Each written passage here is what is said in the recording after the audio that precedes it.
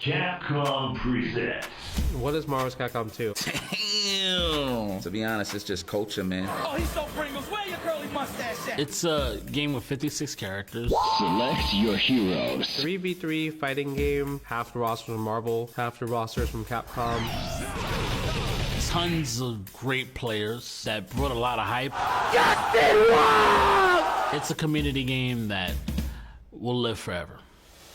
Marvel vs. Capcom 2.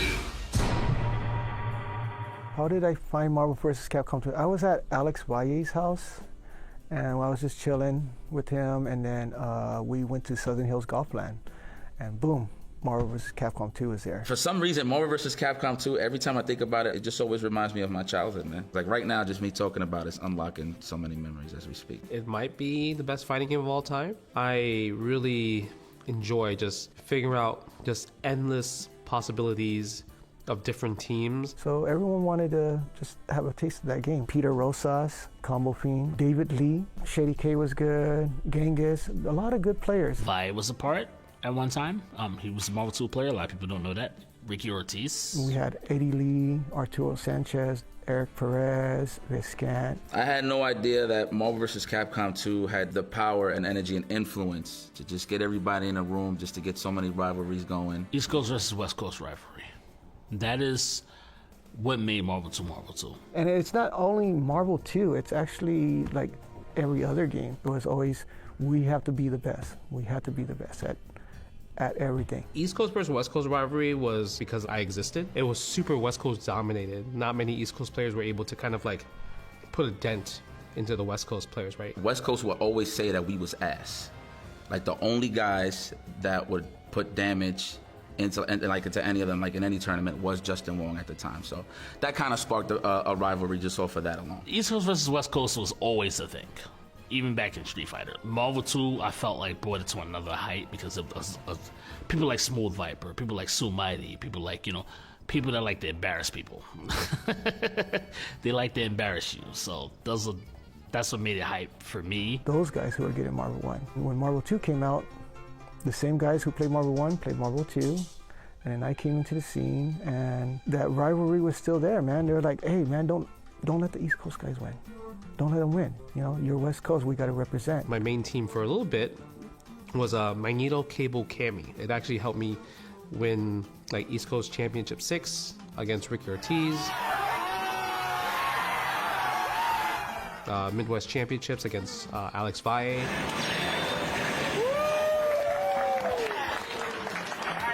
But I had a secret team prepared for B5, and it was Storm Sentinel Cammy. And I realized Cammy, when she does Cannon Spike, it's just too long. So I was like, let me try Cyclops. And that's when I started picking Storm Sentinel Cyclops. And it was the team that I was really the most successful with. I actually knew about Justin when I won B4. Arturo Sanchez came to me and said, hey, man, Duck, congratulations, you won the tournament. Good job, man. There's a player on the East Coast. He couldn't come, but he's really, really good. So then they're like, all right, B5 is coming up. You have to go to B5 and try to take the title from Duck. All right, this is B5, day 2. What do you find more exciting, the heat or the smell? See, that's a tough one. Because while the heat is all stifling, you can't escape the smell.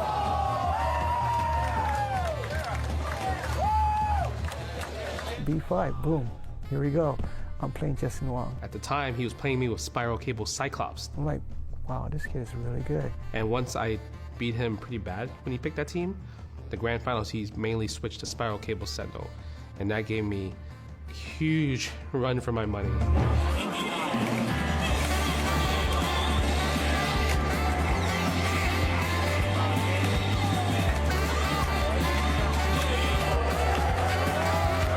I had a plan to beat him, a strat. It didn't work out. So then I thought to myself, I need to switch to Storm Sent Cammy, because my thought process is like, if I hit Spiral once with Storm, I can kill Spiral right away with the Storm Sent DHC.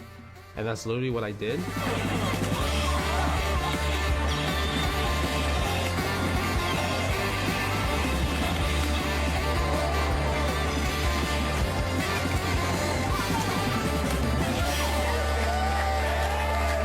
He's doing stuff that other people aren't doing. I was like, okay, good stuff, man. You won that championship. I would say the East Coast versus West Coast rivalry started because I like literally defeated their 3 best players of Ricky Ortiz, Alex Valle, and Duck Doe in the same year. They used to dislike him, you know, because he used to win everything. It was literally called the Wong Coast versus West Coast for a very long time. He won 4 years straight. All locals, all majors, all evos.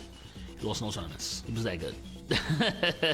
I never had that emotional attachment to that streak. I just thought about it as like the cash is coming. Random $100 here, $200, $300. I just want to keep doing good at fighting games and helping my grandma out, right? Justin was our savior. Justin was like, save us, Justin. Because nobody else was as good. That gave us confidence to see him do so well. The East Coast started gaining more confidence because we're like, yo, we want to back him, you know? We want to back him. We want to get good too. So we're not just relying on Justin to be the person that saves us. Marvel 2 was just always the sweatiest match, the sweatiest games, because people were really coming after me for that streak. There was many times where I was put in losers, but I never was eliminated from the tournament until 2004 against Sanford. Welcome back, ladies and gentlemen, to Syndicate TV. I'll be your host for the evening, Larry Flick. The match is starting. Bob Notorious, and Bob Notorious starts off with an unorthodox theme on Magneto Storm Commander. People don't give Sanford credit. I would say he's probably my greatest rival, more than like I would say Daigo, more than like Chris G. Sanford is like the one person I don't want to lose to. He plays me differently than he plays everybody else. When he plays against other people, he plays like at 80%. When he plays against me, it's like 120%. Like for me, he tries to attack me a lot. Against other people, he plays more defensive. He's always gunning for me. He always plays his best against me. He adapts to the person that he's playing. So whatever style you have, he's adapting to that particular style to get the W. He knows when I want to press a button because he knows me in and out. And it's really hard to figure me out. So the fact that he did it, that's like the biggest respect ever.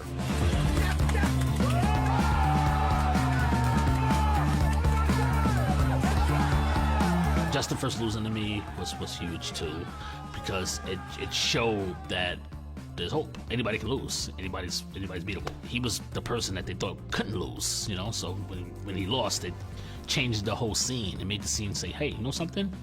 We just need to get good. We're gonna start bringing the game to a higher level so more players can be dominant like Justin, or get dominant like Justin, or get dominant like Sanford, or get dominant like Roe. And they made the scene grow. So things make the scene grow, and that's what I'm here for. Not giving up. Never over till it's over. Never over till it's over. It's a Marvel, baby. Judging by just how good I was playing that year, I was excited to play Justin because he's been whipping my ass like this whole time. And mind you, I'm not like keeping an eye on brackets or anything like that. Like again, I'm just having so much fun and living in the moment. It's only right if you're staying consistent, you're gonna bump into this guy eventually. That was something that needed to happen for me just to prove myself something, you know? Yipes as a player, Rushdown God, he just has so many creative moments where it's just, I can never guess right. Now, you know, I talked a lot of smack about Justin in the past about how much of a lame player he is, and I mean that in a good way. That means defensive for people that don't understand. I don't think he's ever scared of anybody else's mix-ups. Everyone's always scared of his mix-ups. The will to win is crazy for him. Like, he will literally run down that clock 99 seconds in order to get the job done. Like it's something to a real match. We just got a real match. We just got a real match. Let's go! Let's go! Well, the good news is we all been knew about the Wong factor, so there's been a couple of comebacks before that one. Not that severe, though. Uh-oh! Uh-oh! Justin Wong! Oh my God! Oh my God! You don't really soak it in until the match actually finishes, and then you just say to yourself, what the hell happened? You know what? It wasn't even the L, I'm gonna be honest. It was the crowd reaction that really make you realize that you was on the other end of a Justin Wong comeback. I mean, there was people running up on stage saying, man, was that like a collusion? Like, did you give it up? Like, it was one of those things. Shout out to B. More Chun. He literally pulled up to like, hey, man, did that really happen? And I was like, yeah. I'm not that surprised, but the fact that he did it on that stage is just impactful. Justin connects. Storm Psylocke. Oh. Ooh, close.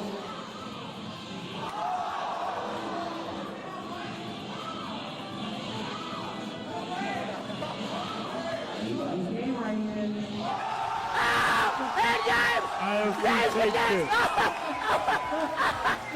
Well, again, the reminder was more so when it synced in when I heard the crowd react. Like I heard like Dominion, Eric, those are like the first guys that I hear before the crowd. I never had the expectation again to win any big tournaments. It was just those certain moments in time where you realize that you do have a shot to win the tournament. It felt, man, if I really had to explain it, man, it really felt magical. And seeing Sanford win Evo was a beautiful one back in 09. Oh no, there it is! Champion! Sanford Kelly! He finally wins! And Evo goes crazy! I stopped playing till 2005. I had stuff in my life and priorities, you know. So in 2005, a couple guys, my friends, they were like, "Look, man, we gotta go to Evo. Let's go to Evo." And then my mind's like, okay, you know, I'll go. My goal is to never go 0-2 in any tournament.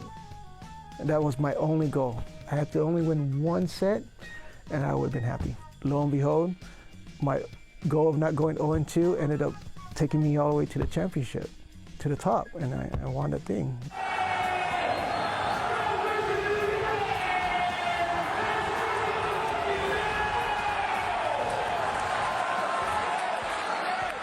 It was cool. It was fun. It was like weight, you just dropped it all, you know.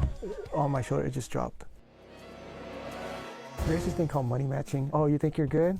Put some money on it. Hey, you want to play me for money? Oh, yeah, sure, I'll play you for money. Hey, what hotel you in? Oh, I'm at the West End. Okay, I'll meet you in the lobby. We'll play for money. Like, literally, like, you don't even need a venue to play for money. Like, we can just play for money in the street. It was really loud, people get in your face, really smack talking the whole entire time. People just throw their wallets down. Seeing people just get into their face was just insane back in the day. People would bet on both sides, and then, you know, whoever wins, wins, right?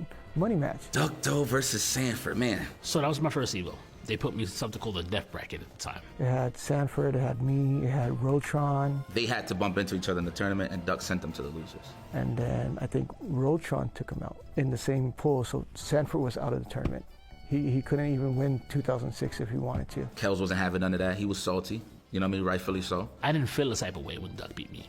When I felt that type of way is when all my friends came up to me and was like, you gotta beat him. East Coast, West Coast guys, they were talking to each other. Hey, Duck, hey, man, let's set up a money match. You versus Sanford. The next day on Saturday, the Cannons came to me. They said, hey, people want to see this match. I guess the Cannons were in on it too. They wanted it to happen.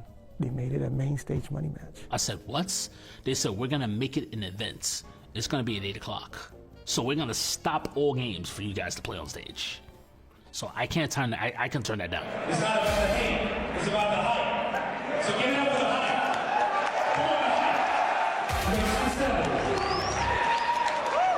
hype. You look back, and while the match was getting set up, everybody was just getting comfortable. There was bean bags randomly on the side. Everybody's hitting the deck. You know how many people are standing up because, you know, they're making investments, of course, into the match. It's just one back up from the stage. Back up from the stage. And it was so rowdy when that was happening because you literally had one side that was East Coast going for Sanford. East Coast, are you going to be any more? And one side on the West going for Duck Doe. How many out there root for Duck? That was like prime time when it really showed that rivalry.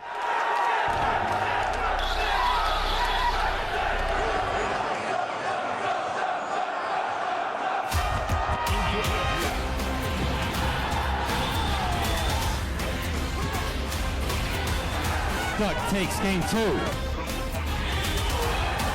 The score is now 4.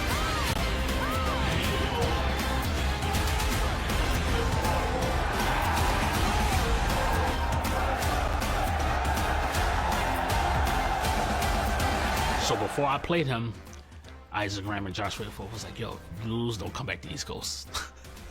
I was like, all right, I'm gonna do my best. And then I beat him 7-4.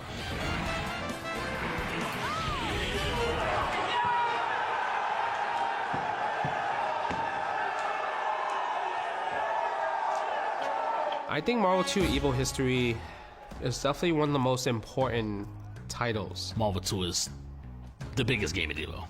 like ever. Marvel 2 basically carried Evo. It wasn't just because of how the game was, it's because of the community. I love the petty rivalries that the West Coast versus East Coast had. That rivalry was everything. That made people want to watch Marvel 2 to see what happened because there was so much pride from each coast. Well, it was definitely the hypest game just based off the storylines behind it, the pop-offs, and all of the stuff that was ongoing. From 2001 all the way to 2006, the last game of the night was always Marvel vs. Capcom 2. It's an organic game. Me, I can't stand comeback mechanics because I'm from an era where you had to do it with your character and that's it. You have to be good enough to just come back on somebody. So I feel like a lot of people appreciate the way games used to be by watching this game. Even though this game is broken. It's broken, right? It's stupid broken, but people enjoy it. They still appreciate like the art, like the movements, the combos, the confirms, the players, the player histories and stuff like that. It was definitely an important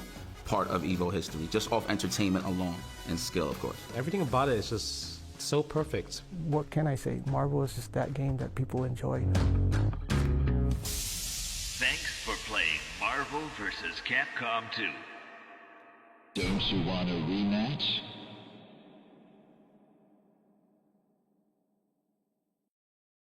Chipotle Honey Chicken is back. Step into summer with fresh grilled chicken, spicy Chipotle peppers, and the perfect touch of pure honey. Open the summer with Chipotle Honey Chicken. It's taking heat and sweet to a whole new level. No two competitors are the same. Some run on routine for the chance to win big. Some make time to rise through the brackets. Some lock in with confidence. However you prepare, there's a place for every kind of competitor. PlayStation Tournaments. Sign up today on PS5.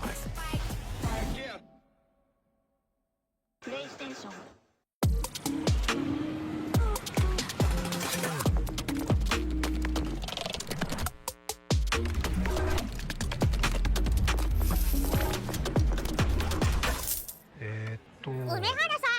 プルル？ビザにタッチ使ったことありますか？スマホをタッチするだけであっという間にお会計できちゃうんですよ。これは便利だね。でしょ？インサートコインから全てが変わった。ビザ。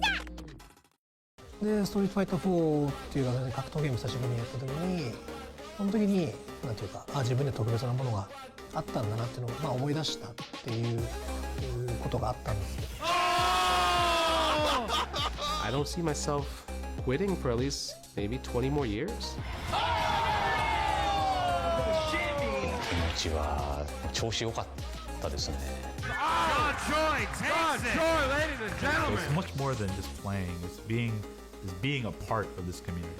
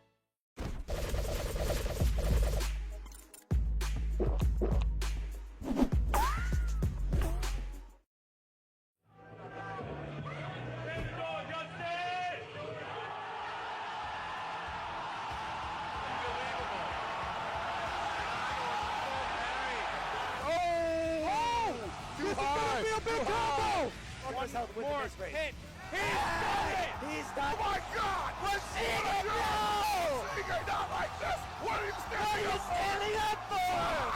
Why? Are you kidding me? Oh my God! He's done it! Deal with it! No, he got the block! Look at this. He's in his head. Good night!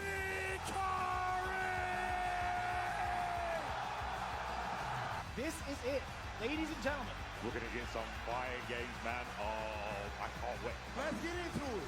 Everybody around the world and here in the venue, it's time For evolution.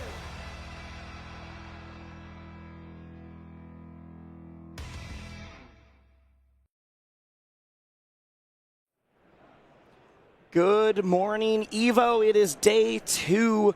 We are on round 2 pools for Rivals of Aether 2. There's a lot of 2s going on right now, but I have been looking at the players. They've been warming up, and we are about to see some killers. If you thought yesterday was crazy, because yesterday had some monsters playing. We saw, Plup didn't drop a game until top 8 last year, and Plup dropped an entire game in round 1 pools this year. So yeah. That's giving you a sense of what we're up for. I'm seeing killers in the water. I am Wisely, and I found Dan. We found Dan. Do you, chat, you guys know Dan, right? You guys know Dan. I think at this point, I've been just around enough that, He's new to the Rivals commentary scene. He's new to the game, but really, really putting in a lot of work to level up. Really, your character knowledge is amazing.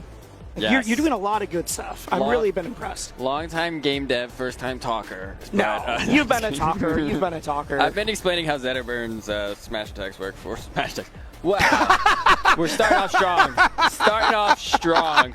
But I've been explaining how his mechanic works for, I don't know, probably, I think... Literally since before the game came out. My first commentary, I think, was 2016 at GDC, and I did it at the Foundry in San Francisco, which I think That's a legendary venue. I think it just closed. I just saw a post about that. Either just closed or it's announced that it's going to close. Or it's not doing tournaments or something like that. Something along those lines. And that was the very first event that I did. Ralph won that, and Rivals of Aether won. Ooh, so it old cut. Yeah, and now this is a lot different. This is Evo. Just a little bit different scale, a little bit different size. Oh, let's go. Starting off with they're the best Lorenas in the bracket, in my mind, especially at this point, Cheesy. I think solo, still sometimes we see the Crag, but... I have been surprised. I thought that Cheesy was going to... I felt like the Lorena was I just want to see what the character can do, but I'm still playing Crag, and then it turned into ooh, maybe I play Lorena for certain matchups, and now I basically only play Lorena. Yeah. But a lot of people, I feel like we do, Plup, we saw some Lorena yesterday. I feel like there are some players who have a pocket Lorena. I think Cheesy may be, if not one of the best, if not the best solo Lorena here. It's hard to tell. I feel like it's either... I am blanking on if they're in the bracket right now or not. It's either Cheesy or Corncycle. Yeah, to me, I was as going far to say Corncycle is the other really good Lorena. I don't think Corncycle's at Evo. I don't remember if Corncycle's at Evo or not. I don't believe so. Suplex the chair. But yeah, those would be my top 2 as well. Yep. But the thing is, there's a lot of others. I feel like you learn from Cheesy and Corncycle, and then you're like, all right, which ones am I putting in my play? Dude, Corncycle just in general terrifies me. I played him in a local when still playing Olympia, and I think I did 20% the entire set, it felt like. And that just goes to show that can happen to anybody. Well, no, yes. I know. I was talking to one of the Wisely Worst players yesterday, because he's like, oh shoot, my round 1 is Elkies. I'm like, oh, I've been double 3-stocked by Elkies before. Yeah, and they're like, oh, okay. I'm like, yeah, no, that's just going to happen no matter how good you are. For sure. You got to play the round or the first seed in your pool. You just hope that you have a good showing and you take some stocks. That's what you're hoping for. He got a stock, which is better than I did the first time. Yeah, let's go. All right, Dominic, getting Cheesy off stage. I mean, everyone's scared to. You are always a little scared to edgeguard Lorena, even though you can. But the thing is, if you mess up, suddenly you are getting up air, dropped back off stage, and now it's Lorena's turn. Yeah, the reversals are real on a lot of characters. I think Lorena, Edelus, and Maple are probably the top 3 at Call the Ambulance, but not for me. I feel like I also put Galvin in there. Oh, sorry. Yeah, I guess Galvin's number 1, but that almost feels more by design versus oh shoot, this is just what happens. I mean, it kind of was, it kind of wasn't. I did not expect him to be such a terror off stage based on his high level design. But once we started putting it together, we saw how the platform and other things were working. We saw it coming to life, and we weren't opposed. Exactly. Yeah. But it wasn't in the the initial design doc. There was no oh yeah, he's You're not this Galvin character. Here's the theory of how we want him to play right now. Yeah. Yeah. Actually, I may have said those 3, but you're right. I think Galvin actually be number 1, and those 3 would be the next behind. Crazy. For a long time, it was the Rana thing was the edge guarding. If he's good at edge guarding, I don't feel like he's as good at reversals. No, you thought you were edge guarding me, and now it's flipped. Yeah. I think Galvin's funny because, so he's really good at the reversals and really good at what Rano does as well. Just kind of that dropping from ledge and keeping you off stage. So yeah, we see Galvin during these pools. We'll see a lot of time is spent off stage for both players in that matchup. La Reina here, we have Cheesy down, but it's kind of, yeah, I mean, every Rivals matchup, you can always bring it back. So that's not yet, even though we were on fire. Oh, that forward tilt feels like a lot. And say we still have resources. It's still Arena with a chair, but there we go, there we go. And say that's the question of like, there are ways to stop it, but some of them it's knowledge checks, some of it is like, you just go, oh, that's gonna do it though. Yeah. You played with the chair in the wrong place, my friend. We mentioned the fear of reversals, so that forward tilt there, I think theoretically, Zetterburn should be able to close the stock in that situation, but it's not worth it, right? He's at such a low percent. If you get clipped and then La Reina gets a side B down spike off of you. The reversals feel like I'm going to do my tilts at the ledge, but I'm scared to grab ledge and like do my aerial at you kind of thing. Yeah. Or even go deep, right? Even like hit with like a down special or something. Unless you're Salt, who I saw still going for full charge shine. I'm like, if you miss this, you are dead, right? Or if they hit you out of it, you are dead, I think. I mean, with that, anytime Salt. Yeah, I would agree with Salt because I feel like a lot of Melee players have that where they just have no fear and it like can really mess up some of the rivals and Ultimate players coming from other games where it is a little more like a war of attrition. They're used to hitting the Armada shine on Fox and Falco, specifically Fox because his not up special, it's an up B in that game. We got to code switch a little bit. The up B in that game has fire on it, which means if you don't hit the exact perfect timing, you get clipped out. It's the only way to shine. And so they've been doing this like pretty frame tight shine like drop for like a decade now. And so for them, you're like, I mean, the Lorena could grab me, but like if I hit them at all in this much larger window, I'm good. So right. I remember B-Bats when B-Bats switched to Fleet. It was like everyone else is like, oh man, it's so hard to edgeguard Zetter because he's got so many angles, but he could also stall to the wall, or he could do the attack version of down special. And B-Bats is like, oh, it's worse Fox recovery. Amazing. I've been edgeguarding Foxes for years now. Right.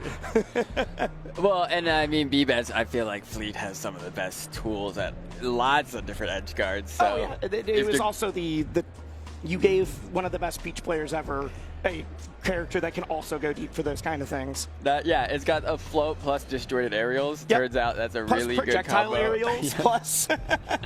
Yeah. I was saying because Fleet edge guards are, again, going back to like getting 3-stock by Elkies. We didn't have to bring that up again. I would, if I'm going to play like a top player, like I would prefer it's not Fleet because Fleet is another character where you can just get, I got edge guarded through like 3 times in a row. I died at 20 a bunch. Yeah. And out of 20. We saw them messing with some of the settings. I think they're trying to double check something. No, this is to get the set count into the right. Right, that's what I'm saying. They went to the settings, they got a double check, and now they're getting it back up. Yeah. So now the game 1 will be correct on the bottom. screen. Yeah. Which I like that they do that, and they even pick the same, not only the same stage, same skin. So this bottom tracking now on stage select is completely accurate. I loved your post the other day when you were like, someone's like, oh wow, they added, it's covered by the UI here, but they added the UI for seeing what the set count is in tournament mode. And you're like, yeah, I was watching I was trying to watch full stream off screen at Genesis. Yep. People kept asking me. So I eventually I got annoyed and put it in the game. Yeah, and we had to make an option to also turn it off because here we're using the same build. So then, on stream you don't want it. I was like, yeah, I'm surprised it's not showing because it's so. Yeah, because you want to be able to use like the tournament display. So now we have both options. So. Great. Oh. Say we have not landed, but we also hadn't burned resources. You do get your double jump back after that down special. I like that there was, just kind of soft edge guarding happening on both sides, and it almost continued to a third side. But like, I haven't landed, but I'm also on different sides of the screen every single time. It's different than the coast-to-coast combos, because it's just like, well, I took a long international flight, now I'm on the other ledge. Yeah. In Rivals 2, we actually have edge guard trials, which is like a mode, kind of like a practice mode you can do where you can practice edge guarding. And sometimes that will happen where you hit the CPU to the other side of the stage, and then you have to edge guard up on the other side. And we were seeing that like live in this match for a little bit. I'm so bad at the edge guard trials. It's pretty good, useful. It is useful, but I'm like, wow, these bots are way harder than my actual opponents. I think the biggest thing is useful to learn is like your legend splitting. Yes. Like, and actually learning if your resets are you're actually timing them correctly to not expose yourself. Or else you're like, man, I'm doing the thing I see everyone else do, but I'm getting cooked out of it. And they're hitting me. What's going on? And it turns out like when you're falling, you're not double jumping at the right heights and things like that. It's like, oh, there's like there's a lot more intricacy in the ledge than even I first realized, right? Because I came from Brawl, came back to Brawl into Melee. So a lot of this I learned in Rivals 2. The suplex, not going to kill. A little surprised we went for that option so early. Yeah. I like that. Yeah. Oh my god, great DI though. Okay. And manages to challenge the chair too. Yeah, all the Lorenas love doing that nair from the ledge, either, especially with invincibility. But if you time it right, you get this soft nair that pops the person up perfectly, either for an up air or an up special. Or in that case, you're a little bit further, higher percent, let's get the clap. For the fair, yeah. Yeah, it's basically like you do the nair and you're just you're reacting, so your brain is locked in to be able to react to soft or strong hit. It's a thing a lot of top clearings do as well. Oh no, we're out there! We're out there! Yeah, and that reminiscent of Galvin, like we talked about, where it's like, yeah, as soon as you get into that like off stage a little bit below ledge, it's like really hard to DI as your opponent because you don't want to die. But then you're just getting more. We were talking about it on stream yesterday that a lot of the optimal DI for Lorena is actually no DI. Yeah, I've started doing that too online. Feels weird. I get it. Conceptually, I get it, because if I hold out, I can get slapped and I die early. If I hold in, I get re-grabbed. Like, the neutral DI is perfect. You can still get hit. But it's your most likely, but not pushing anything. Feels like I'm just giving up. For sure, for sure. My brain doesn't like doing that. And I feel if you're playing a big character, like you still might get in neutral DI. There's still a lot of places you get hit. Yes. When I play Maple, I feel like neutral DI is really good because not only is it surprising them because they're small, ready for DI in or out, but yeah, you're very small and you can slip through like a fair punish or something sometimes. Dan, I just realized, because you and I are both doing top 8 later, even if no Maples make top 8, we still got 2 commentators. We still got 2 Maples. We're out here to represent. I know, but we want a Maple match because then we can, Then we can like talk so like we actually do know the game. Yeah. All this other Lorena stuff that we're making up on the fly. I did ask Plup if he would give me a Maple match in top 8, and he said maybe. So you never know. So he said something non-committal. I think in his mind, like he reacts definitely to the player in the matchup. So like if he feels that it would be worth it, he might. But he wasn't going to commit to me. No. To me. I could see Plup playing any of like 5 characters, and it's not even a like who's he's feeling good with. That it's who's playing against. It's the matchup. It's the player matchup. That being said, we got this 1-1 set between Cheesy and Dominic. This is the game 2 was really tight, like close the entire time until Cheesy kind of pulled away and then got that This combo. is back and forth though. This feels the same. This could be the reverse. This is the reverse we were talking about. No, we get to ledge.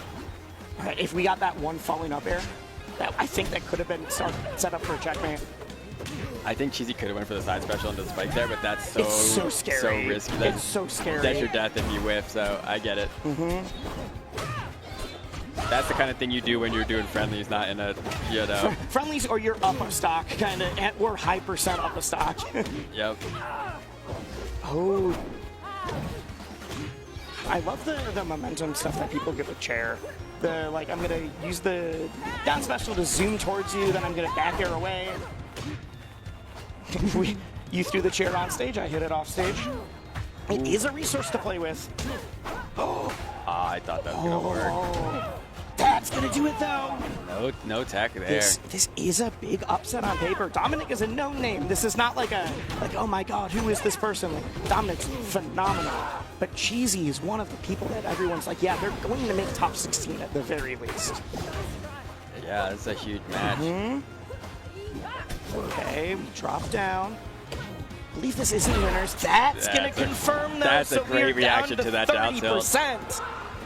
Just in being able to tell like how far away, it looked like DI out by Dominic, but like the spacing to get the Yes, Kong. it was like perfect spacing. Just get that command grab. Yeah, very good awareness there by Cheesy. Command grab the strong. There's like 4 different ways I could call that one. The Potemkin. Yeah, La Reina, the only character with grabs as her strong attacks, I think. Yes. Yes. I got to go through the roster in my head real fast. Not something we played with. That's high percent though. If we are on fire, strong, especially if you're holding away, you're trying to dash it off, could kill very early. The thing is, we've talked about the checkmate potential of Lorena. That dash attack leads into everything you could want, but we get clipped out. Doesn't find it. Okay, Cheesy's kind of swinging right now. Doesn't get anything off the shine. Doesn't get to the ledge. Reverse.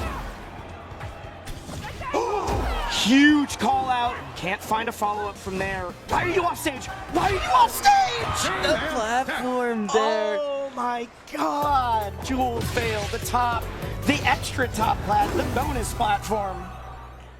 Wow. Holy crap. What a good set for the first one to kick off round 2 pools. Dude, that was the first set of...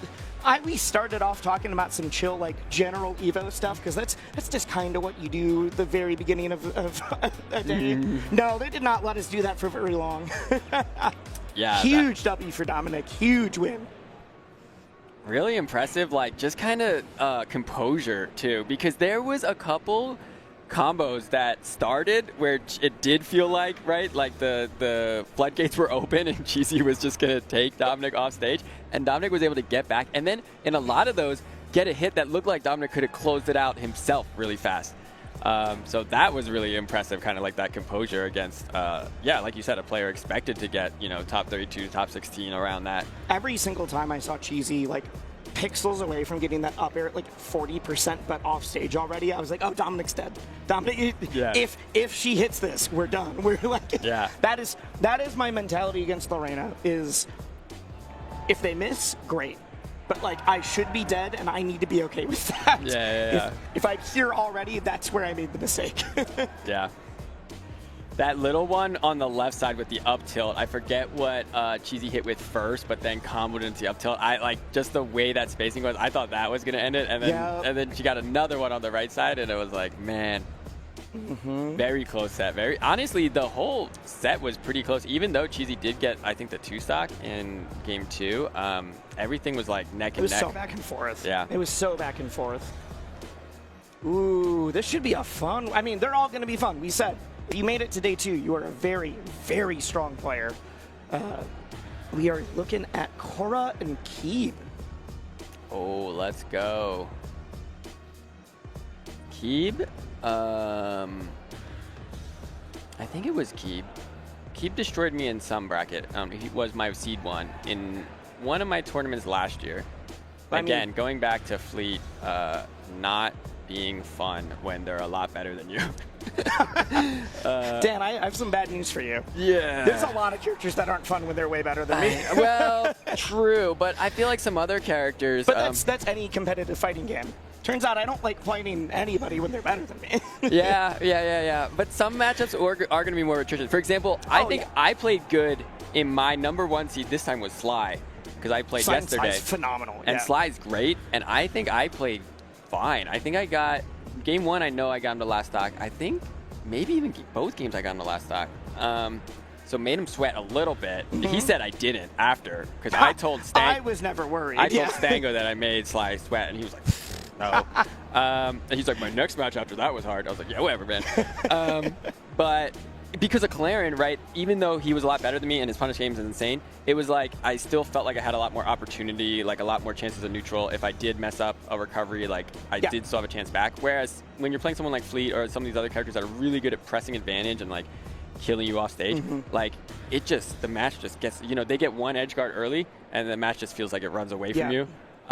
So yeah, there are some characters where I feel like you do have that more war of attrition and you can come back. And I think Claren is like that. Like, yeah, sure, she's very hard to play against when they're better than you, but you still have a chance. A lot of them feel like the characters that they excel off stage or they excel on the edge guarding because it's like, oh, we played back and forth on stage and then they got me off stage at 30. and I just never made it back. We got a lot of wall jumps, and we got Yeah, because if you're the player's better than you and you're trying to like climb that mountain and get back, if you lose a stock at low percent, that's like you're having no shot. Whereas if you want to be able to get to your actual normal death percents, give yourself a chance. Yep. I am very excited for this. I already saw, and the camera operator was zooming in on the obelisk, which I'm sure we will see. Because Keeb plays on the Prism, which is, so you think of a box controller, except turned into like a pyramid, because it is like, boxes are already a little bit more ergonomic because you're not gripping, and now it is like the perfect angle for your wrist kind of thing. Yeah. So, I mean, because Keeb was top 50 in Rivals 1, playing on a regular pad. I don't remember if it was GameCube or Xbox. And it was like, I'm starting to get hand pain. You'll see he was wearing a wrist brace. And was like, oh, yeah, exactly. There we go. And it's like, I probably need to retire, but like, let me give this a shot just to see. Just to see if I can like keep playing, if it fixes the pain. And it is now back to being a phenomenal, just got ranked top 50 with Fleet and the Prism. Yeah. You can't shout out the Prism. Wait, sorry. You can't shout it out too much. Yeah, It is there. It is there. No, that's awesome. And then again, like one of kind of the beautiful things of not just like Rivals historically, but like just being on PC, right? It's like so many different players coming from different games and also different controller types and kind of different solutions. Like we'll see keyboards in this bracket. We'll see every single type of controller. We'll see hitboxes. Just like so many different ways that people prefer to play, and it honestly does. You can kind of tell like different control schemes kind of allow, I don't know, like different play styles, right? But like we have, there's keyboard players who are hyper aggressive. We have keyboard players who play like a more passive, more patient style, and yeah, it's just really cool to see like them all able to play in one tournament. Yeah. We mentioned V-Bats coming from Melee, playing Peach, and then switching to Fleet. That is the same story with Keeb, but with like one pit stop along the way. Because Keeb was a great Melee Peach. And then when Palm came out in Rivals 1, which is more of the, even more so like a Peach Mewtwo archetype a little bit. Not in Rivals 2 yet, hopefully soon. But when Palm came out, it was like, oh wait, this is sick. I get to do all of this, but with Hitfall and with all of these. And now is immediately gravitated towards Fleet from day one. A super sick player to watch. And Korra, we've not mentioned Korra yet. Korra is a phenomenal runner as well. We've told the story. It's fun to be like, hey, this is the person who thought they might need to retire, but Korra's just an incredibly solid, very good player. Let's see.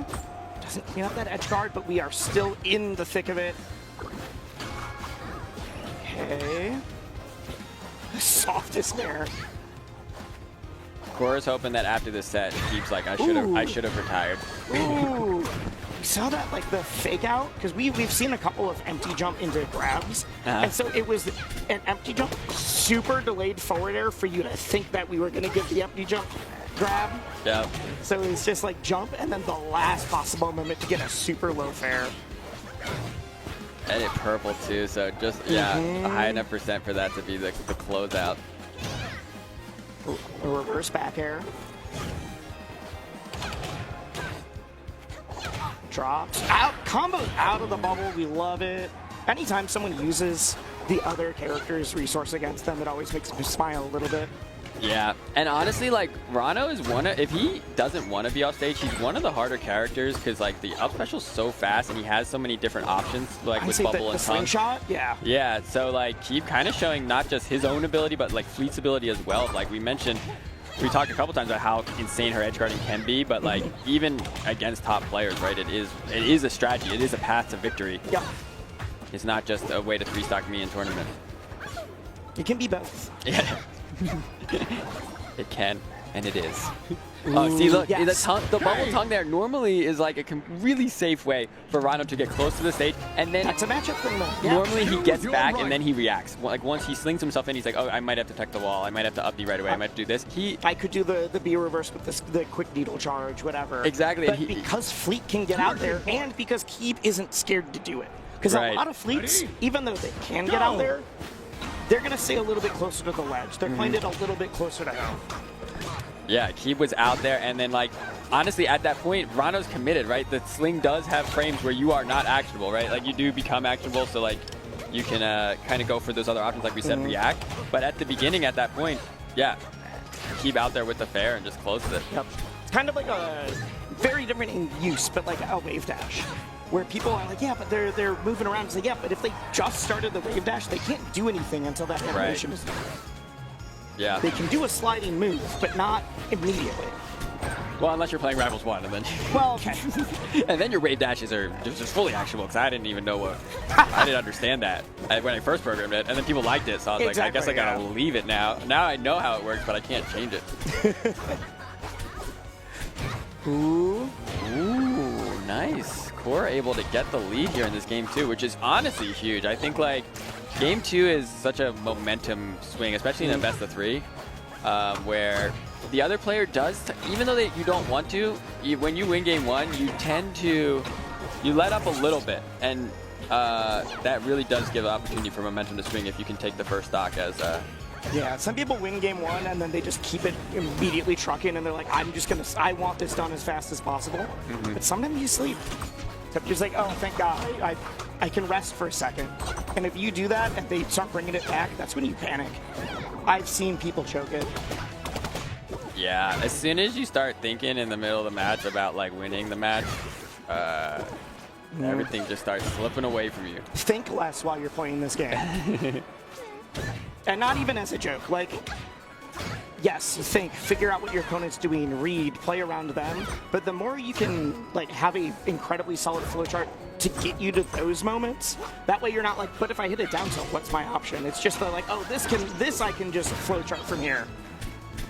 Let me play neutral or play this DI mix-up. Yeah, there's a really like a famous fiction quote about how you want to play like you never want the game to end. Yeah. And as I've played a little bit more tournament and tried to get better at Rivals 2, it's funny like, yeah, just really how true that is, right? Play like you want the game. You're like, this is my favorite game on earth, and if I could play it this one match infinitely. Yeah. Like, especially a close match, that feeling you're getting and, like, the adrenaline and just, like, all, like, your kind of emotions boiling, you want that to keep going because that's how you're going to play your best. If you're trying to be like, oh, if I close this stock, I win, then you're like... As soon as you start swinging with a strong, instead of, like, well, if I get, even at this percent, if I get a down tilt or I get a grab or I get whatever, then I can find the strong out of a confirm. You know, you might swing 7 times and only hit one of them. But right now, Cora, we mentioned doing a good job at kind of avoiding that. But even though not closing it out. Yeah, but again, we mentioned like you want to play like you're gonna play forever, and at this point, like it's better than getting risky and getting punished, right? Oh yes, 100%. This is more about there we go. It's more about you need to find the link or find the opening, and the longer that goes, the worse it is. But if you start swinging, then it's actually bad. That should even it up. Yep. All right. 5% apiece. Cora could bring this to a game 3 very, very easily, but Keeb's been here before.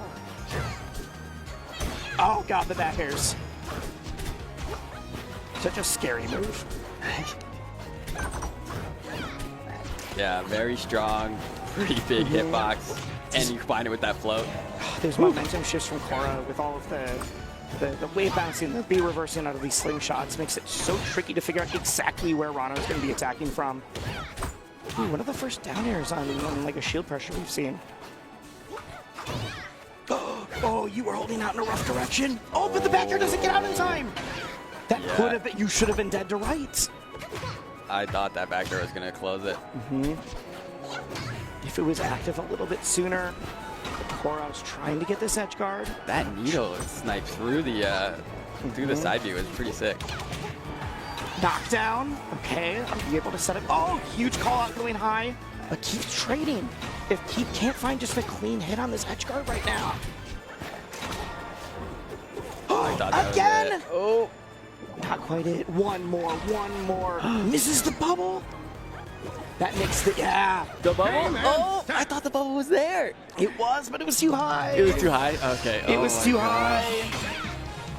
As soon as the tongue missed the bubble in that last one, you're like, oh, you went from having every option in the world to being like, I have to do this one spot. Well, I can either go to ledge or go to plat. Like, yeah. I thought what we were going to see the go to ledge, right? Because at least the go to ledge, you have the chance of the wall tech if you ride it. But the early up B was, I guess, it's also smart because maybe could have gotten the bubble with the right DI. That was the intention. Was I'm going to do early because if I get hit, I might be able to get up to the bubble. But like you saw the bubble, we saw Rano sail straight underneath it. Yeah.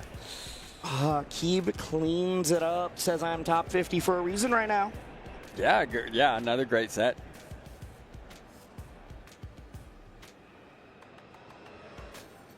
No, I was just going to commentate.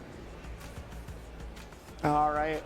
Since stream can only hear half of that conversation, we just got a message from broadcast.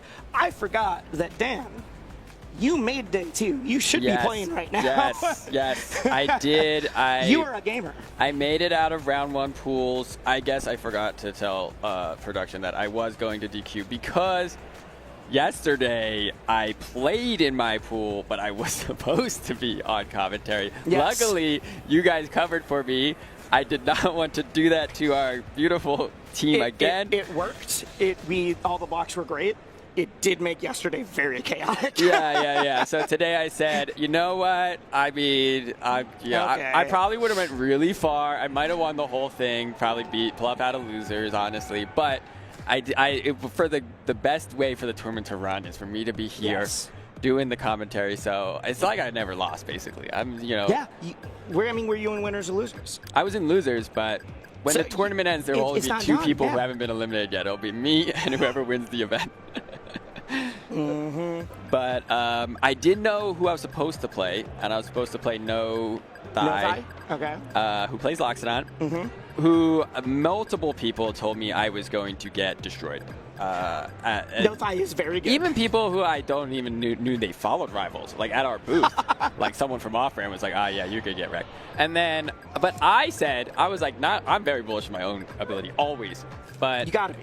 Loxodon is the one character. If no one's got your back, you got your back. Yes. Loxodon's the one character where when people are better than me, I have beaten some pretty good Loxodons. I think I took a game off of Pikmin back when he still played Loxo, and he said, I forgot. He was like, Pikmin played Lox before Forceburn came out, and now he's played a number of characters. But yeah, he played. Well, I think he had a Lox, and I think he was just playing online at this point when I beat him. But and then Edalus. He plays a lot of characters. But I remember him saying that he thought my Maple was really good. But at that time, I knew in my head, I'm like, nah, I'm pretty good against Lox because I like that matchup. But I probably would have lost. Let's be honest. That's all right. But instead, who's to say? Yeah, now I can say. We'll never know. Now I can say I was not eliminated. Instead, I'm here. And I honestly wanted to see these matches as well. I was like, I get to see one match if I play, but I get to see a lot of good matches in round 2 pools. So I'd rather be here with you. We've got 2 people coming up that both put my hair to shame. We've got St. Pat and Scoops. I am very, very excited. I got to learn some St. Pat lore yesterday because we were chatting a bit. I learned it. I talked with him at Genesis is when we actually chopped it up for the first time. Yeah. St. Pat's dope. He's pretty I awesome. Know Scoops as well, but St. Pat's dope. In that Rivals 1 too, the way he got good was just playing with one friend. Like the 2 of them just played the game so much that they got good enough where the first tournament they went to, he was already that hidden boss tier because they just kind of optimized against each other. And then in Rivals too, kind of been one of the best cracks, but right on the outside of that Ion ZB where people are talking. Yeah. But honestly, the people who know though. Yeah, exactly. If you know ball, you know St. Pat. Exactly. Yeah. But then when you go to the actual tournament and compete, it's he's right at that level. Not quite as much. Many people know about his crack. Maybe we got to work on St. Pat's branding. Maybe it's a PR thing. I mean, right now that he's working on it because he's on the Evo. Evo stage, doing well here does indeed help you in that respect. For sure. Using the Mecha skin too, which I always love this skin. As soon as Corey, our tech artist, showed me the back air with the gear spinning, I was like, this is one of our best skins in the game. There's a few different special VFX that have really sold me on certain skins, and the gears are definitely one of them. Yeah, really, really neat skin, especially this color for St. Pat going like a Little Irish theme. Is able to make it. Oh, mix up. What? Where did the rock go? What? It was on the platform. I'm so confused to what I. Oh, right, because you can't pull it. Yes, yeah. Yes. Yeah. Makes sense. I just had to think it through. Yeah, right. Yeah. You saw. Yeah, you don't get a rock. I saw the animation, but I forgot that the rock was on the plat somewhere else. Yeah. You don't get to form a second rock. Although, we did discuss that. Would be cool. Would be interesting. In my head, I was like, what is magic? Okay. Grabs the ledge. Now we're back on the pillar. So do you have Scoops as a player that I'm not too familiar with? I think I've seen the name every once in a while, but like that's the when you're just like, I feel like I put the name online or whatever. But like if you make day 2, you're good in my book. If you make day 2, you are a very, very solid player. No, for sure. Because this is still winners, right? That on these first matches that we're seeing? I'm not sure. I can pull that up, though, while we're waiting between matches. Let me pull up the bracket real quick. So to be in winners, that means... Because if this isn't winners, I want to see who Scoops beat, because I feel like that must have been an upset. Right? If it is, yeah. If we're in winners, then... Because you had to... Wait, did 2 people make it out? So you either the first or second seed, or you had an upset, right? Is that how it works? I mean, you still have to beat a good player to make it out in... Yeah, you still have to beat somebody. Well, no, if you're the first or second seed, then it doesn't have to be an upset, is what I'm saying. So you... Right, yeah. Because there's 2 winners that make it out, and then 1 losers? Was that how it was set up in every pool? There's 3 people who make it out every pool? I would need to double check, so... I believe that's how it was, because I remember looking at my bracket, because I made it out in Scoops losers. was the 97th seed, so this could be seeded then. Scoops is the 97th seed. Let's see here. Beat Lenny, Miko, Corndog Lover, and Ray. So this is in winners, indeed. Okay. Is projected to lose here to St. Pat, which I knew that was true, because Pat is the 33rd seed here. Nice. And we were mentioning that, like, St. Pat is one of the crags that not as many people know about. St. Pat did just get top 50. Yes. Yeah, at 41, so got into that first group of 10. So his PR has been improving, especially lately. Yes. This has been a big month for Pat. Yeah, if you like Crag, then you will know St. Pat. And also, one thing that is helping, especially if we're going in top Crag kind of notoriety, is with the Crag recovery nurse that came a couple months ago, a lot of Crags have kind of, we mentioned Cheesy on Lorena now. They're doing some soul searching. Yeah, a lot of them have either picked up secondaries or are playing their secondaries more, or even some of them have straight switched to another character. St. Pat's like, I still love the Beetle. Yeah. I like the Bug. Still finding a lot of success on Crag, so now we still have Crags in the game, but St. Pat adding to... So on the cam, I see St. Pat trying to wave something down. I saw that there was a Cheesy who's doing some tech settings. I wonder if there's just a computer setting thing that's going on right now. Either way, we'll find out. We will find out. We'd rather get something right away versus having people play a lot longer. Yeah, I know. Deeper in bracket. I know Cheesy had swapped it to full screen, so... I didn't see what the settings were. I know that sometimes you just reset the computer overnight and things can happen. Pat's just waving at people. We got a thumbs up. I hope that means we're good. I do love that Pat's in-game tag, not in-game, sponsor tag is just old. It's old St. Pat. Oh, is it? Is the sponsor tag, because they are, like, and this is not no shade. They're one of the oldest competitors in the bracket. So, but one of the things is that when Rivals 2 came out, because you said they played a little bit of Rivals 1 and other stuff. One is they were like curious if they could keep up with everybody, but once they could, they're like, I want to prove that like you don't need to be in your like lower 20s, in your early 20s to like play this game at a high level. Yeah, it's funny because when I first started Rivals, that age thing was a really big discussion, right? And I was like 26, versus esports, right? Like how long, reaction time. I remember a lot of people, even talking like Street Fighter about Daigo and other people. I feel like what's happened though is as time has gone on, a lot of the players that, I kind of grew up with and played Melee, we're all older, right? A lot of us are now in our 30s. So like, yeah, I think like as platform fighters in particular is one of the older esports in terms of like top players. Because, which is weird to think about now, but you're right. Yeah, because a lot of us played, especially if we're looking at Melee and Ultimate, both communities, right? I've been doing this for 12 years now because I started with Melee and PM, so yeah, it's been a long time. So yeah, we're up there, but like a lot of the players that we've known are also in their 30s. So like, reaction time is still a part of it, and we still see these young players who kind of come in and like really do shift the meta, and that's been happening in Melee and other games too. But then you go like watch Street Fighter, and it's like, Combo Breaker a month ago, there was a match that was a 14-year-old versus a 45-year-old. Yeah. And it's like, well, okay, maybe there was a lot of discussion about like, oh, once you get to a certain age, you just can't do it in esports. And it's like, well, maybe it's that esports are new and we just haven't had people that are that old yet. Now they're getting older and like, oh wait, we can still play. At least some games.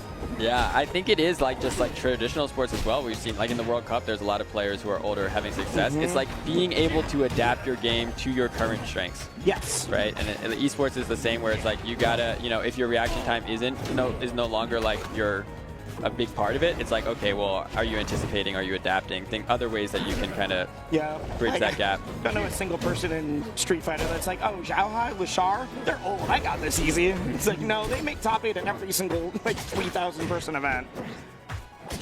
Yeah. Ooh, finds the forward air, cleans it up. Honestly, Scoops has been playing really well.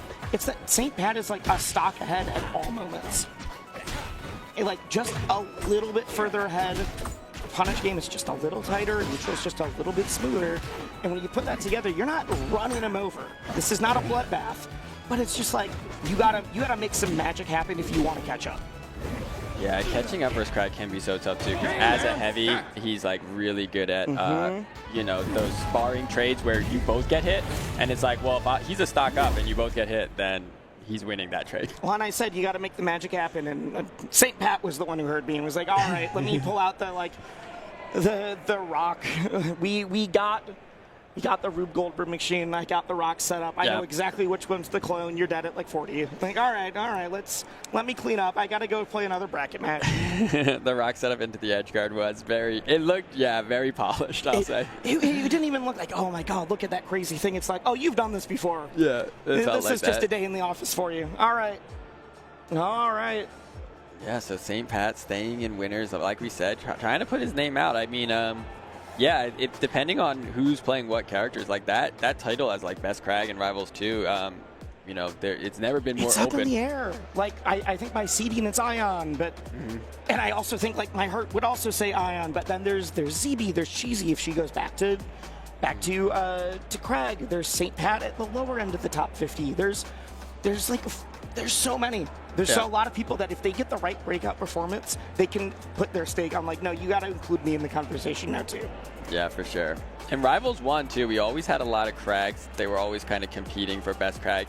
But historically in Rivals 1, it was always like top 8s were... It was like 3 people in MSB for Crag. And they would always get to top 8 and they would never win the major, right? Unless like Cake or Penguin were both not there. And then it was like, okay, now Crag can win. And they got so close. ZB had so many times where he would go up on Cake in like a Grands or in a winners finals. A lot of them. Yeah, and then just like Cake has that next level of like, oh wait, I don't want to lose. Let me just like crank it to 11 for a hot minute. You always knew that you were in for a ride when ZB would get all the way there with Crag and then partway through the set be like, well, maybe it's Malo time. Maybe it's Endless time. Maybe it's... And all of them were not character counter picks. It wasn't because of Force Burn with Cake. It wasn't because of ABSA with Penguin. It was because of just Cake and Penguin. How do I fight them? Yeah, for sure. Ooh, if this is who I think it is, we've got a fun match coming up. I know that they are tweaking some settings, so we're going to take 1 sec, make sure everything is pristine for the players. But I'm seeing Elfnan and Zeus the Goose. Elfnan, who made a upset yesterday, beat Terry, who has just made top 50 in the Olympia Mirror.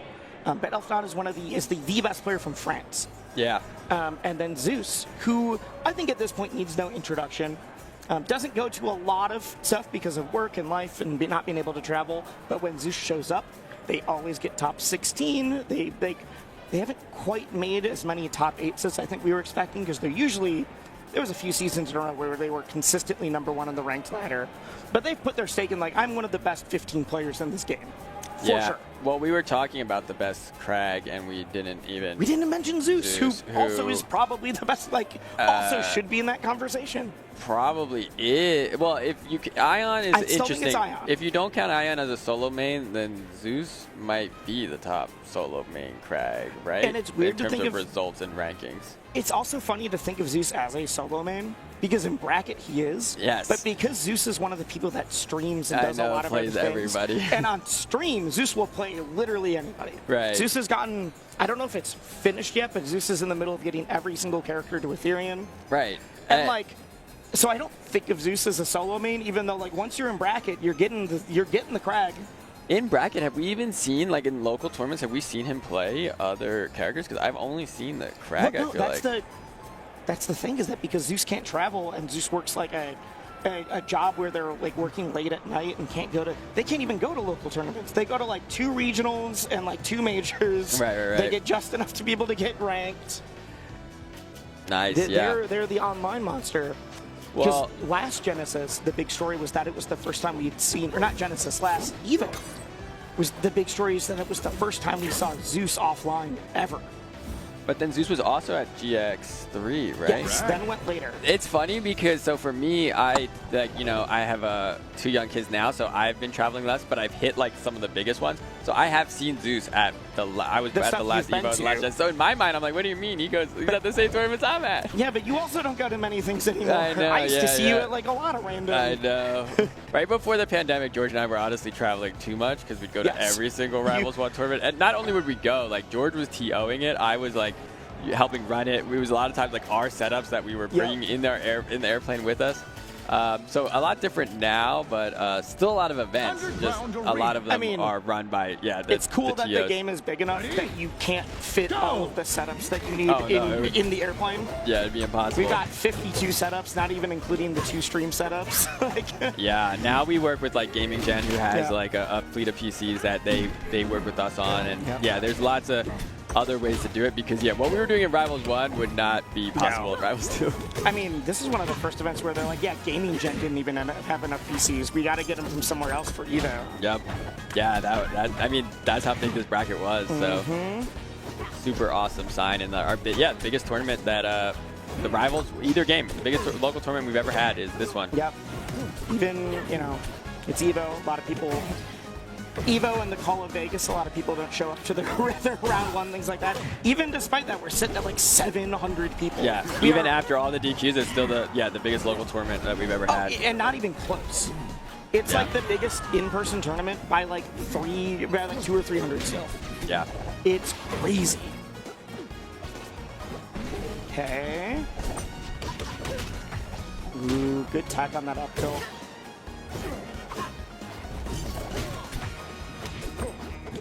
So Phenon here, you mentioned best player in France. Like, kind of, there's not a, I know Dia's here from Europe as well.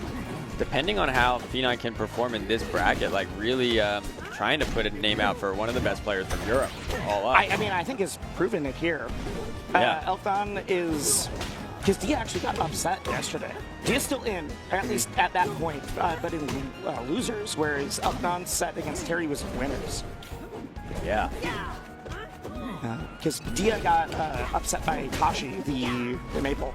Oh, yeah. Who's phenomenal. Amazing, Like, it was an upset, but it wasn't like oh my god, this is unheard of. No, Tashi got destroyed me on stream on an online to get the Evo pass when we did that promotion. Oh, they were one of the people who got those. I think I lost like 4 out of 5 sets, but that was the least close one. The one where you're like, oh, I'm actually getting bodied. Yeah, Tashi just destroyed me. And I can't even complain about the character because it was my own character. It's the worst. You're playing, when I'm playing a Maple Ditto, and I'm just like, I just need them to stop dash attacking. This is so annoying. And then as soon as I'm like, all right, they whiffed, I'm going to whiff punish with the dash attack. Yeah, right. I'm like, oh no, I am part of the problem. All right, so Zeus the Goose showing why he is one of the, I believe, a top 10 seed, right? I'm pulling it up right now to find out. I don't If not, think they're very a top 10 close. seed. Top 20 seed, then, we're going to say. They just got ranked 12th in the world. But I think because this tournament is so stacked, we have all 11 players from the top 10 in the world here this weekend. Because we have all of them and Plup. Oh, right. Yeah. Because Plup didn't have enough events. So a lot of people were saying, why was Plup like, the hidden boss or the honorable mention or whatever? We knew. Plup's good enough. Well, people are also confused because the Genesis that he had gone to was the previous seasons. Yep.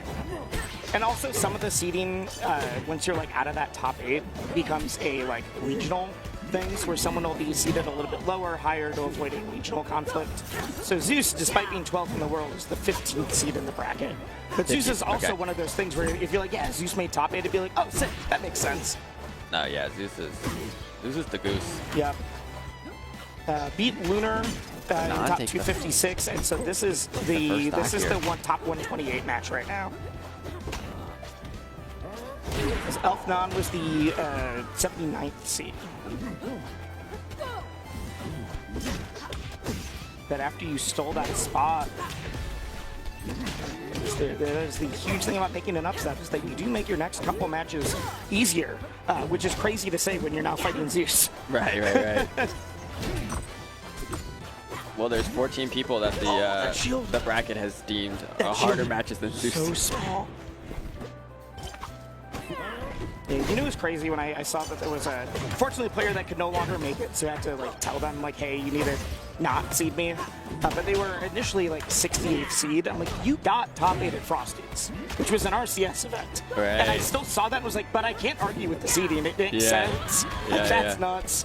You get top 8 at an RCS event and then still are not even seeded to make top 64. That's how stacked this event is. Pulls the rock. Rock in hand makes this scary. Yeah, kind of a tough spot holding the rock there. The rock is what let the combo happen, but I also thought the rock might save Craig from dying off the top there.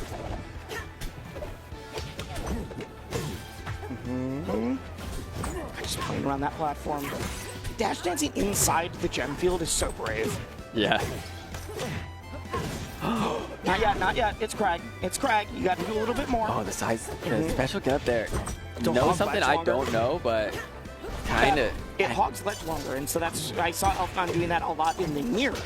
Right. I don't feel like it's quite as good against Crag. It's still a good option of I'm not trying to time my invincibility. I just need the whole ledge. That's big into the pop, but we do have a pillar. We got past it! No way! The extra and the pop-up, there you go. Zeus, one of the only people you can do that to and be he's gonna laugh about this or not. Pretty insane last stock by Phenon there. The routing for that gosh. combo to make sure that you didn't give Zeus a spot to tack on the pillar was so good. I mean, that's the part I was impressed with. You feel like that was intentional? Didn't the up special break it? Before an earlier hit? I thought we got to the spot where we were above it. Oh, I thought the up special rising broke it and then it might have. It hit. But also, yeah, you're right. The height felt like passed as well. But either way, oh man. If you had let it rip earlier when you got that first up air right. Then you wouldn't have broken the pillar because I think you weren't close enough. Or a fair or something. Some option that was, the pillar was going to be wall techable there. To make sure that you routed it into a spot where the up special was both going to kill and going to break the pillar or go above it. That was the stuff that I was that's some cool. Yo, Neon, putting France on the map, but kind of putting Olympia as well. We have Sandstorm, who was one of the best solo Olympias, playing Galvin this tournament. A lot of Olympia mains, and secondaries kind of have all switched off her after some of her nerfs and kind of Zetaburn coming back into prominence. Yep. But Phenon showing that I was talking to Sego about it yesterday, because Sego wants to play Olympia, but it was just Olympia is really, really good. He's I'm not saying that she's bad. She's really good, but if you're not playing totally on point, she feels scary because you die like that. Yes. They're oh, I didn't even live to see 30%. Yeah. She's great, but she's vulnerable. Which, I mean, honestly, with her strengths, kind of where you would want the character to lie, because I think when we saw her a little bit more consistent, that's when, like, kind of last summer, we saw a lot of, a lot of Olympias, especially secondary Olympias, right? People who weren't necessarily warmed up, able to kind of bring Olympia out late in tournament. Now, at that placement, it sounds like Raster and Maple, right? Both those characters as well. Really high ceilings, but as we saw by this 3-stock, really low floors as well. I don't know. I don't even think Elfnon was doing anything like incredibly different than game 2. I think it was that Zeus is like, fine. Like, I woke up a little bit, let me turn it on. I'm not ready to go. I'm not ready to go into losers quite yet.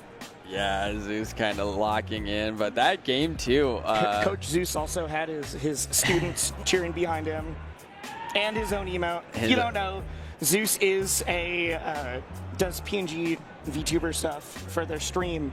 So that was the other thing about last Evo, is that we didn't know what Zeus looked like yet. So, like, all of us had talked to Zeus online and we're like, we do not know what your face is. Right. Because it was only his character that he put up on screen with his emote, so. Yeah. Whew. But yeah, I know that there's a bunch of people cheering behind, because Zeus was one of the coaches in Wisely Wars, and several of his players are here and very excited to meet him in person, and they're like, I'm out, I'm just going to cheer for my coach the entire time. We've got the squad. Nice. All right, we are about to take a break. We will be right back in a couple minutes. I'm seeing Maya sitting down, so if you like some super, super sick arcane, make sure you stay tuned. We will be right back. Chipotle and 2XKO are back for round 2. Use promo code TAGTEAM at checkout to unlock the Chipotle Fresh Fit backpack and bucket hat for your avatar. Visit chipotle.com/2XKO for details.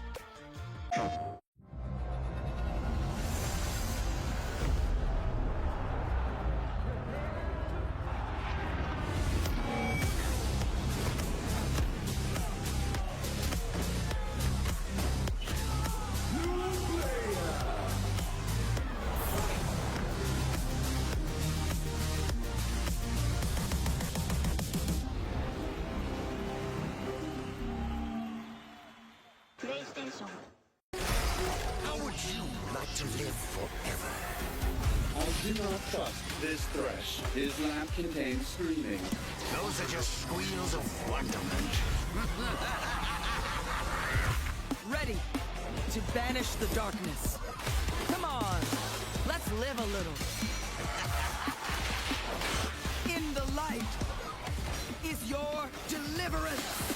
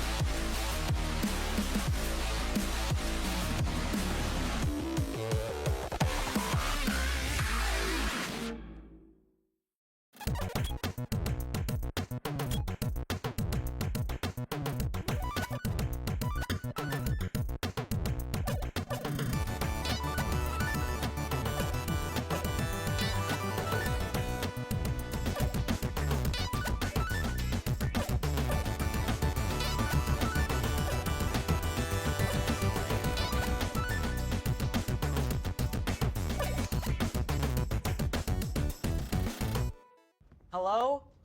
Whoa. Mama Gurgan 85 lives here? Yep, that's my mom. The absolute legend who went from gaming on her phone to ruthless online streaming slayer with no mercy for any living thing is your mom? Hey guys. Apples with peanut butter? How is this possible? With AT&T wireless and home internet. Hey, text me if you need anything. Level up your connection with AT&T wireless and home internet, now available across the nation. No, she's so nice in real life.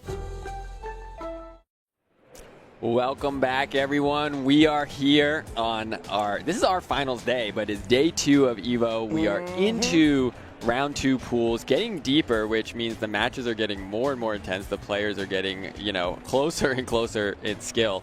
And we have a great set coming up with you. A lot of these are the sets that are like seeing who makes past top 128. Like you've made it there. Now you have to play like past there is your all right. Here's the qualifiers. We're getting down to top 128, eventually top 48, top 24.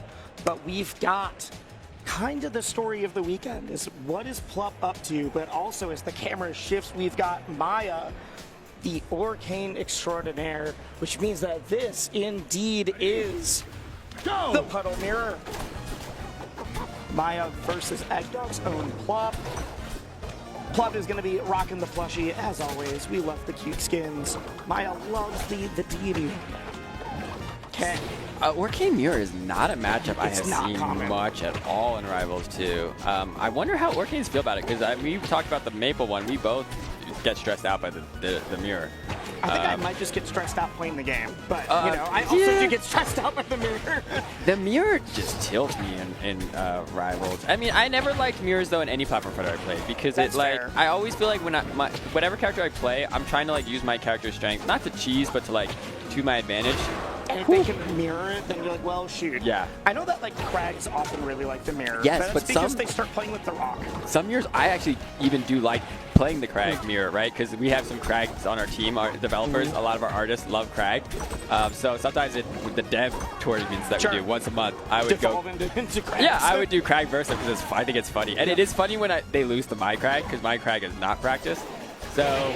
Ooh, I didn't realize that the second puddle was right on top of the first. But on someone like Orcane, I feel like because you can play Orcane so differently, right? Like you can play him like a zoner, like a rushdown, like a spar. I feel like the Ditto might not be as, I don't know, one-dimensional as some other ones could be. Well, but like any other character, one of Orcane's huge strengths is that you put the puddle on stage, and that lets you go ultra deep for these edge guards, knowing that even if you whiff, even if you miss, you can always get back. And there was that element of like, yeah, but if I put my puddle on top of yours, it's now the who puddles second. Because whoever puddles first is going to get blown up. Yeah, we saw that, yeah. Yeah. That was also a technique in Rivals 1 that we would see sometimes. Oh my gosh, Plup just with the ways he edge guards is like a little differently from how like I've seen other players do it. And regardless of what character he's on, that's the crazy part. Like you can tell it's Plup even when he's playing different characters. Plup plays like Plup, not like Orcane, not like Maple, not like... It does the character strengths, but there's just something about him. There's a reason the Plup exists. There's a reason he's been phenomenal at 100 different platform fighters.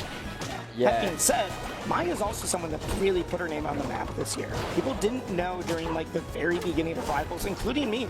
I slept. I mentioned this on stream a couple of times, but like I lost to my Genesis X2. And was like, yeah, like I lost to some Orcane. They were pretty good, but like I feel like I could have done it. And, like now I'm like, oh, they're so much better than me. Yeah. That was not a character and experience thing. That was that they are just incredibly better than me, and I was overconfident. I've had that exact thing where you're not familiar with the player yet, and you think you're like, oh yeah, just I'm like, I could have done it. I just didn't know the character enough. And then it's like, oh, you're getting top 16s. Never mind. No, you're actually goated. There again, we see it. Yes. And again, it's clear that it's a super intentional decision. Like I got you because she got him off stage and then put the puddle there. Yeah, and then also you can turn around the up B to get you want the early hitbox, right, to get that kill there. So you basically turn around to make sure you're facing away from the puddle you're trying to punish. I was not sure if that backer was going to do it. Choose your right. Maya with the Kraken jersey. Let's go, Seattle. I knew. I was waiting for you to see that. Representing the PNW. That's why I know Maya, because I'll watch. Local, yeah. Yeah, not only, well, I will go to locals, but usually I lose very quickly, so it's not likely that I play all of the top players, but I will watch their events too. Sure. So yeah, shout out to Todd, because he's usually the one doing commentary. It's cool that you, because I feel like a lot of devs would just pay attention to the, understandably so, pay attention to like the biggest events for their games. No. But like, the fact that you're not only, I watch the locals, but you watch the local for your local. Yeah. Not like, oh, this area is stacked, so I'll watch them. But to be fair, PNW is kind of stacked right now. And the funny thing too is that it helps that it's Pacific time as well, because a lot of times what I end up watching is you know, when I'm working late at night, I want to find kind of like recent matches because I want to see. I'll watch tournaments I missed a little bit after, but I really prefer to watch something like within a week or two of it happening. So yeah, locals are great. There's online events that I watch as well. Gets the dagger out. Yeah, I know some of the Minnesota people, I forget how they figured it out, but they're like, wait, why does Dan know who I am? I was like, honestly, he probably watched the local once or twice. Yeah. Like, why? I was like, because he just does that. If you put your VODs on YouTube, there's a good chance I'll find them, even if they have like 15 views. If it was recent, I'd rather watch, a full recent tournament over, you know, something that was a long time ago. So yeah, keep uploading your stuff. If you're a TO, you're a commentator, whatever, put your guys' stuff online, make it a playlist. You only get 20 views, but 10 of them are Dan. Yeah.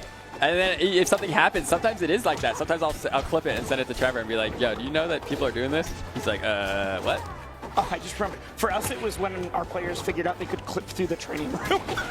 And then it crashed. I was like, of course someone said that to them. Yeah. Whoa, to grab him to get up. Okay. Oh, this is so much more back and forth than that first game. But honestly, that first game was because Plup took an early lead and then just kept it. Yep. And not like Plup was running away the entire time. Had the puddle down. Didn't think that she had the timing there to go for the punish It's again. so interesting because it really is the character specialist versus the like everyman. I can play everyone on random. Character specialist versus like 20 years in the platform fighter community fundamentals. Ooh, the edge cancel into the back air. We both said gross. You know it's good when we both exhale at the same time. I know. I saw the edge canceling happening, but I wasn't sure what he was going to go for. There again. And again! That is such a good setup. That is the, like, I've played not just this character, but the mirror. Because this is the only matchup where that does that. You can't do that anywhere else. Yep.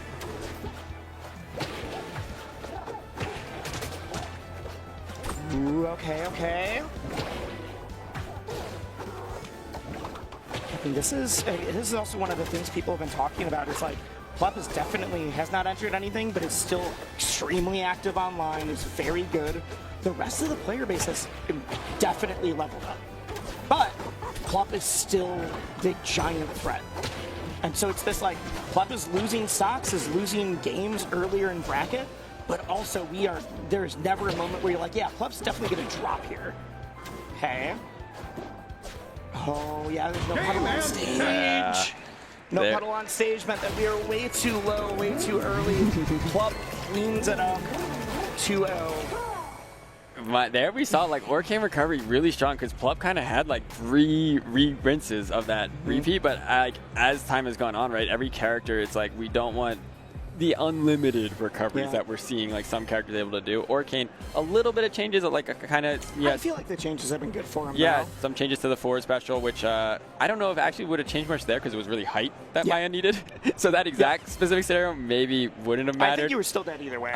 But the new forward special does make it so Orcane is a bit more limited, right, in terms of like, the tools that were good, like Orca hopping and some of these other techniques that Orcane has to get back to stage are more important because the forward special is less of a recovery tool, more of a combo extending tool, sometimes even a kill option tool off stage, and less of the pure recovery that it was before we kind of reworked it a couple months back. Yeah, I didn't see it in that set, but yesterday there was a set that Plup was on stream, whereas we saw plenty of bouncing fish usage. As like combo extenders and kills and stuff. Yeah, exactly. Yeah, nice. Yeah, Plup, who has been, like we said, man of mysteries, playing a lot of characters, but in that set was trading the egg dog for the whale dog. I am seeing Darai sitting down. I'm not. Oh my gosh, this is a match. This is in top 128? No way this is this early. All right, we're getting Darai versus I'm literally pulling it up to be like, am I right about what round of bracket this is? Well, like we said, we're getting further, into these round 2 pools, which means if we mentioned how stacked the seeds are, so. I believe it. I believe that this could definitely be in top 128. But if you also told me that Darai and Ion were playing in winners for top 16, I'd be like, oh yeah, that also makes sense at any other event. Yeah, at any event, if they were in, winners side of top 8 or even winners finals, wouldn't be that weird, right? So that's how stacked this is like, the competition is just next level, and I'm excited for this set. I'm very excited. I feel like Durai has been... Durai's been grinding. Yeah, and just kind of figuring out stuff in different matchups that like I haven't seen other Ranos doing in Rivals 2, right? Just kind of like I feel like making advancements that will change kind of like the Rano meta. Durai, right before this, just beat Pikmin as well. Okay. So beat Pikmin into playing Ion now. Okay. Let's go. Durai just got ranked top 42 in the world. Pikmin before was top 40, but this is one of those situations where the rankings were across the entire season, and Durai just had a slow start. Durai definitely got better as the season went on, and I was like, if you made that from just the last 3 months, I think Durai is maybe top 25 even. But then there's Ion, who's just been one of like the top 10 players in the world for this game since it came out. Yep. Made it to top 8 at the very first pre-release Genesis, and has never released the grasp on how good he is since then. Sometimes doesn't show up as often. You see periods of like, oh, we haven't seen Ion play in a bit, but when Ion shows up, Ion shows up. For sure. I think Ion does have a major win last year, I want to say. Because one of the a lot of players have been a top player consistently, but there's only like a handful who actually like got #1 at like the different RCS majors. And I know Cake, Stango, Plup all got wins last year. I thought Ion got one as well with the Olympia. Am I crazy? I believe Ion did. Yeah, let me pull up. We got notes for a reason. Puts him in a very rarefied air because, like I said, it's tough to getting the top 8 is one thing, right? And we have had a lot of players who have either been consistent or have kind of like finally broken through and got their top 8. But to win the major, like that means you gotta, those grand sets are like the hardest ones to pull off. And I think I remember, I know at least he's been in grand finals, but I want to say he also did win one of the R2CS events last year. Got 9th at Genesis 3 or X3, not Genesis 3. But the last big event just didn't enter as much this year. Got top 8 at Plat Fight, the online one. Heatwave. Ion won Heatwave. Yes, so Ion is part of that rarefied air. There's a reason that Ion is #4 in the world right now. I was talking to Durai yesterday, and Durai, was like, I'm really excited to play Ion. I'm very excited to play David. I do have to beat Pikmin first, though. Right. And he's like, I think I can do it. But I'm not sleeping on him. And that was 2-1, according to the results. So would have been a close. He is very excited. But he was also like, Ion does stuff that no one else does. Yeah. There are things that you prepare against just Krag in general. And there's the things that it's like, no other Krag is pushing. Like, for a while, Ion was like the king of the command grab. Like a lot of the command grab setups and a lot of the both kill options or ways to find the grab were things that Ion was the one that would show the world, and then 3 months later is when your Krag at your local was doing it to you. Right. Because they were like, wait, how did you do that? I gotta figure this out now. Let me work on it for a bit. I feel like that's the same with Rano with Durai too. Like I mentioned, like he's kind of exploring the matchups and finding different like little repeatable techniques that can kind of surprise people in tournament that Ranos will pick up, especially if it works, right? That's what Durai did in Rivals 1 when Durai was a top 10 in the world player then. Like I said, though, Durai took a little bit longer, saying like it's just I need to figure out how to play a game that has shielding, that has crouch canceling, that has ledges, all of these other options. But like even in the last month, Durai has been very intentionally been scheduling first to 10s against just anybody that's in the top 50, especially if you're like top 20. Yeah. But has been scheduling first to 10s and doing them on stream so that he, one, for content, Durai's very content build, but also for I get VODs to study later. Right. I'm going to go to top 10 and win or lose, I am going to be able to study a long, hour, 2 hours of gameplay here. Yeah, smart. And sometimes it would lead to I'm super sick, and other times he's like, what the hell is Lorena doing to me right now? Right. What do I do off stage? I go, okay, let me figure this one out. Yeah, that's funny. I definitely got a DM from him at one point that was just like, what does Lorena do? Go! Turns out a lot. She does a lot. The Feral Tag, the classic. Ion not only has won majors for this game, but has also won majors for others. Like, Ion is no slouch. Phenomenal player. I'm super excited. We could see the Olympia come out as well, but that was one where the Olympia was definitely a little bit more pocket, and after the nerfs, Ion just hasn't been at anything in a while, so I don't know if it's the nerfs, I don't know if it's the matchups. We will find out, though. Huge. That should be it. You're already so far off stage. Durai off to a huge start. This matchup was one of Craig's least favorite in Rivals 1. Sure. Rivals 2, it's kind of been more even, but I mean now with like, I feel like Craig having like a really, really strong recovery did kind of affect his Rival 2 spread. Now his recovery has been toned back as of a couple months ago. Durai, only 45% is up 3-1. This would be, we've been talking about how good both of these players are. On paper, this is still a massive upset. Ion is the 8th seed. Ion is supposed to make top 8. Durai is supposed to get 25th, which is good, but that's not where Durai wants to end. Durai was saying that his goal was to make top 8 this weekend, and that was a 3 stock. Something's going on. We'll figure it out. We'll figure it out. Something about, oh, that's a lossless adapter.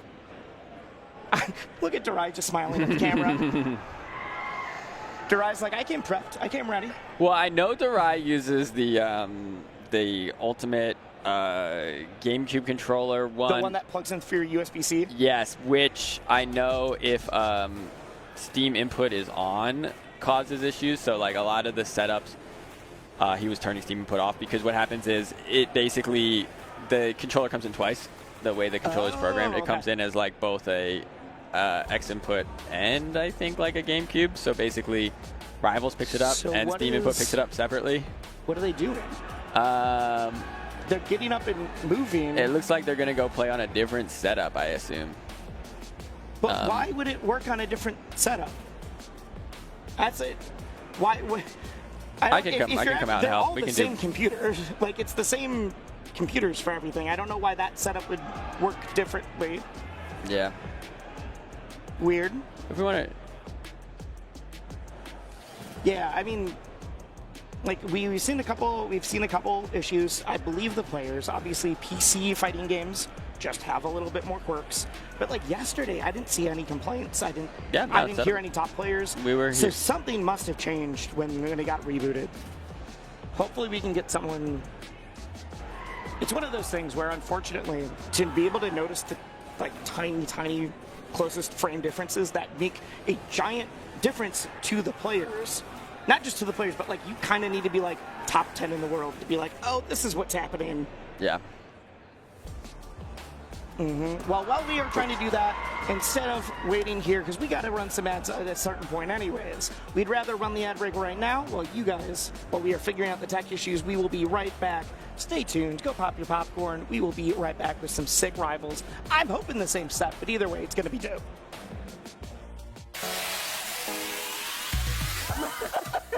Oh, wait. Nerd. Commentary is about keeping people engaged. Yes. Right? This guy lied to me for 15 years. I didn't know his age. That was like my first couple months in the game. I guess it's weird for you to call me daddy. That's very weird, Jay. I need to do all that. I gotta avenge myself. Stop, guys. You're making me laugh too much. Oh, jeez.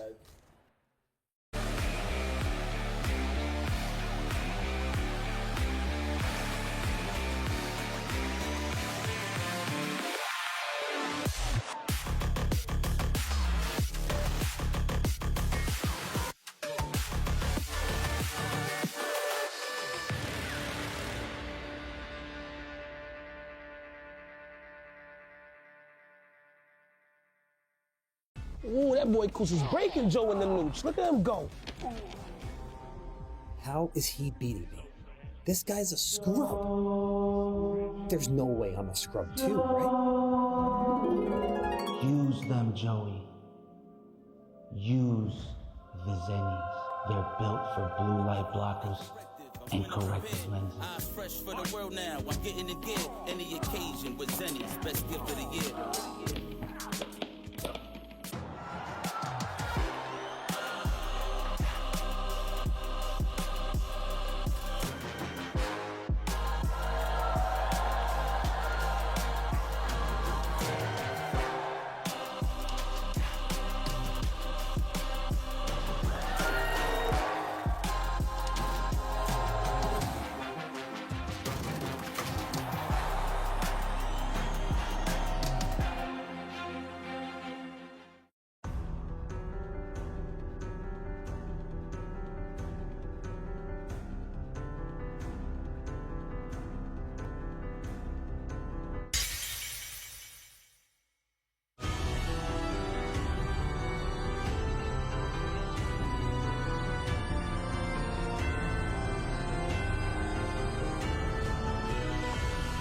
メルティーブラッドドワイルミナ。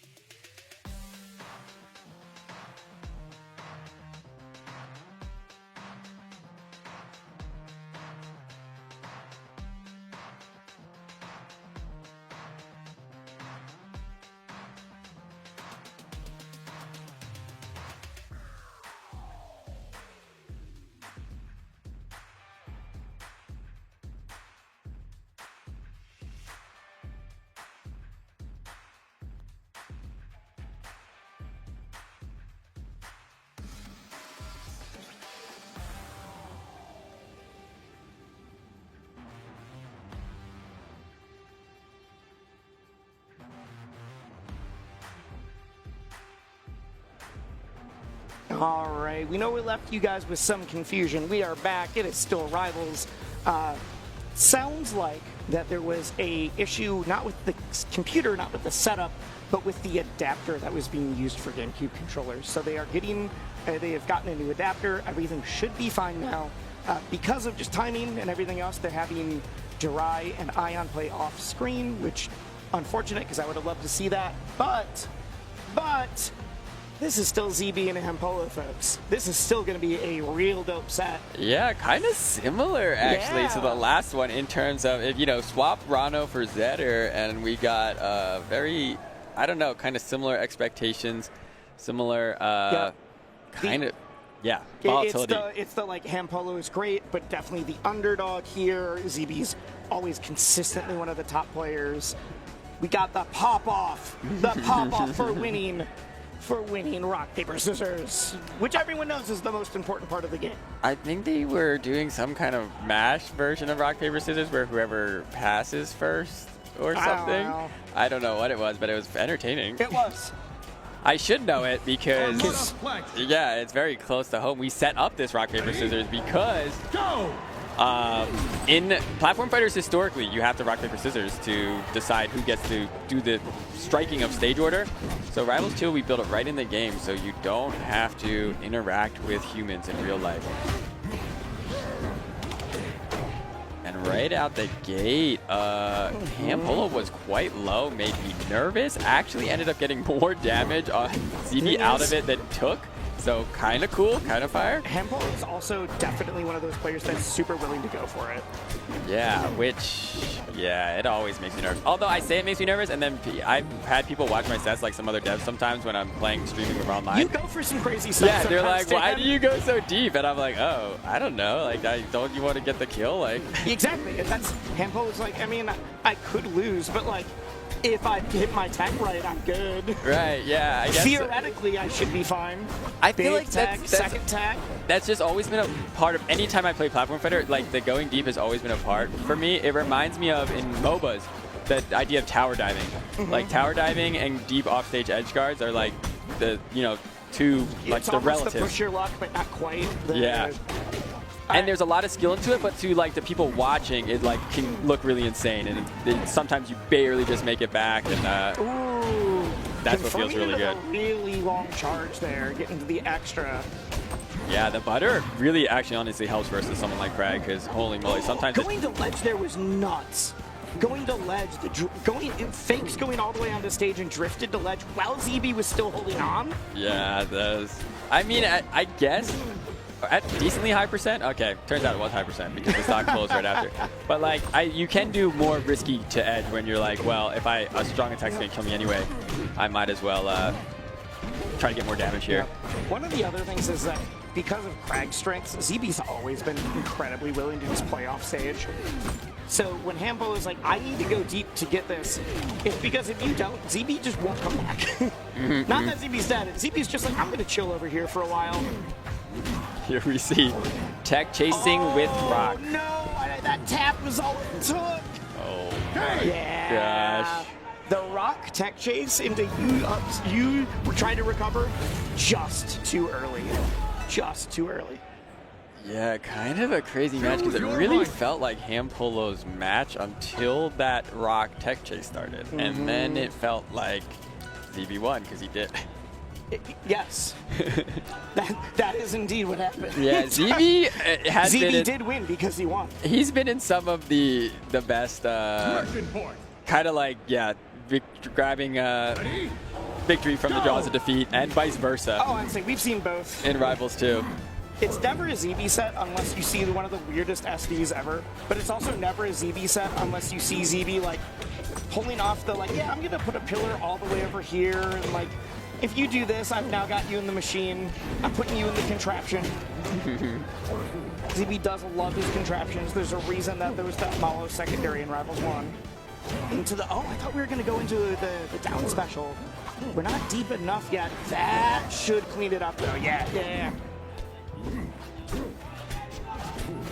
Yeah, a lot of people, there's a lot of discussion now about like how strong is Zetter's recovery because he does have a lot of options, it does have a lot of mix-ups. We have a lot of top Zetters who are good at that, but when you do get red, you can die very early.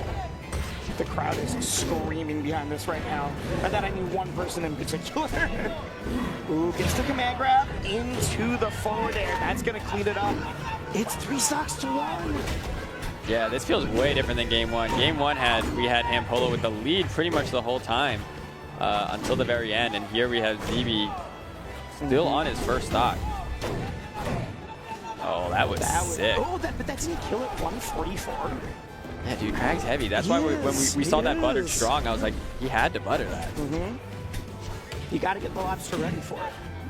Oh, yeah. That down tilt, man.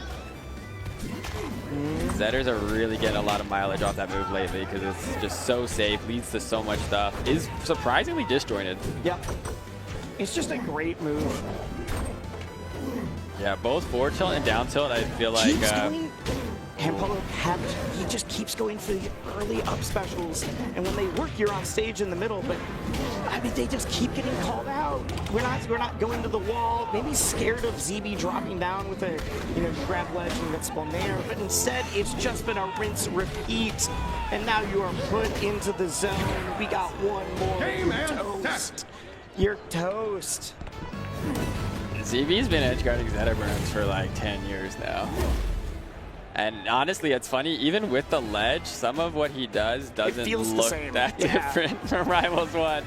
There's the ledge, but it's just like, well, I can still kind of do it. Yeah, he's still kind of, even the rock setup that he did with Pillar, that's Rivals 1. Oh yeah, the pillar, the rock on top of the pillar, so that if you break the pillar, the rock falls down. Even specifically against Zetterburn, right? Because you know they're going to down B to get their double jump back. Like, even that exact setup, he puts it out, and then he's using those invincible bears. We saw, like you mentioned, Hampolo was trying to go early for some of those up specials.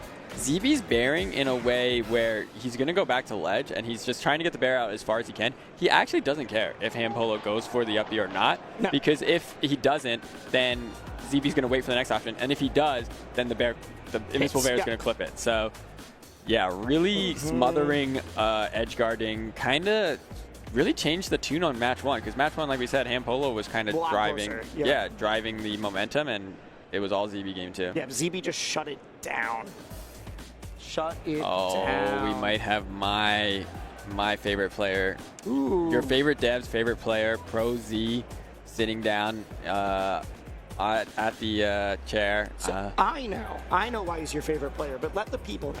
Why are you so biased for Pro Z right now? Yeah, so if you watched last night, I did hype him up a little bit as well.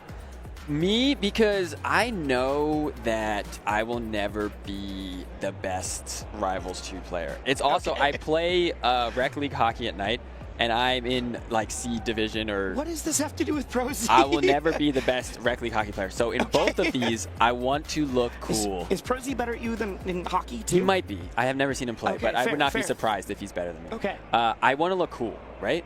I want to do cool things, and I want to look cool. In hockey, that means I'm trying to like toe drag and do certain things. In Rivals, that means I want to have some swaggy combos. I want to do a punish game that people haven't really seen before. I want to do down B, tether fairs. I want to do, which was, you know, Pro Z kind of made that popular. Pro Z kind of put it on the map recently. Yeah, and even like double ones as well. But he also has other, you know, other punish things that I really only see him do. Kind of crazy, using all of Maple's techs, using the up special cancel, using the backwards side B momentum changer, but combining all of them in a way that like to kind of create combos you haven't seen before. That's like my, like I want to have that punish game as well. So when I watch Pro Z, I'm like, this is where I would love my Maple to look like. Also has an insane, just good at the game too. Insanely good neutral, insanely good awareness. Oh, we have the same controller. I didn't know that. Oh, there you go. So now this could be your favorite player as well. I mean, I've definitely seen the Pro Z clips. They're sick. We've talked a lot about Pro Z. Let's talk about the folks that are the person sitting next to them. That is Melon. Very, very, very good player as well. Yeah, so Melon, I know they're tagged, but I can say I haven't seen them play. I thought was an Orcane, but I might be wrong. No, it's definitely an Orcane. Oh, definitely right. an Orcane. Well, I am right then that then. Unless, if we see a different character, then we can both be confidently wrong. That's fine. We can both do that. I've seen Melon's tags on like brackets I've gone and looked at. So, you know, at least locally getting results, maybe online. Yeah. No, Melon is great. Melon's the 64th seed this weekend. You do not get 64th seed by accident. One of the best Orcanes, especially one of those like regional threats.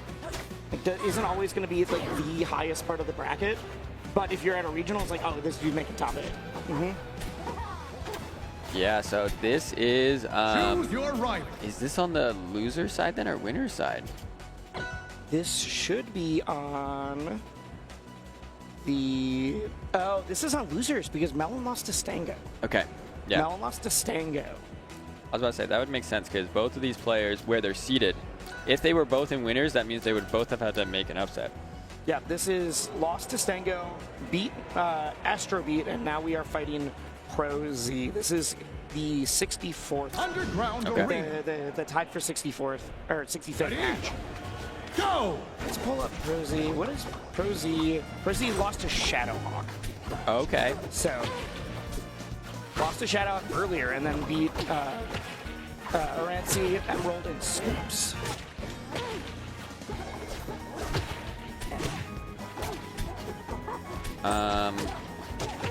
Ooh, gets the clip, all right.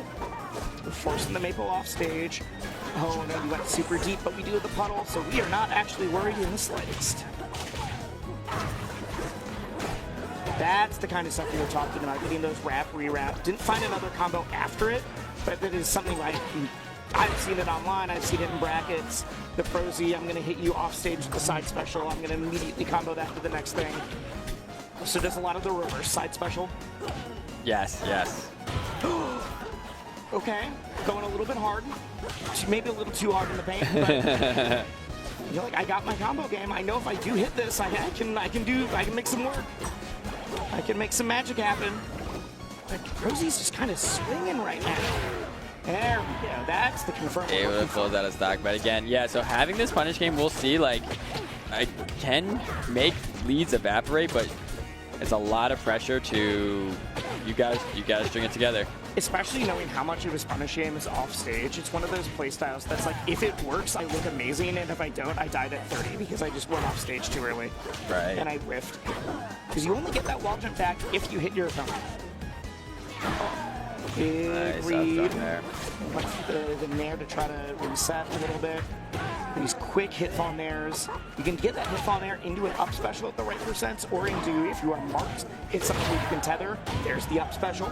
Yeah, the nair there with the mark was insanely good because if you DI that nair out, you're going to get tether naired, and you DI in, then Prosy was ready for the up special. And say that only works on DI in, but dang, that's a spot where you can make people DI in. After that SD at 0, the fact that we are looking at the Prosy win screen is a little nuts. I mean, the SD right back. It was basically a two-stock match they just played. It was. And you saw Melon just the rear back, like face in hands up, like, oh, I can't believe I did that. Even if it was a two-stock match, though, Prosy still pulled off the comeback because Prosy was down 3. So even if you say the 2 SDs are a wash, it was still a comeback by Prosy to be able to win that game. Yeah, hopefully we get a little bit of a better game here for game 2. Let's make sure we're all staying on stage, at least when we are trying to stay on stage. That aerial, that's one of the things that I've been stealing lately. Not just the aerial down special, but the aerial down special in a, like, I think this person's trying to cross me up and I can call them out of their movement with it. Ooh, doesn't hit the back air. Yeah, I started using too much aerial down special, honestly. But look, it works. Yeah, it's really good. When it hits. And it's also so good at, like, Maple has so much drift, and, like... DR marks, so we're going to be able to get back, but... Huge down strong by Melon. Ready for it. Yeah, she has so much drift, so like the opponent's always a little concerned, especially online, of like where you're gonna be, and then by using down special, you stop all your horizontal momentum and you kind of dive straight down, so you get to control where you land. So I use it a lot of times where, like, yes, I'm trying to hit people with it, but I'm also trying to get myself on the ground in a distance where I can't get like shield grabbed, right, if they're sitting in shield, to kind of make them have to move, and then I'm like putting out an option to cover that movement. We went for the up strong there. Oh, that's a huge side special there. We saw the bouncing whale. Talked about it. You mentioned seeing it yesterday with Plup. I mean, that took the Maple stock at 62%. Yeah, you're not going to get a better bouncing whale than that in terms of clutch. The bounciest whale. This should be the stock, yeah. There's no puddle on stage, unless our king can pull out some magic that I am not aware of. I wonder if that was SDR through. Say this is feeling like Prosy's absolutely putting up a fight, but this is feeling much more like Melon's story right now. It should be great. After some of that SDs, you saw the pain on their face. Getting this to a good game 3 will feel great. Okay, just one off stage. That is one of the things. Hasn't been able to put too much damage on. We're rolling out. Here's the mix-up. Where are we going? Oh, the jab. Probably wanted to go for a grab there. I wonder if it was didn't think he had time or misinput. No, we can get back. We can get back. But you're still in the blender. You still have to get neutral. Up special. Oh. No, I don't think up special would have killed that percent. I think that was right. We do have a puddle. That's not going to kill though yet. Not cross stage. I don't think he had time to up special or up strong either. So there's that also was another full. That's it. In the wings. You do that, but you got to do one more. I mean, 67% is very doable. It is. It is. Okay. Who's up? 81. We got 90. Can I see 100? Not quite yet. We're not going to get to 100 anyways. There's definitely a misinput there. Hey, misinput, but Melon forced it. Melon forced the deal. I'm gonna make you stressed. All right, going into a game 3, Melon probably feeling very good because very good about doing that, but I just saw that deep breath. There's some stress, but sometimes that stress is exactly what you need. Like, sometimes you're like, I want to play calm, cool, collected, and sometimes like, I need a little bit of fire under me. Need a little bit. I can't be sleeping. Yeah. You're trying to fit like the perfect balance of anxiety versus I'm just checking in. This is another day. I'm playing, not even playing ranked. I'm playing online with my buddies. No. Hold on, I gotta send a message real quick to one of the other devs. Why? What happened? I think ZD set the graphic settings down, so I'm gonna see if Trevor can come over. That's very funny. Yeah. We need to, Players gotta stop messing with the graphics. We gotta tell them that they can't change They it. can't keep changing the settings. But they do that to fix their one set, and they're like, oh, why aren't any of these other things working? Why do we have more tech pauses? I know one of them is because they tried to change the FPS, which was already at 120. Okay. Like, yeah, but now stream can't see the game. Okay. I just know because that Orcane, or actually no, Orcane looks fine. It's like the maple. I mean, this is the retro maple. I know, but there's like. I believe you. It looks normal to me, but I believe you. You're definitely going to know better than I do. Okay. The seed toss doesn't get there. We got Lily and the puddle just chilling at the same spot. It was a little too far. Not going to get cleaned up on that. The tether does confirm we are back to even. Only 48%. That is a easy deficit to be able to clean up. Once you get out of that crouch cancel percent, though, that's when it gets a lot tricky. Because then you have to worry about the combo starter. You have to worry about the kill option coming out to play. 22 separating them. Okay. To the forward strong. Doesn't cover. Oh, that is not the option I expected. No way.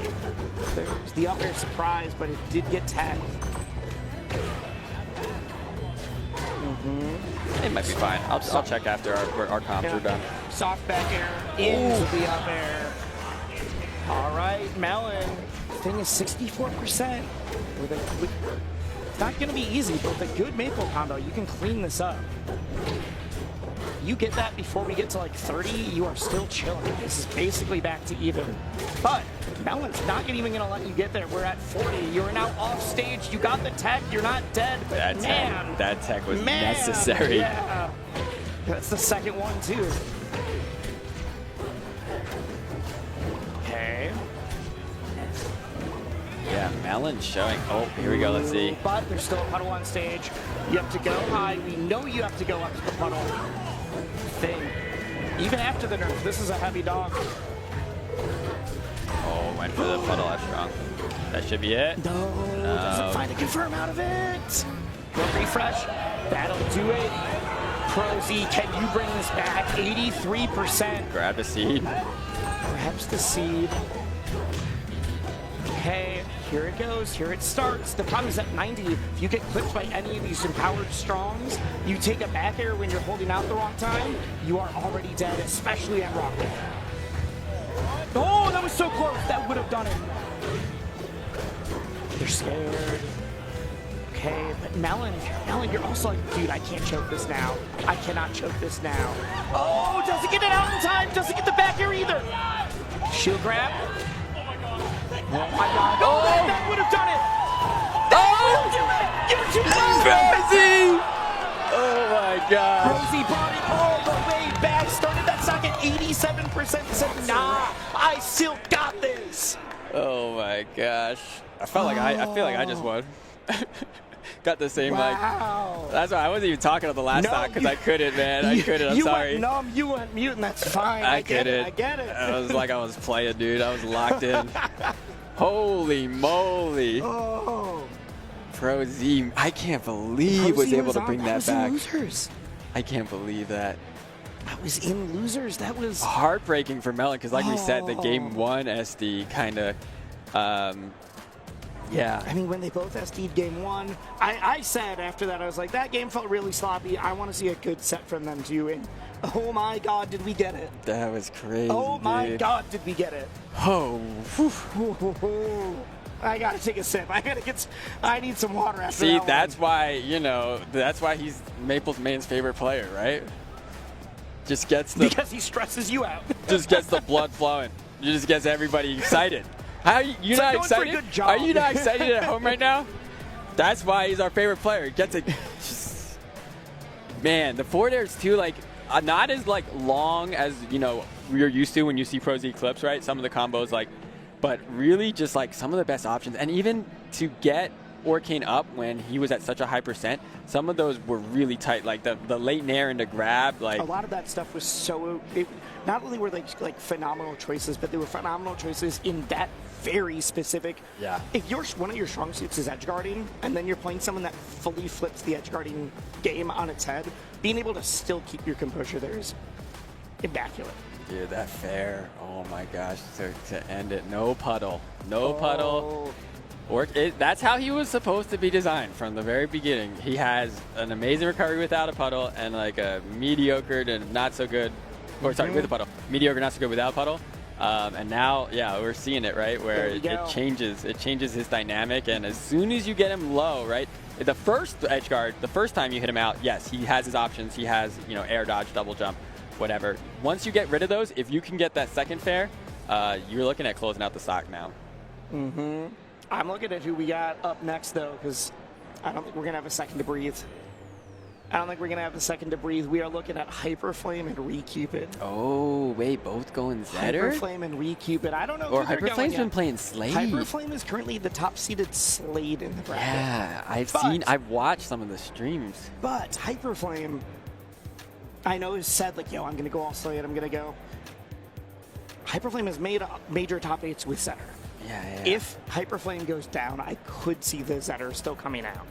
Well, the nice thing is for staking Slade is that he is a very good Zetter, so he knows what Zetter wants to do. Yep, because we're seeing Re-Cupid on the Zetter for sure.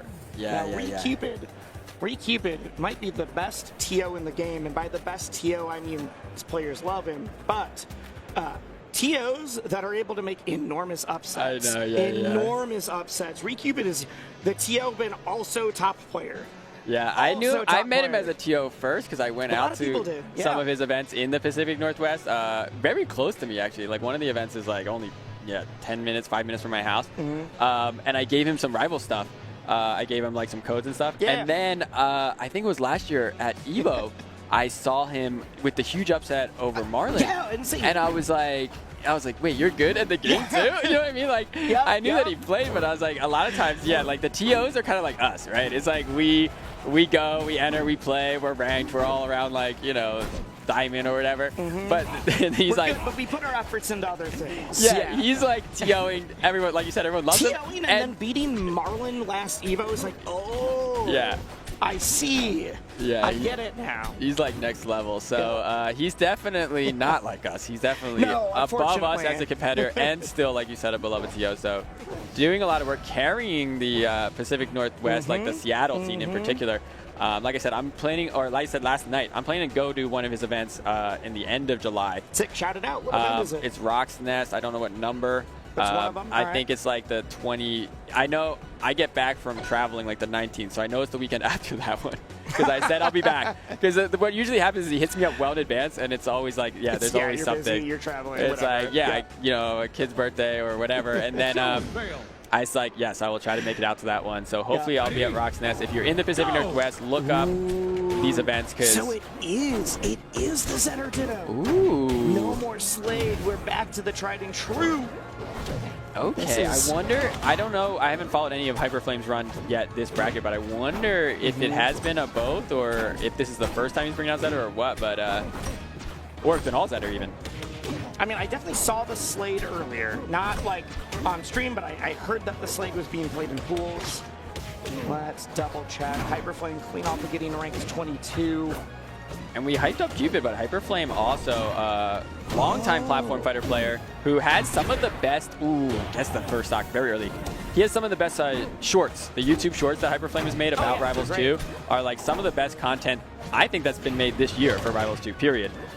Just kind of teaching mechanics and kind of teaching things that are different about Rivals 2 from other platform fighters. So check out Hyperflame, give him a follow on YouTube. I do think I know why we're seeing the Hyperflame Zetter already. Why?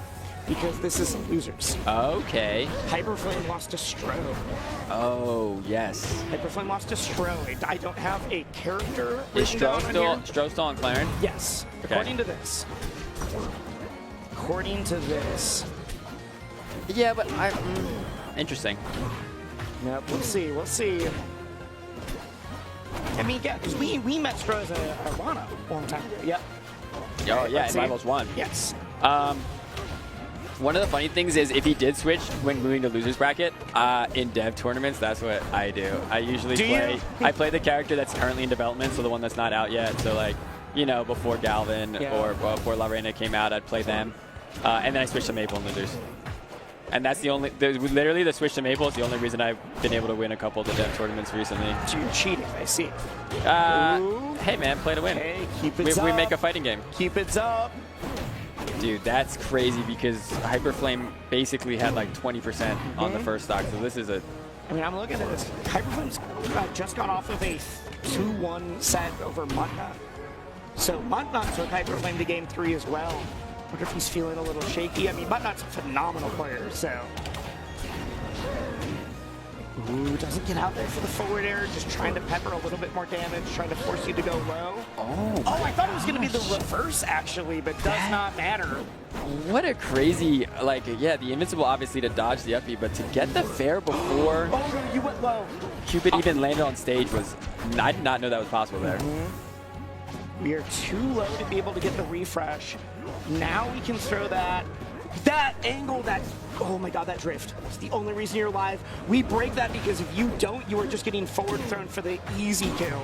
Oh my god, you're off stage. The edge cancel into the edge guard if you clean this up. No way, you are nasty. Alex, you can't do that. You can't do that. No way, you're still alive though. Oh no. That's it. Hey. Holy crap, that is one of the coolest combos I have ever seen. Both players popped off at the end. Right. So, did the, could he have stalled and not up-beat? But not up-beat, because the up-beat had the hitbox, which saved Cupid. But because of, there was a spot where, because I couldn't remember if it's the down special or the down air, Hyperflame ended up lower. So he would have died first if he had stalled in any That's what I other mean. way. Did he have a stall? Because Cupid had already up-beat, right? So he's already done. Like, he's falling. Was there a stall that... I think they were overlapping, so he couldn't have used neutral special. I don't think they were close enough to the wall to get a wall jump. Yeah. That was gonna have to be able to get back, or else I'm still dead first. Imagine he'd gone that up and didn't make it to ledge, though, because then he would have saved him and died. Instead, it extended the game, and then he still managed to pull it off on stage. I'm glad he didn't, because that was one of the coolest sequences I have seen. Oh my gosh. What a crazy game one.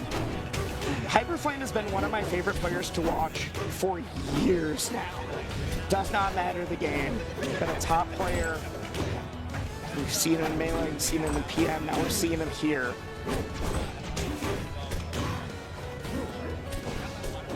Okay. Alright, doesn't get it out. Oh, that was trying to go for that nair. Hey, I'm sorry for all the Slade Banes out there. I love Slade, I love the Shark. I think the item tech is really sick. Something about Hyperflame on Zetter is just one of the coolest. You immediately become one of the people I want to watch in the entire venue every single time. Dude, yeah, his Zetter is... I mean, they're both these Zetters Cupid is so sick, yeah. That wasn't like, oh, I'm cheering against Cupid. That was, Cupid, if you also did that sequence, I would have popped off like that. Yeah. I was lightheaded after that sequence. Honestly, one of the craziest off-game sequences I've seen in Rivals 2 today. In a hot minute. Down tilt again. Yep, so good. Such a big part of Zetter's current, like Zetter kind of having a resurgence in the meta, I would say right now, like since the start of this year. And yeah, the tilts, both tilts, forward tilt and down tilt, have become like really big staples to like why he's able to do it. Zetter feels like one of those characters that is just always pretty solid. And so a lot of people, if a character's even stronger, they'll be like, oh, I'll play them for a little bit, I'm excited. But Zetter can always be the tried and true. No matter like if they've gotten some buffs, some nerfs, Zetter still is fairly functionally similar. You're never like, oh my god, they fully reworked. Yeah, we kind of consider him like the balance block that we try to bring characters up and down around. I honestly think though, like, if Zetter's considered the best, even if it's like a soft, right? Like not everyone, but some people consider him the best. Oh, that. Yeah, I'm saying we're not close enough to the wall to be able to get the tech. All right, Hyperflame gets it up. I think that is a healthy spot for the game to be, because it means that there's no character that's obviously like head and shoulders above Zetter, right? Because yeah, he has like good options, and we try to our goal for both Rivals 1 and Rivals 2 has kind of always been bringing characters like back into him wherever his balance is at. Ooh, the super deep offstage projectile that doesn't clean it up. Okay. It's like Cupid they just keep finding themselves off stage, but we are at a stock piece 69%, and as we saw, the Lion can delete stocks. Just absolutely delete them. Now Cupid is going to have to try to work the comeback magic. Oh. Maybe a little bit of a mistimed thing, but we are seeing Hyperflame. We're seeing Alex with the fit, by the way. So I don't know what started that first hit before the fireball, but such a like innocuous, like very seemed not scary at all. But the way the fireball extended into the fair, and all the percent added up to perfectly purple, and then that's it. I mean, some of those players, both of them, that are so like. It's like watching the artists at work of like, oh, like, for me, that seems like this basic, like, oh, I just got an upset, whatever. And they're like, okay, I've calculated it out. If this hits, I get the fireball, I get the confirm. I knew they were dead at 70%. You knew they were dead at 80. Like, it's just that 10% difference. Where you're like, all right, you got me. I call it the first link. I didn't catch the second. All right. Well, I do need to catch my breath because I was kind of just yelling in that last match. That was crazy. And I need to save my voice before you and I are back on for top 8 later, where I'm fully willing to just yell and lose it all at the end of that. So we are going to have a comp swap. You guys are going to see the rest all the way down to the top 8 qualifiers. Stay tuned here for some more Rivals 2 action. I've been Wisely. This has been Dan. Yeah, thanks for watching. Honey Chicken is back. Step into summer with fresh grilled chicken, spicy chipotle peppers, and the perfect touch of pure honey. Open the summer with Chipotle Honey Chicken. It's taking heat and sweet to a whole new level.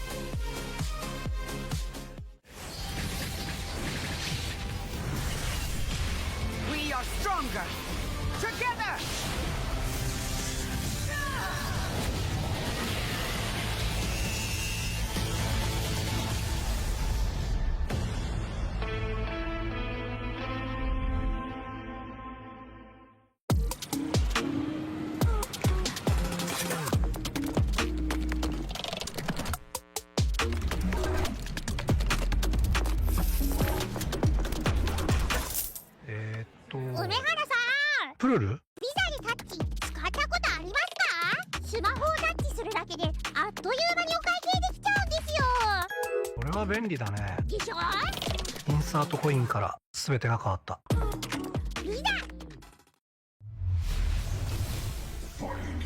This is looking really good. I'm not even gonna front like that. It's a bold hit. Optimal. It's the surge. It's the one, Jay. You ready? I've never seen a mix like this before. That's refreshing. That was a great combination. Right? What? Why does he get a White Claw surge? Did I get zoned out? Tough break, Jay. Gotta have that championship mentality. That's the best assist I've seen since Captain Cook. でストリートファイター4っていう形で格闘ゲーム久しぶりにやった時にその時になんていうか自分で特別なものがあったんだなっていうのを、思い出したっていうことがあったんですけど I don't see myself quitting for at least maybe 20 more years. 気持ちは調子良かったですね。It's much more than just playing. It's being a part of this community.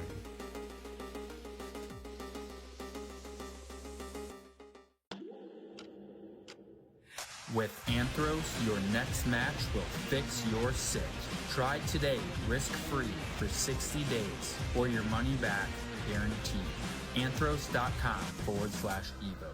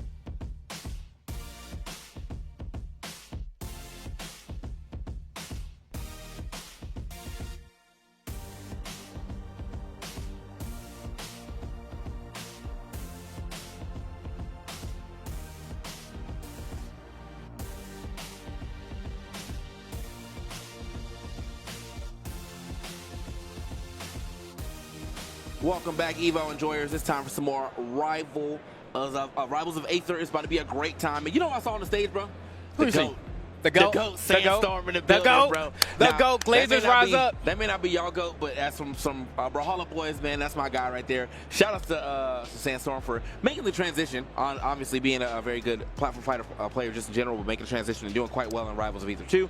Also, on the other side of our opponent, Yoda Cage, also making the transition. You know, is a very prominent Ultimate player, has made his transition, is looking quite great in Rivals of Aether 2 as well. So we're gonna see these two GOATs go up against each other, but you know who I'm going for. I got to go for the GOAT, bro. I'm sorry. No, man. I mean, same, man. I mean, listen, right? Like, I mean, I'm sad not to see him play Brawlhalla anymore, of course. I mean, we was at mid-seasons 2 weeks ago. It was the first LAN that he had not been to since, like, basically he had started competing. He made a tweet about it.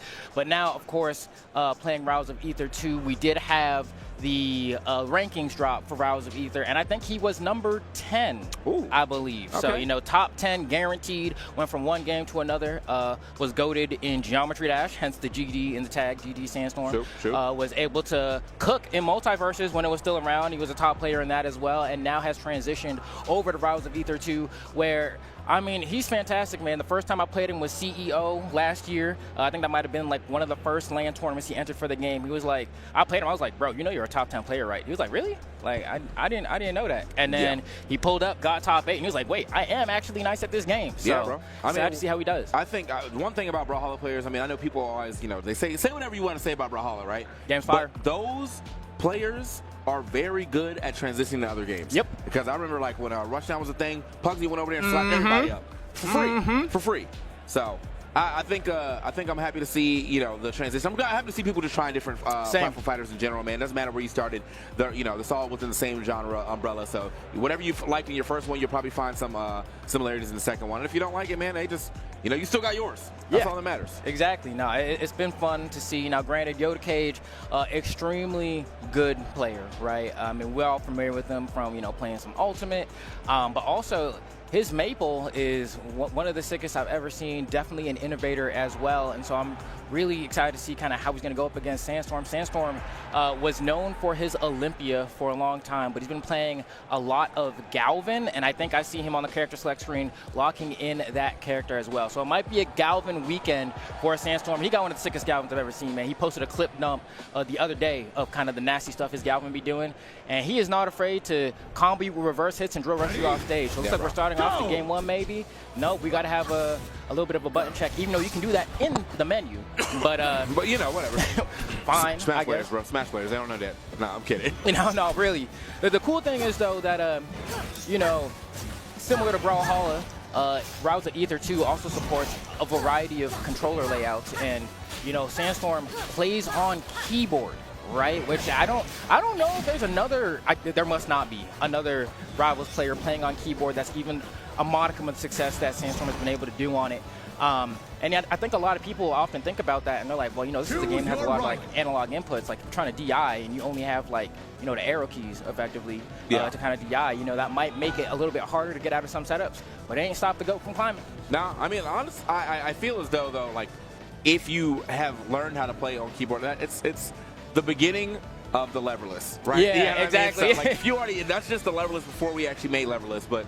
So I mean, if you like it and you stuck with it, hell yeah, man! And he's won so much. You know, the bands this man has playing off that keyboard. Maybe in a different game, but he's won quite a bit. Like so over $260,000, I think, playing Brawlhalla. So I mean, listen, this man's making people salaries just by being nice at games. I mean, you got to put some respect on it. Yoda Cage definitely looks like he's gonna be rocking the Asa, which, you know, I'm here for, man. I mean, take a look at him. We're going right into game one. At this point, we are in round 3 pools. A lot of these are going to be people trying to make their way into the top 24 part of bracket, and I'm excited to see how this shapes up. Yeah, I mean, I think that we're right at that point. So I guess it's like top 32 type situation, or top 64, if you will, like the later half of it.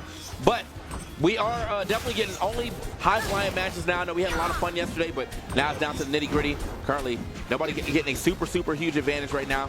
These boomerangs, though, the Galvin Magnus definitely hitting quite well on Yoda Cage. He hasn't been able to get a clean parry off of him yet. Okay, there we go. Nice conversion. Ooh, caught the DI there with that backer. Almost got an early stock. You know, it's always a tricky part with Opsa. How do you find your KOs? Now, granted, Galvin with that magnet toss is going to be able to set up for some strong hits. But speaking of strong hits, a beautiful lightning kick coming out from Yoda Cage to take that first stock. Yeah, bro. Caught my man. He had to be holding out, too. I don't think he was expecting that to hit him so immediately. But, yeah, caught my man looking into the blast zone and said, you can go ahead and go there. Nice. Beautiful. Okay. Oh, and you're done. Beautiful sequence coming out from Yoda Cage saying, hey, that's a big body. I got big combos for those. Okay, that's unfortunate. Finally gets that first stock, but it took so long. Yoda Cage getting a crazy stock here. Now putting another, need that DI in. If you went out, man, that might have been another stock right there. Okay, cooking up. My man's disgusting one. Okay, up throw. Forward air, okay. Yes, two. Oh, and Yoda Cage just not recovering. I don't know how the hell that ended up happening the way that it did, but, you know, we on the last stock situation now, and granted, y'all have to remember, we are at EVO, right? So this is going to be best of 3 up until top 8. So you don't have a whole lot of wiggle room here. Yeah, these mistakes really definitely going to be costly right here. And honestly, right back into the game is Sandstorm. Only 3% between them. You have to remember, though, that we do have an easier time getting Yoda Cage off the top of this map if it comes down to like an up strong hitting. My man might lose the game right now. He will lose the game right now. Oh, my God. He lost the game right now. Just popped. He lost the game right now. He just popped. And you can see him shaking his head, too. I mean, definitely didn't quite get the DI on that one, but that Galvin forward air does hit pretty chunkily. Sandstorm clutching that out, though, you know, and they're laughing about it, being good competitors about it, but, man, if you're Yoda Cage, you must be a little bit bummed about that. Yeah, I think that's one of those things, though, where, you know, y'all couldn't see the player cam, but we saw it. We got the little, like, big monitor over here. My man definitely put his hands on his face like, oh, no. Then he tried to shake it out, but I think, you know, in your head, though, you already know how much pressure you just put on yourself for that SD. You were not, there was barely any percentage on you when you did that, too, so that was like a fresh stock. Unfortunate. After getting such a crazy second stock, too. Yeah. And granted, this is the winner's side of bracket as well, and so the winner of this match will get winner's side top 24. That's what we're working for here, trying to make our way to the top 8. Now, Yoda Cage here with the option. It's nice to see another option that's not Ant be able to really produce some results here, but come on. No. Okay. And beautiful edge guard. Great timing on the refresh of invincibility there from Yoda Cage to make sure that Sandstorm couldn't get back. You know, Galvin's recovery is one of the more exploitable ones in the game. Oh, for sure, man. I've seen so many, you know, just from my side of the matchup, man. Anytime he got a side B, it's probably cooked. Yep. So, it's probably cooked, but you can see Yoda Cage did a great job of getting that stock, but he's about to lose the up air. Get it back off the stage. Can we get another punish? Neutral air into the F tilt. Hold on. And I love these setups from Sandstorm, running up there and putting up the drill. So if he ever knocks Yoda Cage up, can immediately send him down. Tries to go for the dash attack. That would have popped out. Just narrowly avoided that. The up tilt, not enough to get the KO. Sandstorm is fishing. And look at that. Ramen Noodles grabs that ledge with the most quickest of ease there, getting that stock. That was super smooth right there. I mean, the whole sequence, and as you said, you know, he had so many things set up. So if Yoda Cage ever DI'd out, he's probably gone off that alone. Luckily, was able to get past that with the galvanized.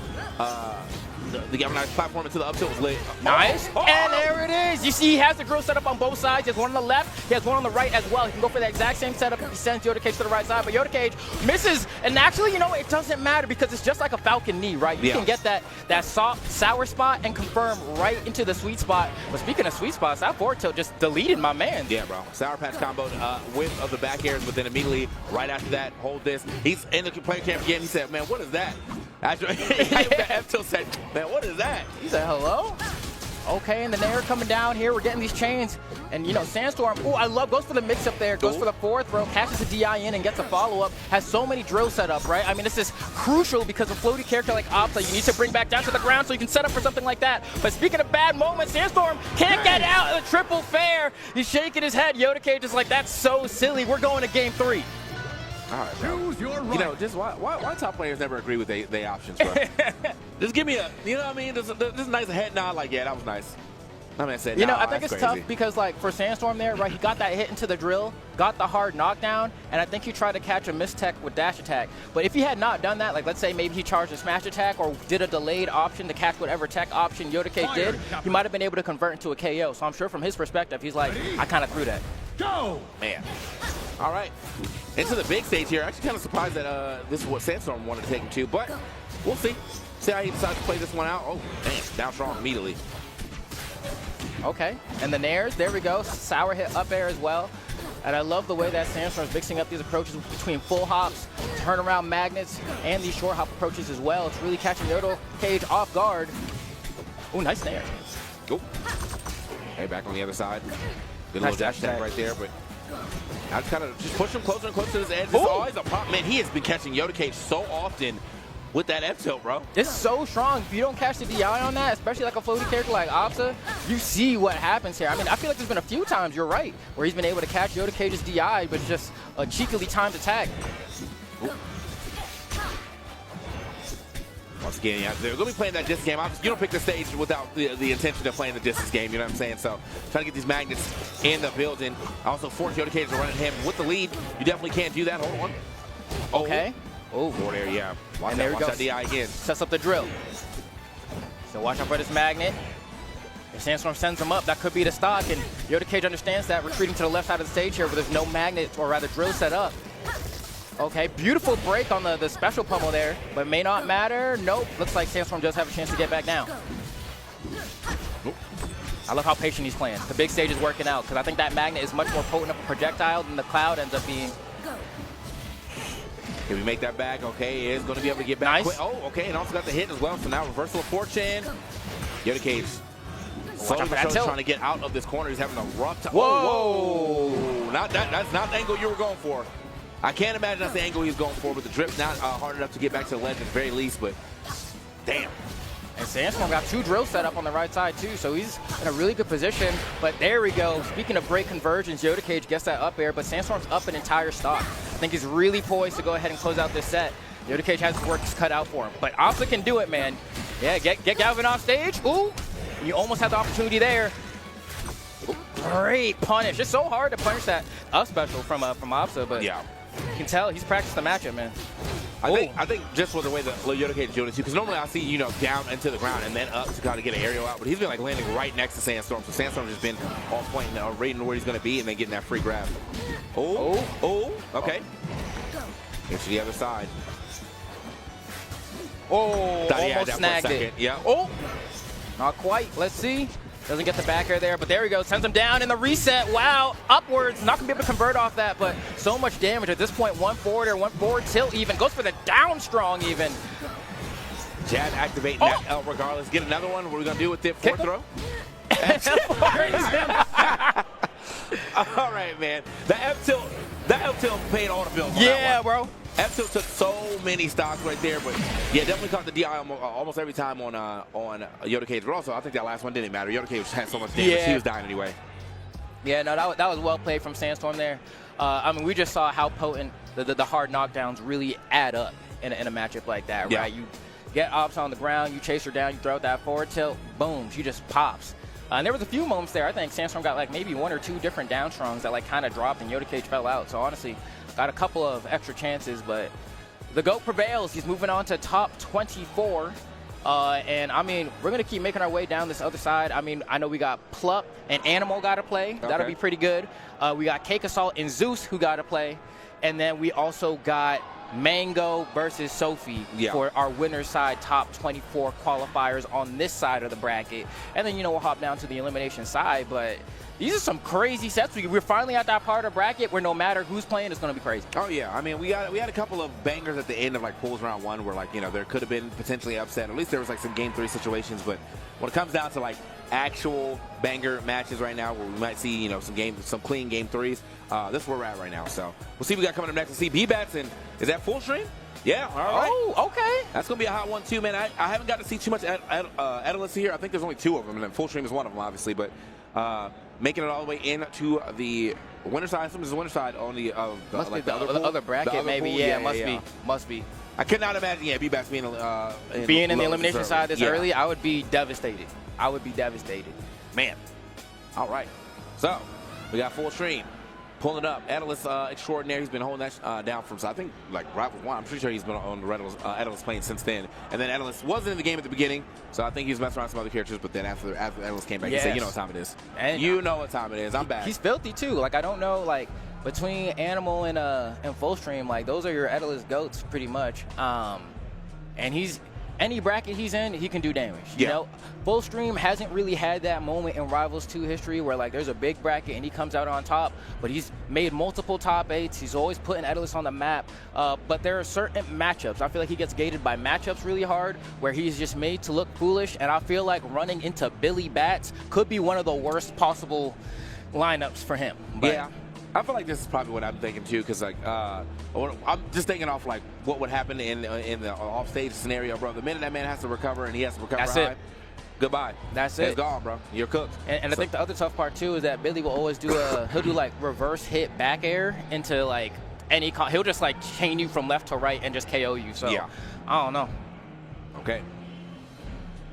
So we'll see how this one plays out. B Bats in the building, looking quite poised. I wonder if he's listening to the same song he's always listening to. They said he listens to Bad Bunny on repeat, which is not a bad artist to listen to on repeat. Yeah.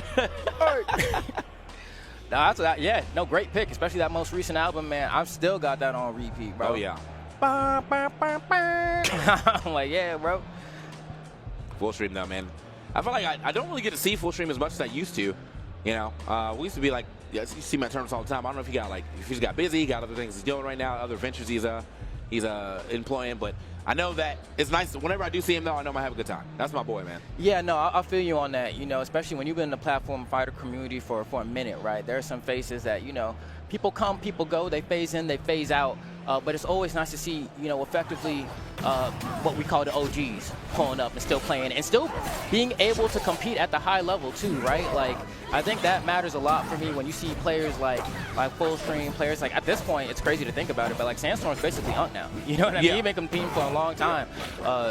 Same thing, you know, Cake Assault, been around for a minute. Stango, been around for a minute. And it's always nice to be able to see those players still show up and, you know, compete at a high level, even win things. It feels nice, man. But it looks like we might be going into game 1. We're going through the striking sequence here.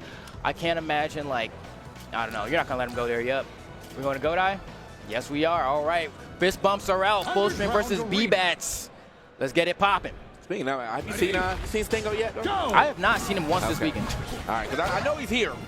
I know he's playing the game, but we'll see. All right, before we get to that, though, we're going to see what happens here between B-Bats and Fullstream. Yeah, you know, as I said, I think it really just comes down to Fullstream controlling the pace of the match and staying on the stage. But, man, talk about controlling the pace of the match. 100 damage before he even got answered to 12. Clean. Uh-oh. B-Bat starting. Huge punish. All right, great DI on that throw from Fullstream, though, to go ahead and give him a chance to grab ledge and kind of reset the situation. But, you know, the tough part is I feel like, our reverse hit. Yo, shout-outs to Trevor. I don't know that he was surviving that on the other side, though. But, I mean, still, that was crazy. Oh, all right. Yo, shout out to Make-A-Wish. Well, all right. You know, just let him have it. I feel like that could have been that fast and fall where you couldn't try to recover, right? Like, he just gave it up. All right.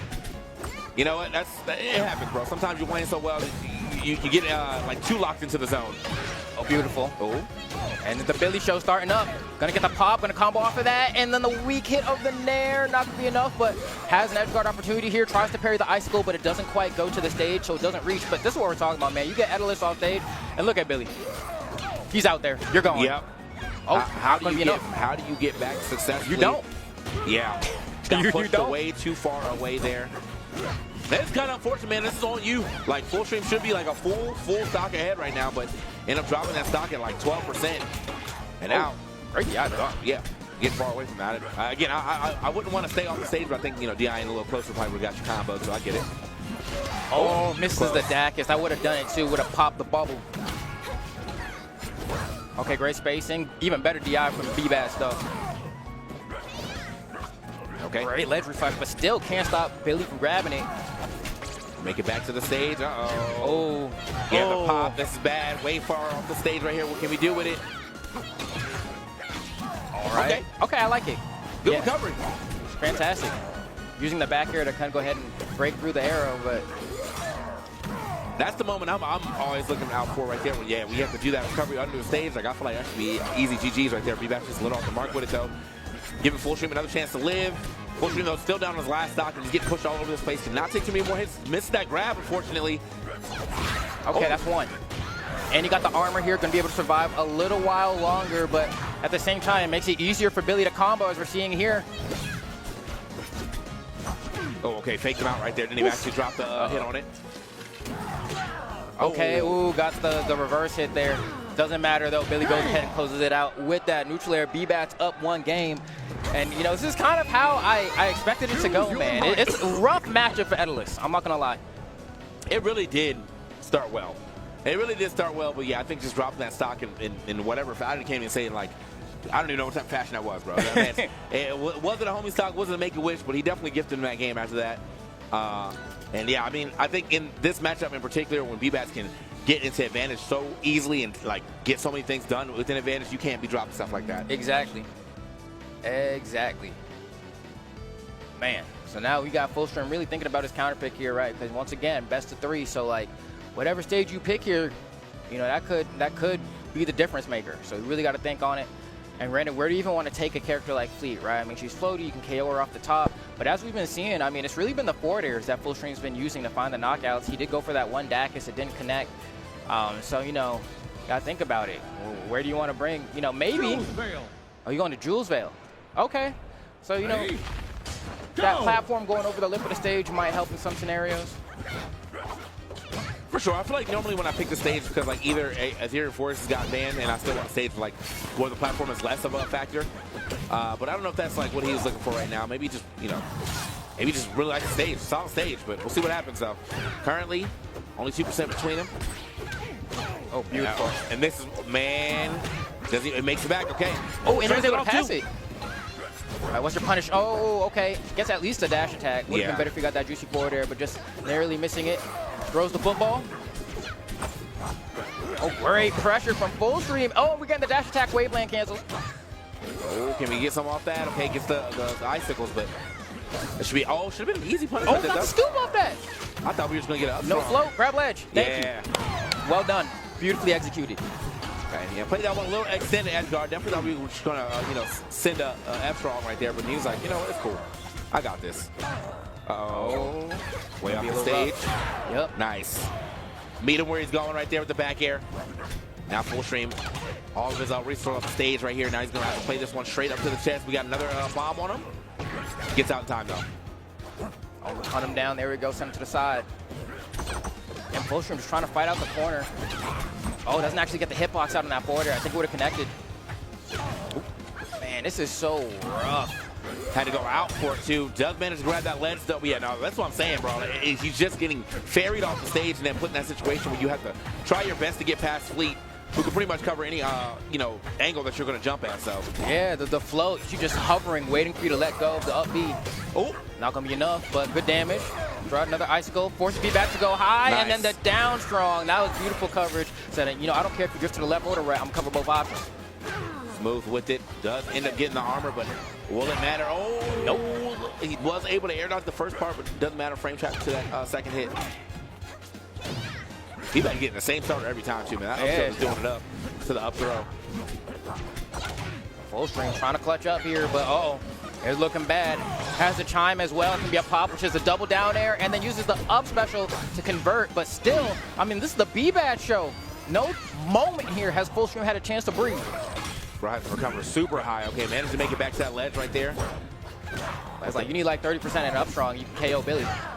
May not have that chance. This edge guard is going to be tough to get past. Nice. Struggling just to get back to the stage. Every time he gets back, though, doesn't matter. Down throw and two by down strong. Get him out of here. Set play pretty much by B-Bats on that one. And there's definitely like, you know, there's bad matchups across, you know, for different characters. But a character like Edelus into Fleet, if there's a Fleet that knows how to do it, you know, it's going to be B-Bats. So it basically forces Fullstream to play almost more than perfect to squeak out a dub. And it's hard. It's hard, especially in best of 3, to really figure out what adjustments to make. So shout outs to B-Bats for going ahead and moving on forward. Definitely, I think, one of the names to look out for this weekend. I think a lot of people expect to see him in top 8. Could potentially even win the entire thing, you know, I believe. Because I think, what was it?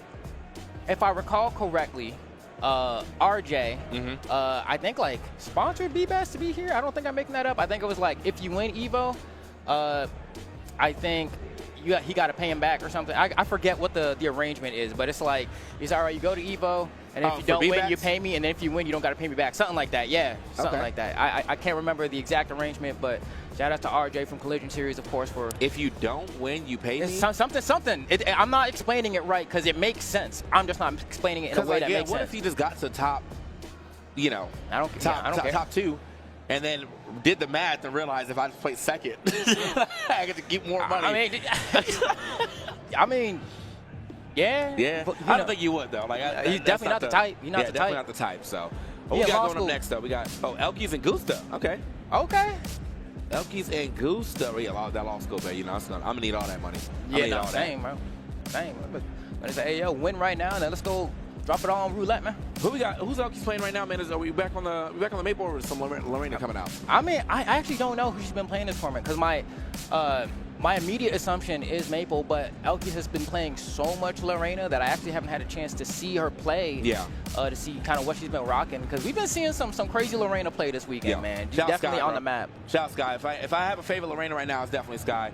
But you know, and then myself, of course. Sky, Chumpkin did some dirty stuff.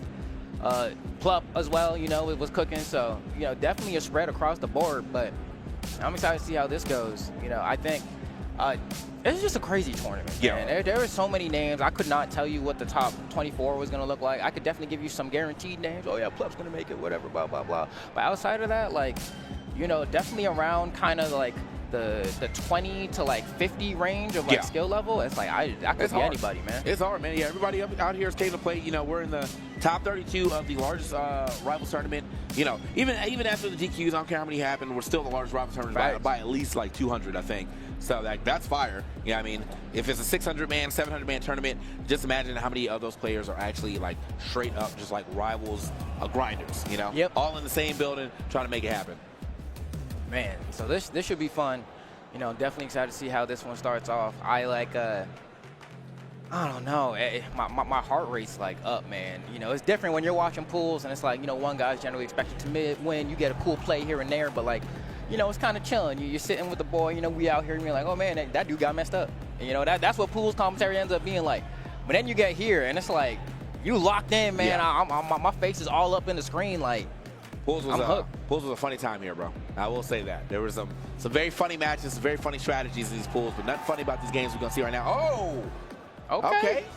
Maple Ditto right here. All right. I'm here for it. I mean, Elkies, everyone always says this, you know, it's kind of like a broken record. The way that she plays Maple is weird. And, you know, weird is a subjective term, but I think a lot of people, I mean, even when I played against her in rank, I'm just like, what are you doing? like I just don't know what's happening. But I think that's a perfectly viable way to play. If I don't understand what you're doing and I'm getting mixed up and cooked up, you're doing something right. Yeah. Let's see how this one plays out, man. Elkies and the pirate outfit, I think. And then, on the other side thing, it's got the standard Maple. Woo! Vortex, that was like 4 or 5 up airs in a row. Oh, great use of the forward tilt as well. Trying to refresh his vulnerability, but not doing it with the right timing. That gives Gusta a chance. And, man, this forward tilt's impressive. Gets the wrap. Okay. Yeah, you got to sweet spot that ledge on the way back, man. Was able to do it. Took a decent amount of damage there, but still has the percent lead. Got to go to the wall. Nice use of the tether there, but the conversion into the up special is going to take the first stock. Gusta looking good right now. Oh, I think Elkies originally went up there to try to get that parry, but did not, or maybe just didn't care about eating the damage. Nothing going to happen too much off that. We are trying our best to get back into this game desperately, though. Seeing a lot of strongs come out from Elkies. Oh, come on, Terry. All right, big punish there with the get-up attack. Good juice. Man, the use of forward tilt, right, to just stuff these immediate options, saying, no, you can't do that. Nice, okay. That roll in, I think even TEKKEN Place might have got hit by that, but very good on the roll in coverage. Good break on the pummel there. Oh, dash attack. Doesn't floor hug that one. And it's funny watching Maple scrap. And he just said, jab, say, I ain't going to press parry. All right. Nice floor hug on the forward tilt. Every time these forward tilts hit, getting knocked down immediately, saying, no, I'm not getting pushed off stage. Okay, jab down tilt right there. Still almost got the check chase in the situation. Got the dash attack off my stage. Ooh, great. Yeah. No, yeah. You got to hold up on those up airs to fall out. But you have to get hit by all 3 hits generally a lot of the time to be able to get out of that. So. Oh. Okay. Ooh. Okay. The reverse fair back into Lily. Hold me down, Lily. I see you. You know that was fire. Hit with the NBA Street Volume 2 Game Breaker, bro. I ain't seen that in a minute. Right. Oh, nice. Floor hugs the first hit of that dash attack and is able to shield the second part, try to get a punish. But here we go, right into the blender. Great SDR on these up airs, though. You don't want to get too many chains in a row like we saw in that first stock. Ooh. Okay, yeah, get up attack was definitely necessary. So man, charging it up, and speaking of the short U up special in the skies, very effective for getting those stocks off for Maple. Going up. Uh-oh. No double dunk necessary. We got another setup here. Oh. Great coverage, though. Want to get popped up to the platform. Great coverage in the wrap. Oh, misses the conversion there. But it doesn't really matter. One more up strong's going to go ahead and close that out. You can see Elky's kind of taking a moment there, trying to think about what went wrong. I'm still here. Oh, looks like I don't know if the chat is telling the truth here, but it looks like Mango actually beat Sophie though. Oh yeah. Listen, I believe it, man. I think the tough part about Mango as a player is that, like, you know, hadn't entered really many rivals tournaments, so really a hard character to see. Yeah. But he could make top 8 no problem. All right. Here we go, though. Over here to Merchant Port. It's been everyone's favorite counter pick. They don't get to stage at least once. Or we get scrapped up. Man, Elky's really do be straight boxing with you. F tilts, down tilts, all coming out right there. The jabs as well. Mad damage here on the side of Elky so far, but Gusta, oh, off the stage. The DI, a little suspect. Oh, here we go. I mean, Elky's feeling pretty confident here. Gusta doing a great job trying to keep it competitive, but Elky's, I feel like, just squeaking him out a little bit. A little bit. Oh. Okay. Down strong gonna get blocked right here. Now look for some down tilts as well. Get this pop up. Nice tag. Ooh, tried it. I thought maybe the up strong right there. Popped him straight up, but look for Elky to hit the ground. Elky's gonna get the clean punish. Turn that to the stock taking herself. Nice. God. Tether there, that's gonna be able to do it. Yeah, I thought it was gonna be either an up strong or an up special. Something. Yeah, you know, try to get that KO off the top, but they try to put a little bit more sauce on it, more than was allowed. Yeah, I was like, maybe don't fall that fast now. Yeah. I mean, bro thought he was playing Olympia or something. I don't know. Oh, okay, nice little up tilt for the coverage. Once again, these forward tilts, man, really being so important to this matchup. Just keep doing it, right? And this time, Elky is able to get the tech, and that, you know, gives her a chance to get back on the stage. But that's a conversion and a nice charge on that. The DI was not there, I think, for a second. Elky's maybe thought it might have been an up strong and, you know, tried to fix the DI a little bit too late. Oh, going up. Oh, this is looking rough right now for Elky's. Has not been able to get too big of a lead here just yet until. Hold on. Okay. Let's go. Oh, try to get that pass back over to Lily. Lily not. I think that was Terry over there. Yeah. Oh, that was Terry. Okay. Yeah, he just said I gotta go. I've seen it. No. He said I'm out. Smack, and we gone. Yeah.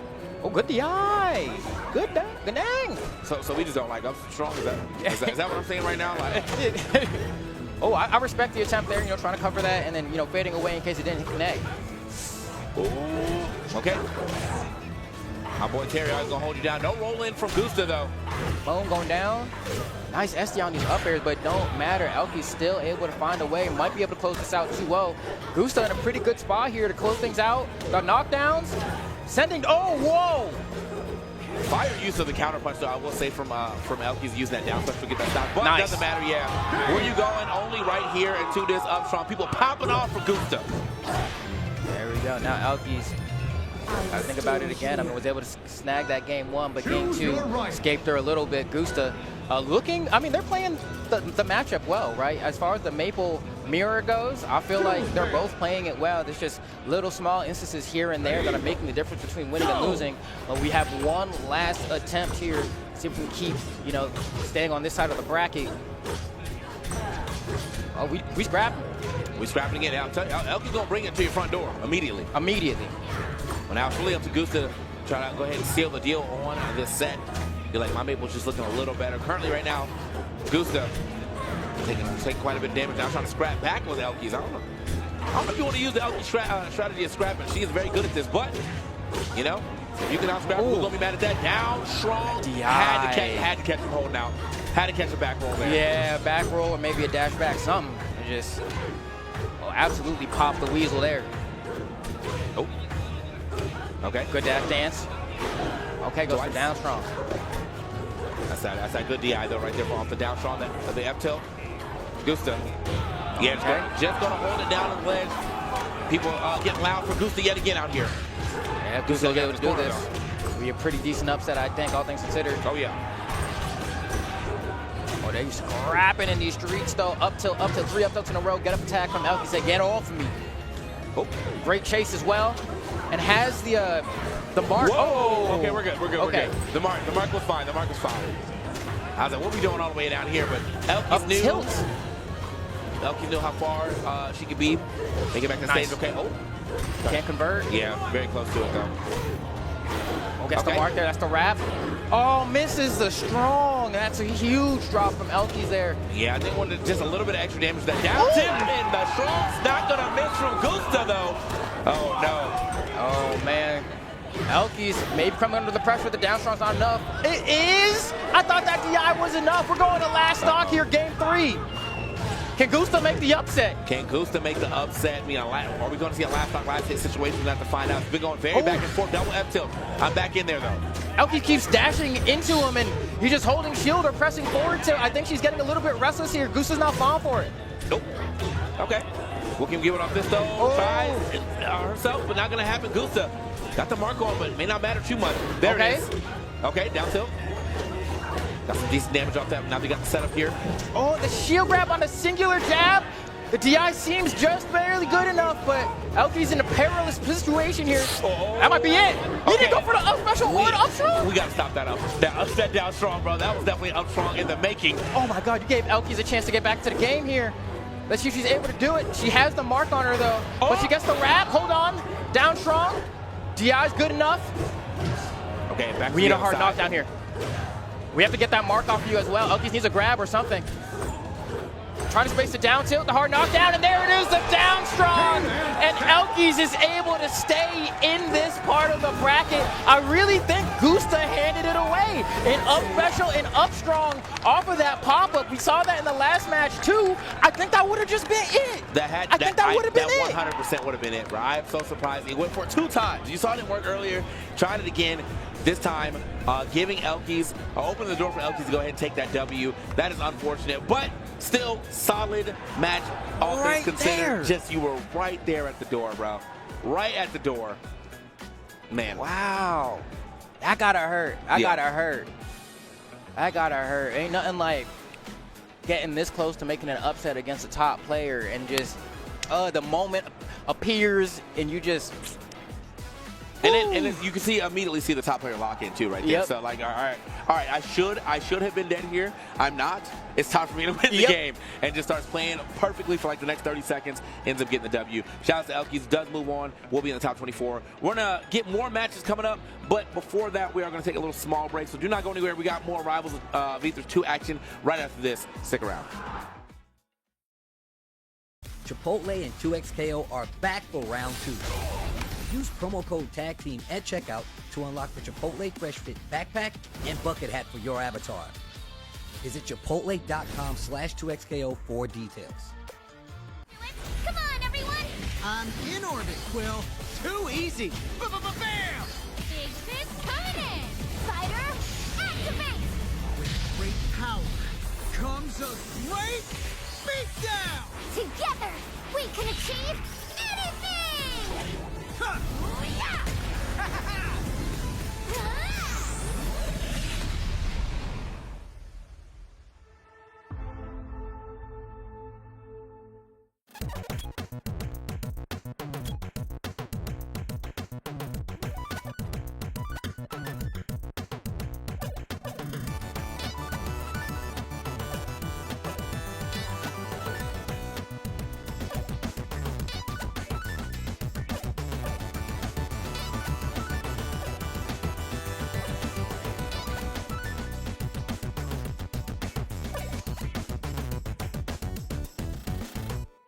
Hello? Whoa. Mama Gorgon 85 lives here? Yep, that's my mom. The absolute legend who went from gaming on her phone to ruthless online streaming slayer with no mercy for any living thing is your mom? Hey guys. Apples with peanut butter? How is this possible? With AT&T Wireless and Home Internet. Hey, text me if you need anything. Level up your connection with AT&T Wireless and Home Internet, now available across the nation. No, she's so nice in real life.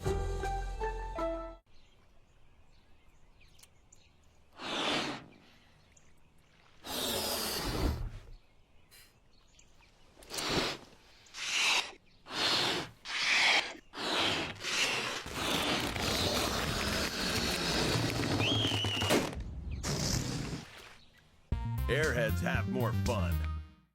How would you like to live forever? I do not trust this thresh. His lamp contains screaming. Those are just squeals of wonderment. Ready to banish the darkness. Come on, let's live a little. In the light is your deliverance.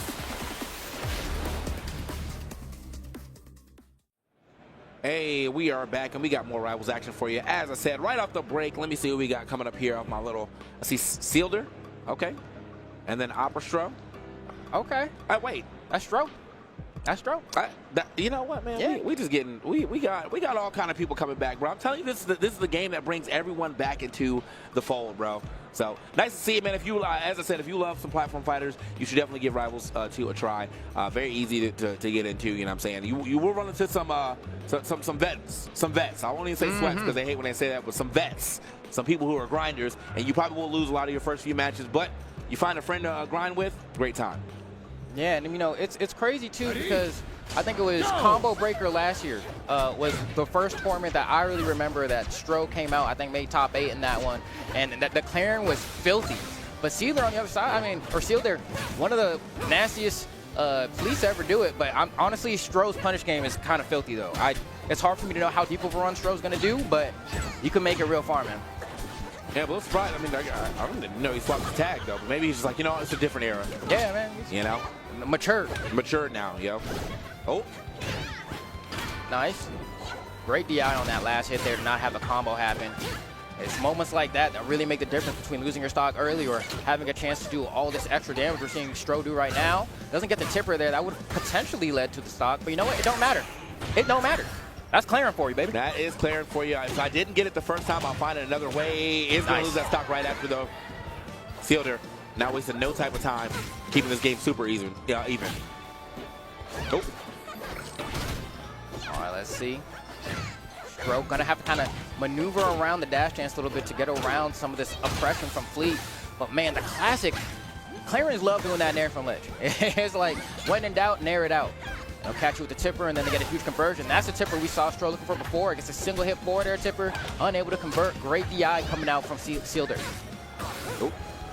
Boom. Bro. Yeah. This is what man. he want to do. Yeah. He was like, all my confirms going to my neutral B, bro. Oh, hold on. We make this back.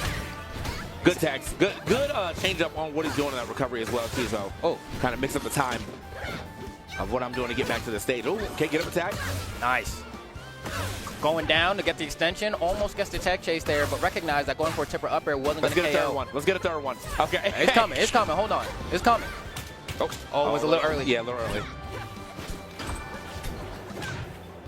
Oh, great. That was good. Hold to the side there. Gets caught. Coming back down. Oh, sick. DI is great on the down strong, though. Nice. Okay, going under the stage right there. Sealder looking for a parry on that. I guess that up B, but no, not going to happen. Tipper forward to almost enough to knock out outright. Oh, unfortunate. Put up the stage in a bad way. Gonna have to drift back. Yeah, east that back air is gonna be enough.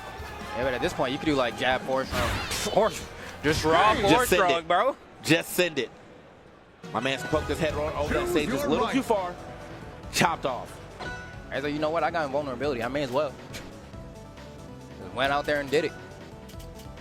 All right. Where we headed? Is it merchant port? Because we love some merchant port. I know that. Yeah, apparently, man. Love going to this stage. Crystal Oasis. Ooh, okay. Rockwall. Yeah, Rockwall here. Crystal Oasis. A little bit of a change of scenery here. But, you know, this could be a double-edged sword, man. I mean, Clarence gets you in the corner, and you could just lose your stock in a second.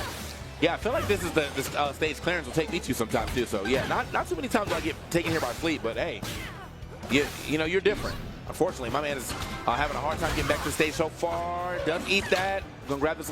Can't even try to grab the ledge again. Sealder getting put down on that first stop. Yeah, man, took it out back like oh yellow. Mm-hmm. Come on now. Oh, comboing up strong to each other. Okay, this is a cute little sequence here. Couldn't really find a way to convert it to a KO, but good damage nonetheless. Trying to bring things back here as Stro hasn't found a way in yet. There we go. Starting to use that sword a little bit more. Wave dashing out of shield. Perfect maneuvering. Oh. Okay. Make that back to the stage again. I thought we were going to try to get a ledge grab on that, but no, not going to happen. Chopped up, sent out, not enough pass to go past that blast up, but we are playing so well on this stage. Look at this edge guard. So much extra damage being added up. Okay. And the ledge cancel off that up B. Bruh. Okay. Bruh, he was so ready too. Oh yeah. That was 100% on purpose. Oh man. Yeah, Zielder looking for some help right now. I mean, he's still trying to get this first stock. Rockwall doing no favor so far. Okay, can we get a hit here? Hasn't been able to really edge guard Clarence. I mean, Clarence a tricky one finally, and kind of off the ledge trap scenario, getting that back here to close out that first stock, but you know, it's hard. You can't really, like, Clarence can KO you at like 60 some odd here or get a conversion around that percent on a fleet, so really gonna need to be careful. Oh, misses the edge cancel. Stro don't miss those, bro. Yeah, Stro does got those, bro. You gotta get like Stro. Hold on. The movement. Don't want to be trading with Clarence at this point, especially as a floaty. I'm liking to see that. I'm liking the patience I'm seeing as well too. So that, you know, when you start seeing all that setup from Fleet, you just kind of let it all dissipate first, and then it's like, all right, now I can get back to the action. 86. Here to this Fleet low. It's looking a little worse for wear. Okay. Yeah, at this point, Stro is looking for the setup. That might be it right there, right off the tech chase. Just goes for the up air, gets the tipper, and closes it out. Very convincing finish from Stro. Yeah, that was fire. That was fire, bro. That was some very good clearing right there. You made it quick. Edge cancel to that back air, F strong, clean. Play of the game. Yeah, play of the game right there, bro. Chipotle play of the game, for sure. Shout out to Stro. Walking off pretty quick. I think someone in the chat said he took Cake or to 2-1. Was that true? Was that real? I believe it. You know, with the way he was playing, I think you could take anyone to 2-1 at the very least. But yeah, very much handled business there against Zielder. Imagine that puts you. That's probably elimination side, huh? Probably, you know, makes it to like top 20, like 17th or something, right? Yeah. Or somewhere around there. So, maybe 13th. Yeah. Oh snap, boys, we are in for a treat.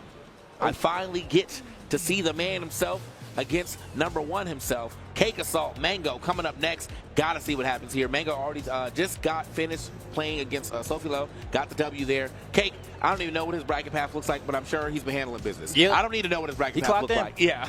I just know he is going to handle some business. I just walked by Cake earlier, just saw him with a tie. He just went and kept walking, man. Yeah. Is that another day at the office. Granted, Mango, you know, we've been talking about it a little bit earlier where it's just like, you don't really know where to see this guy. Yeah. Granted, he's been grinding a lot for Evo. If you tune into any of his streams, you know, usually like it'll swap between him and Joey. Yeah. You know, Joey will be playing as J-Bone on the ladder, you know, working on that force burn, and then Mango will come on and you know, he'll play against like pros a bunch. Yeah. Or he'll also, I can't remember the name of that Zetter he always runs into, is Mr. something, whatever.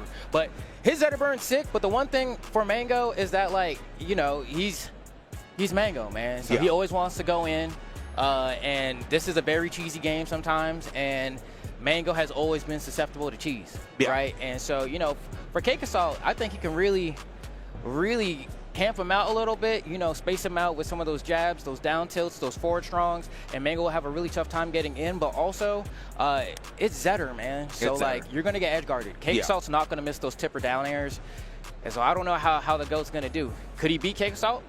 Yeah, I think so. It's possible. I think so. Is it probable? Probably not.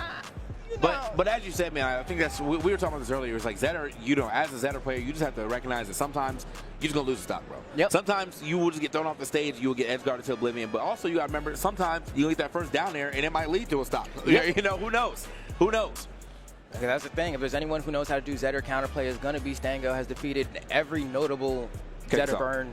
Oh, yeah, sorry. Yeah, Cake Assault has defeated every notable Zetter burn in existence. So it's like, you know, but granted, I will always say Mango's a different beast, man. Yeah. You know, you can fight every Zetter, but you ain't played Mango Zetter. That's different. Hold on. Looks like we're getting a different game instead. Oh, man. I was excited for that.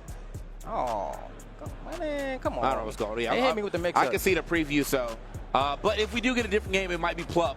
So that's still. Plup Sandstorm? Hey, that's still fire. Still fire. Still fire. You know. You wanted to give us both. Just, you know, put them side by side. Give you two screens to look at right now. And we got our Chipotle stream today. Come on, give me the Chipotle stage, you know, so I got both of them. Man, yeah, we just trying to figure out what's going on down there. But, yeah, I mean, I'm going to take a peek at the bracket, actually. Now that, you know, it's kind of updating live time, see what we got going on. Let's see. Okay, so, yeah, of course, Plup, Sandstorm, Cake Assault, Mango got to happen. B-Bat's still waiting for somebody. We're still waiting for the top side, winners quarters. Okay. Sophie got to play Cyan in the elimination side. Him Polo got to play Zeus.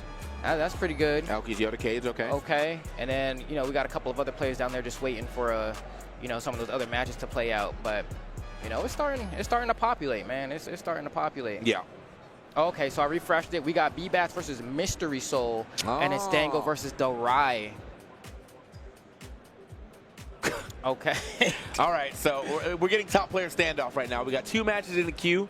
We got 1 out of 4 players. And the only player I see outside right now is Plup. So that means we're missing Cake Assault, Mango, and Sandstorm right now. That's crazy. Whoever shows up first, that's the match we're getting. I imagine we'll still get both matches, though, right? I hope so. I mean, they said it was in the queue. Yeah, it said in the better queue. be our queue. We will still get both matches, though. So they're in the queue. We're going to see both. Going to see both. We're getting top players. I'm sorry, bro. Yeah, it's happening, you know what they did, man? They know it was time to play, and they said, "Can I go to the bathroom real quick?" Yeah. Oh, hold on. And then they went to the furthest bathroom. Like, no, honestly, start posting on Twitter. Hey, anybody got a tri-wing screwdriver, bro? It's like, come on, man. Now? Right now? Oh, man. The classic Wizrobe, man. Not the classic Wizrobe. The Justin Hallett. The Govey. No, but it should be fun, man. I'm having a blast here at EVO. We're hitting that point where, I love some good rivals. And at this point, the players are just crazy. The players are crazy. We're going to see, you know, I want to see if Cake Assault bleeds a lot. Yeah. You know, because I always think he can win any tournament, but he's not someone that's a stranger to being upset. He has, like, a pretty strong amount of consistency. But, I mean, based off what I'm seeing on my screen right now, I think it looks like we're going to be having Plup go up against Sandstorm. And I'm going to keep it a buck. I think Sandstorm about to get rocked. You know, I mean, I think I love Sandstorm. The thing is, you know, there were some talks of they were like, Plup probably not even going to make. I don't know where that came from. Because he dropped the game in pools, bro. Yeah, he dropped one, but that was before we even got here. People was like, you know, because he don't enter every event. Like, Plup just be at home grinding all day, every day, and then he comes out to the big events, wins, and then flies off. Yeah, that's my flies goat. off, bro. That's really GOAT activities right there. But, you know, Wisely has said, you know, Plup's got 3 of the top 10 spots. He got his 4. Okay. Yeah. He's like, you On know, I that got ladder, that and 3 alts, bro. So, like, what are we talking about? Like Plup alt account, Plup Jr., and I forget what the name of the 4th one is. Plup, because that's where he just plays Lorena the whole time. Plup. Like, all right. Oh, man. So, we're going to see, though. You know what I mean? Like, it is still saying we got the top 10 in the building here, playing it up at Sandstorm. You know, depending on how much he's played, he is still a very prominent platform fighter player. You're going against Plup, bro. Yeah, and man. Plup has been good in almost every game I think I've ever had to commentate him. You know, when he was in the Brawl era. Yep. He obviously Melee Go. Now here on the rival side of things, he's been popping off. And it's one of those things, too, where it's like, you know, Sandstorm will be playing the Olympia maybe, and so maybe he probably picks and chooses based off the matchup. And so it's like, if I'm going into Orcane, I'm not even going to whip out the Galvin, man. I'm getting up tilted like 20 times, have to deal with bubbles and all random kinds of BS. I'm just going to play Olympia. And that's the thing, man, like, at this level, I really think of Sandstorm as the only Olympia really doing it anymore. You know, ever since she got nerfed, you don't see Stango playing Olympia like that. You don't see Ion playing Olympia like that. But Sandstorm, he'll still do it. All right. This man Plum ain't even ranked, man. Ain't even ranked. Won Evo, but you don't end up no tournaments. So they said, even though you're probably #1, we can't say you're #1 because you entered like 2 tournaments this year. Yeah, that is the unfortunate part. Yeah, I'm saying, like, at some point in time, you got to give a man, like, a number 0, bro. Yeah. Yeah, I mean, like, look, we just know that if Plup show up, he probably going to win. Yeah. He just don't show up to everything. So, we'll see, though. You know, the competition only gets more and more stiff as time goes on and people, you know, grind this game more and more. Patches come up, you know, things change. People are very quick to acclimate to certain patches. Looks like we're going to go to Jules. Armada flagship. Okay. This is going to be interesting. One of the things about Sandstorm playing a character like Olympia is that, especially playing on keyboard, you have to be very careful with your inputs because she falls like a rock. Yep. And, you know, Sandstorm always says, yo, bro, if I don't SD, there's a good chance I can win any set. But don't be surprised if you see him just, like, wave dash off and lose the stock suddenly. Yeah, bro. Fastball there on accident. Goodbye. Okay. So, yeah, I want to see the EVO Olympia. That's what we got right now. Even got the skin on it as well. So, but as I've seen most of his matches so far, they've been all the Galvin. So I want to see how warmed up this Olympia is. Looking pretty good right now, though. And if there's anything that Sandstorm can't do, is play neutral, man. Yeah. he got that micro spacing down to a T. And the way he converts, I think that's what really makes him different from all the other Olympias. His punish game is crazy. Oh, okay, yeah, just left. He was like, I'm not even gonna hit the shield right here. Let me just go ahead and get out. Nice. Okay, what can we do off that? Not gonna get Great much. DI. Great DI, yeah, from Plup, getting way far with that stage. Okay, and look at the way that he's moving here. Gonna go ahead and break the gem. Wants to use it as a zone breaker maybe later on. But you gotta get around. Okay. Nice punish from Plup. And that back air almost seals the deal. Nice recovery. Oh, but he actually doesn't grab ledge. Tries to fight his way back. Should be able to get out. Maybe waveland. Yup. Oh, up tilt not fast enough. Does get picked up, and yeah, that down strong is going to take it for Plup. You saw the up tilt coming up there. That would have been major for Sandstorm in that situation where he was at that stage, but unfortunately, not fast enough. Down throw. And he's a conversion to forward air somehow. Maybe a reverse nair or back air or something. Great SDI in the bubbles there. He's looking for it, though. Yeah, he wants that down tilt. Yeah. It was that reverse back air on land on that platform as well. So you just need something to go ahead and convert. Nice try. Just trading too much. Can't find a clean hit. And the DI on these up airs is making it so hard for him to convert into a meaningful attack. Okay. Sends him back off. Great use of the back air there from Plup to recover. Great SDI mix-ups again from Sandstorm, but just can't get a strong forward air. He got the sweet spot on that one, which sent Plup down, so it actually didn't knock out. He's trying to get these down tilts, but Plup shielding all of them. Huh? I think this is the real problem right here for sure, though. It's like, obviously, you can tell that Sandstorm's able to get the damage, just cannot find that final hit. Even right there, again. that's so unfortunate. Yeah, just needs it to not spike, and Plup will be gone. That should be a punish. Oh, a little too slow. Late. A little too slow, and at that percent, too, probably could have gone for a down tilt and converted off of that instead if you wanted something a little bit faster. But just cannot KO him. Even the up air, 188. Plup still on this first stock. It does not matter, man. There we go. We finally get the stock with the up throw, man. So you know you're super late on to get that stock with Olympia. Yeah, and one thing, Sandstorm needs to remember as well is that he does have that forward tilt as an option, too, if he wants to go ahead and try to secure the stock. He's, trying to get the less committal down tilt option, but if he's able to get a read on, hold on, we got a sick punish here. Not a whole lot of damage, though, but it's something. Oh, I think he got caught without a jump there. Yeah, okay. Still managed to get back down to the ground, at least get that jump going. Hold on. Great PI. Oh, beautiful dash attack to catch. Plup trying to get back, and that's going to be a punish. Yeah. Double. Oh, can't quite get there. But hold on. Oh, misses the follow-up. He's so close. So close, trying to bring us to a final stock situation. I love the extension, but great DI on the down tilts from Plup yet again. His defense is so good. Yeah. People have a really hard time cracking it. And I thought that was going to be one of those moments where you just ripped it up strong. Because, I mean, like, you were covering a lot of that platform. He did catch the roll in, but he bleed more on the down tilt conversions. Nice patience. Okay, hold on. Good combo off of this. Great TI from Plup. You just can't get there fast enough to convert. Oh, for forward air. I thought it was going to be the up special. Bro, Plup is just, like, he's living these stocks for so long. Look how much damage he's taking. I think it was like 180 on the first stock, 162 on the second. Meanwhile, we're taking stocks sub 100. Wow. Yes, we are. Just can't get the stocks, man. That's really all it is. If you look at the damage numbers, I know those damage numbers are very close. If not, Olympia doing more damage. And, it's like, you got to give a credit to Plup's DI, too, because Orcane's weight is like a great combo weight. You know what I mean? It's not like, oh, it's like a floaty character, I can't get it. He's just DIing the correct moves in the manner that makes it so hard for Sandstorm to follow up. And so, he's going to have to get a little bit trickier with some of his DI mix-ups, right? Because, we've seen him kind of try to go for either, like, reverse or go for, like, reverse nair or, like, back air or something to try to mix up Plup's DI, and Plup's just calling him out on it. He swaps to the Galvin. He says, you know what? I don't think the Olympia is going to be able to do it. I do think the punish game is going to be way more brutal for Sandstorm here. But also, in the same vein, he might have an easier time converting against Plup. So we'll see. Yeah, I feel like there's also way easier straight hits for him to get. I mean, like, at least from the game that we watched earlier, those forward airs were slinging, those F tilts were slinging. That's going to be much easier for him to find these stuff. This is where it gets that's probably where, that's probably why he didn't want to do that. I mean, gets up thrown, he's taking damage. So you're going to use this magnet a lot here. And, you have to be mixy with the timing as well. Uses actually the fact that the magnet returns there to catch Plup trying to move out of shield. And honestly, so far looking better, but okay, DI's in enough. Actually manages to get the up tilt. If he got that up air, would have been able to convert maybe into a up special and try to go for a KO off the top. Okay, gonna make it back to the stage. Nice call out. Yeah, great call out there for the back air. And now, already a lead for Sandstorm, or for Plup. Yeah, I mean, you're effectively fighting the final boss right here a little bit early in bracket. Oh, I thought he was going to go for a grab there. Instead, tries to shield grab Plup once again with the up throws. You know, I think Sandstorm might be able to, you know, finesse a little bit more some of the SDI empties with his up throws, but oh my God, caught his DI real bad. He might just stop. Yep. He cannot find the space. He keeps trying to, like, every time he gets pressure on that shield, he's been rolling back to the middle of the stage, but it doesn't matter. Plup just keeps that pressure going, so that's going to be something I think he might get called out for later, though.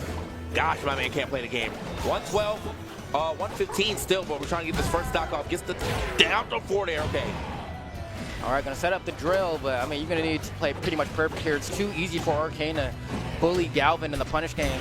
And you know, one of the big things that Galvin does have is conversions off of that up throw, but Plup has gotten the DI every single time, so really been hard for Sandstorm to convert. Forced the side special, which guess what? Means more of a punish into the bouncing whale. Jesus Christ, Plup destroying, dismantling Sandstorm's Galvin. Didn't even make it look close, man. Was that soft? Was that first hit back air, neutral air, bouncing whale? Okay. Yep. Okay. Yep. Okay. We just be making stuff up. Yep. On the fly, by the way. On the fly. Oh, Arcane couldn't do that. Yeah. Fire. Fire right there. But yeah, I mean, I see why we tried the Olympia first. Just could not get the stock with the Olympia. So you try, you know, you're trying to. You've been playing so much Galvin. Galvin gets combo to oblivion. What can you do, bro? Yeah, I kind of wish you kept the Olympia game too. I kind of wish you just kind of like maybe pick a different stage and try to rock with it. But you know, I mean, he was just having a tough time getting him. Yeah, bro. That was just, I don't know how that happened. But looks like we are going to get that match that we were talking about. Shout out to Chipotle. Got the Chipotle extra match right now. Cake Assault Mango on the other stream. We're getting right into it. No wasted time. Yeah, look at these guys, you know, doing a quick little button check because, you know, they always want to load into the stage first, I guess, rather than do it in trainer mode.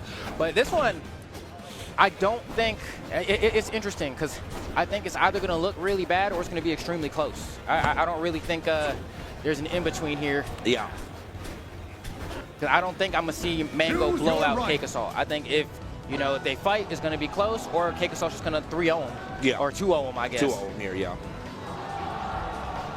Well, I'm really, it's the edge guarding that I'm scared of for Mango, man. But the one thing I will give him is he is known for recovering high across melee and pretty much any sort of platform fighter that he's doing. And I think Zetterburn's really good at doing that. So I think if he's able to recover high in forceful situations, he can really extend his stocks against Cake Assault. But on the other side of things, though, Cake knows how to convert.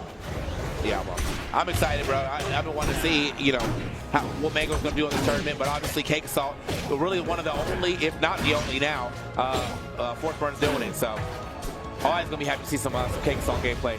Currently, it's not looking too great here for your boy Mango. Cake Assault holding down 107 to 20%, and he has got him up the stage. Okay, great recovery, but we got to turn this to some damage. You got another lease on life. Might not get a chance to, though. And then gets dragged down, and then got a sweet spot back there from over there, where he was so high up. Bro, sweet spot with his dome right there, bro. Hit him with the head. I don't know. They're making stuff up. Hit him with the skull, I guess. But here we go. I mean, Mango trying to get something, but great SDI from Cake Assault, just being able to go ahead and, SDI out, but careful, this could be a turnaround. Nice conversion. All right, not too much off of the reversal there. Force burn. Got a decent amount of damage onto him right now. Mango may want to get a lot more of these clouds out the way. Bam! Quick with the forward air for the counterattack. Oh, we have Combust online. Oh, great. I mean, he was able to arm attack off that back air. Cheeky option, nice. Great response from Mango. Gets the purple on the forward strong. And we're still in the match here. See ya? Yep. So quick with his conversions, man. That double forward, forward air into the F strong. Quick with it. Let's see. I mean, Mango trying to find a way in. Great spacing. Great floor hug, though. I mean, Cake knows how to play around that chime. Yeah. I mean, this is Mr. Rivals of Aether right here. So you're not, you're playing, and you're also playing one of the most played characters in the game. So it's not like Cake's not going to have to know how to deal with this. He's going to have to bring that Mango magic to it. Looking a little rough right now. Okay. Actually, not the worst. I mean, he still could be able to get the stock and maybe turn this into something, but not starting now. Okay, hold on. Lands on that platform. This is bad. Gets the down air through the platform now. Oh, okay. I think he maybe wanted to shine there and way back out, but manages to hit him with the down special. Has him on fire as well. Oh, messes up here. He's going to lose stock for it. He's going to lose stock for it. Okay. Yeah, I think he was expecting Mango to try to go on stage that time around. We'll look for a back air.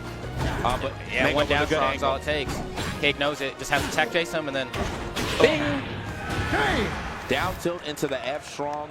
That reach on that, bringing you back in over the edge too, so you can't try to floor hug it. Rip. You're right. Rip, rip, rip. Yeah, no, that was crazy, man. Oh. Let's see where we're going for game 2. What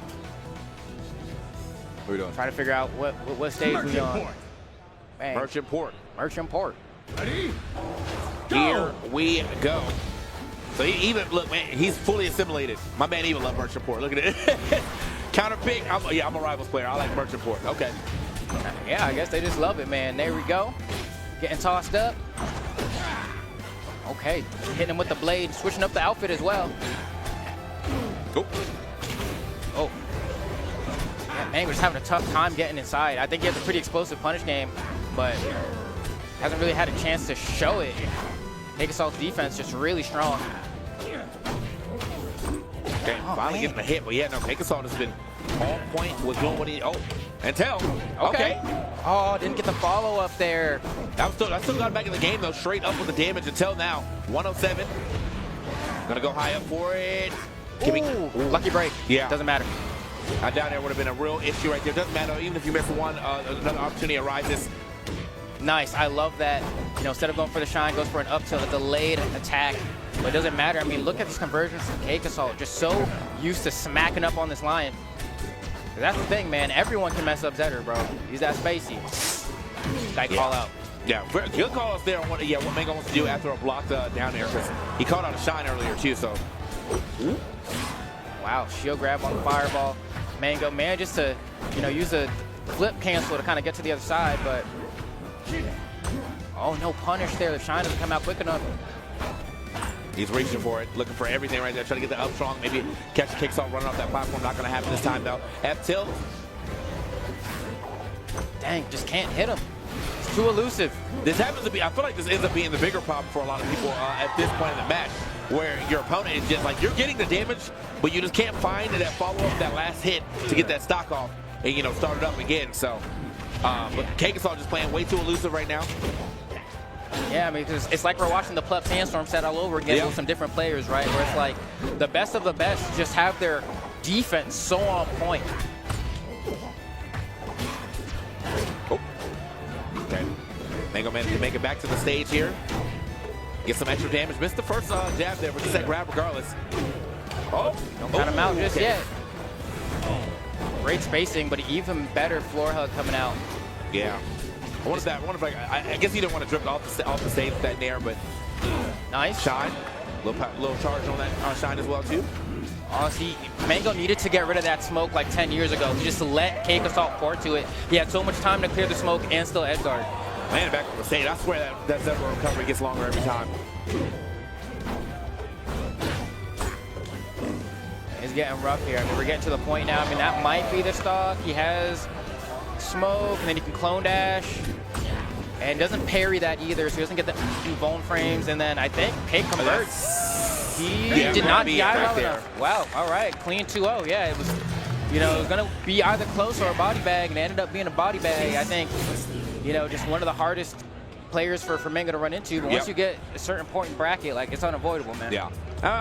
It wasn't like the worst, but, my man just wasn't able to get the conversion that he needed, wasn't able to get those stocks.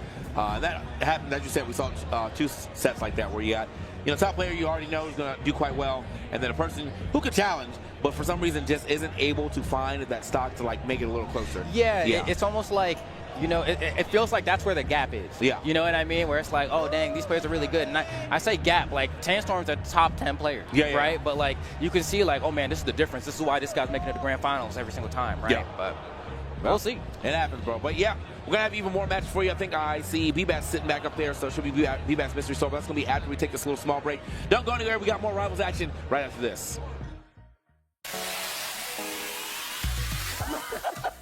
Oh, wait. Nerd. Commentary is about keeping people engaged. Yes. Right? This guy lied to me for 15 years. I didn't know his age. That was like my first couple months in the game. I guess it's weird for you to call me daddy. That's very weird, Jay. I need to do a little better. I gotta avenge myself. Stop, guys. You're making me laugh too much. Oh, jeez. No two competitors are the same. Some run on routine for the chance to win big. Some make time to rise through the brackets.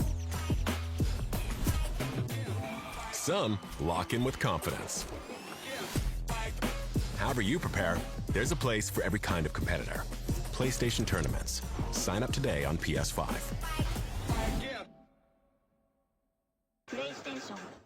Maybe you'll get on stage. Hey, maybe you'll even get famous. But that's not really what this is about, is it? It's about competition. It's about friendship. It's about our love of our games. That's what it's about for us, at least. Since 2011, our broadcasts, events, and merchandise have been top quality and grassroots at the same time.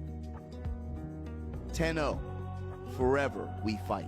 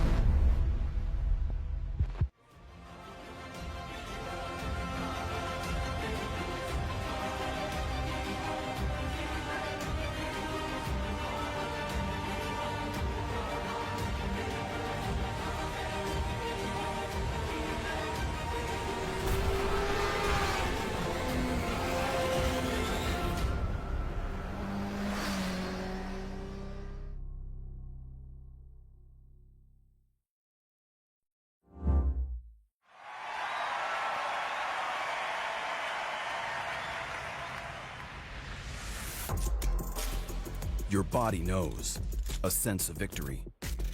Sees when mind, movement, and gear ignite as one. Victory is within reach. Feel it, right? Now, step into your zone. Designed to win. Welcome back. We are back into it. Evo. Hope you guys are enjoying what we're doing here. We got that Rivals of Ether 2 action. We got up next B-Bats and Mystery Soul. That's going to be a solid one right there. I had to move it out the way real quick. So let me go ahead and see bro name. So B-Bats, Mystery Soul. Now we had two solid matches before this. You know, we had the Plup and the Sandstorm match, and then the Mango and the Cake match. So I think, well, those two made the top 8 already? Yeah, those were both top 8 qualifiers, and so we got 2 of the winner side top 8 qualifiers done already, and then we still got to figure out the other side. But of course, the winner of this will be qualifying for top 8, and then we need to figure out between Stango and Dorad who's going to be making the top 8 winner side. But here we go, going into game number 1. Mystery Soul going to be playing the Galvin here, which I respect, man. I wouldn't want to do a Fleet Ditto either. That's real. That is real. And it's the Fleet Ditto against the Fleet at that. So yeah, you know, let's try to make the other characters work that we know how to play. And Mystery Soul's Galvin is sick too, man. Definitely one of the best out there. Has done some crazy conversions. He's posted some clips on Twitter as well that I've seen. But once again, I mean, we've seen what B-Bats does to big bodies, right? We saw against Fullstream how much of a bad time he had, and I expect similar here for Mystery Soul, but maybe his conversions will make up for it. Yeah, that's that moment we were talking about, though, man. Whenever you get Galvin into the moment where he just has to start side B in the stage, you're probably going to cook that stock, especially B-Bats. So just putting themselves in position to always find that back air. Eventually, a down air could have came out as well, too, if need be. And now, got some good damage onto the board. Can we get the stock off real quick? Try to get that dash attack. That would have been huge. Yeah, it was a little bit late on reacting to the magnet hit there, but yeah, it's going to be a little bit tricky because you got to get kind of a strong hit on the fleet. I mean, I think those forward tilts that we saw Sandstorm using earlier in his set would work really well here against Floaty if you're able to go ahead and catch Mystery Soul, or rather, catch B-Bats off guard, but Nope. All right. I'm back. I mean, I guess we'll take it. Or not. I guess, yeah. So it doesn't need it, but yeah, definitely forced a very, very low count. I thought, yeah, Mystery Soul still might have been able to make that back. No, I guess not, unfortunately. Oh, yeah. The pressure. Is holding down that A button. Respect that jab. Oh. Way out. Okay, hit him. Gets the hit here, luckily. Wow. Floor hugs or crouch cancels even that. And And then, I mean, we're going to be playing a lot of this game from this corner right here. I don't know if he'll make it back. He will not. It's brutal, man. It's brutal. Low key, maybe we do just do the mirror, bro. That did not look good at all. It's been happening a lot, man. I feel like we're getting to this point, you know, where I'm expecting to see some, well, I guess, closer matchups, but now you're just getting like matchups. Yeah. Yeah, more than anything. It's like not even like you're not a player of that caliber. You're just getting played in a matchup where that other person has such an advantage, and it's showing. It's showing almost solely off character. Because it's like, there ain't no matchup you can't win, but, you know, if they're playing the matchup well, man, it's tough. Especially as Galvin, you really got to go for some mixes here to trick up PI, and you can't accidentally make mistakes like we just saw Mr. Soul do there, right? Where you kind of put yourself off stage. Being off stage is such a death sentence in these matchups that if you're going off, it has to be, you know, doing a wall jump forward or to close out a stock or something like that. Yeah. And that might just be good night, man. I mean, can get enough special gear, but I don't really think it'll matter. I mean, B-Bass can go off stage and just close it out. It's that simple for Billy. Yeah. Billy, this is just so crazy how B-Bass is playing this matchup like this, though. Like, because there's just full confidence the entire time.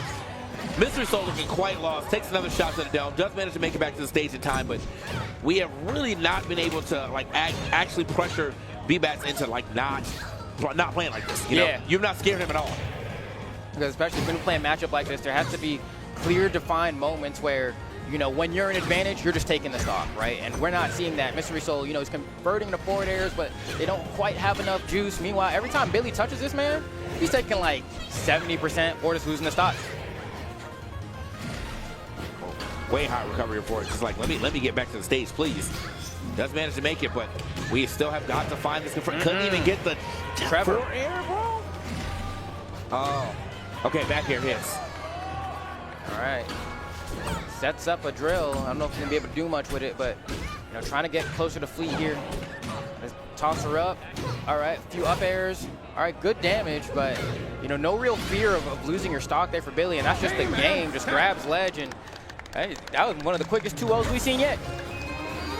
That's what I'm saying, bro. Like even when you do get a chance to like look like you had a little bit of advantage, you make one mistake and just die for it. Yeah, man. Just bang. Sorry, bro. And I'm like grabbing that. this ledge and you're leaving. So just like that, he like the same way he left the stage.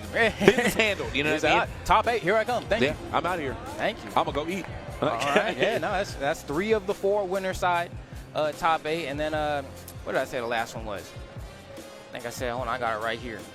Oh, it's going to be Dorai versus Stango. That's what it is. Dorai versus Stango. So that should be fun. Yeah, we haven't seen Stango all day yet. Or at least I haven't. But I haven't seen Dorai either. So yeah, that'll be pretty good. I mean, that means probably going to be Loxodon versus Rano, which I don't like that matchup. I think it sucks for Loxodon, but you know, Stango's a much better player than me. I think the edge guarding situation is really bad for Loxodon, but you know, his punish game kind of makes up for it in spades, and so. You know, it's probably closer to even than I want to admit, but yeah. I think the game plan is just a little bit easier for Rano. But also, too, I mean, if it comes down to it, you know, Stango can't play like literally half, like all the cast. Yep. But I imagine there's like half of it is prominent enough to get him to this point. So, you know, we'll see. We'll see what he decides to do. If it is just going to be the locks, I know everybody has locks pretty high on their list right now too. So, nothing wrong with that. Yeah, man. You know, it's always funny because. You know, whenever I watch Stango play Loxodon, I always say he's the softest Loxodon, man. Like, you know, on a scale, those are the 2 ends of the spectrum. There's Kingo on one side and Stango on the other, and they don't look anything alike. You know what I mean? But, like, Stango got a weird efficiency to his Loxodon, whereas, you know, I feel like this is a great way. Coach Zeke did a coaching section with Kinga, and he said, bro, you got what I call the zoomer twitch, man. You can't stop moving. You just the entire time. Yeah. And Stango is like, I don't know, the boomer standstill. Yeah. You know what I mean?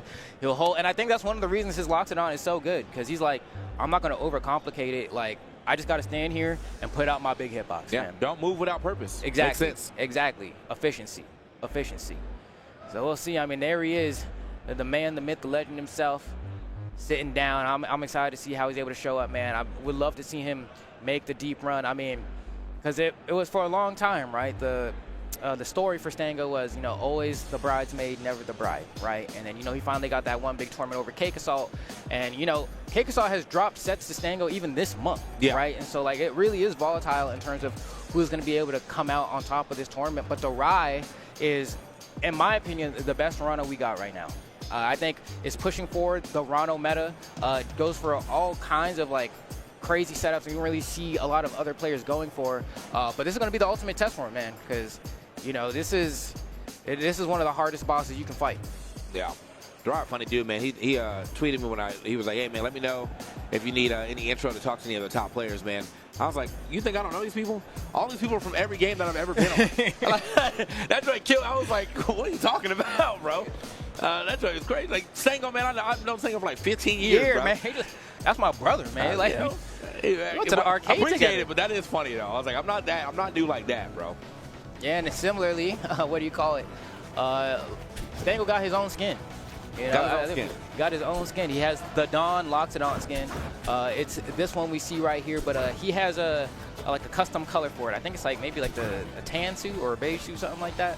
But right here we see him rocking the classic like kind of wine and white tie. But yeah, I think that's funny. You have to, I think, beat Stango in like a Loxodon challenge on his Twitch if you want to get a code to unlock the Dawn skin for Loxodon. That's how much he's the boss. Okay. That's kind of fire. That's kind of fire. Nobody else got that. You know, even the Evo champ don't got that. I wouldn't even look. I'm telling you right now, if I ever got a skin like on like Reyna, I'm not doing that challenge. Y'all all had that skin, bro. Me whole only. community had a skin. I'm like, yeah, I'm good. All right. It's gonna be crazy. It's gonna be. I feel like it's gonna be a quick match, but it's gonna be a crazy one. All right, we're going to Godai Delta for game number 1. Go! I don't know, letting a lock go to Godai, you know, I'm always a little worried about that because you get a knockdown on that platform, he's charging up strong. Oh, yeah. And this is like the perfect platform placement of like, I am going to just sit under this platform. Yep. Like, all I'm going to do is sit on these platforms. Like, I don't need center stage, I just need to sit under the platform. You get center stage, I'm going to do something. Right now, though, Derai does not care.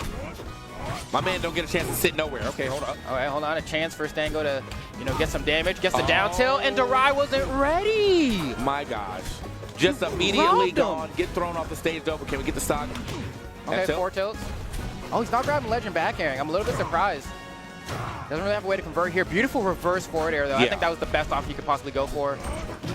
Oh, and he's a little bit just missed space there. A lot of the times you can shield the first hit of Loxodon up B, and then as Rano, you can jump nair or jump back air in between the second hand coming out, but he just a little bit misspaced it there. Cool. Some good damage. Also, great spot dodge, actually, from Stango to go ahead and get out the rest of that pressure. Would have got grabbed, scooped up some more. Get up attack is going to be successful. Derai. Back to the other side. Good movement. Okay. All right, up tilting, keeping him up there. Turn around, goes for the safe option there, right? Even if he doesn't get the timing right, doesn't put himself in a situation to get punished. Trying to build some magma. Right now, we haven't seen Stango really get a chance to build it up, and that's primarily because Derai has kind of been hunting him down, to be honest. There we go, that's a down tilt, and just the moment he goes for that down tilt, you see Derai go for the command grab, because he's like, you're probably going to stay in that area to wait for the magma to proc, so I'm just going to let this fly. That's smart. Ooh. Okay, yeah, quick ledge hog right there from Stango. Derai probably thinking he's going to grab the ledge for free, didn't even try to go for the kick to get an extra one, so. If I'm Stango, you know, I'm going to hold my corner, see if I can find a moment to get some magma, and just in case I get knocked off stage. Okay. Ooh, nice stall. Yeah. Okay, off the stage once again, fighting his way back Reverse? to the stage here. Reverse. Doesn't matter. Yeah, quick neutral air to go ahead and take that get him back off the stage. Can we get another one? Forward air. Back air, okay. Okay. And then Stango's gonna be able to grab the ledge here. Tags him with the up special, but it doesn't matter. I think Derai can close this out. He has to side beat to ledge. Oh, and he actually let Stango do it. I thought he was gonna beat him a little bit earlier, but it doesn't really matter. Good challenge there on that second side B2. Got the timing right to go ahead and get the sweet spot back here.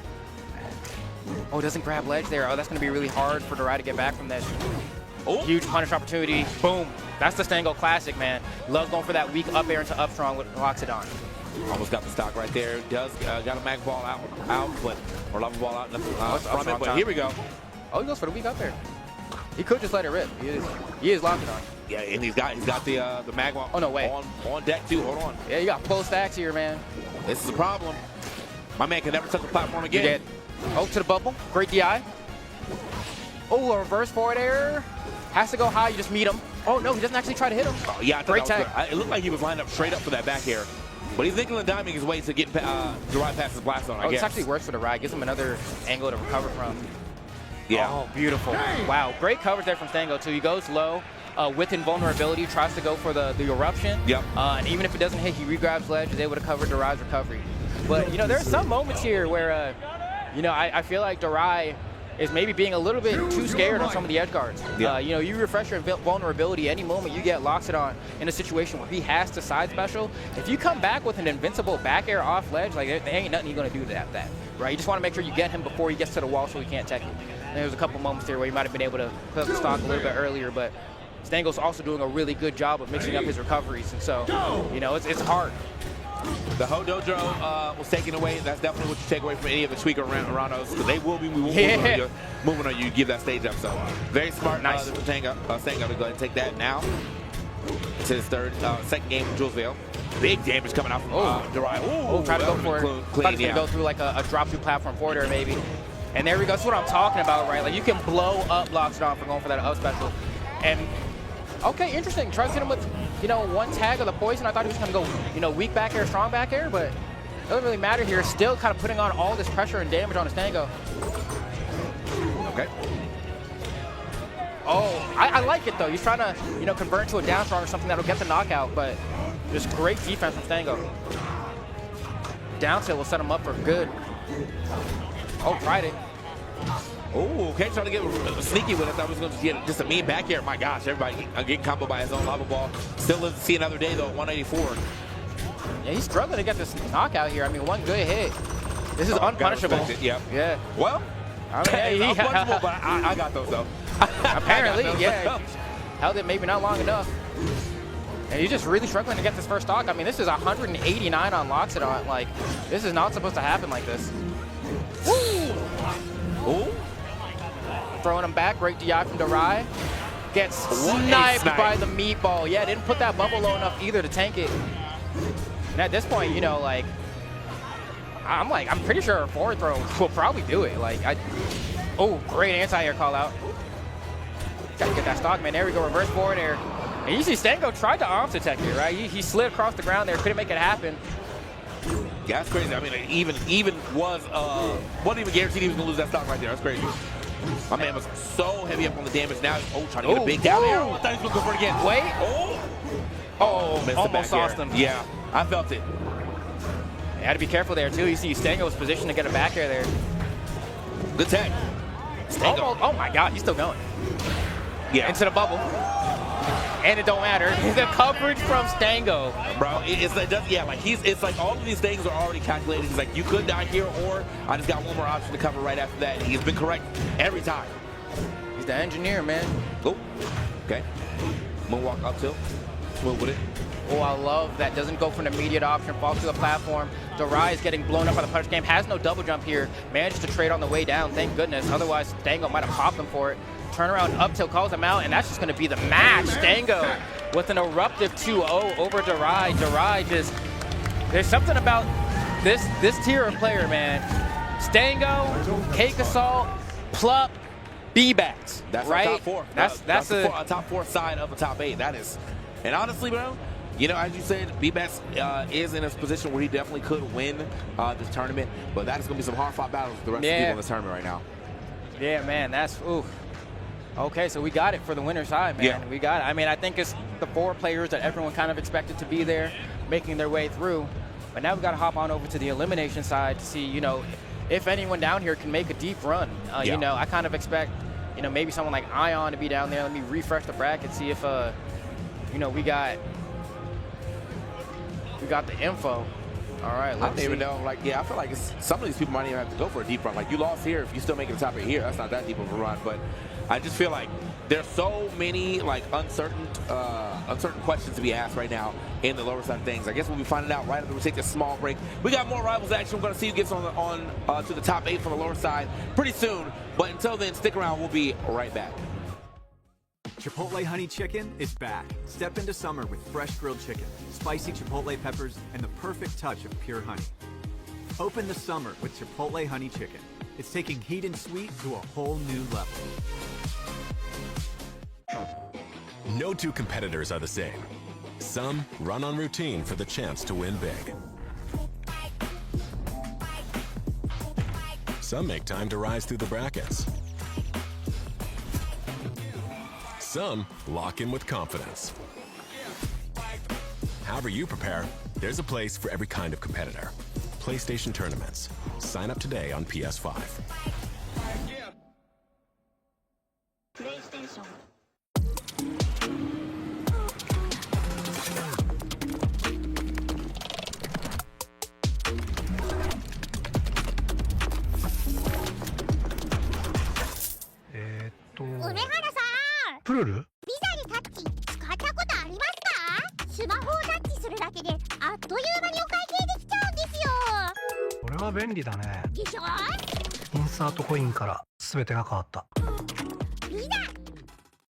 でストリートファイター4っていう格闘ゲーム久しぶりにやった時にその時になんていうか自分で特別なものがあったんだなっていうのを、思い出したっていうことがあったんですけど。I don't see myself quitting for at least maybe 20 more years. 気持ちは調子良かったですね。It's much more than just playing. It's being a part of this community.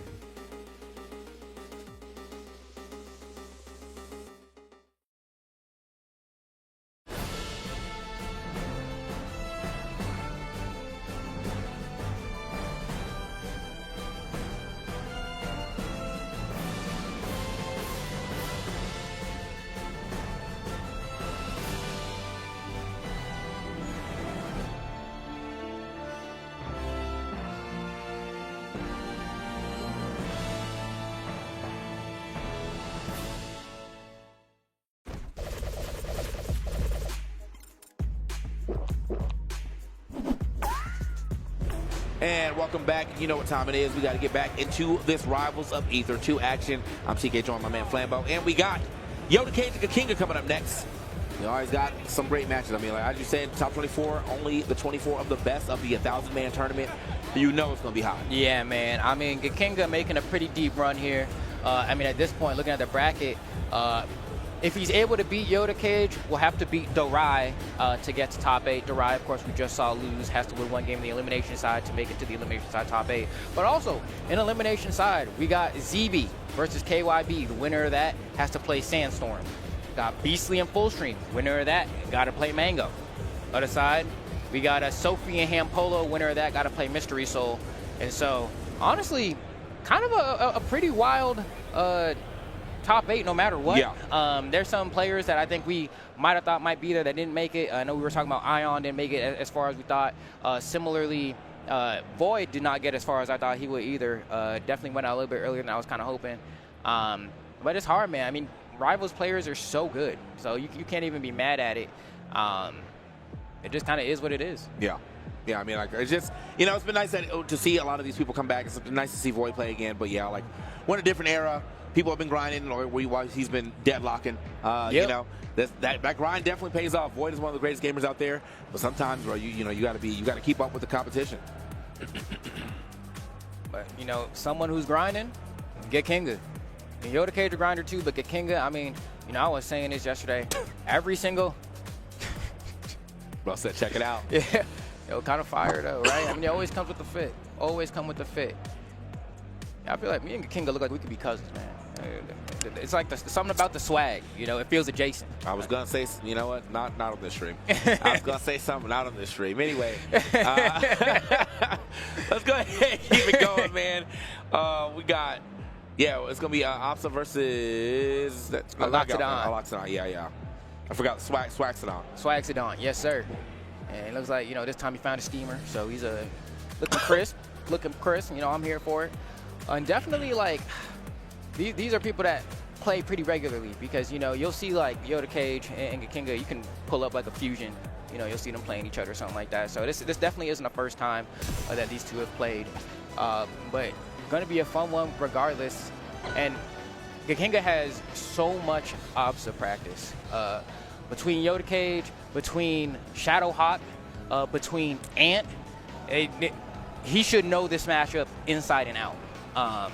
But just because you know the matchup doesn't mean you're going to play it well.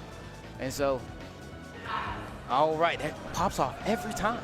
Yeah, bro. Not the coin flip. That's so crazy. Big Rock hours. All right. So they coin flipped for it. The Kinga swag was too much. The coin said, I'm going to go whatever he need. Real. It's about to be fire, man. But now we get the juxtaposition as well, right? Because I was just talking about how Stango be playing the Boomer locks it on, the Standstill locks it on, and that Kinga plays the Zoomer Tweaker locks it on, right? You know, had a little bit too much sugar. You're about to see right here. Look at the way he's moving already, man.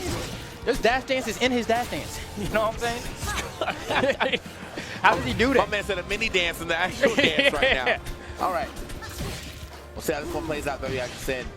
Oh, okay. Try to swag out on him, try to dunk it. And just like that, I mean, we're already at KO % if you're a Yoda Cage here. But I mean, same thing for Loxodon. In this matchup, you are always at KO % against Absent, man. You just change them Sour Patch combos, and that's just it. Oh, okay, and a great jump coming out from Yoda Cage as well. Going to the lightning kick. Gets the cloud. Oh, but it's a sour spot. That's a lucky break for Kinga here, and I love the early F special as well. Here we go. Trying to find that final blow. Oh, okay. You know what I mean? I got a little dance move too, you know what I'm saying? Ooh. Back here though. Yoda Cage trying to get back into or back on offense. And yeah, Kinga is doing exactly what I expect Loxodon to do sometimes. You know, you just kind of sit, chill around the corner and use them big hitboxes to make sure people don't ever. Nice, beautiful edge guard from Kinga, man. That's the stuff that, you know, I love Kinga's ability to convert into the down special, into Tusk conversion. I feel like Stango doesn't do it enough. It's one of the things that I've always thought was missing from his Loxodon gameplay. I mean, yeah, you want to taste the forecast, man? Well, there we go, little cheeky thunder line. Get a quick 12%. And it's hard to get out of the situation as locked. It's like deceptively difficult. Yeah. Oh, and I love his use of the single charge of the molten lava there to go ahead and get those extensions as well. Against a character like Opso, you just take any damage you can get. All the guaranteed stuff, it adds up. But Yoda Cage doing a great job trying to box him out.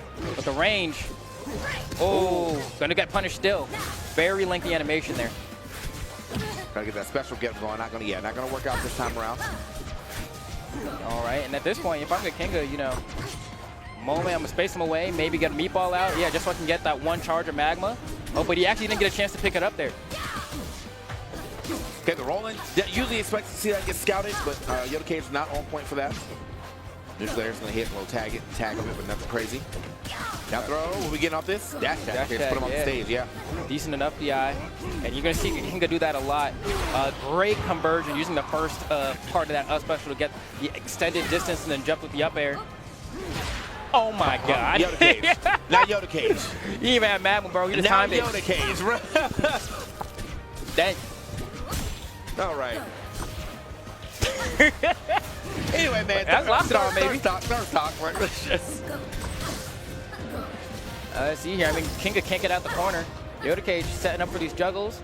The Kinga trying to find a way down. Gets the nair, but doesn't get the follow-up dash attack afterward. But there we go. Good damage. Double back air, triple back air. Huge damage. Gets the meatball as well. Has to watch out for the potential thunder line. Gets the follow-up with the up air as well. Trying to close this out. And up strong will KO Yoda Cage now. No. Oh, only goes for one hit of the jab there. A dash attack up smash will KO Yoda Cage as well. He has to look out for that. Great spacing. Oh, he tried it. Yeah, expecting him to go probably straight up right there. Not going to happen, but the down tilt, not going to back up. Yoda Cage still has a chance. Oh, 100%. You get one lightning kick off stage. Ooh. Oh, drag him down. Big damage. Watch out for the thunder line. Oh. Was that for a second, yeah. Yeah, this can be tough. Good DI, but get away from the thunder line. Still, he might still die. He's gone. He's gone. It is. Yoda Cage getting so many Sour Patch of those forward airs this time around. Man.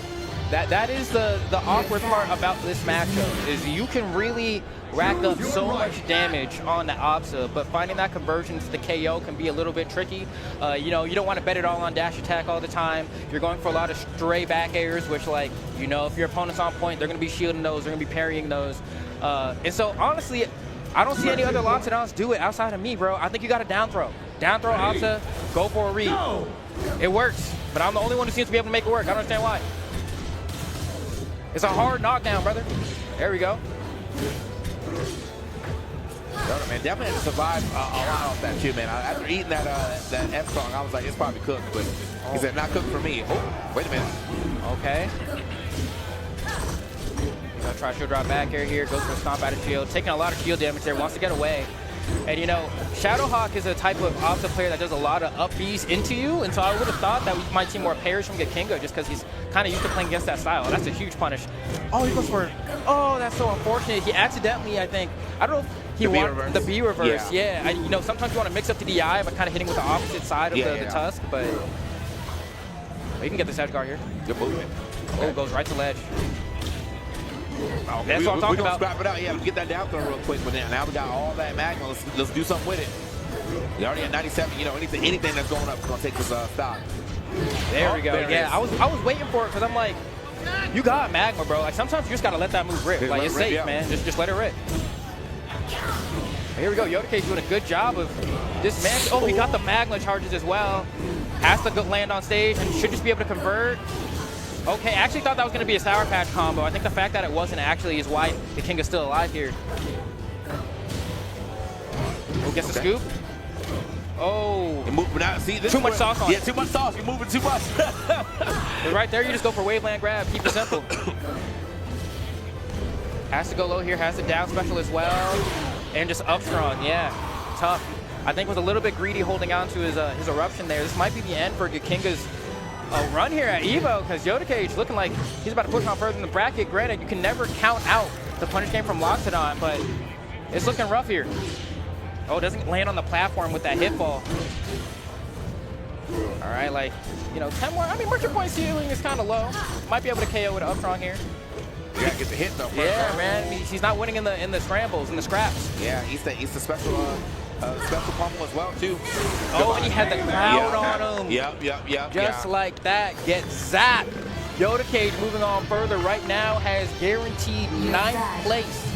Has to win one more set to qualify for elimination side top 8. That's going to end Gekinga's run out at 13th. Yeah, that was. Once the cloud got hit, I was like, I think it's pretty much cooked. Yeah, because it's just going to be Yodakage is going to do anything that puts you in hit stun long enough, and then boom, zap, and got the lightning line or thunder line. Yeah, get him out of here. Yeah. Otherwise, I'm gonna be real with y'all. All these things are called thunder. It's lightning though. Thunder is a sound. Yeah, you are correct. You know what? It's you fine, are correct. Though. It's fine. I always wondered why, you know, Thunder did more damage than Thunderbolt. Make it make sense. You know? Make it make sense. You but know. that's tough.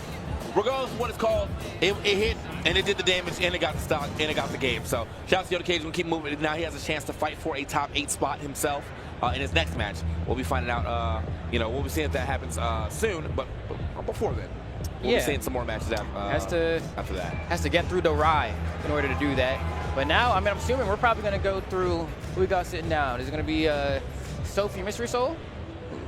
I can't see who's in the chairs yet, but either that or Mango Beastly, probably, unless we keep my man's up there. But yeah, it's getting to that point now where bro had to get all of his stuff off the stage. I mean, yeah, he's there in his whole squad, bro.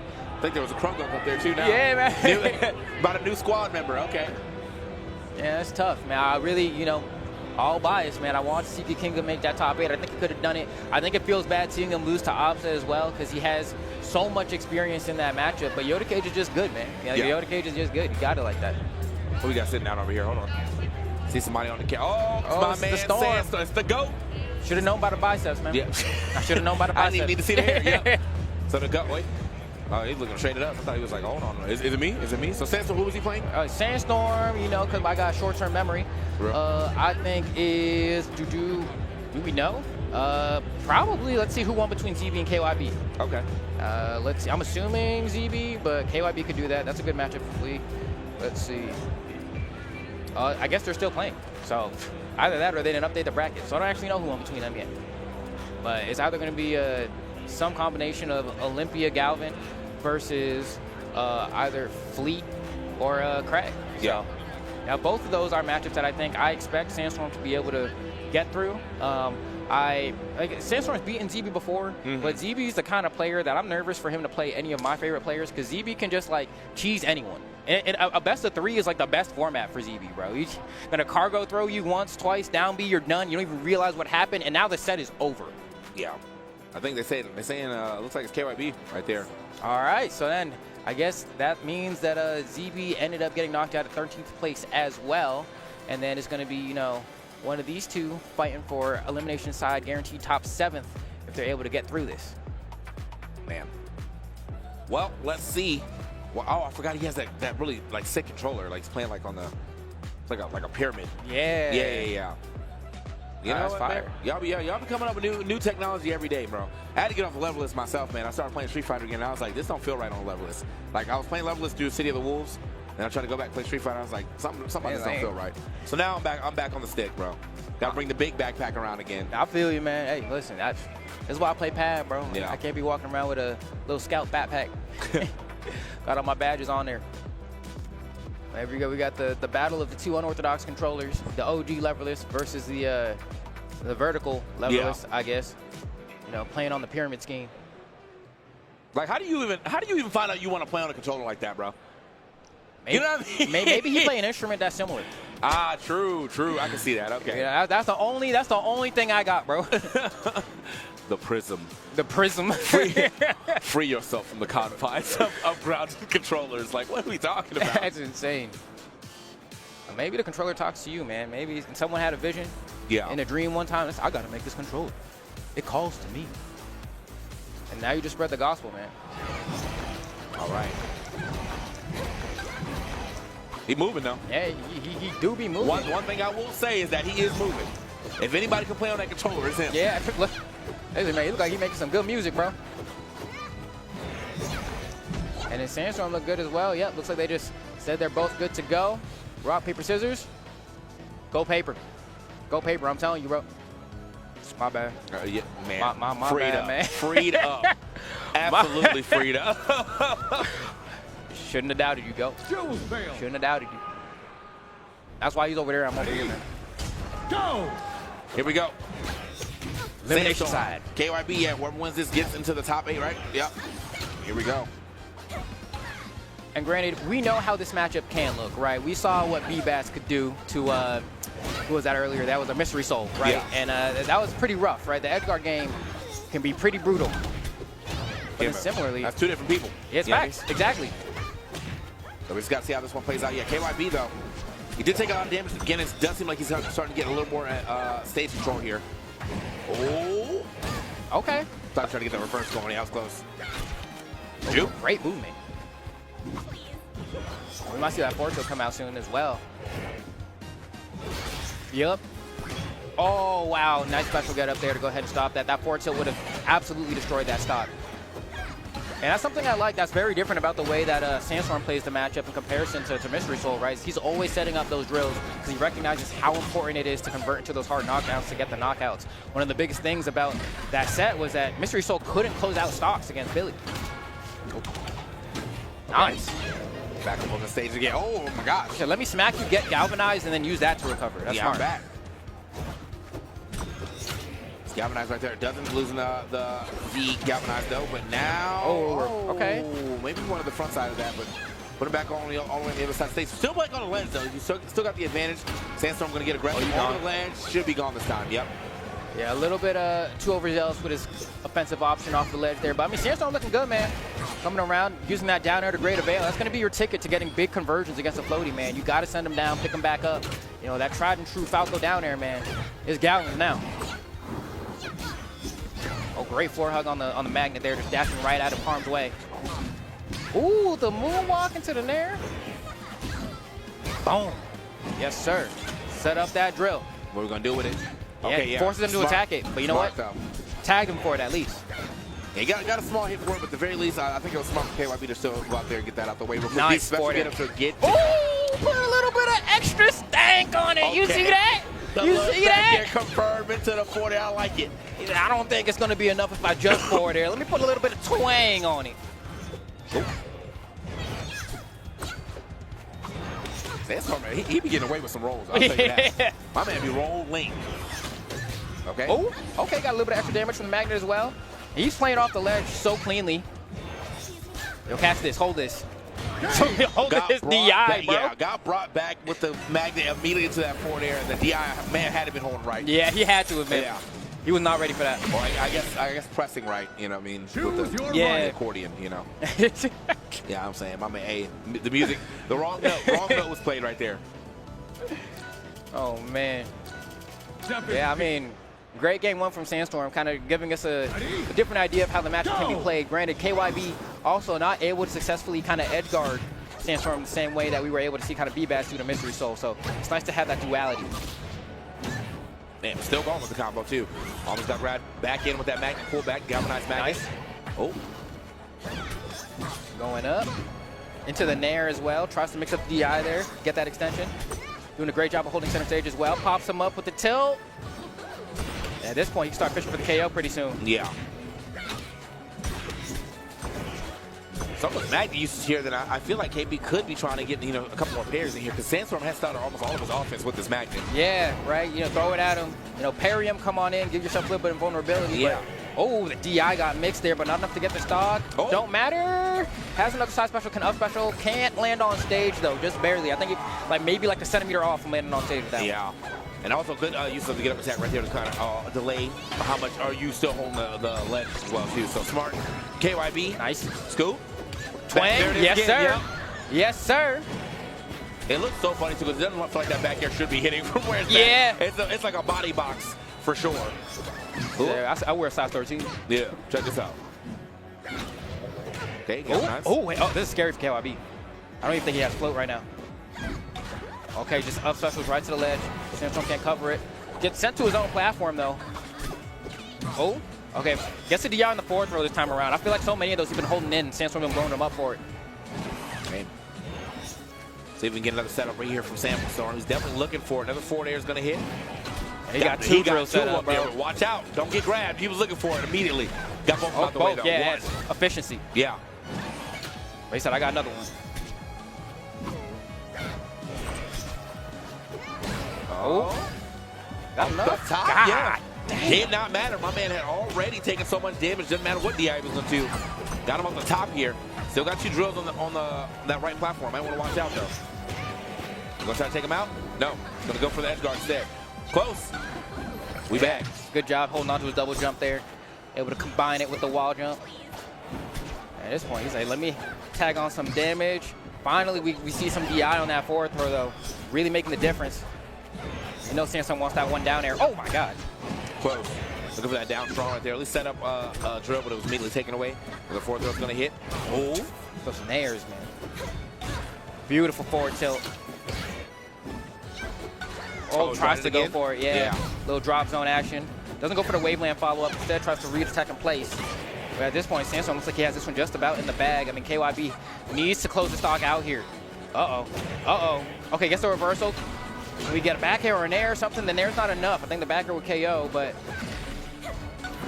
Has to do it twice, doesn't it? Oh, okay. Sour spot. Yeah. Needs the juice, man. Uh-oh. Here comes Sandstorm. Put the foot out. Yes, sir. GG.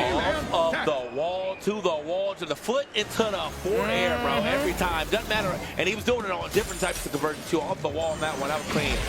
That does mean Sandstorm has made it to the top 8. There we go. Top 8, my GOAT. Once again.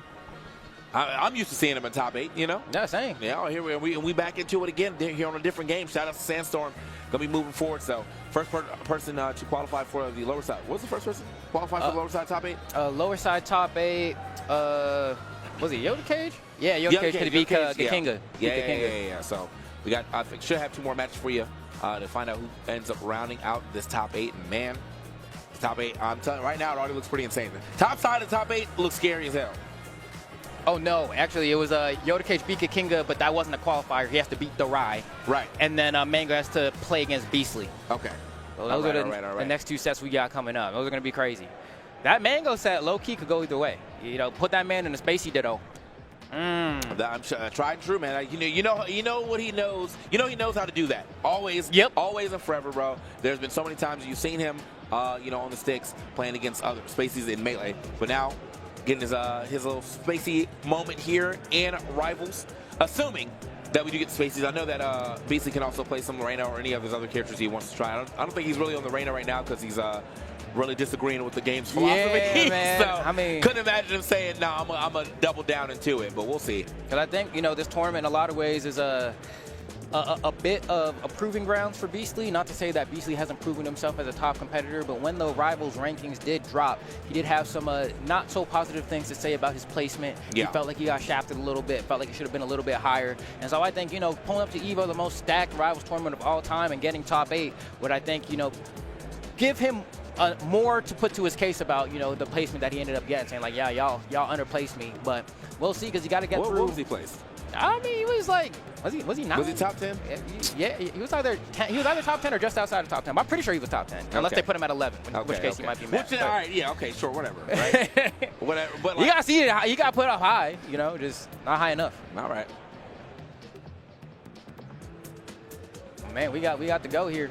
The GOAT is in the building, man. And, you know, I mean, this has been a nice tournament. I wish I got to see some Joey's matches too. Yeah. I know I do watch the stream in the morning when I'm getting ready to go do stuff. Like Joey usually holds it down in the morning side of things. Mango holds it down at night. But you know, he fell out probably around top 32 area as well too. So, okay. You know, still solid. I mean, I think solid showing for like his first big tournament in Rivals. Yeah, because I don't really think he competes like at all. Yeah. But man, this is going to be an interesting one. I mean, like, I don't know. I really don't know how this is going to go. Both of these players have wild punish games. I think Mango's definitely much more volatile of a player, though. And, you know, I think both of these players would love to have a chance to play some best of fives.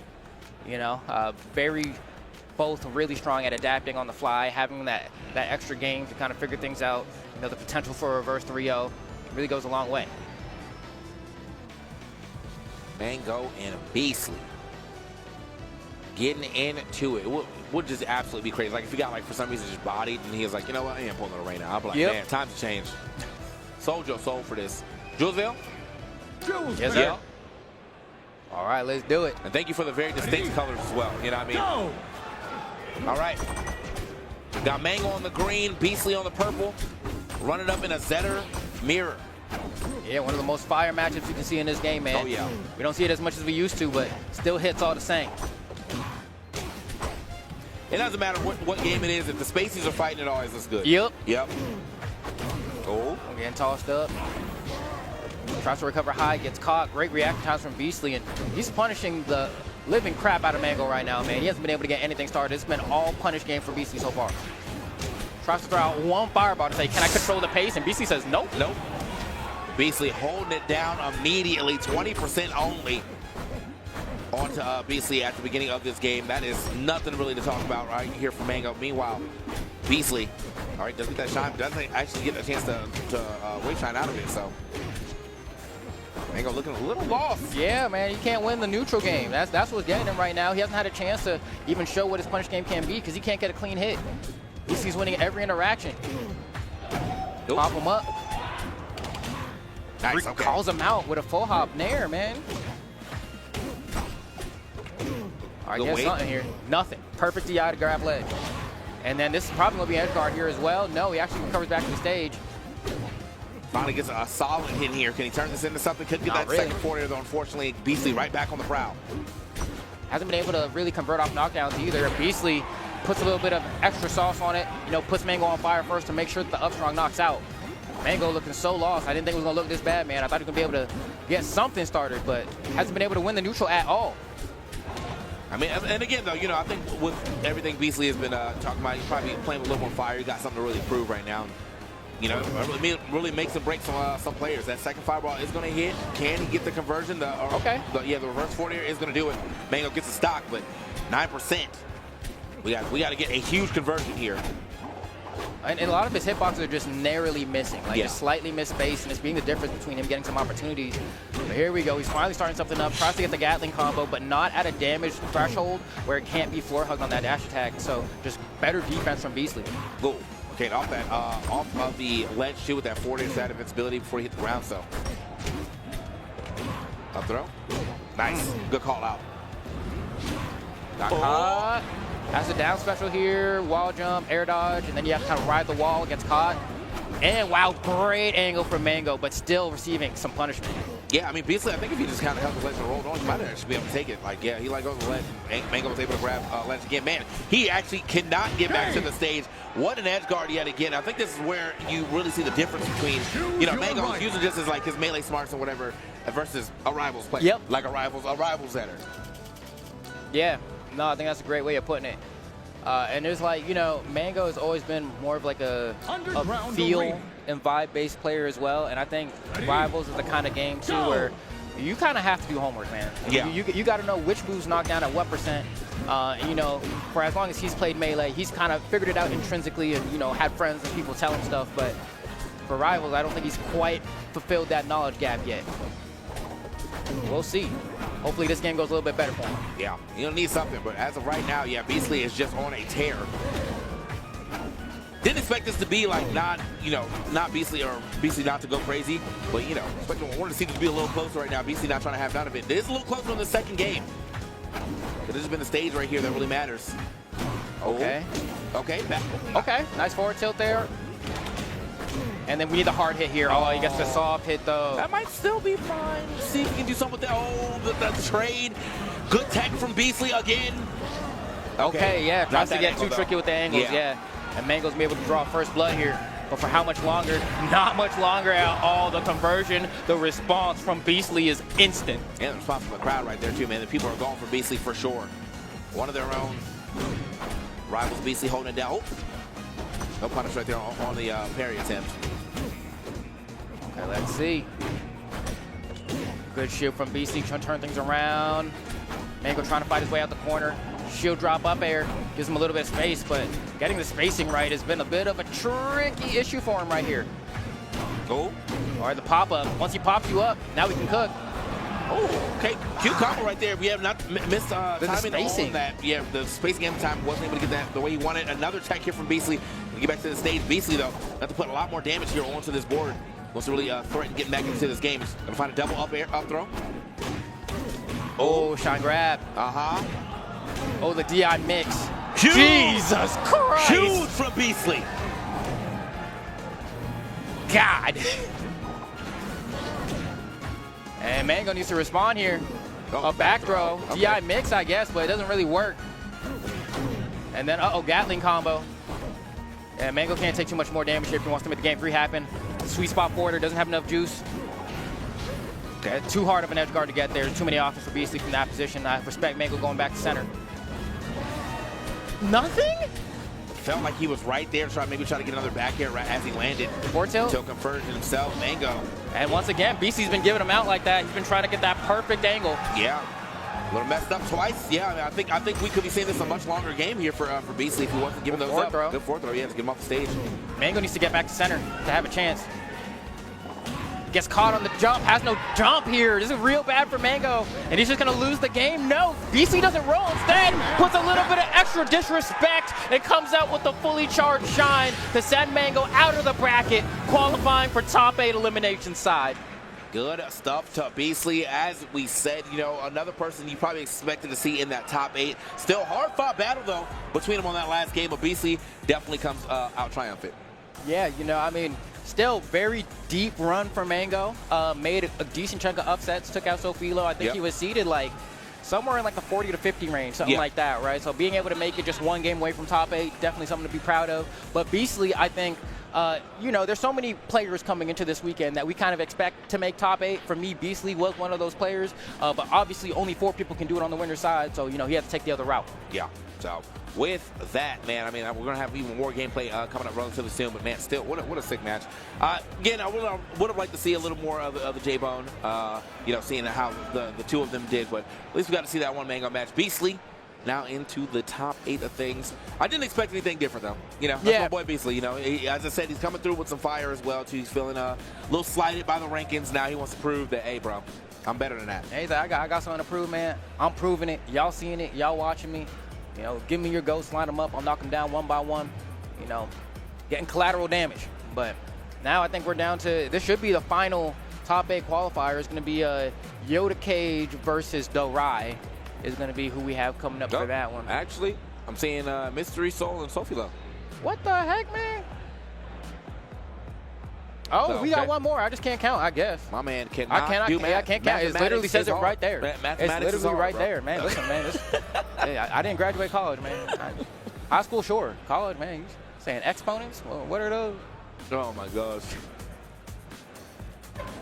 What are we looking for, bro? I'm looking at I got the preview screen over here. We're looking for somebody probably in the competition. Mystery Soul and Sophie. Are we looking for Sophie? That's gonna be a tricky one though. I feel like Sophie should get this one. Yeah. That's what my brain said. I mean, Mystery Soul obviously could do it, but like, as far as consistency at this top level, I think Sophie is kind of who I expect to come out on top. But I'm pretty sure they played multiple times before, so. I feel like that guy had that pack 'em up sign for like a long time. Yeah, I feel like I've seen that like in Rivals 1 tournaments at some point. So, shouts to everybody out here on the Rival screen right now. That's you. Yeah, that's you. Yeah. Right there. Hey. Yeah. Put the fist up. Hey, they waving. They waving. You ain't even looking at the camera when you waving. I respect it, though. I'm expecting all these people to be taking their walk over to the arena soon, hopefully, because that's where the top 8 will be. So if you want to watch the top 8 after this, well, and you're here, obviously you can just stay on the stream. But if you want to watch top 8 and you're in Evo, you want to go to the arena. It's going to be fire. I'm sure they have a screen out here somewhere too, but like getting into the arena was it was a big moment for the Rivals community. So hope to see everybody in that arena as well. Man, no, it's been a fire tournament so far. I will say that, once we got to this part of bracket, I did think there was going to be, closer matches across the board, man. People have still been getting dog walked. We're this deep where top 8 qualifiers in the sets are still they're pretty one-sided, man. Yeah. I mean, people, it's just what happens, bro. I mean, sometimes you have some great games in those pools matches, and then you run up against the God. Yeah. And that's what happened to almost everybody in the top side of the top 8. They all ran into the God and just got blown up. So, happens. Sophie is making her way to the stage right now. Finally, take a little bit over here. Closing up. I'm going to see if she can make it to the top 8 elimination side. Mystery Soul obviously trying to stop that from happening. Because, I mean, I got to think about the spread we got now in top 8 as well, character-wise. Because we got Stango, so we got Loxodon. We got B-Bat, so that means we got Fleet. We got Plup, who he could be playing a bunch of things, but has been mainly seeming to be on the Orcane. And then Cake on the Force Burn. And then Beastly with Zetter, Sandstorm with the Galvin. And so we actually got a pretty crazy spread of characters so far. Very, very different, very spaced out, very diverse. And then now we're going to see, maybe we get another Zetter. Might be able to get 2 Zetters, or depending on, might have a... Oh, wait, I just realized. What happened to Ant, bro? Yo. What happened to Ant? Yeah, because you can now place my Yoda cage, your Ant. Yeah, bro. What the? Oh, Ant lost to KYB 2-0. Bro, he got hypnotized by the pyramid, bro. Yeah, I guess so. He started playing that music. It's like, you play a flute for a cobra, man. Yeah, bro. He just started hitting that. Doo-doo-doo. He just started jigging, I guess. Bro got hit with the Millennium Eye controller, bro. I don't know. No, real rap. That's crazy. Wow, yeah, what an upset. Yo, KYB's doing a damn good run, man. It's crazy too though, because you think about all these upsets that he got, and then we watch his match, and Sandstorm went over. Something about the stage pressure, bro.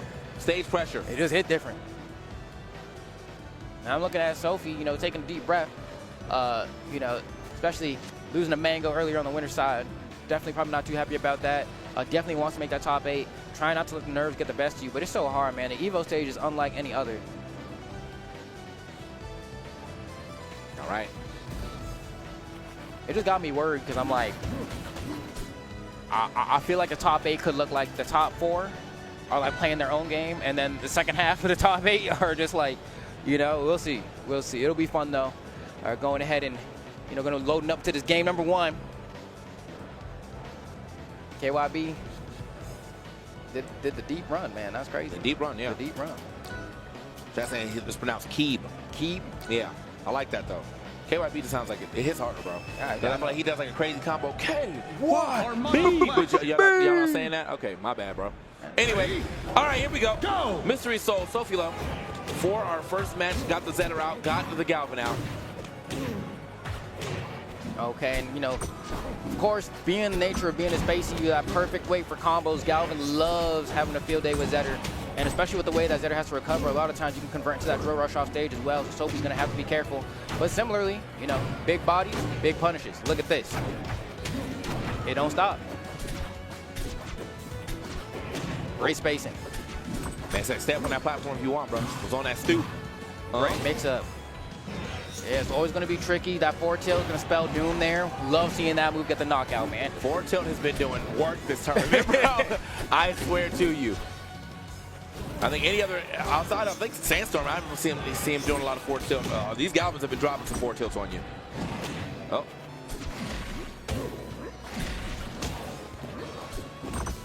Nice punishes from Sofilo here. Gonna be looking for that KO soon. That forward air is not gonna be enough, but surely soon.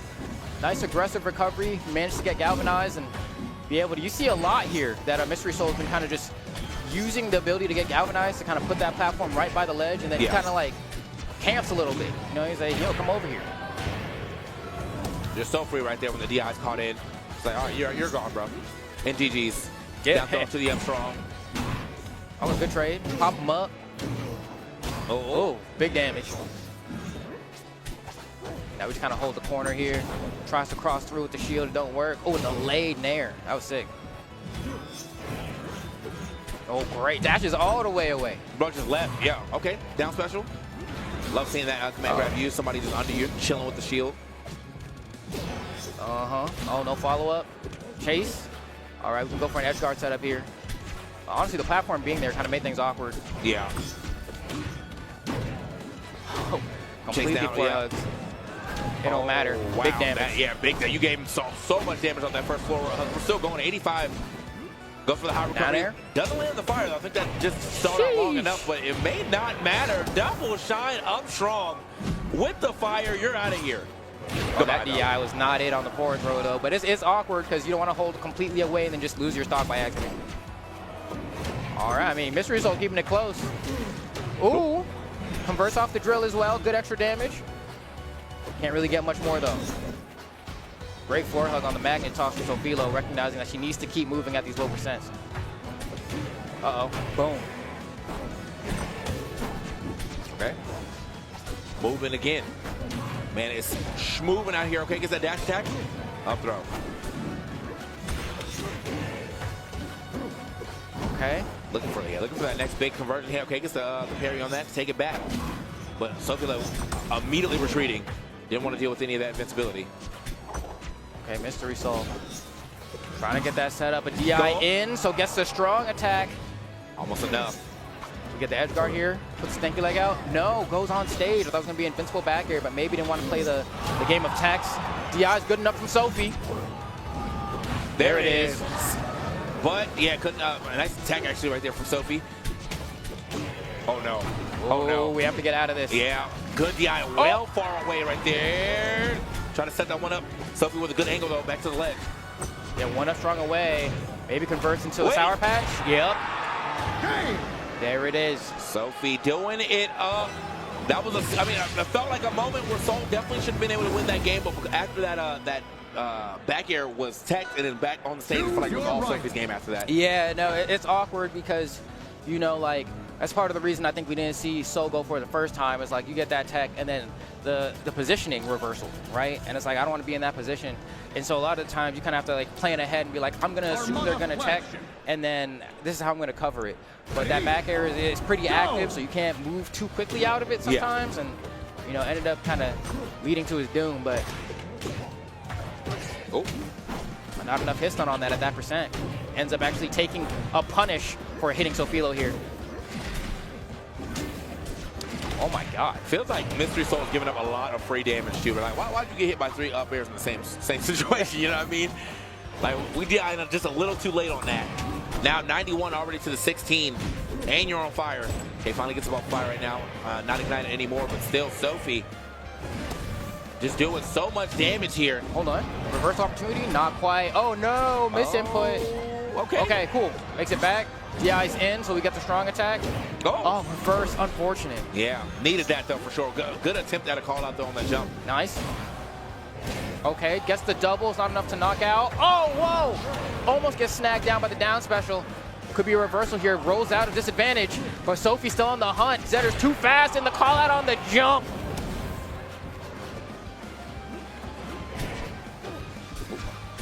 Your soul here. You got to move, man. You got to find those grabs. Set up that edge guard. And you have to execute here. You have to execute. She can't make it back. Oh, okay, man. down special. Not enough, Again? though. Okay, man. Okay, special got up. But she has to double jump now, right? Try it again. Not going to happen this time. Yeah, that was another situation. I think you could have set up another down special. You know, we already have Sophie so close to the wall. Nowhere else she can really go. Back throw. Get off my stage. All right. Now try it again. Up here. We just roll up. Yeah. Nice. Setting up the drill. And Sophie don't even go for it. She don't care. Okay. I love the spacing here from Mystery Soul, getting these jabs in, but not overcommitting, spacing it, recognizing floor hug is super on the table at this low percentage. Nope. I like it. Back. Yeah, finally. The important part is saving his double jump there. Okay. Yeah, jabbed up. Yeah, get off my stage one more time. We're starting to get some damage here from Mystery Soul. Okay, good. F-tilt, get off my stage. One more time. Oh, the double tap? Oh, yeah, good though. Galvanized, use the platform. I think he would have lost that. Trying to get the platform. Oh, my gosh. Okay, we have our platform delay land to it. Yeah, nice. Yeah. Perfect. Pop up. Up strong's not going to KO. Might have been able to go for maybe a nair or a reverse back air to extend the combo, but going down. Great spacing. The reset. Beautiful. Nice. Again, the F-tilt will get the job done. Boom. And, well, so will that every time. Down throw into, ignite it too, down throw up strong, get him out of here. I would love to see Mr. Soul bring this to a game 3. I mean, playing so well. But Sophie has been really impressive with this punish game. All right, the regrab. Doesn't get the forward air, but great spacing to not get hit. As I say that, just the tail end of that Gatling combo. Oh, we're off stage. Danger zone. Danger zone. No double jump. No Still double jump. But It's going to be real bad. It's real bad. On fire again. Doesn't manage to make it back to the ledge. Still on fire, though. It's going to be, I think we're probably looking for a down throw up strong conversion. Okay. Oh, take it back. Doing a great job controlling space here. Has to use that magnet. Perfect opportunity to convert. But does the DI away or the tech away. Can't chase with the drill. Oh, yeah. Okay, good DI this time. Oh! Good DI again. Oh, my God. Wait, not 2 times. Not 2 times. The same way the game is taken. Triple fair for both games, and Sophie Lowe is in the top 8. Yeah, popping out of her chair there. Getting the soft into the hard conversion. It's a tough spot to be in. I mean, but honestly, like, for Mystery Soul, there was at least, like, 3 different scenarios in that last sequence where he could have died. Yeah. You know what I mean? Sophie got the hard knockdown, chased. Didn't get the immediate follow-up, but she could have, and it would have led to the stock. So, you know, a little bit more of a roundabout way to victory, but it still worked out in the end. Getting triple fair for both my games for top 8. My 13th reason, bro, for sure. Yeah, man, it's tough, man, because it's like, when you're in that situation, especially as a big body, you never know how to DI, man. You're like, I don't want to chain another one into another one. Yeah. And then you hold out, and then it's the sweet spot, and then you just die. And so then you're like, you're holding in, trying not to die, and then it combos into another one, and you're like, it's like a damned if you do, damned if you don't situation. It's really hard. Do you think maybe the fleet would have been a good try, or he just not on the fleet no more? I mean, you know, at this point, I feel like you get this far with one character that you're just kind of like, let me see how far I can push it. I feel like he really has been playing a lot of Galvin, trying to see how far he can push it. I mean, one spot out of top 8, you know, ain't bad. And honestly, like, you know, Fleet can edge guard Zetterburn real bad, but Zetterburn can also just, like, shine up strong Fleet at, like, 65 or something, you know, and it's hard not to end up in that situation. So I don't blame him. I definitely think, you know, a best of 5 could have definitely helped them out. For a set like that, because that was close. All things considered, it was close. It was 2-0, but it was close, though. That's the definition of what that set kind of means, man. Yeah. But, so now, actually, one more set. Now one more set. Actually, this time, for real. We've got one more set to go ahead and solidify this top 8. And it's going to be a good one, bro. Yeah, man. It's going to be a good one. Dorai versus the Cage. That should be good. Yeah. That should be good, man. I mean... Okay, ooh, and on that, it's going to be the one, the only Chipotle extra match, man. Yeah. You know we hear about it. I love my extra guac. Similarly, Dan was saying how he made it out of pools yesterday, and he got his free Chipotle card he's going to send to the wife. And that's why I do this. Sent it to her? Yeah, he said, yeah. You going to mail it to her? Well, I mean, he going to send it to her, yeah. I mean, May That's as well. real, bro. Yeah, that's Say, real. you free Chipotle on me. So, yeah, it's going to be good, man. I think you saw Durai earlier. You know, obviously the Rhino was looking sick, but just kind of ran up against, you know, go. You ran up against Tango. What can you do? You know what I mean? And then Yoda Cage, he's been slowly but surely tearing his way back up into the lower side. Thanks, shouts to H-Box. Yeah, the Juan in the building. Surprised he didn't catch the camera. That's very uncharacteristic. Yeah, of I know. Usually, you know, we got a success for that kind of thing. You know? You know, taking a look at the crowd, all the people that made this event possible. EVO 2026, Rivals of Ether 2 showing up in a massive way. You know, we're going to be in that arena shooting enough, man, and it's going to be absolute fire. I cannot wait. I'm so happy with the turnout we had here, man. You know, y'all really made something special with this game for sure. Yeah, I feel like today, too, man, the crowd is that Tori? Is that Durai? Oh, I forgot that's the secondary set. I was like, why are they not on my stage right now, bro? I forgot that was the secondary stage. Thought they were just sitting over there at like the warm-up station. Like, bro, y'all get on stage and get it started. Get a little hand warmer here. And then we're going to get into it. Yeah, low poly fire capital. But yeah, man, this should be a good one. I don't even really think I got to see this matchup like kind of much at all. So it'd be pretty fun to watch. I mean, Rano has like some pretty fun hitboxes between that forward air to send people back down to the ground. And against, you know, like floaties as well, you get down throw into usually something. Bad DI, you can probably get an up strong, a DI away. You know, sometimes you get a forward strong or a raw back air or something. So definitely has some options to convert against Yoda Cage here. But Yoda, of course, they've been looking really good on this Opsa, man. You know, if you told me I had to pick one Opsa to make top 8 at EVO, this isn't the one I was going to pick. I'll be honest with you. I would have picked Ant free. But Yoda saying, oh, listen, man, you got to put some respect on my name. And the respect could be given if he gets into this top 8 for sure. But, I mean, this is going to be a hard-fought battle against Durai. We'll see what happens here. We're getting rid of... Uh-oh. Wait, who got first pick? Because are we really leaving... Okay. That has to be Yoda's pick. There's no way Durai... Yeah, you're not leaving Hodojo OP. Go! All right. All right, let's see if Yoda Cage can get to top 8 or if Durai is going to be able to be a Rano in top 8. Because, man, it's been a long time since we had that at a tournament of this caliber. I'd love to see it. But, you know, either way, between these two players, we're going to have a character that's not represented in the top 8 making their way in.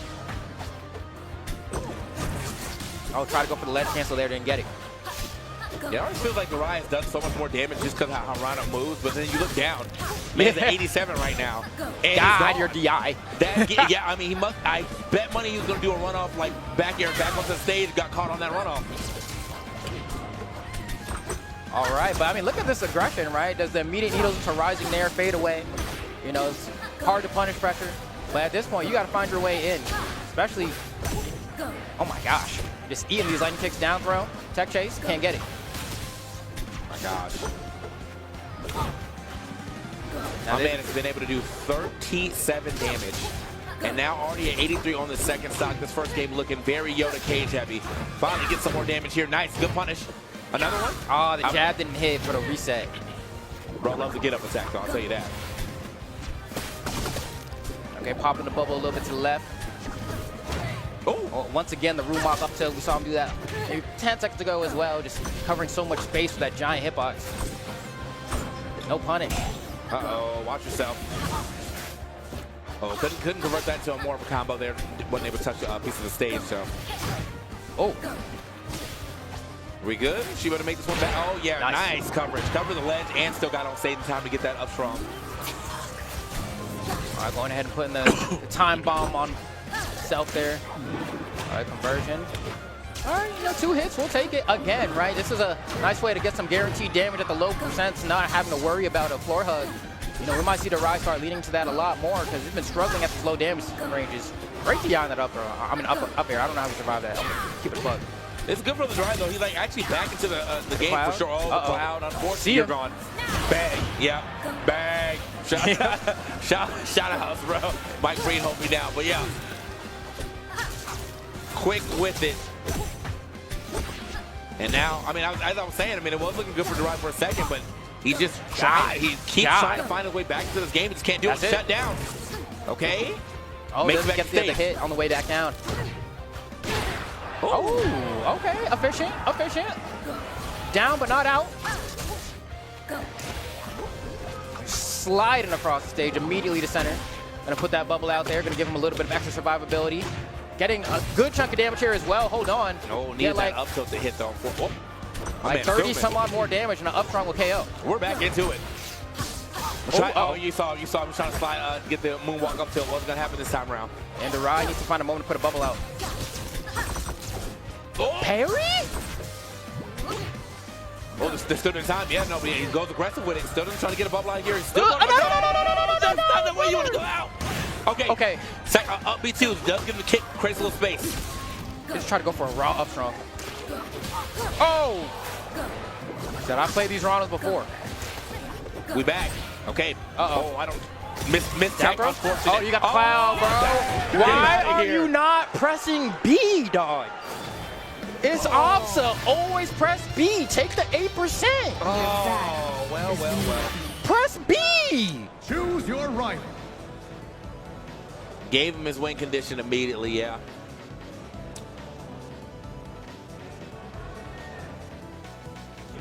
I'm tight. That's the same way I feel about like when I'm playing against Claren, bro. I don't care if she ever pummels me. I don't care, bro. I'll take the 8% every time. B till I die, bro. B till I die. You ain't gonna catch me. Top 8 qualifier not pressing B against Opsa, bro. But that's also because I never beat her. Yeah. But tough break for Yoda Cage, or not Yoda Cage, for Durai there. Did a great job bringing it back, to be honest. Did a great job bringing it back, but couldn't quite clutch it out. I do love the fact that Yoda Cage is even representing that special pummel, because I feel like a lot of the other Opsas don't even touch it. Oh, yeah, hold up. We took her to the tweaker stage. I could see some crazy movement here from Durai, but I mean, even so, I feel like this move is getting shut down so often by the Thundercloud, so. Oh, nice. Okay. I like this punish.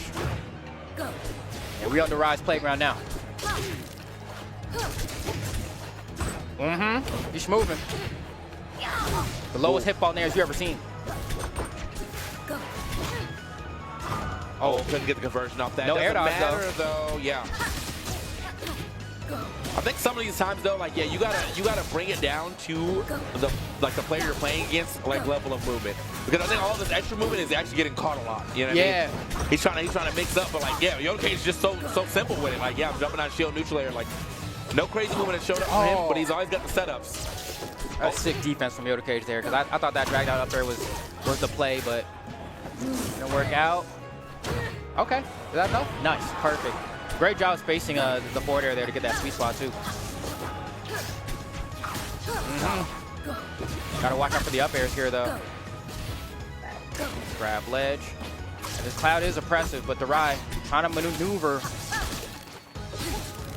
Man, has been stuck for a while here. Oh, okay. But able to get to his bubble at least. Gets higher, yeah. Oh, great movement. Sets up the bubble and says, you know, let me get some stacks here. I'm gonna try to go for the, the tongue. Oh, man. Yeah. No words. Every time. No words. Well, press B. Listen. Press B. The grabs are kind of smooth. I'll give it up. See, the B button is not movement. That's the issue. You know what I mean? You're watching Durai on this screen right now. Speaking of, here we go. Oh. You kind of smooth for a second there. Then you look at the damage, it's only 31%. Every time. It's every time. I'm like, right now look like he be doing something crazy. And then you look up and be like, oh, never mind. Okay, hold on. Double zoom. Scoop. Going down. Nice. Oh, that gotta hurt. Oh, I saw the vision. Get the conversion, yeah. Durai cannot get out of the corner. It seems like this platform being here, I think he thought it was going to help, but it seems like he's been doing more damage as it looks like Yoda Cage one stock away from qualifying for top 8 elimination side. Oh, okay. Gets the down tilt off that, but yeah, not able to convert that to anything. The movement's still looking good. Oh, whoa. Looking for that parry. But I guess expected probably neutral air shield. He hasn't given that up a lot. Oh, look, man, these get-ups. I don't think anyone's ever going to punish his get-up attack.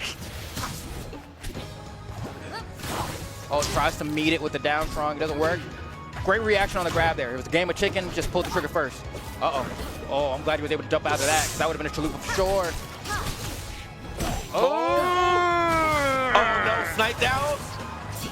Very far recovery. Okay. Oh, God.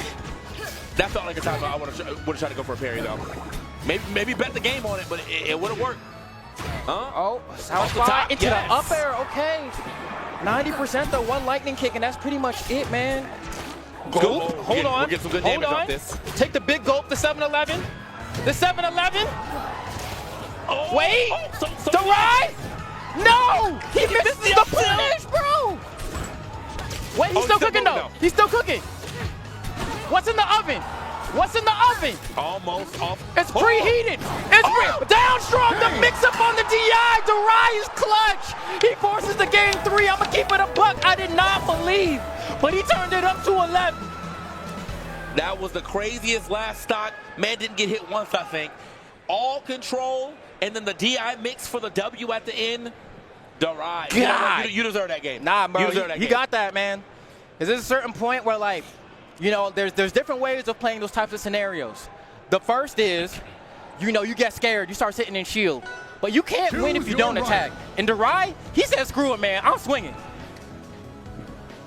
Oh. Said, if I'm going to go out, I'm going to go out swinging, man. He did. He did. What do we ban, though? What do we get out the way? I'm assuming we're probably going to end up in merge report but I would try to take these big stages away for sure. I would take the smallest stage away, and okay, 2 small stages. Where are we going? I mean, that's fair, too, because you get lightning kicked mad early. Oh, see me? This is gone. see me? see me? No. You was never seeing this stage. But anyway.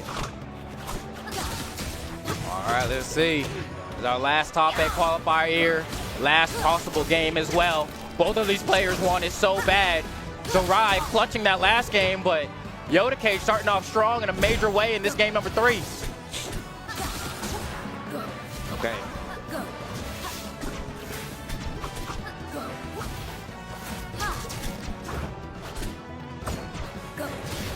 Definitely slowing down the pace. Got a lot more space as well. It's always expected when you get here. You're going to see the pace slow down. This is what you pick the stage for, but you want space.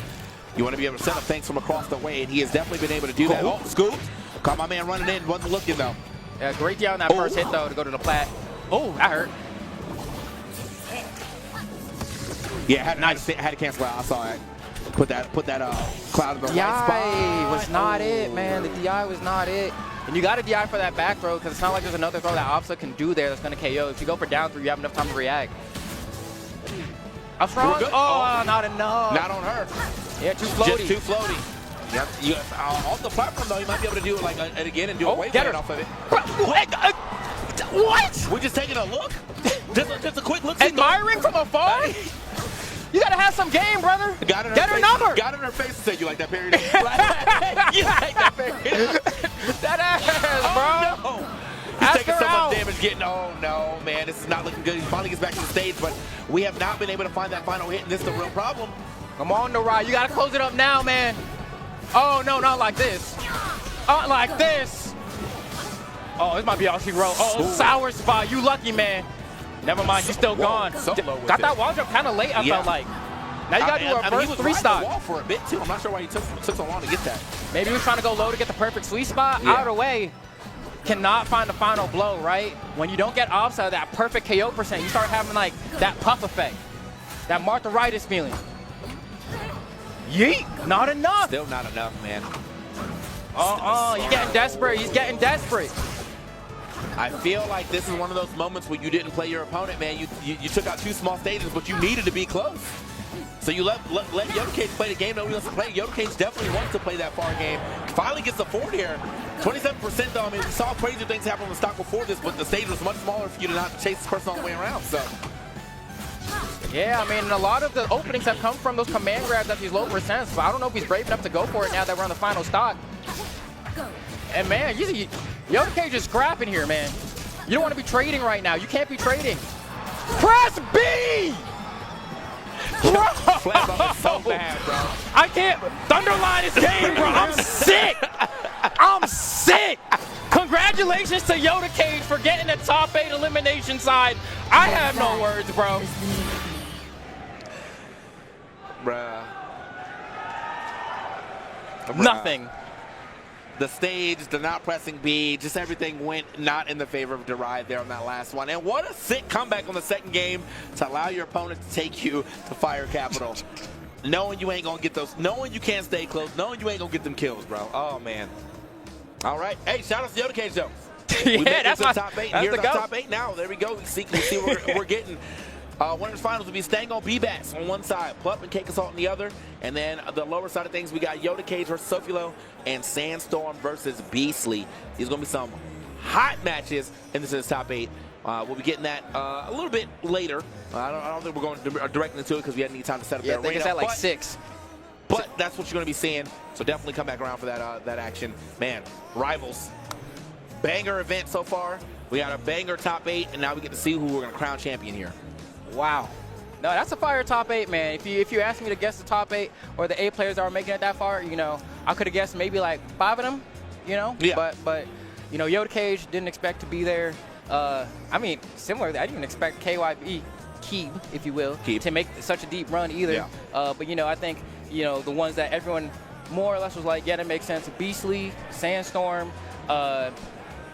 Yoda Cage, I think most people thought would have been Ant. Yeah, right? for sure. But hey, shout out to Yoda Cage. I hope he gets to like you get in his top 8. I hope he gets like 5th actually, like at the very least. Yeah, and similarly, we didn't even talk about it, but there's a big anomaly missing there. Mr. Number 2 on the Rouse of Ether rankings, Ron Gunshoe, man. Oh yeah.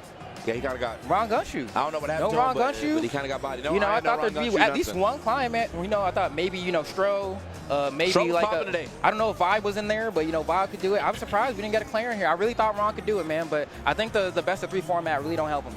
Yeah. So, what that being said, though, I mean, I think that is going to be it for this stream for the time being. We will be setting up a lot more into the arena. So, enjoy the arena, man. We made it. We made it to the arena. So, we will be in there relatively soon. I think there was something else after. I think there's going to be some Tekken on the stream after this for sure. So, if you're enjoying it, if you're a Tekken enjoyer, you'll be able to watch that after we take a little small break. But do not fret, we have more Rivals as we get to the top 8. It will be in the arena, so definitely check out twitch.tv/Evo relatively soon. But until then, I've been TK, that's been Flambeau. We'll catch you on the next one.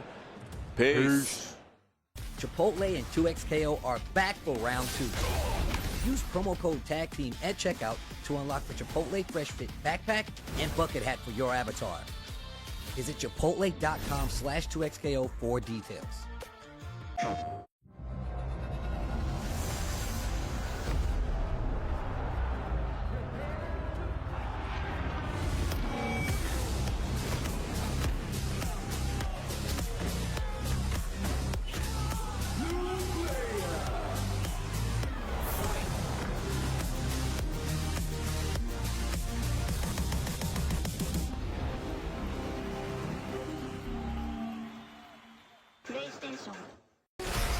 How would you like to live forever? I do not trust this thresh. His lamp contains screaming. Those are just squeals of wonderment. Ready to banish the darkness. Come on, let's live a little. In the light is your deliverance.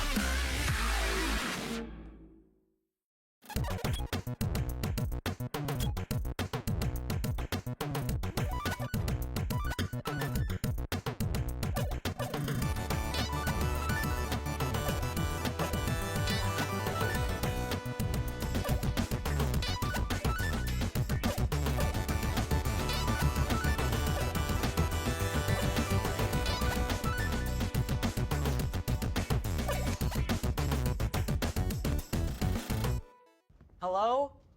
Whoa. Mama Gorgon 85 lives here? Yep, that's my mom. The absolute legend who went from gaming on her phone to ruthless online streaming slayer with no mercy for any living thing is your mom? Hey guys. Apples with peanut butter? How is this possible? With AT&T Wireless and Home Internet. Hey, text me if you need anything. Level up your connection with AT&T Wireless and Home Internet, now available across the nation. No, she's so nice in real life. Oh yeah, this is the reset. This is the one. This is the one. I got you right now, This bro. the one? I'm gonna highlight this fire right here. Ooh, look. Come on, that was good.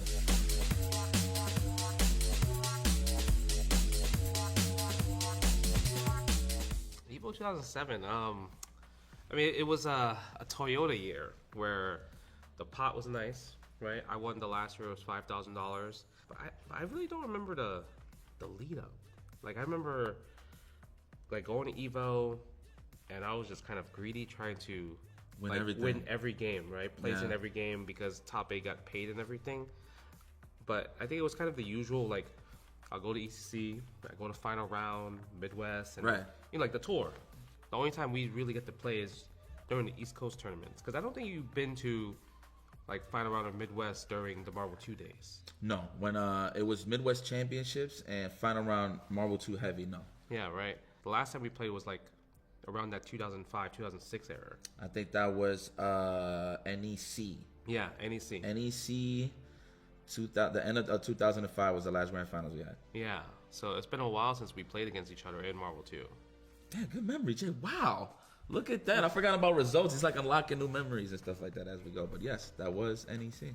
So the thing about Justin, you know, I could feel him now, like really thinking about it years later. It kind of sucked going up against me at the beginning of the match. Was it that annoying? You know, the first attack glitch. It's pretty bad. It's kind of broken, right? So if you guys don't know what the first attack glitch is, you pick your characters. So obviously, Yipes wants Magneto first, but he'll pick Storm, Magneto, Psylocke in that order in the character select screen. Once you're in this like magical tunnel, you hold assist 1 to bring Magneto back on point.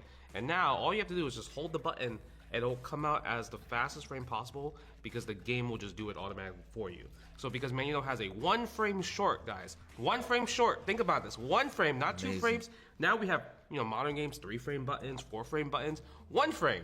So I gotta block, I gotta take this mix, high, low, cross up. Yes. So I felt, you know, years later really thinking about it, I was like, man, that was kind of scummy. But it always was, if I don't hit Justin at the beginning of the match, he's going to make sure that I don't hit him again. I'm gonna run. He's gonna run. Back in the day, you know, we got hit with some 2 out of 3 moments. Let me see.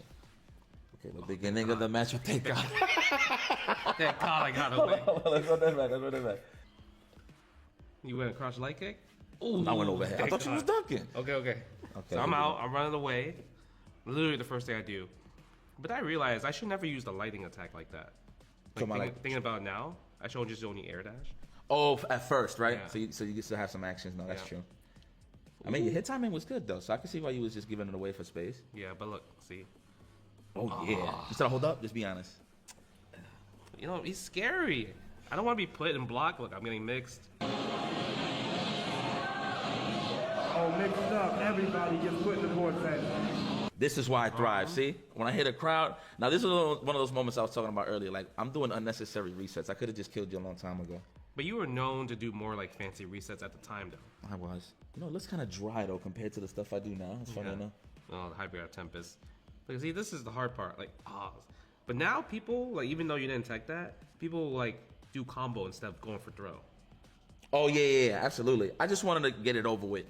I'm that type of guy. I like chunks of damage going. That was kind of optimal though. It was. That's when I gotta be wary right there. See the Rainbow Storm, but almost Rainbow Storm. Oh, that's a jab pressure. I'm scared. Look at that. Psylocke. Can't press buttons. One roundhouse though. You Gucci. Yeah, this is lame as hell. In a good way, guys. Oh yeah. Oh yeah, this is looking great. Man, this guy's good. Jab guard break? Oh no, you got the little float lightning ball. See that? I can't come back here. Snipe? Oh, I wish I had Sentinel though. Right. Because if I had even a little pixel Sentinel, I could have won the whole match after that. So I mean, obviously, I'm being a little more aggressive when I can, guys, because Sentinel is dead. Oh, let me get that. What? Come on, I was there way before you. Jay, you get those too many times. It's okay. We could get one. Can I get one? Bro, your body teleports through those hailstorms sometimes. I don't know if you realize sometimes. It. Okay. Nice. Ooh, that was kind of good for me. Yeah, I used my assist already too. Yeah. So. Okay, ha. Now we got 2. Oh, this looks familiar. This the one? This the one, huh? Oh no, not the reset. Oh, I hit the button? That was the wise choice to do though. Yeah. At that time I was heavy at just like pecking your legs and overheads, right? So there's always a gap in between my resets where you can actually press a button. So as the game went on, I actually got stronger. See right there, I missed the dash right here. I think I missed the dash here. I think it should be right here. Boom. Look at that. You sure that was a dash though? Why am I doing just fierce? Cause you run. Nah, I saw. Come on. And I fixed it. I had to fix the air dash. If I was running, I would go up, right? We wasn't trying to use the dash that early, Jacob. You know what? It could be a 50-50. It's fair. I mean, look like I hit that shit. It definitely. Oh no, you were actually too good at these guard breaks at the time. Yeah. Like it was just like impossible. Like Seno incoming guard break. Oh look at that! I gotta hold all this. Especially on you, specifically you, Desmond, and Sanford are the reason why I upgraded my my guard breaks. Damn, this looks really good though. I'm not even gonna front. It looks. Credit to the first two cats. All right, so at this point, you know, in my head, I'm like, I can't make a comeback. Okay. I'm done. The reason why I kept fighting is because when you fight against Santhrax, people would just like let go of the stick or reset the game. And I was like, no, I don't like that. I'd rather like, if you're gonna win the game, you might as well try to like beat my randomness and just go for it. Because at this point, I'm just gonna go random. There was no plans to start this Gene Splice, you know, comeback thing. I was just Gene Splice happy. I was just mashing like Daigo, like just doing DPs. I mean, I'm gonna be honest with you, Jay. I was just blocking with my face at this point. Yeah, because you thought the same thing. Because in my mind, I'm thinking to myself, yo, if I land a couple of more hits, I'm just gonna hit you with the most spiciest reset I can. I got one. I'm not gonna lie to you, man. I was trying to hit you with something fly, but That's you know what? And then you right here, you try to go for the reset here. Yes, that should have worked. You should. I blocked. What do you mean? Damn. All right, I tried again. Damn, this is kind of embarrassing looking at it now. See, that was smart for me to push block. That was nice. Stay up there. Damn, I should have done it later, huh? I think you still get a punish, no? Yeah. All right, now see. All right. Now, come on. Now that was random. That is not supposed to count. That was Gene Splice, though. This is terrible. It's Marvel, baby. Never over till it's over. It's Marvel, baby. Yo, it's funny. So when this match, check this out, right? This is one of the people that didn't really know who I was, but they kind of had an idea, right? Yeah. This is funny.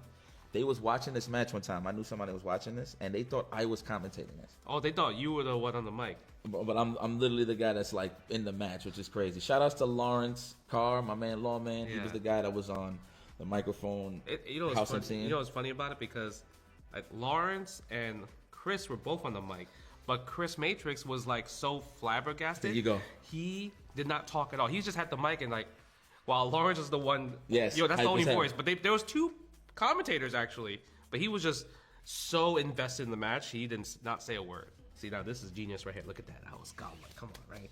That was good. That was good. That was good. That was good. That was good. Let me see.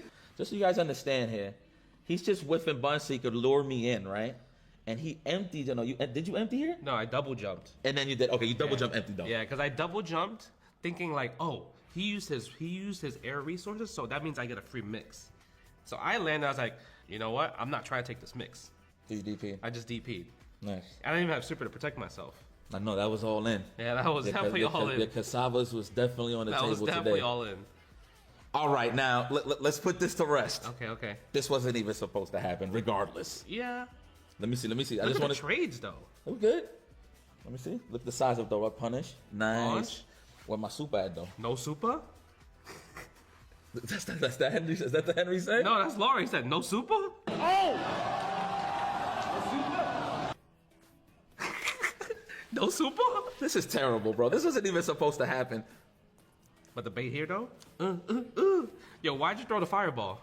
I'm gonna credit it to input error for me. What? You threw a fireball? I might have tried to dash out. Nah, that was That's cancel. why the fears. But why the fears came out? Because you were poking with the fears. No, I wasn't. You was right above my head. Look, why would I even press it? I'm gonna be honest. Oh, you're talking about the push block? Yeah. I'm saying why you did the fireball. Maybe I tried to dash. Got the inputs incorrect or something. I don't know.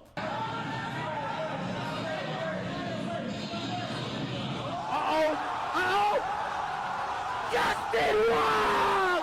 Oh my god! Oh my god! You got it, man. Now, okay, when this moment happened right here, That's crazy. This is a 2 out of 3. this is a 2 out of 3. Yeah, I wonder why it's a 2 out of 3. There was points in time I remember 1-game grand finals, 2 out of 3s. You know. That was CVS 2's fault. Because you know how you talked about how like games just take long back in the day. CVS 2 was a long game. So Marvel 2 was always the end, and then if there's no time, they're gonna shorten it. So in this case right here, everybody thought it was over, even though I'm up 1. Everybody. Yeah, I mean that was because usually you think about like if someone makes a great comeback, you get hit by the classic. You pretty much just are still thinking about the previous game, and your opponent is just smoking you the third game while you're still thinking about the previous game. And that's what I thought was gonna happen here, man. I mean, it should have happened. We'll see. Is it something I missed? Oh yeah, you'll see. Okay. I remember this. Okay, good. Oh. You lucky I didn't get that dash early. No, you didn't believe in it. That's all. I just want to see where the error was at. I'll show you. It's gonna happen. You're gonna see it. You was watching this match? I didn't watch it recently, but I remember it. Oh. Come on. No, that was a scramble. That was a scramble. Come on. That would have ended that a long time ago. Yo, but that was a scramble. Come on. You crossed yourself up. You on the right to the left. I was very mindful of it though. Okay, nice throw. Right, you're cooking. You're aggressive right now. What did you land? Let me see. Wait, hold on. Yo, I'm on your dog ass right now. You are. You got 2 levels. America's favorite. Oh, he misses it. I remember that. I actually don't feel bad for you here. You know how many times we've dropped combos on you, Joshua? I'm just saying that I hit DHC. You did. But I feel no remorse behind this, actually. There's a lot of things that could have happened, shoulda, coulda, woulda. Yeah. But it didn't happen. But that was very important. That was an important punish right there. It's a very important punish. Very important punish, yes. I still didn't kill him. Nice. See, I didn't even need to do that, but just for positioning sake, I needed you want to that. get the Hyperguard Tempest in the corner. Look at this. Look at this. Yeah, you know I wanted to keep it short and sweet. I was doing the normal jump infinite. I don't even like doing that variation. Oh yeah, the baits, He won out. Look at Justin, he won out. I'm trying to DSC out. I'm trying to get out. Look at this. No guard break. Pressing the super. I didn't DSC there. I think was your assist still cooling down? Let me see. Because you called Cyclops, no? No, but he left. He left. I think he left. No, right here. Hold on. Let me see. Nah, look. Look at the watch. Right here. Hold on, here we go. He's still in there. Oh, he's gone. Is it say okay? Yeah, he's gone. Yeah. You was just shook, Jay. Yeah, you were rushing me down. Damn, that killed. You know I had a bone to pick with this guy. You heard Lawrence say he has 3 levels. Oh no, Cyclops had the tie there. Ooh, hold on. Why is this in the way though? Hold on. You had good movement there for a second, Jay. Yeah, I was working. All right, so let me tell you something. It was an exciting time. I'm not gonna lie. That puts me in the grand finals. That was a good match, though. That was a good match. Couple of errors there, but I ain't gonna lie. It's like this guy was so clutch at the time that it wasn't even guaranteed that I would win this regardless. Because like I'm in the grand finals, okay, I gotta win 1 set, whatever the case may be. But I've seen him in so many moments where he gets hotter and hotter as the set goes that it's kind of tough to beat him. So even now, there's like lots of players that just play better when they're in the loser side of grand finals. Conk, you see that a couple of times in a lot of tournaments nowadays. So. But man, if that THC hit, Magneto would have been dead. So you think my storm was whack? It would have been harder. Okay. Because you couldn't kill Sentinel in 1 hit like that. That's fair. Right? Besides though, listen, tough break, man. Look how you snap. Oh my God, you were so dead there. I just want you to know. Silent. Oh, okay. I forgot about that. Well, I feel like you crossed yourself up. I feel like you crossed yourself up in that scenario. But I see what you're trying to get at here. It was supposed to happen. Well, I mean, get launched, buddy. But still not bad, because I still have Magneto's Psylocke. I still don't think it's a bad thing here. I mean, you landed some hits there. Did I get out? No. Oh, what? Yes. Oh, come on, baby. I had the gloves. You got the mash? Come on, B. Ooh, whoa, you blocked that? Oh, you're so sharp right there. That was good. I'll give you that. It's okay, yeah. Because even I believed I hit you. Because you committed to it already? Yeah. Oh, yeah. Yep.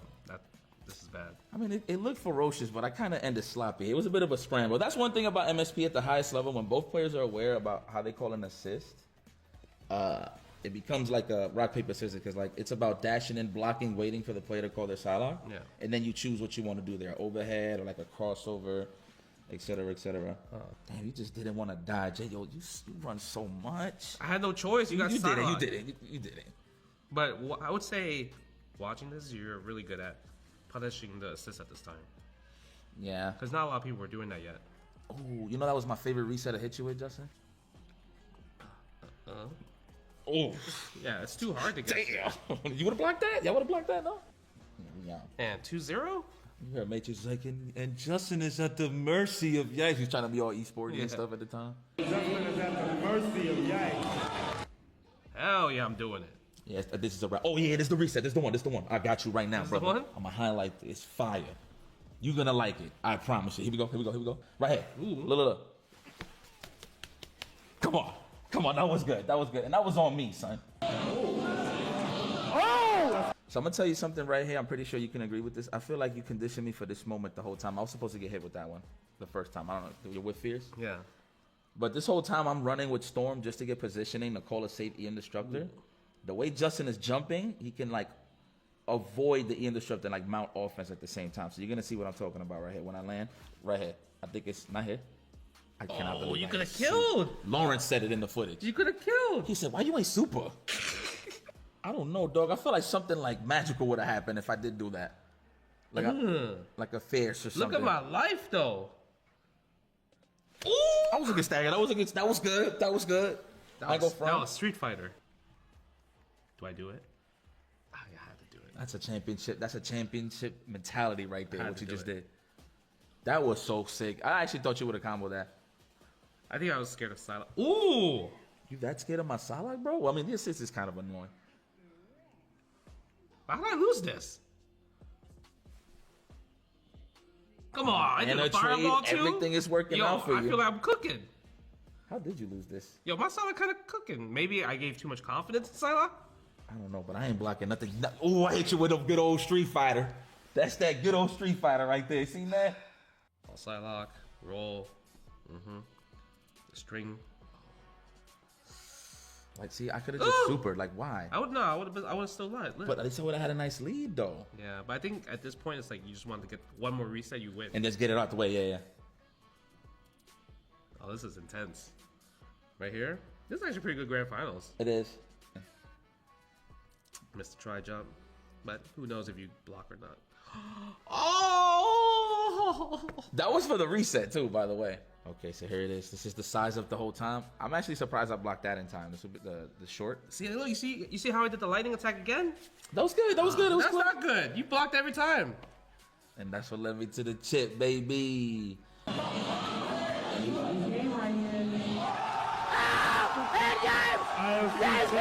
That was a great moment for me, obviously. But you know what's so cool about that? Like, Jay wasn't even salty. He lost. I remember that. Like, he literally like gave me a hug right away, especially picking me up from the floor.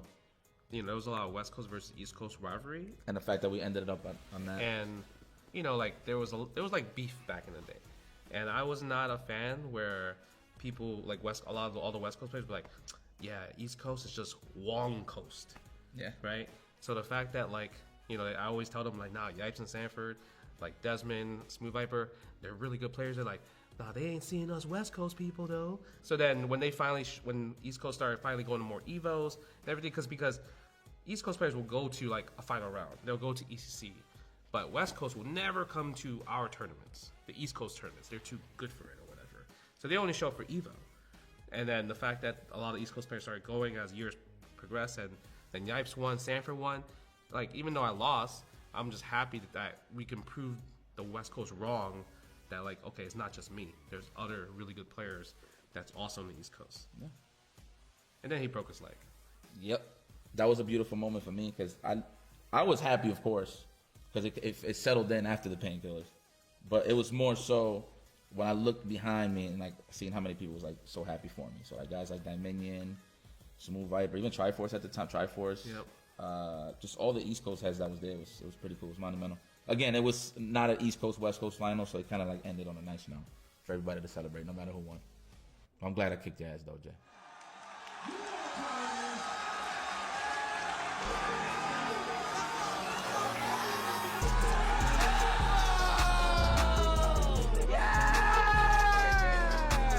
Nice, JD. Finds the counter hit. This should be it. Punko. The pepperoni presser out.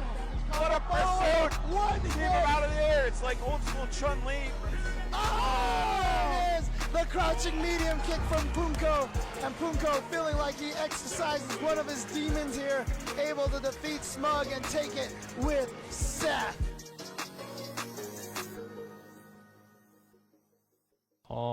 저는 어렸을 때는 많이 그 게임을 좀 많이 했었던 것 같아요. 제가 기억하는 거로는 제가 처음으로 이제 제가 이제 오락실을 좀 많이 다녔었어요. 그 오락실을 다니게 된 계기는 솔직히 잘 기억은 안 나는데, 제가 일단 처음으로 이제 격투 게임을 접했던 게임이 아마 스트리트 파이터 2였을 거예요. 제 기억이 맞다면. 대인전 같은 거는 제가 진지하게 이제 임하게 됐던 시기가 아마 1995년도, 96년도 사이였어요.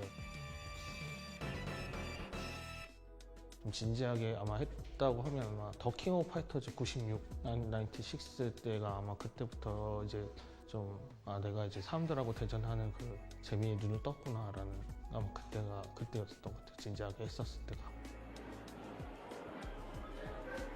제가 다녔던 오락실에서는, 그러니까 이제 격투 게임 문화는 솔직히 저로서는 사실 잘 모르겠고, 저는 그렇게 이제 많이 친했던 사람이 없었어요. 알고 지내던, 같이 이제 게임을 이제 공유를 하거나 했던 사람이 별로 없어서, 아마 고등학생 때까지는 오락실에서는 별다른 친구가 많이 없었어요. 아예 없지는 않았지만, 그래서 이제 다들 이제 분위기상 이제 물론 이제 저만 이제 좀 겉돌고 이제 혼자서 게임을 좀 많이 했던 편이고, 나이를 먹어가면서 이제 좀 하다 보니까 이제 봤던 사람들 중에 이제 좀 친구들을 좀 사귀었던 것 같아요. 근데 어렸을 때는 잘하던 사람들이 이제 좀 눈에 보여서 그 사람들하고 좀 어떻게 정보 공유를 하면서 좀 지냈던 것 같습니다. Punko, so strong, so solid taking game one. 푼꼬라는 닉네임은 원래 그 제가 한국에서 쓰는 닉네임에 풍림 꼬마를 줄여서 두 글자로 푼꼬라고 된 건데, 이 닉네임의 그 탄생 비화가 제가 단순하게 제가 생각한 건 아니고, 옛날에 제가 SNK라고, 그러니까 CBS2라고 캡콤 vs SNK2라는 게임이 있었는데, 하면서 그 주변에서 저를 알고 있던 사람들이 그 풍림꼬마라는 이런 단어로 이제 별명으로 이렇게 부르기 시작했어요. 근데 그 뜻이 이제 한국에서는 스트리트 파이터 2에 등장하는 뉴켄 같은 캐릭터 이름이 풍림화산이라는 별명으로 불리거든요. 그 캐릭터를 쓰는 사람들은 이제 별칭은 풍림화산류를 쓴다 이런 식으로 해서, 제가 그때 당시가 중학교 3학년 때였나 아마 그랬을 거예요. 그래서 이제 제가 학생이고 이제 그 주변에 다 형들 뿐이어서 이제 거기서 이제 풍림화산류를 쓰는 꼬마다 뭐 해서 이제 풍림꼬마라는, 이제 그 줄여서 풍꼬라는 닉네임, 그게 그 닉네임의 뜻이. Is that it's a guaranteed damage card. What a pursuit! One hit. Keep him out of the air. It's like old school Chun-Li from Seth. Punko with some great stuff. You think you've explored the limits of this character? Absolutely not. Some great new stuff there from Punko. 제가 첫 번째로 나갔던 토너먼트가 아마 공식적인 그 큰 전국 대회였던 그게 더 킹 오브 파이터즈 99라고. 물론 그때는 제가 나름대로 사실 동네에서 좀 게임을 잘한다고 자부심은 가지고 있었어요. 그래서 이제 과연 내가 이런 대회를 나가면은 우승을 할 수 있을까라는, 그때가 제 기억이 맞다면은 중학교 1학년 때였던 거 그랬을 거예요. 그래서 이제 참가를 했는데 1회전에서 이제 바로 제가 탈락을 했어요. 그래서 이제 그때 좀 굉장히 뭐 슬럼프 같은 시기라든가, 사실 그러니까 물론 그런 게 격투 게임은 이기는 게 중요하니까 좀 그때 첫 공식 이제 큰 대회에서 이제 그렇게 바로 떨어지고 나니까 그런 기억이 있어요.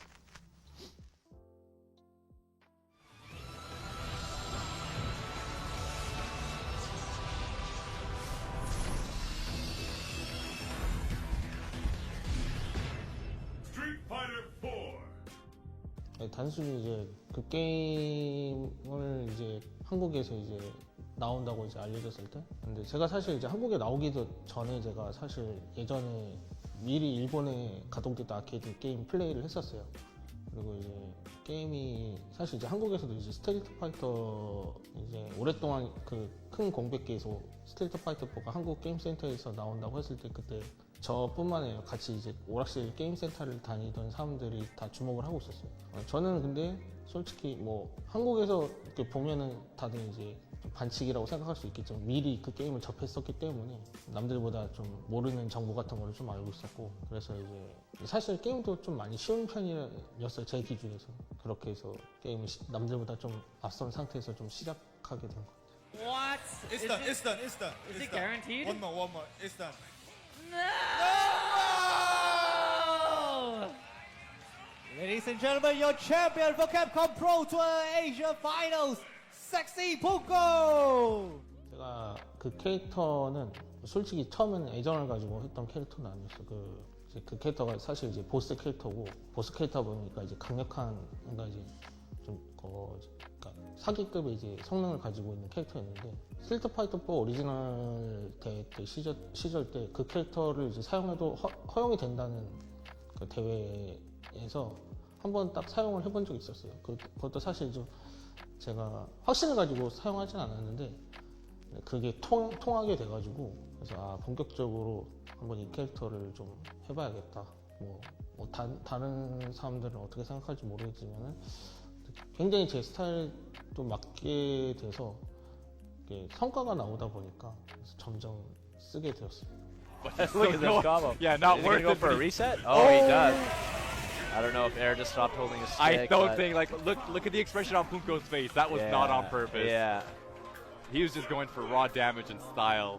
이게 남들이 그 당시에서 생각했던 세스가 이제 사실 이제 성능은 굉장히 좋은데 이제 굉장히 이제 전 캐릭터 중에서 가장 낮은 방어력을 가지고 있어서, 일단 일반적인 그때 다들 생각하는 개념이 이 캐릭터는 잘 맞으면 안 되니까 좀 도망가면서 좀 히트앤런 식으로 좀 해야 된다였어요. 근데 저는 오히려 이 캐릭터가 이제 여러 캐릭터들의 많은 기술을 이제 복제해서 이제 싸운다는 그 컨셉이, 근데 저는 그냥 이 캐릭터는 이렇게 기술이 이렇게 많은 걸 이렇게 활용할 수 있겠다. 이게 좀 설명이 좀 어렵지만 제 이미지로서는 이 캐릭터는 좀 적극적으로 이제 공격을 하는 게 좋은 것 같다.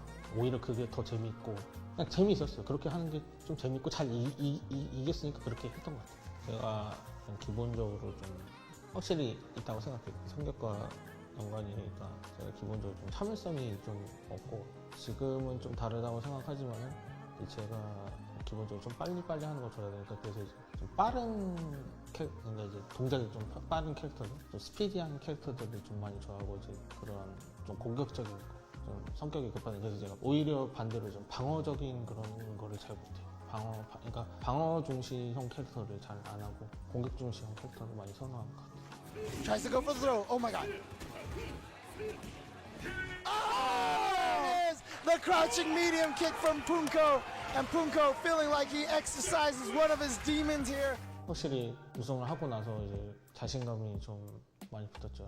내가 검증이 그때 안 돼 있었으니까 과연 내가 지금 여태까지 해오면서 해왔던 게 과연 이게 세계 내 자신의 실력이 이게 통할 수가 있을까라는 그게 계속 의문을 갖던 시기였는데, 어떻게 보면 좀 운이라고 생각해요. 지금도 항상 그렇지만 샤도우 셧다운 우승 이후로 제가 앞으로 우승을 했기 때문에 앞으로 제가 이제 어떻게 이제 플레이를 해야 된다는 그 방향성이 아마 그때부터 잡히게 했던 것 같아요.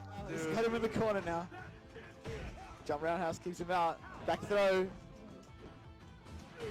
Oh, that's it!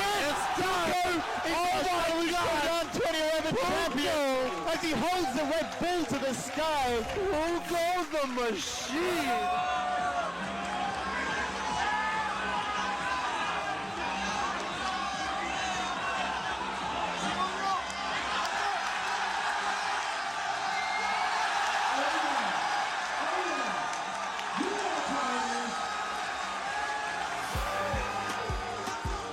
물론 알고 있었죠. 뭐 물어보나 마나. 애초에 그때 에고에 붙기 전에도 제가 처음으로 이제 대전을 붙었던 게 2009년도 스트리트 파이터 4 이제 아마 월드 챔피언십의 대회에서 이제 처음으로 이제 붙었었어요. 물론 그 전에도 훨씬 유명한 선수였기 때문에 알고는 있었어요. 그게 제가 처음으로 알게 된 시기가 몇 년도인지는 잘 기억나진 않지만 아마 중학생 때인가 제가 고등학생 때 그때부터 가장 세계에서 유명했던 선수였기 때문에 실질적으로는 2011년도에서 붙었던 게 두 번째였어요. 제 인생에서 두 번째로 붙었던 선수였어요.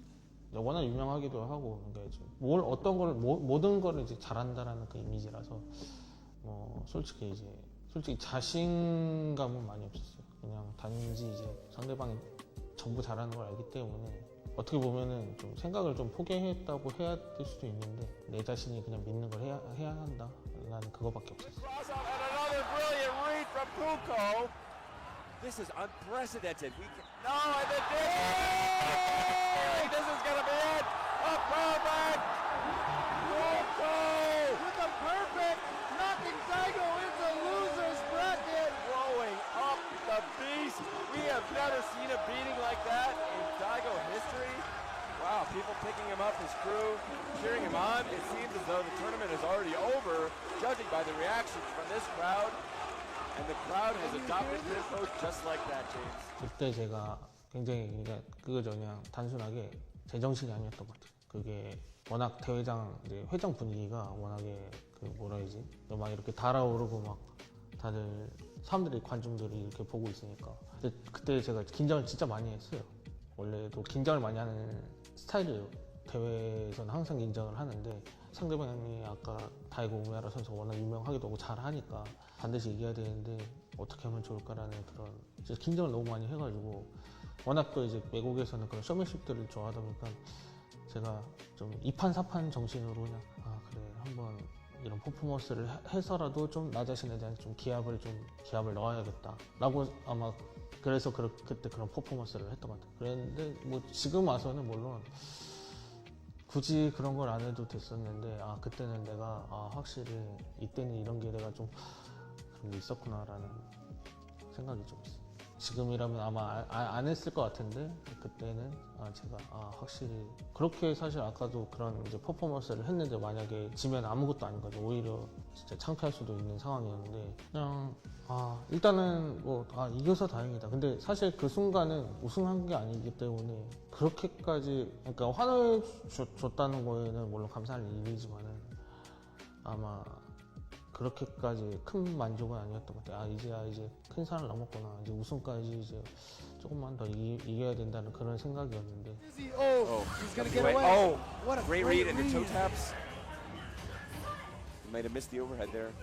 Just getting out of dodge right now. Caught him tricky. Faded it out. We got and that's gonna be it for Punko. DJ Latif.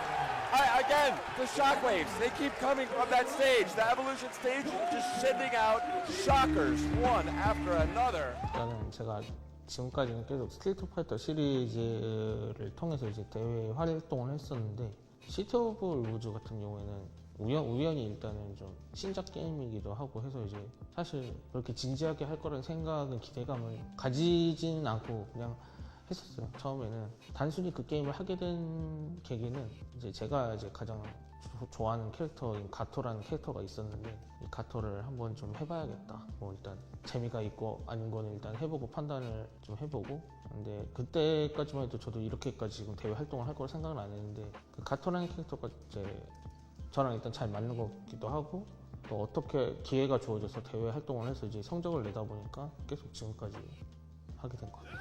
Flailing each other out. Nice JD. Finds the counter hit. This should be it. Punko with the most masterful play. Moving on over Japan's Koji. KOG. 요즘에는 확실히 이제 옛날하고는 다르게 제가 이제 저를 예를 들면 저는 그러니까 오락실 통해서 이제 게임을 알게 되고 거기서 이제 저는 원래 파이팅 게임만 하는 게 아니고 뭐 오락실에 있는 게임 중에 대부분의 게임을 많은 게임들을 좀 플레이했었어요. 근데 어떻게 이것저것 하다 보니까 지금 파이팅 게임을 좀 오랫동안 하면서 이제 대회에도 경쟁을 가지게 되었고, 그러니까 또 오랜 경험이 좀 쌓여서 지금 이제 하게 되었는데 요즘에는 정보 공유가 옛날보다는 좀 빠르니까 그때는 옛날 당시에는 인터넷도 없었고 지금은 이제 인터넷을 통해서 많은 사람들과 정보 공유가 다양하게 이루어지고 또 이게 오락실에서 이제 만나는 번거로움도 없이 이제 온라인도 이제 쾌적하게 이제 플레이를 할 수가 있으니까 사실 파이팅 게임이라는 게 이제 어떻게 보면은 단순히 그냥 게임을 넘어서 그 싸우는 그런 그 모습이 저는 옛날에 그 만화나 애니메이션이라든가 그 홍콩 액션 무비 같은 그런 걸 이제 보면서 좀 동경 같은 게 있었어요. 아, 그런 애니메이션이나 이제 홍콩 무비에 나오는 이런 장면들을 나도 게임에서 싸우고 즐기고 싶다. 그게 제 격투 게임을 하는 원점인 것 같아요. Double perfect? Is this going to be a P? No, the machine. The machine. Punko the machine. Oh my days. Oh my lord. 저는 지금 웨이버 게이밍에 소속되어 있는 프로게이머 선수로서 지금 시티 오브 울보즈 한 부분 전문 게임으로 지금 활동을 하고 있기 때문에 가능한 이 게임 이번 연도에 EWC e스포츠 월드컵에 출전 자격을 획득해서 그곳에 나가서 우승하는 게 일단 첫 번째 목표고요. 상반기 목표고 하반기는 SAK 월드 챔피언십이라는 그 게임의 출전권 자격을 획득하여 그것에 우승하는 것이 올해 하반기 마지막 목표. He's gonna throw. Absolutely. Oh, don't wake up! I'm fasting, bro. I'm fasting, he said. He did that option. Look at this. Punko's, he's so ecstatic. He realized what has happened. He bet the farm on the close A into the command throw. Oh my God. You could see he's emotional because, you know, when you think about it, Fatal Fury, City of the Wolves, changed Punko's life.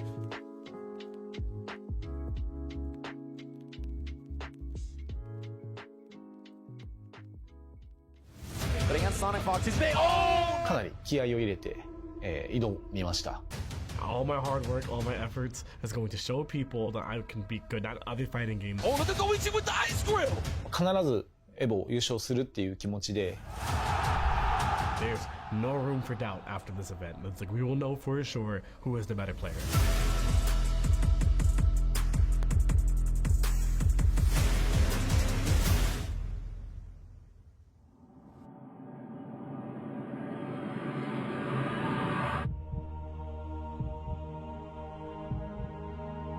The moment I saw Dragon Ball Z before it even released, I knew in my heart I wanted to be the best in that game. Not only is it Dragon Ball, it's a versus fighting game, which is the kind of fighting games I love, and it's DBFZ.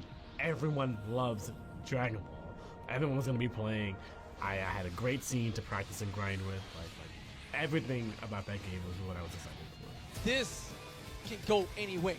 We saw Chris G take out Sonic at Winter Brawl, free, and then Sonic 6-0'd him at Grand Finals. Now we saw Goichi kind of handle Sonic Fox last night. He watched him a little bit. And Extra here's a chance detergent. for the rematch. はい、そうですね。ソニック・フォックス選手と戦ったのが、本当に初めて戦ったのがファイナルラウンドだったんですけれども、その当時、日本では僕が、一番、大会とかで勝ってて、で、アメリカではソニック・フォックス選手が一番勝ってるっていう状況で。No, he's still alive. Will he get that life back? No. Yes, open up. Oh. Oh, that's it. How does he do it? Oh, key blast kill. Unreal.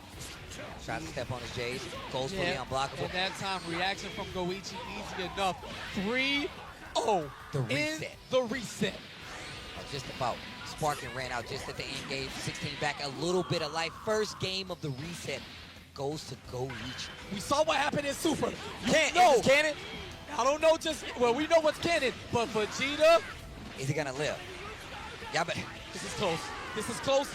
And just enough on the last hit. The final flash puts Goichi up an important 2 games to 1. どっちが、強いんだっていうのですごい自分はかなり自信があったんで圧勝するだろうなっていう気持ちでいったんですけれども、実際蓋を開けてみたらもうめちゃめちゃ相手も強くて、こんな選手が世界にはいるんかっていうすごい驚きを感じた。 My grand final match at Final Round 2018 against Goichi was full of excitement, right? It's the first time we're really competing against each other in a tournament. I truly felt like he is playing just a clearly superior team than mine. So I need to keep up with him. I'm holding my own, holding my ground, but I realized it's not enough. One mix up. Wake up, DP. You gotta be careful. We still have finish. Oh my God! 6M! Sonic Fox! Forcing it to you! I see you! Stop it! I see you! Stop it! Losing in the final round 2018 was the moment I realized I need to play a better team in order to beat Goichi. What I felt that my team was lacking was really strong mix-up against Goichi. I initially played Goku Black, Android 16, and Hit, and I switched my team to Bardock, Zamasu, Android 16 again. Goichi's defense isn't the best in like the entirety of the fighting game community. Finding ways to limit Goichi to be like, hey, listen, you're only a human. Making sure that I could put him in situations where he had to blind guess and make the most of it was important. 次はソニックホークス、お前だ。 Goichi called me out at after he won an event and said, Sonic Fox, you're next.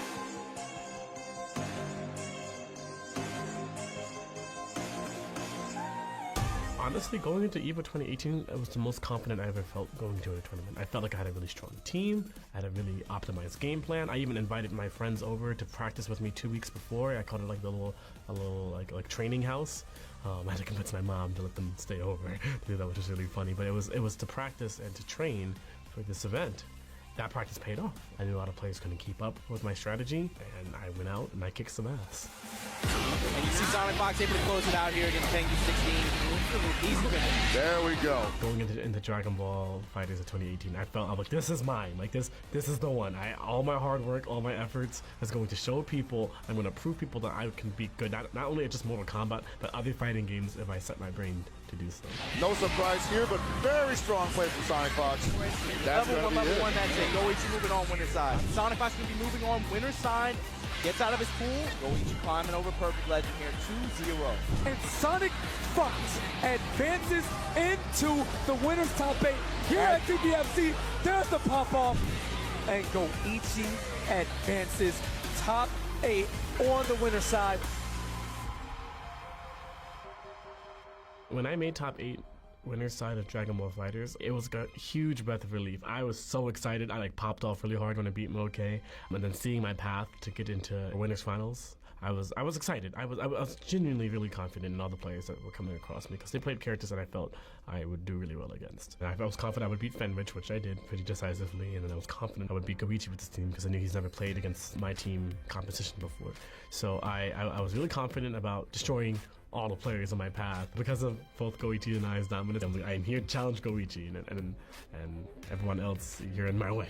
I knew that like when I practice as hard as I did for an event, it's when I'm at my most prime. I had everything figured out by then, and I knew there was going to be no surprises. There will always be nerves, I believe, whenever you enter any event, but I knew that like as I won the first match in Winners Finals in 2018, that I was like, I can do this. I can beat Goichi, and where it matters most, and I'm going to prove it right here, and I did. Oh my goodness, the great Poupon is in. Talk to him. My beautiful people of the world, scream! Hearing the famous Cell scream in the arena was like, I can't really describe that feeling. It's just this unknown entity, this overwhelming energy and presence that I've quite literally have never felt before in my entire life, like vibrating through my every being. そうですね、エボ2018年で、ソニック・フォックス選手と、戦いまして、で、自分はエボリューション優勝するっていうのが、すごい目標ではあったので、すごい、かなり気合を入れて、挑みました。 Okay, here we go. Oh, we just jumped right into the action. Okay, Goichi. Very aggressive. You know, one thing about Goichi, he used to always start with jump forward Vegeta, but against Sonic Fox, he's big. Oh, nice. He knew. Good awareness on both of those guys. Stop! My strategy and process going into that match when I 3-0'd him was very simple. I'm going to be oppressive. When it's my moment to take, I'll make the most of it, and if it's not, I will back off. But if he keeps giving me free turns, and this is one of the weaknesses I noticed about Goichi. Goichi is willing to sit there and block until it's his turn to be ready, because a lot of players don't really force Goichi to make a decision. So I wanted to figure out how I could do things to mess with him. And be like, Goichi, are you gonna take your turn? Or are you gonna keep letting me take infinite turns? I'm asking you, do you have the heart to challenge me here when you need to? I don't think he was quite ready for a response in the winners finals when I kept being as oppressive as I was. But Sonic Fox locking him down. Lariat, Vanish, nowhere to go. True block string. 16 assists back again. Using his bar to wait him out. Sonic Fox delaying the inevitable here. And Sonic Fox got to start baiting that reflex after the Zamasu assist. He's going to get out scot-free. Yeah! I was surprised I did 3-0 him. When I was going through my head, it was just like, I'm shocked that I was able to win so decisively against you. It wasn't like that these matches were easy or anything. A lot of situations came down to like final decision making, but I was surprised. But I mean, if you see what he did to me in grand finals on the winner's side, then I was very quickly humbled. So I want to see it so bad at Evo. Let me see Shenron. He's gonna get Shenron. Oh my goodness! He's Bring gonna the get gas Shenron. Bring it back! He's gonna get Shenron. Okay. Oh my goodness! He summoned Shenron again. No, I was smiling so brightly when he summoned Shenron for the first time. I was just like, there's no way he got Shenron again. Okay. Oh my goodness! Does he take Sparking or does he take the other character? It's hard to gauge what the right decision is in that situation. For me, I think I would either say he should have probably either gone for another Sparking, or he should have gone for reviving another character. The idea is that he gets a second chance. You might as well get a second character then, if you're just gonna get 2 touched off of any situation anyways. Goichi, are you freaking serious right now?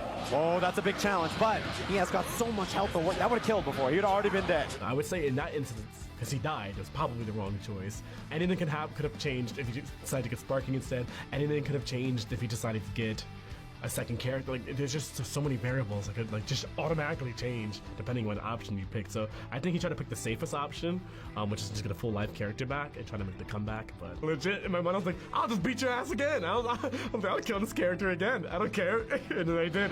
Javelin, Zamas. Is that actually enough? Yes, it is. Sonic Fox in grand finals, winner's side. Oh, that man is excited. Did you see the fur that was shaking like tambourines?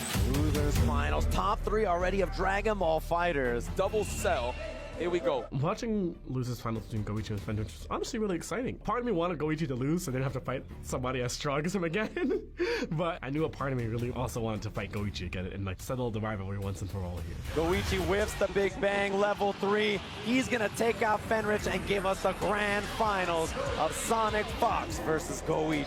Watching Goichi win Losers finals, like I was hyped. I was excited. I was like, this moment will determine who truly is the best DBFZ player on the planet. There's no room for doubt after this event. It's like we will know for sure who is the better player after this tournament is over. Here we go. Oh, that was so loud. Talk to me. That was music to my earlobes. Goichi saw that Vegeta sniped the assist. Whoa! That's cheap. That's cheap. That's cheap. Yeah, the Bardock pushed him in and then Cell landed back in the front. Little characters. Yeah, Spark doesn't want to deal with the mix-up. He knows Sonic Fox is too dangerous, and that's why he finds the hit. Goichi in the first grand final, he started playing so much more aggressive. Like I think he realized what he needed to do. The question I was asking him, which is, are you gonna let me do whatever I want, or are you gonna fight back? And like it really felt like he was ready to fight back. He was locked in. He was ready. Bardock is down. This is angry Goichi. Can't open the style. Yeah, Javelin, bang, energy field. Ooh, okay. 1 on the board for Goichi. Looking way better than he did in the winners finals, I will say that. It was scary. I was like, wow, he's really rushing me down. This is bad. You are so dead. You spoke to Todd real quick, Sonic Fox. You got acquainted. Goichi is playing no games with you right now. Oh, baited. That's a punish. Final flash. Sonic Fox nodding. Pixel. Got him. The roles are now reversed. Sonic Fox was up 2-0. Steve Hill to climb for Goichi. Now Goichi up 2-0. MP. Oh, he's washing Sonic Fox. This is a wash. He dropped the clothes off in the clean as he dipped. Okay, still on ran all the way up, and it's gonna be a reset. We got a reset, ladies and gentlemen. Oh, look at Goichi with the ice grill. さらにね、本当に勝ちたいっていう気持ちだったんですけれども、決勝で、リセットはかけたものの、そのリセットかけた後、ちょっとなかなかペースをつかむことができなく。What's Sonic Fox doing? Is he riding his wheel right now? What's going on here? Let's get this going, baby. What's going on? Yeah, the question Sonic Fox is apparently asking is if there can be a side switch in between the sets. He wants player one now. What was happening on stage was the TOs not knowing this rule. I was like, what do you mean you don't know this rules exists? I know this rule exists. I've always checked that this rules exist. I want to play on player one because I feel more confident playing on player one side. Not that I can't do it on player two side, I feel like my execution is a tiny bit better. The confusion by the TOs and then having to get a translator to also translate that took way longer than it should have. He's giving him that look. Are you trying to cool me down? See the eyes narrow for a second there? He's like, what is going on? Honestly, I could feel Goichi's anger. He looked so frustrated. I knew he wanted to just get right into killing me, but I was just like, I'm sorry, I want to play player one side. Should have just been that simple. Okay, I'm gonna coin flip, and if I lose, then I stay. If I win, but it was not meant to ice him like that, but it did, and you know the rest. Dude, we are mixing each other. It's either rock, paper, scissors, or we just gave up on it? We just giving it to Fox? I think the coin flip settled it. Reset point, grand finals now. Air to air, Sonic Fox, early start. In the second set, I felt like I matched his energy. A part of me felt like he wanted to get this kind of over with. The first match was really scary, actually. Like he was up and winning. I made a minor comeback to beat him. I blocked correctly, and then I just caught his backdash. You really think you slick, Goichi? I like that. He got he got Sonic Fox! Oh! And Sonic Fox is feeling that. He's powering up. He's hulking up. I think it got to him, actually. I mean, he was winning the first game. Like he was clearly winning. He was beating me up. I was in a guess for game situation. Like I had to block for my life against him. かつやっぱり相手のその人読みとか、そういった部分がすごい刺さったなっていうのでちょっと負けちゃって、まあ当時はかなり悔しかったですね。本当にもう1ヶ月2ヶ月ずっと悔しいのが続いたっていうのが率直な感想ですね。He had the first game right there in his clutches, and then I took that away from him. I think I actually killed all of his momentum. I could feel it in his gameplay. It felt like he got disheartened when he lost that first match. He threw the opportunity, and that sucks. Like as a fighting game player, when you had an opportunity to be like, yo, guess for a game, and they guessed it right, that is so annoying. And this is an advantage. Yes, he gets the hard knock. Where we going? The dome. I felt like I had it in the bag after game two. Game one was like a massive sigh of relief, and then game two was like, now I need to carry this momentum. I really think in hindsight, Goichi should have also taken a moment to think about what just happened. He was so determined to try to beat me. It's possible that some of his emotions could have gotten to him. Because Goichi is a very, very emotional player. So, and I remember the frustration he had when he had the opportunity to kill me and he missed it. And Sonic Fox! Wait a minute. Yo, wait, do not tell me we're gonna summon. Are we gonna summon? And Sonic Fox is your Dragon Ball Fighters Evolution 2018 champion! How it felt to win DBFZ 2018 EVO, easily the biggest moment to me, I think, yet in the EVO. I got to compete in grand finals against a really, really good friend. I'm a rival. I got to prove to everyone I can play another fighting game that isn't Mortal Kombat. I can win in a game that has the most evil entrances at the time. It's like I accomplished literally everything I wanted to. Literally everything. Nobody could say anything to me after I won 2018, and I pretty much shut up everyone that was a hater in that moment. I felt like right when I won in 2018 was the moment players could look at me as like a Hall of Famer kind of player. Like people who were there in the real time, the energy, the story building up to it, the rivalry, the wins, the losses, everything that built up to that moment. I think everybody will tell you that was the golden era of the modern FGC. I generally look at EVO 2018 as a moment that made me who I am today. It was just the perfect game, the perfect moment. Everyone wanted to play and everyone was passionate about. I knew that with Goichi as a rival, I knew he wouldn't lie down and just take that, right? I knew he would be coming for me.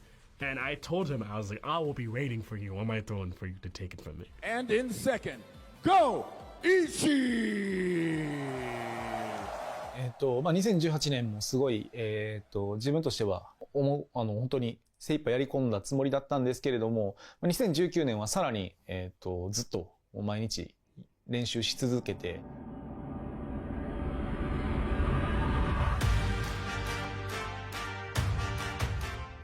必ずエボを優勝するっていう気持ちで1年間、準備をしてきたっていう感じですね。And welcome back, everybody, to the curtain call for Dragon Ball FighterZ World Tour. Stop number 1 here at CEO 2019. And let's talk about the potential winners finals here, because this next match is going to be Sonic Fox versus Goichi. He's got Zamasu with some good tools, right? He's able to sub in the lightning. He can still mix them up. But a clean flash response from Goichi. Optimization station. like how both of those guys like nodding their heads like, yep, I got you, man. And Sonic like, yep, I agree. And of course, Goichi goes to the winners finals to go up against TEKKEN Sage, and that should be a good one. かなり、思い入れが強くて、本当にもう1週間前ぐらいからずっと緊張しているっていう状況ではあったんですけれども、仕上がりは本当に最高で、優勝する確率も今まで出た中で一番確率は高いだろうなっていう、それぐらいの仕上がりだったんですが、一戦一戦絶対に落とさないように、丁寧に丁寧に、勝ちを進めていったっていう形ですね。はい。And it looks like we have our first champion of the Dragon Ball Fighters World Tour 2019 Tenkaichi event here at CEO 2019. It is Goichi claiming the top spot. I mean, he's been number one for a very long time this season, but now it's official, it's on paper, it's on record. He collects 200 points. When he beat me at CEO 2-0, yeah, I felt like that Goichi was really catching up. The meta was changing, players were getting stronger, like, it was hard, actually, genuinely hard. Goichi is someone you definitely count on to always finish that plate as well. He's a hungry boy. There is. That's going to be 2-0. For Sonic Fox. Oh, the Key Blast, such a good neutral tool, and that is it. Goichi 2-0 over Kendevo, and will move on in winner's bracket. That's going to be like a really common thing. We're trying to close this out, and man, oh man, he's that good for a reason. Goichi's in winner's finals. Level 3, that's Pink Matters theme as Sonic Fox marches back in. What's old is new. Goichi Sonic Fox winner's finals here at Evolution. そこで最後、ウィナーズファイナルでまさかまた、彼とソニックフォックス選手と当たるっていうのがすごい運命的ですし、リベンジの機会を、決勝で与えていただけるっていうのは本当にもう光栄なことで、すごい嬉しかったなっていうのが、率直な感想なのと、絶対に今回はあんな悔しい思いはしないっていうので、楽しくもあり、絶対に負けないぞっていう気持ちで挑ませていただきました。Oh, he caught that one. Definitely could have did advantage. Oh God, the 2H. That is gonna be the game for Sonic Fox. That's gonna be 2-2. 2-2. Final game between these two in the winners finals. Goichi versus Sonic Fox. Even they look tired. Oh man, what a set. やっぱりウィナーズでグランドファイナルに進むのとルーザーズに落ちるのとでは全然違うっていう中で、本当にお互いがもうフルフルの 2-2 の状況で1対1の状況まで行って本当にドットの勝負だったんで。 Sonic Fox, one chance. The key blast. Staircase. On same side block. Dragon Rush. 心臓の音がもう本当に聞こえるぐらいドキドキはしてたんですけれども、ここで、いつも下がってゆっくりいったら負けるっていうのは分かってたんで。 Super Saiyan 4. This is the final match, final mix-up.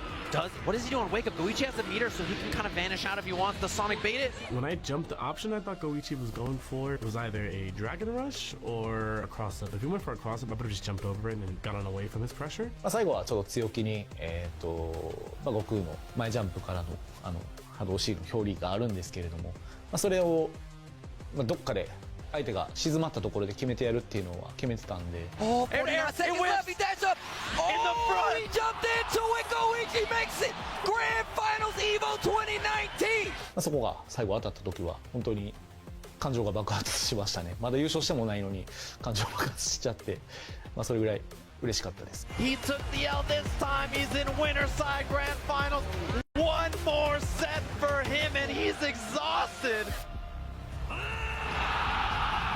Even with the regen from sparking, he's just gonna burn through it, burst through it. Sonic Fox game 1. Sonic Fox is in a lot of trouble. Only 2 bars. No sparking 2H, and that should be the match. Fenrich versus Sonic Fox goes to 1-1. Fenrich with the wake up buttons. This is the kill. That's 2-1 Fenrich. Level 1. Level 3. Final game one more time. Oh, this. 2 bars. This is it. Level 1, level 1. This is it. Sonic Fox. He's back in grand finals. Just like that, another shot at Goichi. I wanted that run back with Goichi so badly that, like, literally after I beat Fenrich, I remember clearly I grabbed the chair and I, like, shoved it towards Goichi. So then, sit down, come, I want to play you so badly right now. Dude, look at Sonic Fox. Finals. He's waving him over. He's like, let's play right now. I'm ready. Come on. Come on. You. I want you. Come on. Come sit down, seat. buddy boy. Come have a talk with Uncle Furry. Gonna tell you He the rolled history the of chair at Jara. him. まあソニックホークス選手がルーザーズ落ちて、で、まあ、上がってくるだろうなっていうので、もう次の準備はしてたんですけれども、やっぱり上がってきたかっていうので、まあ、これもまた、同じ決勝のカードになったんで、去年と同じ、その2018年と同じですね。すごい運命的だなって思いましたし、もう絶対に倒すっていう、それだけの気持ちでしたね。はい。6 bars on the side of Goichi though. He's gonna ace lariat into vanish. He's gonna string him up. The auto combo. Sonic Fox knew. I certainly thought this was a continuation of me and Goichi's story. Like, I felt like this is us coming full circle again, you know, two of the GOATs meeting from, you know, the East and West and meeting again in Grand Finals. The exact same winners and grands as last time. Yeah, you know Sonic's looking for the tag level 3.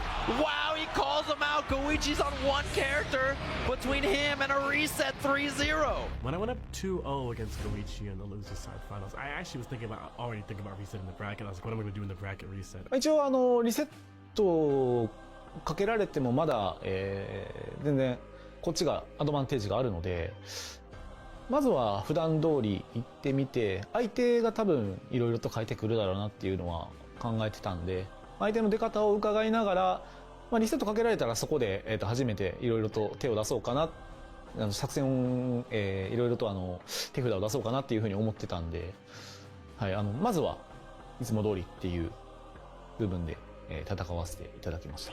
In the front again, Sonic with a 2-hit. Oh my god. No cancel in the front. Sparking's running out. Goichi. Oh, the Dragon Rush. He knew it was coming. He went for the power pull. Extend. Try to get as much damage as possible. He builds one bar. This should be the kill. Level 1. Goichi brings it back. We're still fighting in this first set. You thought it was going to be easy. Sonic Fox was like, you know, for a second, I did.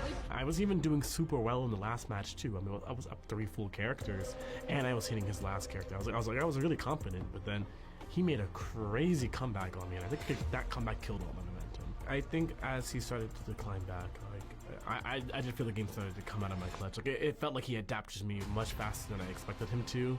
He started making the appropriate adjustments needed to defeat me, and yeah, he just cleanly reversed 3-0'd me. Both sides. I'm blocking both sides now. Mystic Ball.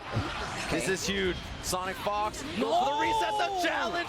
Goichi was ready for it. このコンボを完走したら倒しきれるっていう指導が当たった瞬間に、すごいこれで勝ちや、でも絶対に油断するなっていうので、すごい安全コンボって考えてコンボを完走したのは覚えてます。はい。He brings them up. This is it. Drop them. Keep it simple. There it is. Goichi, your Dragon Ball Fighters 2019 Evo champion. Those tears that he had when I saw him start breaking down crying next to me like meant everything to me. It was seeing my friend overcome one of his greatest rivalries, seeing his hard work pay off, and sitting there next to someone I really called a good friend.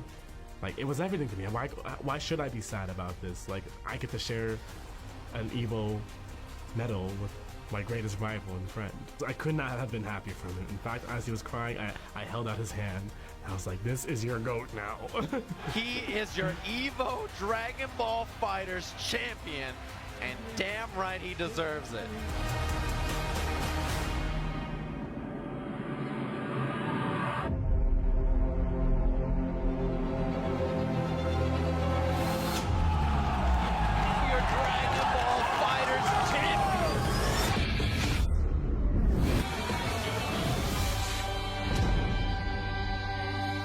まあ多分そのドラゴンボールファイターズは多分お互いちょっと一回メインからちょっと退いてしまった2人だとは思うんですけれども、やっぱり久々に対戦できるっていうのはすごい楽しみですし。I think Goichi is single-handedly my greatest rival I've ever experienced in a fighting game. まあすごい楽しい。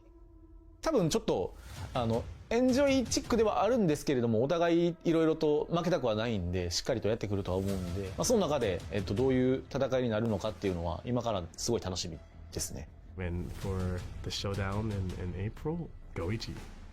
Let's have fun, yeah? One last time. SNK sprite work is legendary. In the early years of arcades, the company pushed the boundaries of what sprites could be, particularly in fighting games. And with the release of the King of Fighters 13, SNK would take their sprite work to a level unheard of. 今のその基本形の話になると、その構えてる絵ってあるじゃないですか。格闘ゲームの一番なんかこうフットワークとかアイドリングしているポーズの1枚が基本形に、まあ大体のキャラそうなってます。で、ここを基準にパンチを出したりジャンプしたり動いたりするので、まあ、この一番起点となる、ドット絵に、順次で作っていかないと絵がどんどん変になっていくっていう話を。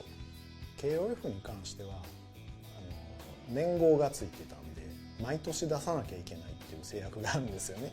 なんで毎年その20体30体のキャラクターをゼロから作り直すっていうのはちょっと現実的じゃないので、まあ、やっぱそういう制約もあって、あとその KOF のドット自体がもう完成度がものすごく高いものなので、あえて作り直す必要がないっていうのが一番大きな理由かなと思います。まあ昔のゲームなんで一つのキャラクターに対して使える色っていうのが15色っていう制限があるんですね。その15色の中でいかにそのキャラクターの差別化個性を出すかっていうのが結構勝負どころかなと。加えてその15色を自由に配置できるわけじゃなくて色替えを作らなきゃいけない。 2P キャラだと、赤色のキャラが青色になったりとか、そういうところも計算して作らなきゃいけないっていうところが、まあ、初期のドット格闘ゲームの、難しいポイントだったかなと思います。で、解像度も今みたいに高くないんで、表現できることの種類が少ない。例えば細いネックレスとかは1ドット以上の1ドットより細いものは描けないとか、あとは動かすためにある程度そのシンプルなデザインにしなきゃいけないとか、そういう制限もありますね。KOF でまず最初にびっくりしたのが背景ですね。まあ、キャラクターももちろん素晴らしかったんですけど、私まだ学生時代だった時に94が初めて発表された時にその背景の緻密さリアルさっていうところにすごく魅了されました。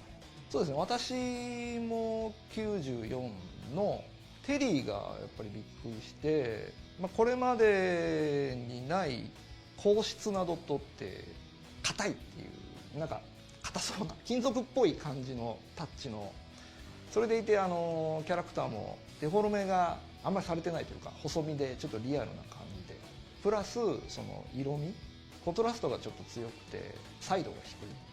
テリーの帽子の赤がすごくくすんだ感じの帽子の色で赤の色で、ジーパンなんかもなんかちょっとリアルっぽい色にしている。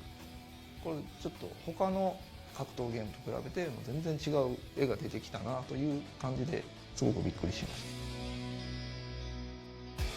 た。While SNK had already established a legacy of amazing sprite work, they decided to start their character designs from scratch for the upcoming titles The King of Fighters 12 and 13. How did they design these new sprites, and why would they decide to take this route at all? 3D にしなかった理由は単純にスタッフがドット大好きで 3D に移行するっていうこと自体がもう花からなかったというか、ドットでやるっていうのが当たり前だったと思います当時は。はい、時代的にネオジオからもう新しいハードに背景があって、そろそろ KOF も新しいステージにそういう考えがあって、これまでのドットとは違う新しい KOF を作ろうということになったっていうことですかね。もともとのその KOF のドットよりもその絵のサイズが大きくなってるっていうことで、もうすでにかなり工数がかかるというかすごく時間がかかるものなので、これを生産というか量産していかないといけないっていう部分に関してやっぱり苦労したというか、作り方をねガラッと変える必要がありました。12の制作過程はですね、まず私が基本形を作りますを全キャラ分作りまして、でこれをもとに 3D モデルを作ります。それを動かして、でそれを下地に今度新しいまた言葉が出てくるんです。仮キャラっていうで動きのチェックをして、これがまあ OK ですよ、もうちゃんと動いてますってなったら細かいディティールを入れていくで完成という流れで、昔の前の KOF のキャラクターはアーティストが1人でまあ、プランナーが1人いれば全部作れてたんですけど、12の場合は基本形描いてる私はまあなしとして、そのモデルを作るのが1人でモーションを作るのがまあ1キャラに2につき1人だったと思います。で、仮キャラを作るのに3人で、その後ディティールを入れるのにまあ2、3人はいたんじゃないですかね。これぐらいの数関わってます。13の場合はなんかちょっと特殊でして、もともとその12を作ってる時のゴールがもう13だったんですよ。で本当はこの13を作るつもりで12も作ってたんですけど、まあ時間の都合であったりとかまあいろいろありまして、2つに分けたみたいな、12-1、12-2みたいな形になってるんですよ。それが13なので、最初からもう、まあ、その対数出すつもりで最初から作ってたので、急に何十体も増えたわけじゃなくて、もう最初からその準備をしてたっていうのがあります。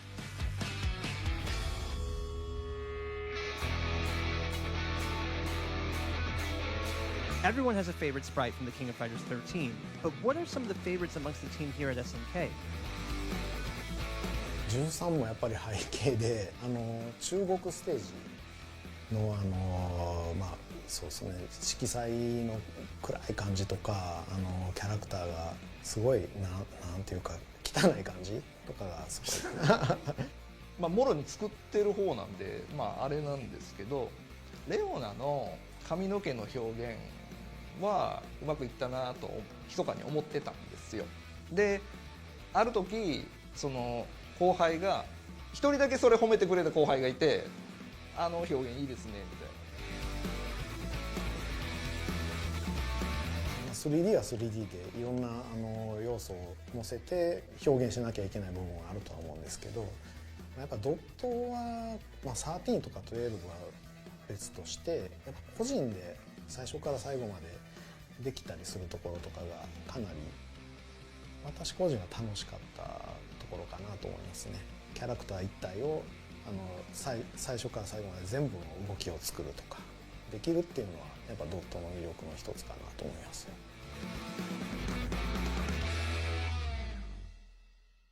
Hello, my name is James Chen, aka Jay Chenzor, and this is AAA Toe Tech.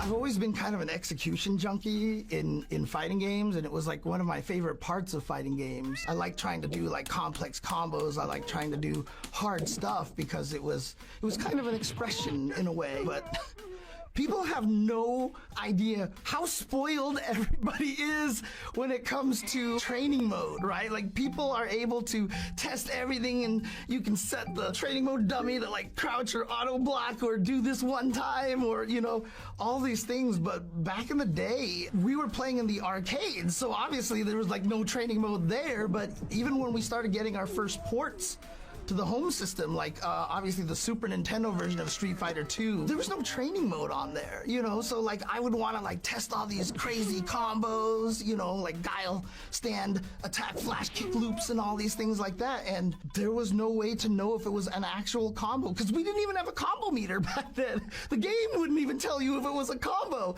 So as fighting game players do, we innovate in very extravagant ways. I would just go to versus mode and I would put my handicap down to 1 and the opponent's handicap all the way to 8, so my character was doing as little damage as possible, and I would put the second controller on the floor and I would actually try to do the combo, and as soon as I landed the first hit, I would use the big toe of my right foot to try to hit down back on the second SNES pad to prove that it was, you know, a true combo, and, you know, like they couldn't block in the middle of it. A lot of times I would like hit the combo and I tried to press the down back and I would just like miss, or the controller would slip, you know, out from under my foot. I would have to set it up again and just do, it was, oh man, it was a lot of work, but it was just one of those things that you did because I just enjoyed this facet of fighting games so much. It wasn't even until Street Fighter Alpha 1 that they finally gave us a training mode at home. And I remember when I saw it, I was like, this is the greatest thing ever. And if you go look at it by today's standards, there was like no options. It was like literally, I think there was just like a test mode where the opponent's health would regenerate, and then like a record mode or something just so you could play it back. And I think that was it. The test mode, I think, had auto guard on it no matter what. So like every time you failed the combo, you had to wait. And then they would stop blocking and then you could try it again. Even things as simple as like having your super meter. You always started with 0 meter. You had to like jump back air Tatsu, Tatsumaki, and then just whiff a bunch of DPs. Shoryu, jump back, Tatsumaki, Shoryu, jump back, Tatsumaki, and just do this over and over and over again until you finally got the meter. Then you try the combo and like activate the super and you miss the cancel and they block. Jump back, Tatsumaki, Shoryu, jump back, Tatsumaki, Shoryu. Like, you just had to build the meter all over again. And we loved it. It was the best we had at the time. I mean, again, like, I'm old, so, you know, like, kids these days don't know about news groups and stuff, but I would go onto these news groups, and the most famous one back then for Street Fighter was something called alt.games.sf2. All the hardcore fans were there, would just be, like, talking about stuff, and I would post up, like, oh, I just did this combo, I can do this combo. And most people would be like, that's not possible. You're a liar, whatever, you know, that's not real. I mean, it's reasonable because back then people could make up stories. There was always like, oh my God, Chun-Li threw her bracelet or Guile threw his comb. You hear it and you're like, whatever. So nobody really was believing that I was able to do these combos. I really wanted a way to record these and show them off. I kid you not, right when I got out of college, I got a job as QA at Symantec, which Norton antivirus guys. And the first thing that I bought for myself as kind of like a treat was a video capture device. Dazzles, I think that they were called, just like this little tall, skinny gray thing. So I got one of those just so I could start recording combos, so I could show people that I wasn't lying about a lot of these things. Eventually, I just started stringing them together, and that's kind of how I started making combo videos. People don't realize, too, that this was before YouTube. We didn't even have a place to like show these off. So when Shoryuken.com first started up, which was basically the hub of all fighting games at that time, I would actually put my combo videos on there. They would host it and people could download it. It would be like a 5 megabyte file. We had to make them really small. It would still take you like 30 minutes to download. It was before just like string them all together, put background music. But then at some point I was like, I want to do more. And so that's kind of one of the things that led to the 2-hit combo video. I just wanted to make a really satirical, goofy combo video, but there's a lot of people out there that say that that is the greatest combo video of all time. Appreciate that. I do think there are some better ones out there, but it was just such a nice outlet for creativity, like turning the fighting game passion into an artistic work like that. You get into the FGC, you think you're just gonna play fighting games, but then you end up learning video editing, artists, etc., and they're just a good source of how you can express yourself in your own way, and that's just one of the many facets about fighting games that I love about them, and why I think they're so cool.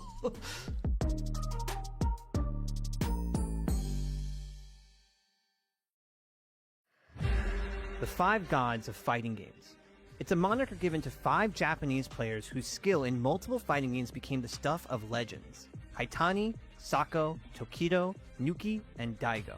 These names have become synonymous with the genre, but that wasn't always the case.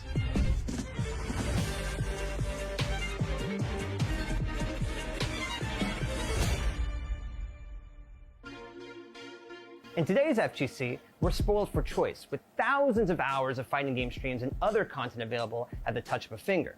And learning about the best of the best is a simple search away. But in the late 90s, with the internet still in its infancy, one of the only ways to learn more about the scene and its key players was in game centers and arcades like this one. Where did this moniker originate, and how did the exploits of these 5 players become the foundation of the Japanese fighting game community? And how do they continue to help shape what fighting games are in Japan almost 30 years later? 5人じゃなくて俺と梅原だけだよ神はって当時は思ってました。はい。5人じゃねえよ俺と梅原だけだよって思ってたんですけど、時々は可愛がってどんどん強くなってきたんで、いや三振だろうって思ってて、でそっから迫と灰谷と仲良くなって、なんか5人いいな俺らみたいな感じに最後はなったんですけど、まあそれちょっとぬきさんがちょっと面白がって、こう大会の時に多分それを言ったんですよね。闘撃っていう当時すごい大きな、全国で一番、大きな大会の時に。で、今思えば、なんかすごいよく、名付けたというか、その5人を提唱した人は、なんかすごい格闘ゲームのこと知ってたんだなと思いますね。というのは、僕は東京で格闘ゲームをずっと、やってるんですけど、その当時、その佐古さんと、そのハイタリのことは、もう全然知らなくて、東京から大阪までゲームセンターを、練り歩いて、多分全国行ったかもしれないですけど、だから知りようがなかったにもかかわらず、おそらく多分全員と対戦したことある人なんでしょうね。ただ当時今と違ってプレイ動画みたいなものがほとんど見る機会がなかったんで、都市伝説みたいな感じで、その中で強かったプレイヤーっていうのを5人を挙げて、で僕はその時まだ全然大会の実績とかは少ない、ほとんどないプレイヤーで、自分としてはステップアップをしていきたい感じだったんですけど、いきなりそんな風に呼ばれてたのは、ちょっと自分では戸惑いましたね。まだまだなんかそんな感じでもないんだけどなと思いながらやってました。それに選ばれたことはすごい嬉しいですけど、別に自分のことを神だと思ったこともないし恥ずかしいですね。本当にね、衝撃だったんですよ。佐古さんとの試合とか、正直佐古さんの過去の動画とかをちょっと見せてもらった機会があって、その時はね、多分佐古さんがメインでやってたゲームじゃなくて、そんなにこの人上手くないんじゃないかなっていうふうに疑いの目を持って、で実際に手を合わせることになって、その時に僕かなり自信あったんですけど、やられちゃって、でそのやられ方っていうのがもうね、今までに感じたことのない操作スキルを感じたので、やっぱ誤審ってすごいんだなとでそんな中に数えてもらって、光栄だなと正直思いました。誤審っていう名前が呼ばれてて、周りもそれを意識してるところもあったんで、自分も頑張ってだからこそ頑張ってうまくプレイしないとなみたいなところもあったんで、そういうのが自分のレベルアップにもなったし、地域全体の盛り上がりとかレベルアップにもつながったんじゃないかなとは思ってます。くくられるくらいみんなその功績、実績があったからそう呼ばれたっていうのはもちろんありますけど、ただその後もみんな活躍してますし、今でも方向性はそれぞれ変わってきましたけど、目立つ存在って考えると、どっちか分かんないですよ。もともと目立ってたから誤審っていうくくりになったのか、そのくくりがあったからまたそこで意識が変わって活躍し続けることができたのか、どっちが先か分からないですけど、もしかしたらくくられることによって、何かモチベーションみたいなものが維持できたっていうのはあるかもしれないですね。Fighting games today have more exposure than they've ever had due to advances in online matchmaking and the influx of sponsors that support competitors and productions as they fight for glory on larger and larger stages.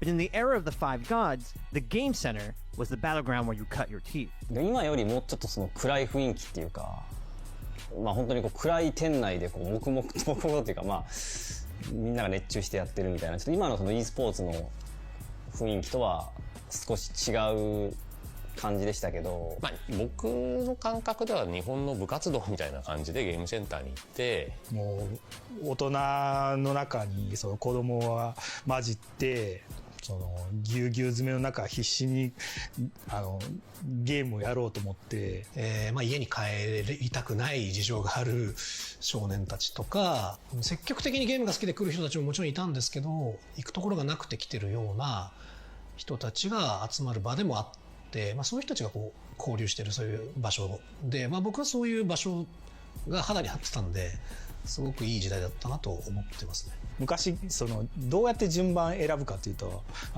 コイン、お金をゲームの筐体の上に並べていくんですよ。だから1回プレイするのに30分から1時間待たなきゃいけないっていうぐらいストリートファイター2のブームが来ててっていうぐらい、もうねすごいゲーセンはもう盛り上がりまくってましたね。今とやっぱり違うのは、その時にワンプレイお金を払いながらやらなきゃいけなかったっていうのがあって、どちらかといえば、ワンプレーに対して、目先の勝利の方が大切だったのかなと思いますね。はい、ピンクエリアアミューズメント企業佐古さんといろんな僕も皆さんの名前は知ってるけど、話すまでにはすごい時間がかかったりとか知ってるけど、直接まだゲームセンターで会ったりとかインターネットで交流があるわけじゃない時間が長かったんで、年上の人たちといろいろゲームで切磋琢磨したりとか、いろんな礼儀とかも教えてもらいましたし、可愛がってもらえたと思うんですよね。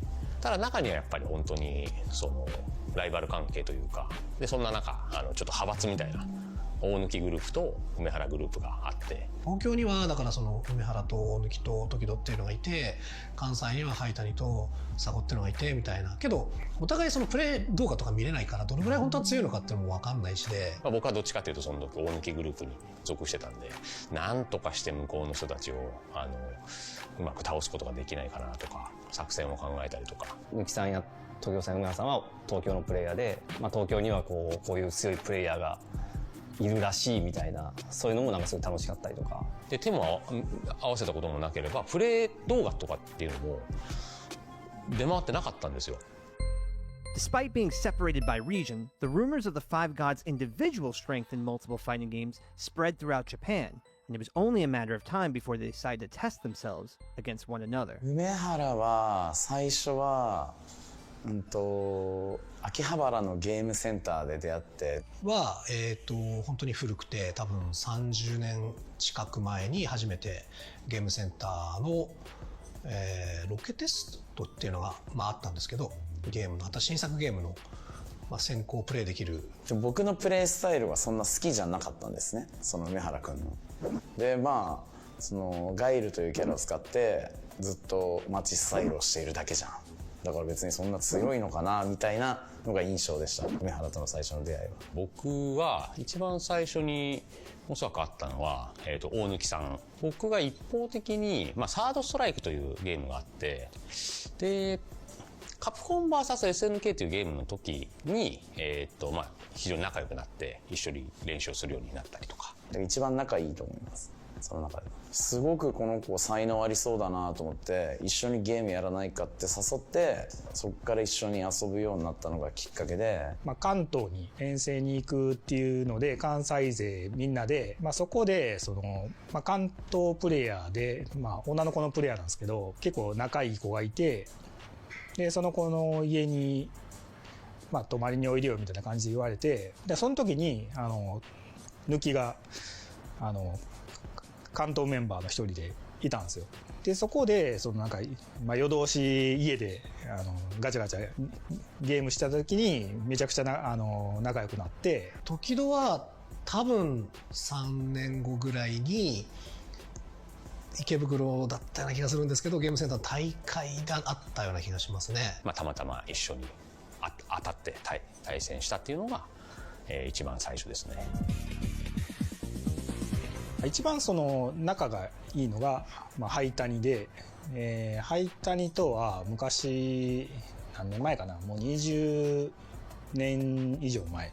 そのゲームを僕と佐古さんがどっちもプレイしてて、 CPU 戦、コンピューター戦を一人でやっててんけど、その動きがめちゃくちゃ良かったんで、ちょっと腕試しで入ってみようかなと思って、思いのほかめちゃくちゃ強くて、でそれが関西ではすごい珍しいサスカッチっていうキャラクターを使ってて、あんまり負けたりするってことがなかったんですけど、そこにモンテカルロに寄った知り合いに「あの子誰?」って聞いたら「その子灰谷っていう最近ヴァンパイアセイバー始めてめっちゃ強い子」っていうので紹介してもらった。たまたま僕が学生時代の学会発表で大阪に行く機会が確かあって、その時に灰谷とサードストライクで対戦して、こっぴどくボコボコにされて、やっぱご神体言われるだけすごいあるんだなと、すごい光栄な気持ちになりましたね。こんな強いプレイヤーたちがいて、そこに僕も数えてもらえてるっていうのは、光栄なことだなと思いました。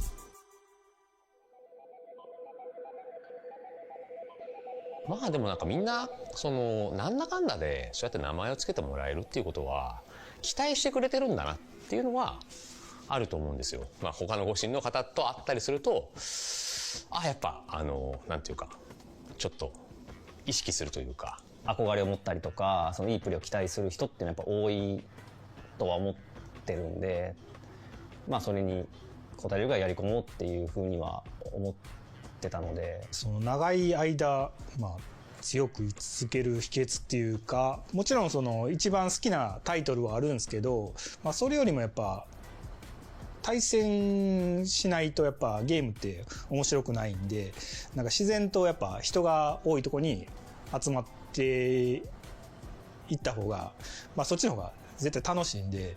昨今は本当にレベルが高くなってきて、でみんなね年も取ったっていうこともあって、そこまで独占的かと言われるともう全然そんなことないんですけど、当時やっぱりここまで人が注目されてない中で、今の時代ほどそんな中でやっぱよく人から認められてない趣味をあそこまで続けるバカさというか、情熱持って取り組んでたっていうのが全員に共通して言えることですよね。それが長い間いろんなゲームで成果を上げる原因というか、理由になるんじゃないでしょうかね。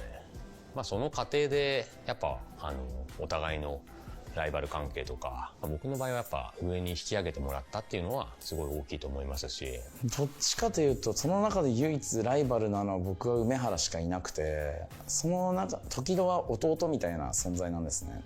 でサコハイタニに関してはやってるゲームがあんまり被ってない、梅原とだけはずっと切磋琢磨してやってきて、ヴァンパイアセイバー2で決勝戦で全国大会で当たりまして、次にストリートファイター03の決勝戦で当たって、その後にカプコン VSSNK2 の準決勝で当たるっていう、もうずっと梅原がいるからこいつを倒すためにやるっていうことでゲームを続けれたんで、梅原がいなかったらとっくにもうゲームはやってなかったんじゃないかなと思ってるんで、やっぱゲームが強くなったのは梅原のおかげだなと思ってます。梅抜きのお互いにはもう絶対負けないぞっていうのは、おそらく2人のレベルを周りのプレイヤーに比べて一つ頭抜けたものにしたのは、そのライバル関係っていうのは非常に大きいんじゃないかなと思いますね。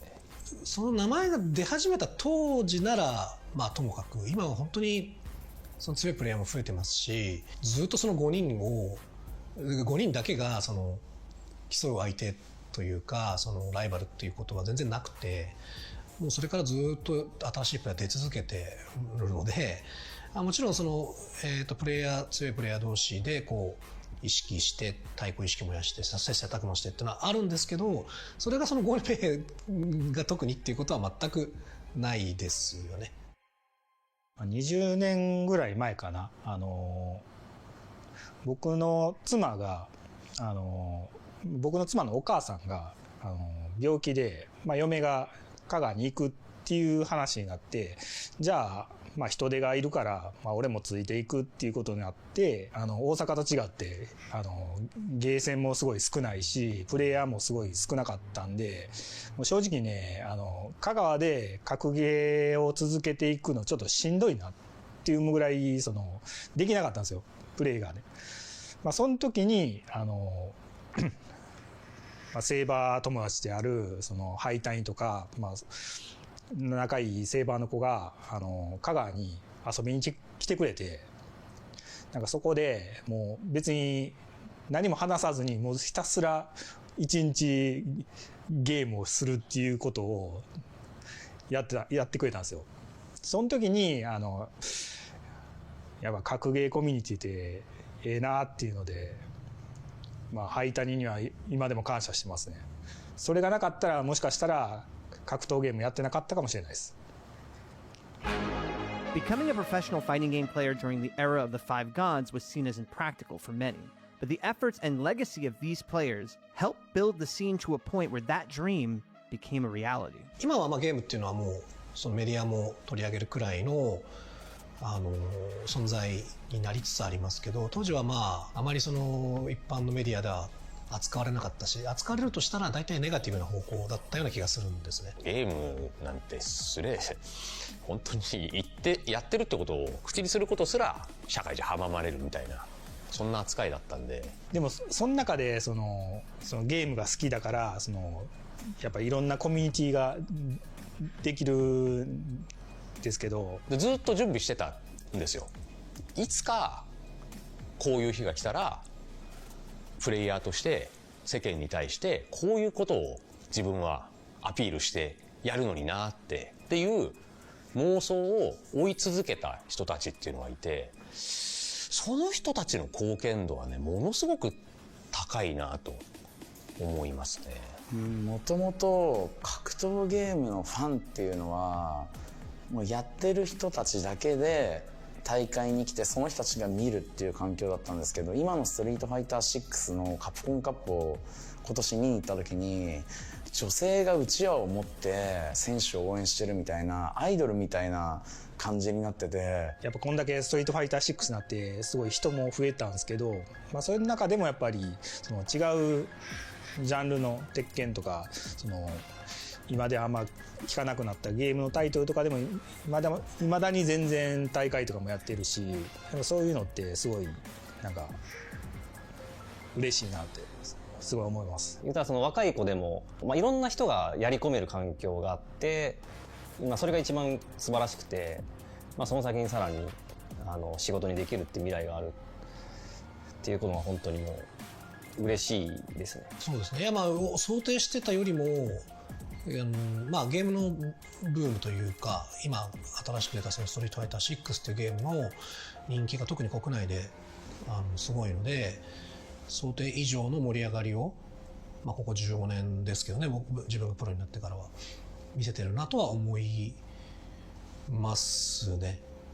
ただこれからどうなっていくのかなっていうのはちょっと気にはなりますけど、今この段階ではすごい盛り上がりを見せてるなと思ってます。V リは警戒のルートで、うわー、トリプルインパクト完全優勝。本当だ夢でしたもんね。僕より上の世代の人なんですけど、もう本当にどうしようもなかった時代なんですよ。もちろん僕らはプレイヤーなんでプレイヤーなりに頑張ってきたんですけど、やっぱメーカーさんだったりとか、そこを大会を開くオーガナイザーさんだったりとか、本当にみんながみんな頑張ってここまでようやく来れて。伝説的には言われるんですけど、言われる分にはすごい嬉しいんですけど、そうですね。ただ、ずっといまだに小学校からずっとプレイしてるただの格闘ゲーム好きのおじさんなんで、自分もスーパーファミコンのストリートファイター2から始めたんですけど、そっから今でも格闘ゲームのシーンが続いてて、今でも盛り上がってるわけじゃないですか。これがだからもう本当にすごいことですよね。だからこそ過去のいろんな功績とかそういうことが評価されて、今こうやってインタビューもさせてもらってると思うんですけど、めちゃくちゃストーリーがあってその5人が選ばれたんじゃなくて、なんか選ばれたっていうことによるその後のストーリーでちょっとなんかみんな盛り上がってるっていうか、当事者なんでなんか自画自賛みたいになっちゃいますけど、自分のためにこれは今までずっとやってきたと思ってるんですけど、それがやっぱり後の世代の人たちの役にも立ってるって、その人たちから直接聞けるのはすごい幸せですよね、僕は。格闘ゲームのコミュニティとその業界のコミュニティの長さ、それがすごいなと、すごいし嬉しいなっていうことにつきます。そういった人たちがもっともっと多分ね、大勢まだいらっしゃると思うんで、ここを夢見て来てくれる人たちっていうのは、まだその人たちのためにもなんていうか、まだ僕はプレイヤーとして強くあり続けたいなと、存在感出して変わらず続けていこうかなと思ってますね。もう自分が手が動かなくなるまで、プロゲーマーじゃなかったとしても、もうずっと格闘ゲーム好きなんで、こういうなんていうか、応援しがいのあるプレイヤーっていうのはこういうことなんだなっていうのをちゃんと自分が表現できるように、まだまだプレイヤーとしてね、頑張っていきたいなと思います。もうずっとその格闘ゲーム好きなんで、もうこれをなんつっていうかな、人生かなと、格闘ゲームが人生なんじゃないかなとぐらいやり続けたいですね、死ぬまで。Mai Shiranui is one of fighting game's most iconic characters. But how did the alluring ninja girl come to be? Let's find out on this episode of Behind the Frames. マイは、SNK の女性キャラクターを代表するキャラだと思うんですけれども、それ以上に、格闘ゲーム全体にとって、大きな財産となっているキャラクターだと思います。そうですね、まずはマイで、思い浮かぶっていうのが SNK を代表するヒロインであることで、格闘ゲームのファイティングスタイルとしては、素早く動いて、炎を使って、アンディと仲がいいっていう、これが特徴かなと思います。はい、マイはもともと忍者マスターっていう男キャラだったんですよね。それが、時代の流れとかもいろいろ市場の変化とかもありまして、女性キャラを画廊伝説にも出したいというところで、女くのいちっていう世界観で新しいキャラクターを作ったら、マイになったという感じですね。マイは、明るくてまっすぐな性格のキャラクターだと思います。で、KOF でも画廊伝説でもそんなに大きな変化はないかなと思いますね。一本芯の通ったところがある女性だと思います。画廊2まではマイは割と気が強い女性だったんですけども、だんだん時を経るにつれて優しいお姉さん的なキャラになってきて、だんだん変化してきたっていうのはありますね。私が勝ったら、そうね、いろいろあるけど、大会後に私へプロポーズするってのはどうかしら。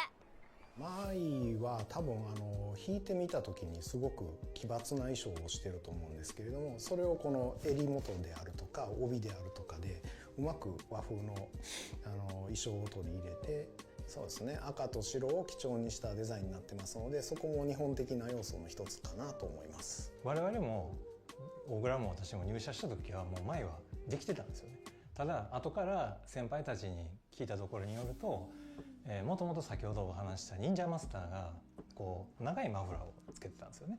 でそのマフラーに火をつけて振り回して攻撃するみたいなキャラクターだったらしいんですよ。でそれが前になるって言った時にどうしてもその火がつく紐が必要になるので、それを腰帯にして後ろから尻尾みたいに出してそれに火をつけようっていう発想になったみたいですね。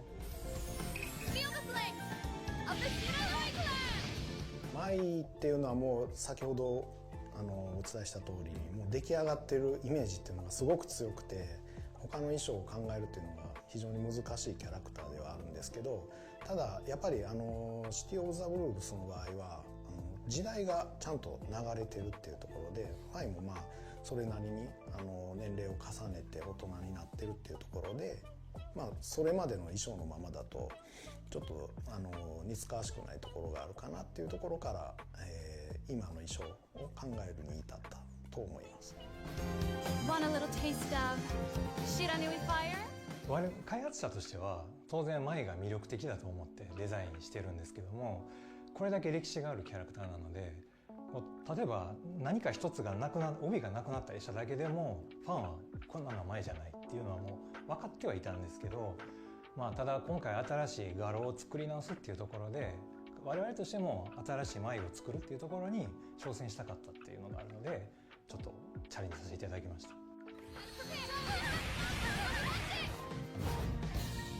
While Mai's design stands out from the crowd, so does her arsenal of attacks. How did the team at SNK represent Mai's personality and ninja background during combat? でもやっぱり画廊伝説2からある花鳥線で龍炎部ムササビの舞、この辺りはもうマストとしてあるかなと思いますね。舞っぽさでいうと技よりも日本一っていう勝利のポーズとか掛け声っていうところがすごく、それを聞くと甘いだなっていうのが一番大きいですね。よっ、日本一！それが一番マイを代表するアクションかなと思いますね。やっぱり一つは今そのファイティングゲームを遊んでくれてる人たちのその世代がちょうど前が出てきた時に子供の頃に遊んでたっていうやっぱり思い出があると思うんで、我々だって子供の頃に遊んでたそのゲームとか見てたアニメっていうのはすごく印象に残ってて、今でも復活するとすごい嬉しいので、やっぱりちっちゃい時に遊んでいただいてたっていうのがやっぱり個人的には大きいのかなと思ってますね。当然前自体に魅力があるのも当然なんですけども、当時はその格闘ゲームに女性キャラが出るっていうこと自体がなかなかないことで、もちろんストリートファイターのチュンリーとかはいたんですけど、それ以外でああいうしっかりしたデザインが起こされた女性キャラクターっていうのは珍しかったと思うんですよね。で格闘ゲームっていうのはものすごくキャラクターも大きいし動きも多彩っていうところで他のゲームにはない女性キャラクターの女性らしい魅力っていうのがすごく表現できたキャラクターだったっていうのが大きいと思います。でやっぱりそのオリジンというか一番起源的なキャラクターっていうのは時代を問わず強いキャラクター性を保ち続けるのかなというのも思うところですね。当時格闘ゲームといえばもう空手家とかもう柔道家とかもう強いように見せるのが当たり前だった時代なんですけど、それが線の細い女性が忍者の衣装を着てその忍術を使うっていうそのキャラクターの設定自体も多分当時は新鮮だったのかなと思いますね。ねえねえキングさん、彼氏とはうまくいっ当時はその SNK の中に 4つ開発室があったんですね。1課から4課まであったんですけど、それぞれ侍とか KOF とかいろいろ作ってて、多分いい意味でお互い競い合ってたので、多分舞が人気出てたら多分舞じゃないものを作ろうとすると思うんですよ。なのでナコルルとかいろんなアテナとかヒロインがどんどん生まれていったと思うんですよ。だからむしろテンプレートっていうよりはそれをライバルにしていいキャラを作ろうとしていったと思いますね。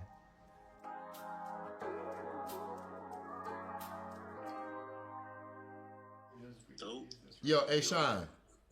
What up? Yo, we shooting right now. What year was it when you hit that Dougie, bruh? Was that 2019?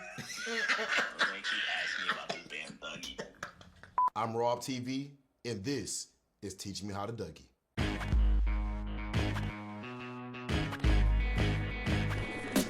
All right, so Pete, we're at Evo 2019, okay? We had an after party. There was an Evo after party at Esports Arena. So after the tournament, me, Shine, Dude, the whole Street Fighter League team, Gil, the homies, and Punk. I think Punk was with us as well. We all okay, we about to head out to the after party. So we get there to the Esports Arena. Soon as we head in there, the lights is low, it's a vibe. They got the purple and blue like club lights and everything. There's a whole lot of handshakes, hugs, and all that, greetings. Immediately, I'm in my mode, I'm in my zone. So now at some time throughout the night, eventually, somehow we all just ended up over at the bar. Next thing you know, I hear a voice, and it was a very distinct voice. I'd rather Yakis do the impersonation than me, but it was Punk the God. Mind you, this is $50 million Echo Fox contract, Punk the God, no less. This is back during that time in the scene, if I'm not mistaken. I know he's getting that bag. So then you just hear Punk say, yo, drinks on me. He said, drinks on me. Now, I'm taking it back. First thing I'm thinking, damn, I got money. Second thing I'm thinking, because at this time, me and Punk, we wasn't even friends all like that yet, like to how we are now. We, there'd be a little back and forth sometimes with us. So I'm like, hold up, this motherfucker a decent human being? Completely surprised that he actually was doing something like that. So I was kind of perplexed, to be honest with you. So I had to face that dude, that black bald dude from Dexter. That's like, I know something's up right here, but I can't prove it. That was the energy that I had, but still, as perplexed as I was, I accepted the drink. So now, we kicking back, we enjoying ourselves, we having our drinks, and they're playing a whole lot of old school music. Sometimes the DJ get in that bag. They even play like Crank That Soldier Boy and stuff like that. They're not playing that stuff all night, but occasionally they go to the old, to the throwback joints. Now, we had no idea that something legendary that we never would forget was about to go down. Now I have to preface this with this I have to preface this comment with this. You have to understand who Shine is. $3. You know what I'm saying? Shine NYC from NLBC and all that. He is the most reserved and relaxed guy in our entire friend group. He's like the antithesis of Big Hollywood Rob TV. So Shine somehow just disappears. I don't know where he went. So me, Punk, and Dude are chilling. They start playing the song "Teach Me How to Teach Me How to Dougie, Teach Me How to Teach." You know what I mean? They play the old "Teach Me How to Dougie" song. We turn like simultaneously. I don't know how this happened. So there's this whole big group, and it's like the crowd of the Evo after party just parted, and you like the Red Sea, and you just see Shine standing there in all his glory. Got the boots, he like to wear the maroon pants, his jacket, the long hair and everything. And when I tell you that Shine started hitting the meanest fucking Dougie that you ever seen in your life, Shine, of all people, is dancing. And he's doing it extremely well. And this is the crazy part, he not smiling, bruh. He not smiling because he's serious. You know when somebody so good at dancing that it's not a good time? Like, he not playing. This motherfucker biting his lip while he hitting the Dougie, like just cause he know he hitting that shit. Like it's serious business right now. And apparently earlier he had an energy drink. He had so his I don't know, that caffeine was in his system, and then Punk must have gave him the strongest shot of all time. And that was the last time Shine ever danced in front of us, because we have been trolling him about that for years ever since. And in case you don't know, there's a GIF that Punk uses on his stream. I think it's either his subscriber GIF or his follower GIF. And you see us at Street Fighter League, like I'm hitting a dance move, we all start laughing, and Shine is uncomfortable. That is exactly what we're laughing at, trolling him about that all the way to this day.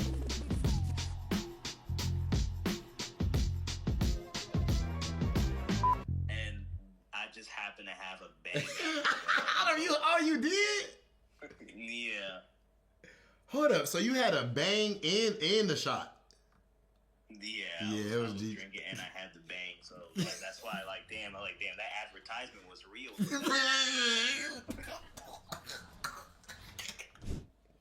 I forgot this was off the bang energy drink too. That's crazy. 名前は JB スタイルです。イラストレーターを日本でしています。基本的に、分かりやすいのはTEKKENのキャラクターパネルだったり、カプコンの、ステッカーとか公式のグッズなどを手掛けています。高校までは通っていまして、その高校は鳥山明さんが卒業した高校でした。でそこを出てから、ずっと漫画家を目指してました。で漫画家を目指してたんですけど、なかなかうまくいかず、一度挫折してからデザイン事務所に入って、デザインとかそういう広告ですよね、広告を勉強させてもらって、29歳で、独立 JB スタイルとして独立して、ざっくり喋ると今に至ります。小さい時から絵を描くのは好きで、もともと自分のおじいちゃんが、絵を描くことが趣味で、よくおばあちゃんの油絵だったりとか、そういうものを部屋に飾ってあるのを見て過ごしたっていう、経緯もありつつ、絵を描くことが好きになって、そこからジャンプとか、マガジン、サンデー、もう日本のコミックをいっぱい読んで模写して、でそこからアメリカ DC とかマーベルとかの漫画を大好きになって、それも模写するようになって、だから基本もう漫画でアートを学んだ感じになります、自分のベースは。でそこからいろんなものを、海外に行くようになって、いろんなものを生で見るようになって養えていけたのかなとは思っています。で独立した一番大きなきっかけが、自分が会社員の頃に、コンテストがあって、それがジャミロクワイっていう UK のアーティストっていうジャミロクワイっていう人がいて、でその人が新しいニューアルバム「ダイナマイト」っていうニューアルバムを出すと。それのキャンペーンで日本で、ビームスとか、ソニーとかいろんなものが絡んだコンテストがあって、でそこに自分が応募して、でそこで、セミグランプリを取って全国じゃないですけど、そのビームスの店舗とかで、T シャツが発売されたりとかするのを、機にやっぱこれを仕事にしたいと思って、独立しようと思って独立した大きなきっかけにはなってます。自分の中で本当に、美術というものを勉強してきてないので、ちゃんとしたそのデッサンもしてないし、そういう勉強もしてないしからこそ、もうあらゆるもの、もう例えば T シャツのグラフィックとか、例えばミュージシャンのアルバムのジャケットとか、漫画もそうだし、映画のワンシーンもそうだし、もういろんなものからもうぐちゃぐちゃになるぐらい集めて、そこから抽出して出してるので、もちろんその衝撃を受けたものはもういっぱいあるんですけど、ドラゴンボールもそうだし、アキラとかもそうだし、自分でなんかもう言葉にできないぐらいぐちゃぐちゃな感じのものをなんか絞り出してできたものが今の自分のスタイルなので、独立した当初は、自分を、世界に、見つけてもらうために、ものすごく自分の個性を、入れて、ちょっとやっぱ癖の強い絵を描いてました。こういう絵を描く人って日本に少ないでしょっていう気持ちで描いてはいて、でそのライブパフォーマンスもそうだし、やっぱ奇抜なことをして目立とうという風に動いてました。でそこからだんだんやっぱいろんな仕事をさせてもらって、でその仕事がやっぱオフィシャルだったり大きくなっていくにつれて、やっぱ今売れているものだったり、今そのアメリカで強いものだったりものをいろんな吸収して、なんか少しずつまとまってきて、でまたそれをつまらなくなって壊して新しく書いてみたりとかして、また吸収してのなんか繰り返しで今になっています。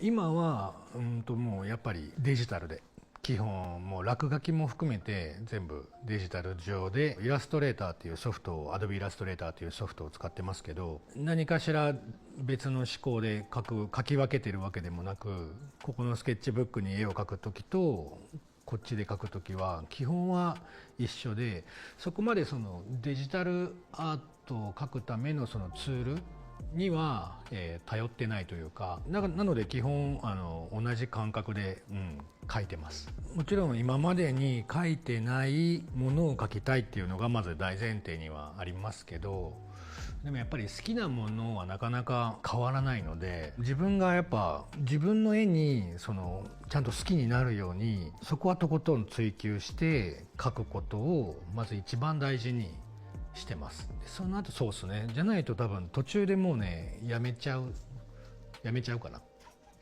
なのでまず自分が描いててモチベーションが上がっていくような、ようには描いています。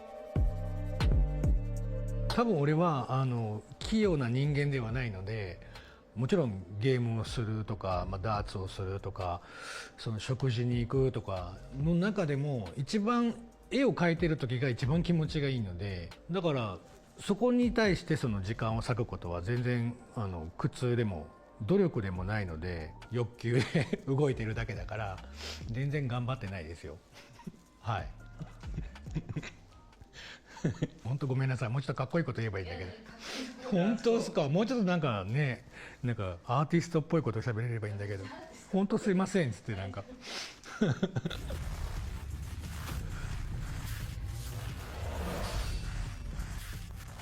鉄拳に関してはこれ結構前の話になるんですけど、今プロデューサーである中津くんっていう鉄拳のプロデューサーの子がいて、昔からその友達で、そこからいろいろ自分からプッシュして鉄拳の絵描きたい、鉄拳の仕事したいっていう風にアプローチしていって、でもやっぱり4年5年ぐらい原田さんからノーって言われて、でそこからでも頑張ってアプローチして、やっと、鉄拳7から、キャラクターパネルを、描かせてもらえるようになったっていう経緯があったので、だから最初にノーって言ってもらったからこそ、反発心じゃないですけど頑張ろうって思ってずっと描き続けて、こういう鉄拳の絵かっこいいだろう、こういう平八かっこいいだろう、こういう風は良くないですかっていう感じのアプローチが実ったっていうのがあって、今のそのコラボレーションというか、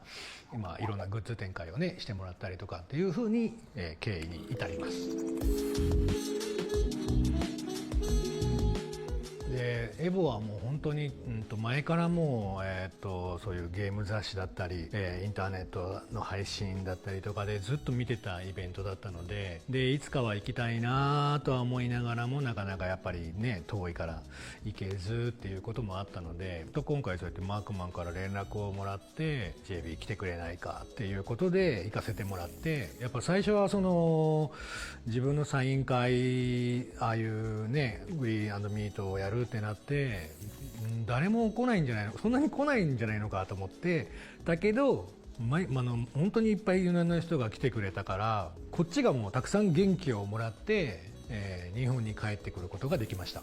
マークマンから、依頼があったのはエボを象徴するようなイラストを1枚描いてくれっていうことで、でも漠然と最初に思ったのは格闘ゲームをしている人なのか、その中にいる人なのかを描くかで、格闘ゲームを、分かりやすく何かしらイメージできるものをいろいろ配置しようかなっていうところからスタートして、でそこから分かりやすい、キャッチーな、プレイしている人の方がそういう場所だしいいかなと思って、そこから固めていきました。まず人間から固めていって、でまずそのエボのタイトルEVO を、まず決めて、でもV のところに頭が来るようにして、髪型で V にしようとか、その辺から少しずつアイデアを出していって、でそこから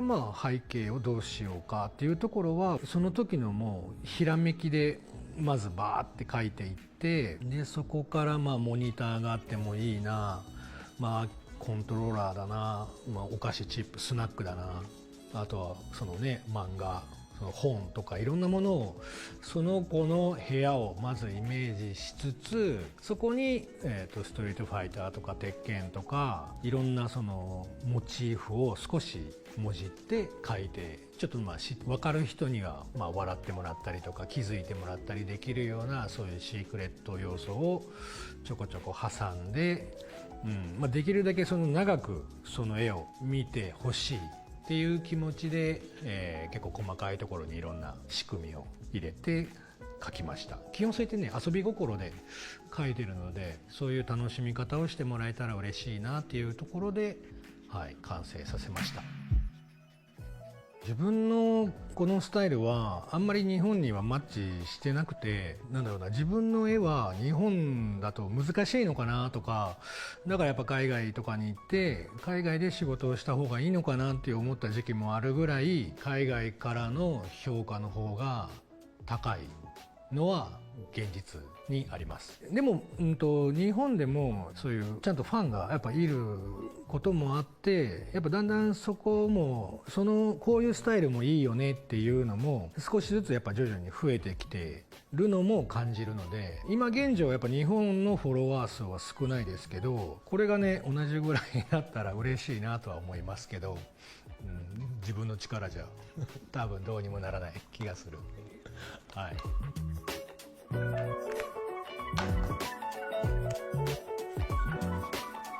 まずそのアーティストになりたいんだったら、まずはやっぱりもちろんその作品を描くことをもちろん大前提、しっかり作品を作る。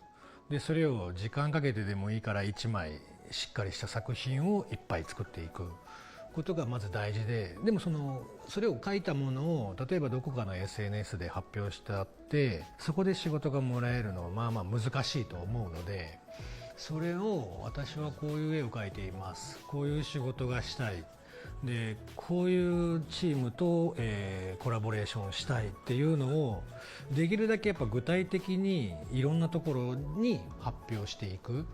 でその人と、直接やり取りができるような場所そのサイトでもいいから何かしらその問い合わせれるところがあるならそこに片っ端から連絡をするとか、やっぱそこはもう現実的に、その人とコンタクトを取ろうとしてくれることは嬉しいことなので、だからそれを、ひたすら返事が返ってこなくてもし続ける、それが多分そもそも大事なことだろうなとは思います。はい、多分それを続けていければどこかにチャンスはあるし、やっぱ手を挙げないと誰も気づいてくれないと思うので、書くことももちろん大事ですけど、はい、それをどう発表するかっていうことが大事なのかなっては思います。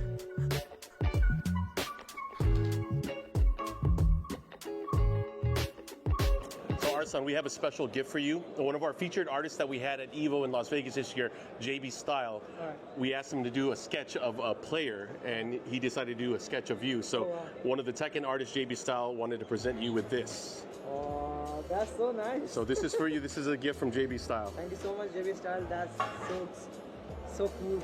It's 5 times, right? So maybe this time I can become 7 times. Let's see. We'll see. We'll see. This is right before our top 8, so good luck. Thank you so much. Yep. 自分自身にあと5年早く独立しろって言いたいですね。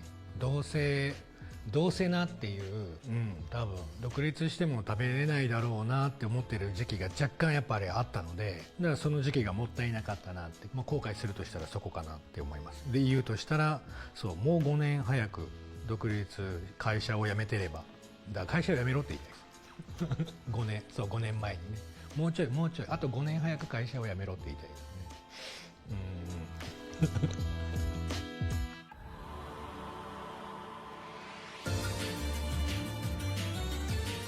Believe it or not, there are a lot of arcade legacy titles that still have active communities, and even some with growing numbers. Vampire Savior, BlazBlue, Third Strike, and many others still have impressive entrant numbers showing up at events like Combo Breaker and EVO. One game that has seen exponential community growth is Melty Blood Actress Again Current Code. With an over 20-year-old game breaking entrant numbers at Climax of Night, we went to investigate how this game with 93 characters, technically, and an unofficial netplay launcher can grow so large, so fast. We sat down with tournament organizer NPC to learn how their efforts are helping this game find a bigger audience than ever before. First of all, I think all of these old games are still unique, right? Fighting games don't really die because there's never something that's quite exactly the same, right? Even from older to newer iterations of Guilty Gear, like you've got like similar characters, but you've got very different systems, and just those differences are enough, right? For Melty Blood Current Code, we have Type Lumina, and you preserve all your air movement. The games are both still known for their movement. They're really fast. There's a lot of options, but in a lot of ways they're also very different beyond just the character cast. Like the whole sets of mechanics make them very different. I'm always saying that one of the biggest differences is the screen aspect ratio of 4:3 versus the 16:9 that we have in modern games. And I think those quirks that make Current Code unique are a large part of why it's still so alive today. Is you can't find anything that plays exactly the same or is very much like that game. Even in the fact that it is a 4:3 aspect ratio game with unique air movement, you get to take way more advantage of that vertical ratio, increased vertical space relative to your screen that you have in that game compared to other games. But I think Melty Current Code is still alive today because it's really unique as a game, has a lot of those old game quirks, things that don't work quite right, and you find new interactions every set, but also because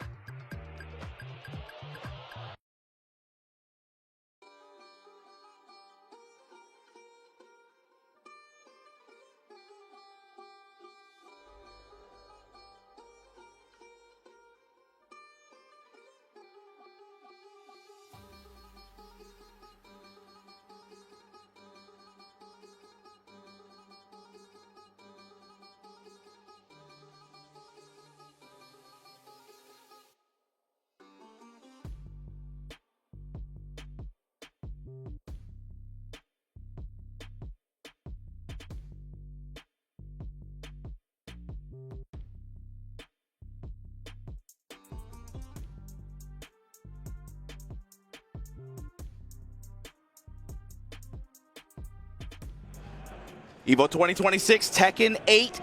Majin Obama here, joined by the illustrious Bloodhawk, man, my senior. But we got some, here's the thing, Bloodhawk, we pop this tournament, 1,000+ people every year, and it's just, the brutal reality with competition with these games is there's only room for 8 people on that stage tomorrow. I think you talked about it on Wednesday on the pre-show. I think we talked about it last year when we did Top 24. Like, these are my favorite matches of the tournament. This is the best part of the tournament to me, and this is usually the case, but especially with this tournament, just because, man, when you start to see the cream of the crop and all the big, when you just start to see bracket physics happen, right? When the big bodies start to collide into each other, and then you got to talk about the role of momentum and confidence and just.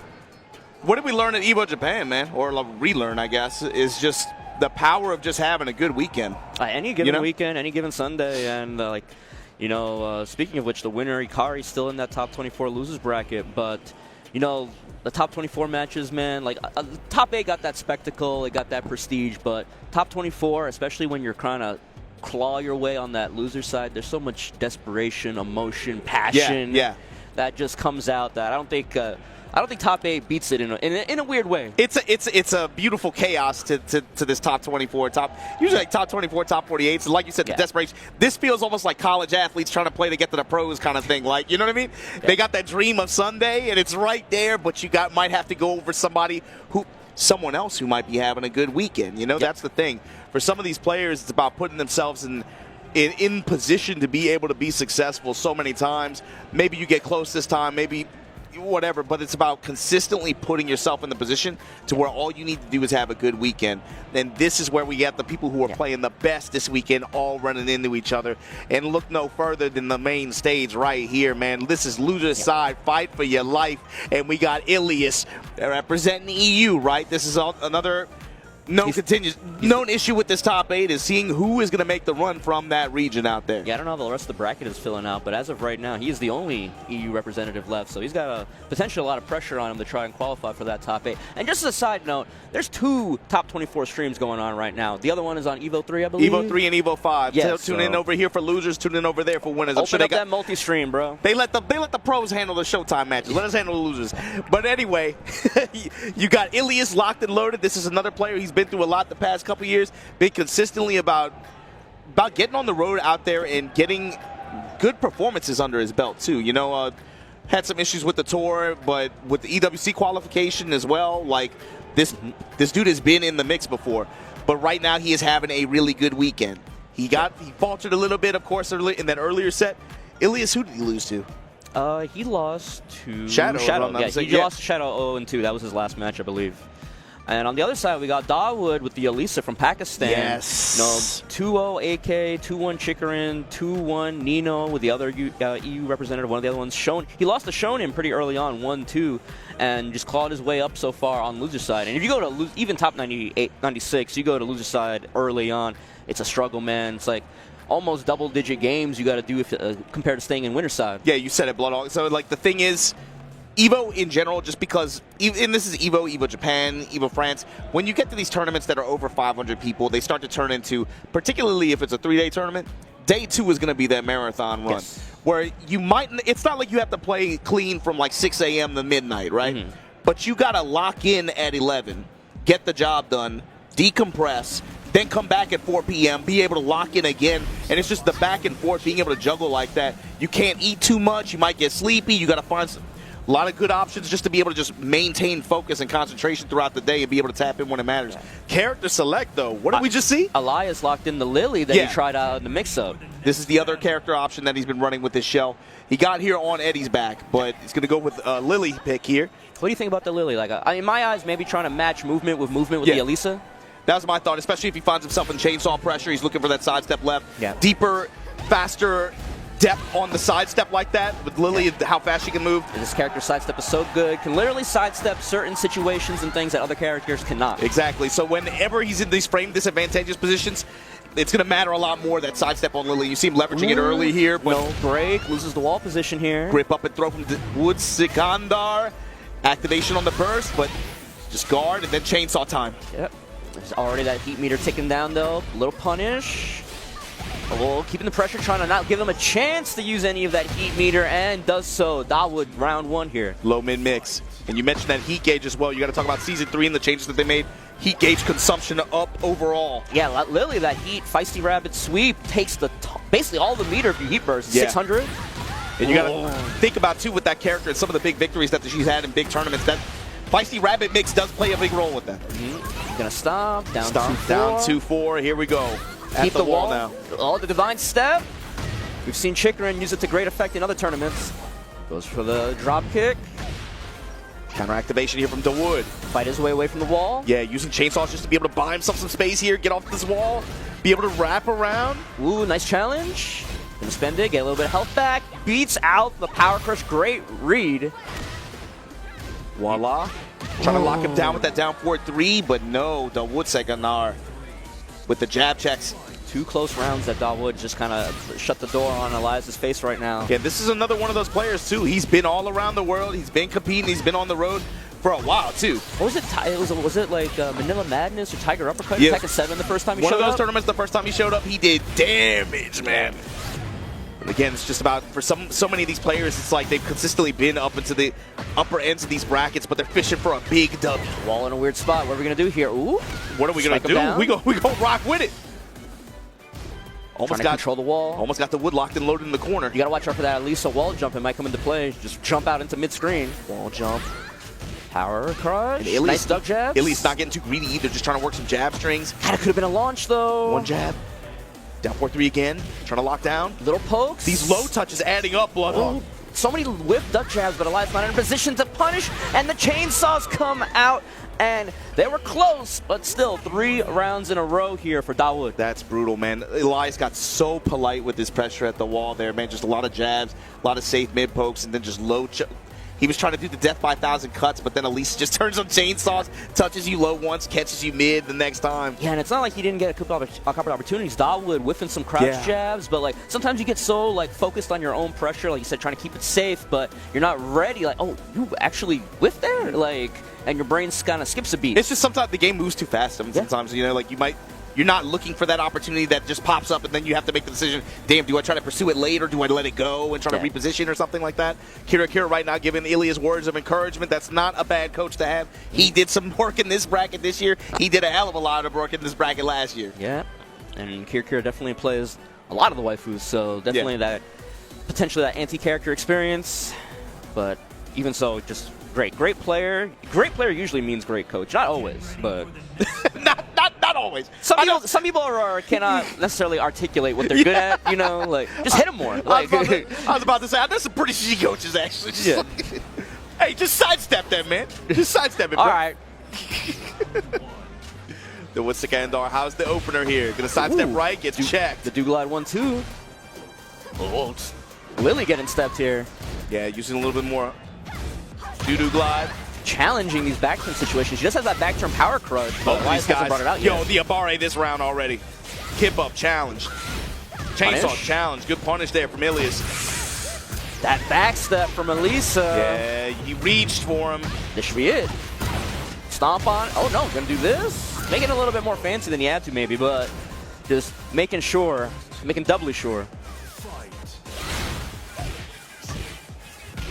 Both these characters kind of like, like up close they're like okay-ish, but that mid-range is where they really want to contest that space. Both of them have really good options to throw out there. But Dawood just consistently winning these like first touch interactions. First touch interactions and then just the compact play. He's overall just getting more control. Oh, didn't want to. More return. Finally, the back turn mix though from Ilias working out here. Gets wall off, spin, stomp on him. Waited, didn't want to get caught trying to get up. Nice little step, but a lot of these buttons from Elisa put her in crouch, like that back one, and Elias not ready to capitalize. Put her in crouch. She's another one of these characters with a lot of built-in mobility in her attacks. So naturally, she'll just move out of spaces where other characters might be susceptible to counterattacks. And Elias he's getting these whip punishes, but it's usually just jabs and stuff.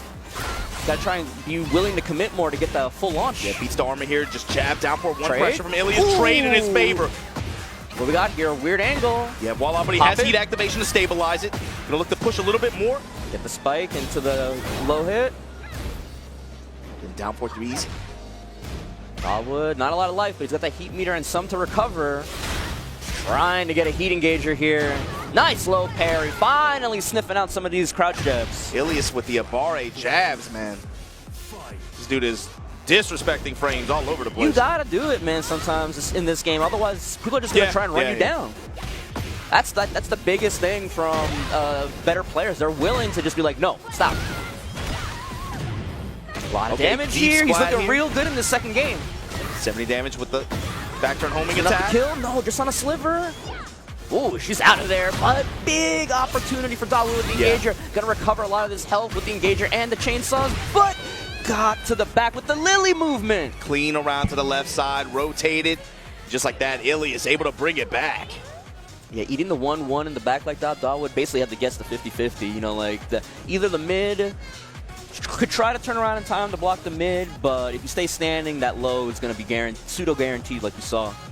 And now Dawood the one getting some coaching from Farzine. Farzine, unfortunately, having a quite, I think, unexpected early exit in this bracket. But, that's Evo, man. Yeah. It's like unexpected. With the way this game boils down, once you get the top 48, top 64, especially with the global elite level and this kind of environment, like, dude, it's not even that weird to me. I mean, bro, Nee got second place in Evo Japan. The next week he went like 1-2, 0-2 in a bracket. Like, what are we talking about here? I mean, Korea's got a bunch of killers, man. It happens when you get deep into the bracket, or especially when you're dealing with competitively dense brackets like that. That could just happen. All right, final game here on Pac-Man stage. Counter hit. Standing 4, getting a free slide. Yeah, trading the paper to Witsikandar. Seeing the power crush coming out a little bit more out of Elias. Man, the wood, not even willing to just let the low rock, just interrupt. And look at the return from this. Floor break. Pixels everywhere. Activate. Spin on him. Touching low. We getting real robotic here. Trying to get a chance to get his heat burst. Nice armor through the chainsaws.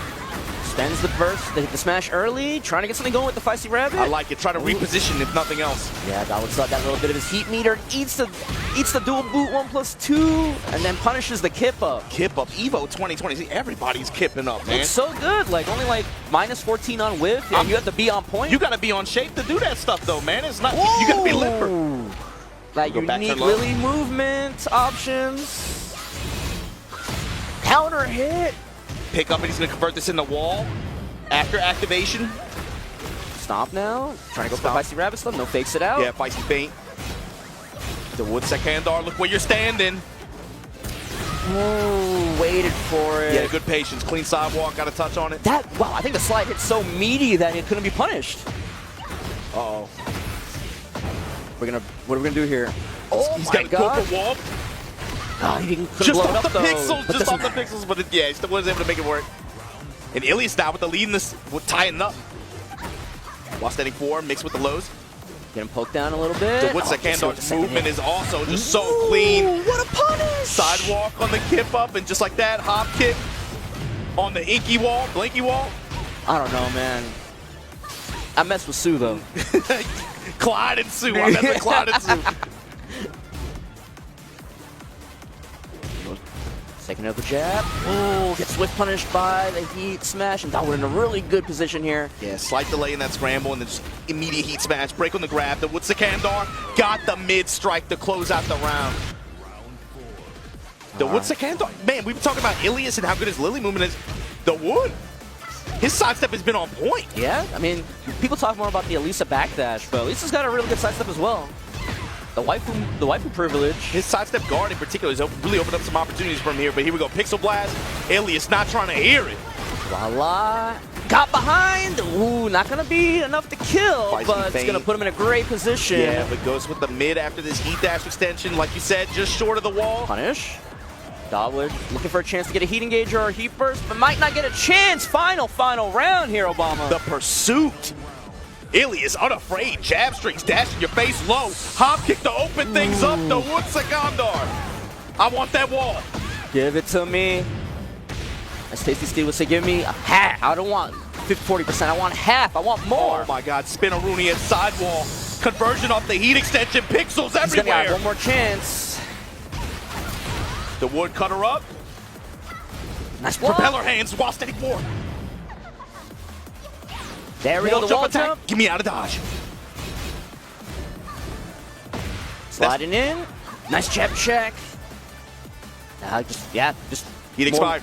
More willing to let it expire. And the power crush comes in. Elisa's power crush is like kind of best in class, and especially when you have that big life lead right now, it's like kind of a win more kind of move, right? It's like, yeah, I'll you might throw me, you might block it in punishment, but I have so much life bar to give. Both of them are annoying to deal with too in different ways. The tracking on the mid is really good, and obviously the high one being safe and having some low crush frames at the beginning. But Dawood, it was a nail biter, but Dawood moves on, and unfortunately Elias exiting the tournament here. Exiting the tournament, but an excellent showing nonetheless. Elias is. Yeah, his name has definitely been rising stock, I'd say, in the past 2 years, especially with some of his performances overseas. This one is obviously no exception to that, so congratulations to Ilias. Good progress from him, and of course, shouts to everybody out there from EU who's been rooting for him. But this is the way the cookie crumbles, man. So now we're looking at it. The wood Sekandar are going to be moving through this losers bracket, top 24, one step closer to being able to joining the likes of perhaps an Atif, perhaps an Arslan Ash, whose bracket paths, I'm assuming from their perspective, going to be they're looking at this thing, thinking about facing off against each other tomorrow already. But you can't get ahead of yourself because Brave, they got some players to run through. Shadow 20's even looking very, very sharp today so far. I'm sure this might be happening over on the other side of the other stream over there. I mean, like if you guys aren't watching it, you should be. But the winner's side of top 24, we got Casimir versus Atif, Rangchu versus Moyle, Shadow 20Z versus Arslan Ash, and Lohai versus Ninja Killer. Yeah, we've been waiting for that one. They've been talking about him for a while out there in Asia, especially. I think Rangchu, I want to say, at DreamHack Atlanta, was it this year or last year? He ran into him in bracket and he was like, this dude's mad good. Like, he almost beat me. And ever since then, they've been talking about him a good bit. So being able to see him make this deep run in a global elite level bracket towards the top end like this, now I'm saying, like, I want to see how much further he can go. Yeah, I mean, like, potentially he's got to be low high to do it, but he could be winner's side top 8 or Shadow or obviously any one of these guys. That's a hell of a that's a hell of a player as a law player. That's a hell of a player to stand in your way at the end of a bracket to be able to make top 8. But we'll see, man. That's gonna be a good one. So let me tell you some about these people on loser side. Let me hear your thoughts. We got Take, Edge, Nobi, Double, Ikari, Mogul, Ni. Obviously, we just saw Dawood, Mangja, Havis Tanvir, Crescent, Kotogor. Any of those players stand out to you? Any thoughts on that? You know, all of them. Like, it's not really strange to hear any of their names mentioned in top 24 of this bracket like that. Kotogor obviously having an excellent weekend as well. Yep. You know, it came down to what, her and Ninja Killer just a little while ago in top 48. But Mogul, I can't say I mean, it's a surprise to hear him in loser side of the bracket, but he has been, I think, a little bit less consistent since Season 3 dropped compared to especially like last year and the year before, right, where he was just like the king of consistency. He has faltered, I think, a little bit, and I think his character selection, it seems like he's lost confidence in Claudio. You know, Claudio did get some nerfs, so he's been focusing more on the thing, which he did play a lot of in Season 2, but it's like, he looks strong sometimes, but then like sometimes, I don't know, in my opinion, sometimes I see him bring out the Claudio and it's kind of like in a resigned kind of way, like, okay, let's see what we can do. It's not a confidence thing. It doesn't feel like before where it's like he's playing the ace knowing he's got, you know, what he's got hidden, right? Now it's more like, I guess I'll play Claudio, but here we go, stepping up to the plate. We got, Crescent going up against Kotogor. Kotogor, like we said, excellent weekend so far. Yeah, falters, drops into losers. Talk about the path to get here so far. Kotogor, beat Farzine 2-1 in winner's side, beat Book 2-1, and then we unfortunately saw her lose to Ninja Killer 0-2 just before we went to the break, before the top 24 got finalized. Crescent, this young man out of Korea with the Clive, Malik Ash 2-0, Tetsu 2-1, lost the double 0-2, beat Dapper 2-0, and then Rest 2-0. Yeah, and had a great run at that dojo event. Thursday night, right? Unfortunately, ran into Arson Ash at the end, running on the Kuni, but this is one of the young standout players from Korea, from the Korean scene right now, that they're kind of singing his praises. This is one of the guys that they're kind of putting up there and saying, like, this guy represents the next gen, right? I mean, if you're searching on those Tekken replay channels, and a lot of times I've been looking... with the AI art? I try to avoid those. But a lot of times I'm looking for knee matches, and he's running into Crescent a bunch in these replays, man. No, this dude's a net play monster for sure. All right, Pack Pixels once again, the Clive. My favorite stage. We love it. Bringing out the Clive, no surprises. Did Kotogor lock in the Elisa? Yes, she did. All right. Clive getting a few little nerfs, like in Season 3, the full crouch low being -13 instead of -12. Yeah, it's like... And then the back two being +4 into Phoenix instead of +6. So you can try and mash on him a little bit more. But, you know, I like to say sometimes when you have a real gap in a string like that and you don't have to hold it anymore, you can actually open up more opportunities because you can try to make the opponent mash on you, even though, you know, and try to punish him. You can play around timing and the mind games with that a little bit more. And you say that, Bloodhawk, for as much as he got touched, I thought for sure, I'm like, there's no way Chikrin is playing this character anymore. Crescent's gonna hide. Bro, they both stuck with him and they both putting up results still. So what do you say? I mean, they put a lot of the keys and Tetsu Engage filling moves got above.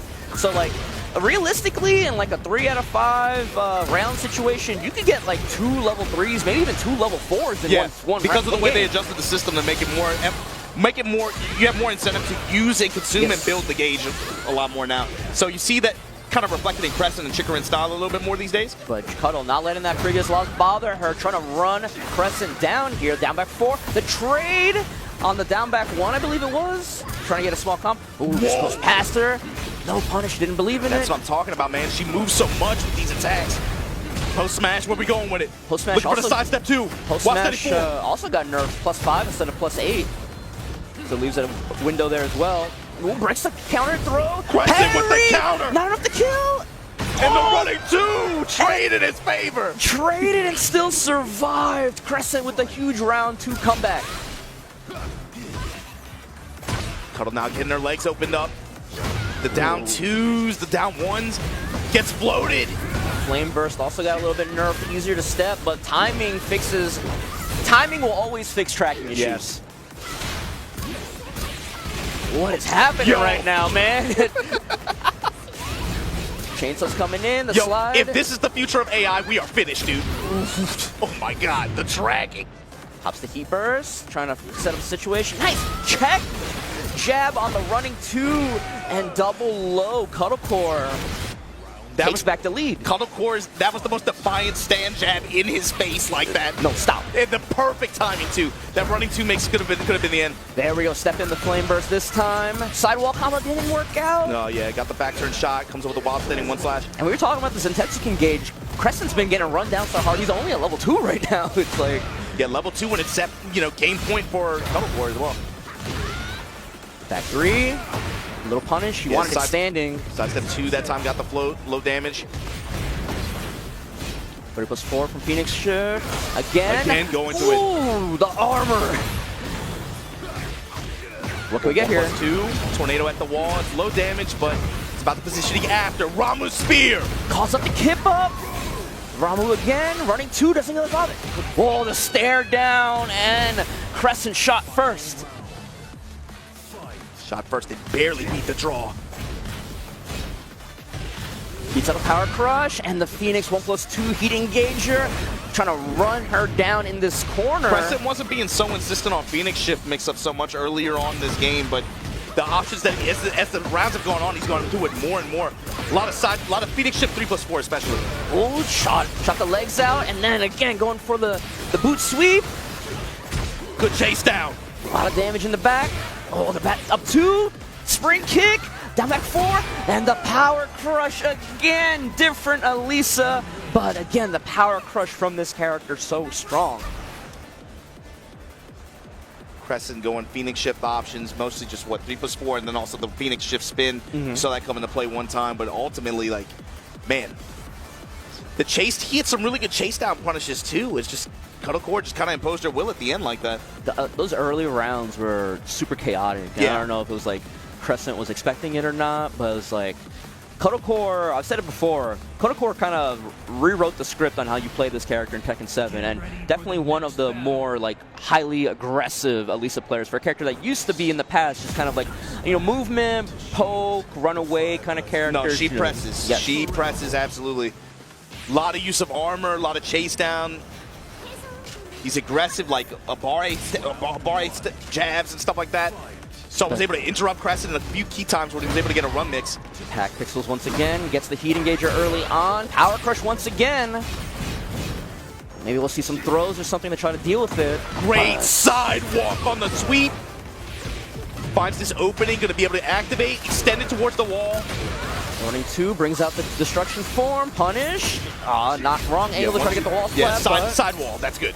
Parallel to the wall here, that could have been a lot worse for Cuddle Core. Potentially trying to go for the throw there to beat out a power crush, but ducked it. We're seeing the lows out of Phoenix Shift now, Obama. Big lead for Chris. Now he with the Obare jab.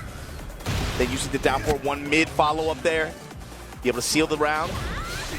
Cuddle Core working really hard to seal his step at the beginning of these rounds. Does not want him moving laterally. Counter hit Phoenix Shift 2, counter hit. And that's follow confirmed. Up, getting way more meter this time around. Torgal out of here. Sidestep right once again with the hop kick. Parallel to the wall here. Chainsaw time. Evasive maneuvers. What a call out on the up 2. Spend it. Gonna use the empowered heat strings. Oh, pre-tornado, Bloodhawk. Ooh, just short of getting a clean wall split, but the wall standing 3 takes it, and a clean second round for Crescent, making some big adjustments. Out, man? Who let that dog out against Cuddle Core? She got that own dog in her, man. Come on, sidestep right. Trying to walk him down. Down 1. Slow strikes. Sidestep 2, we confirm it. Beats out the armor.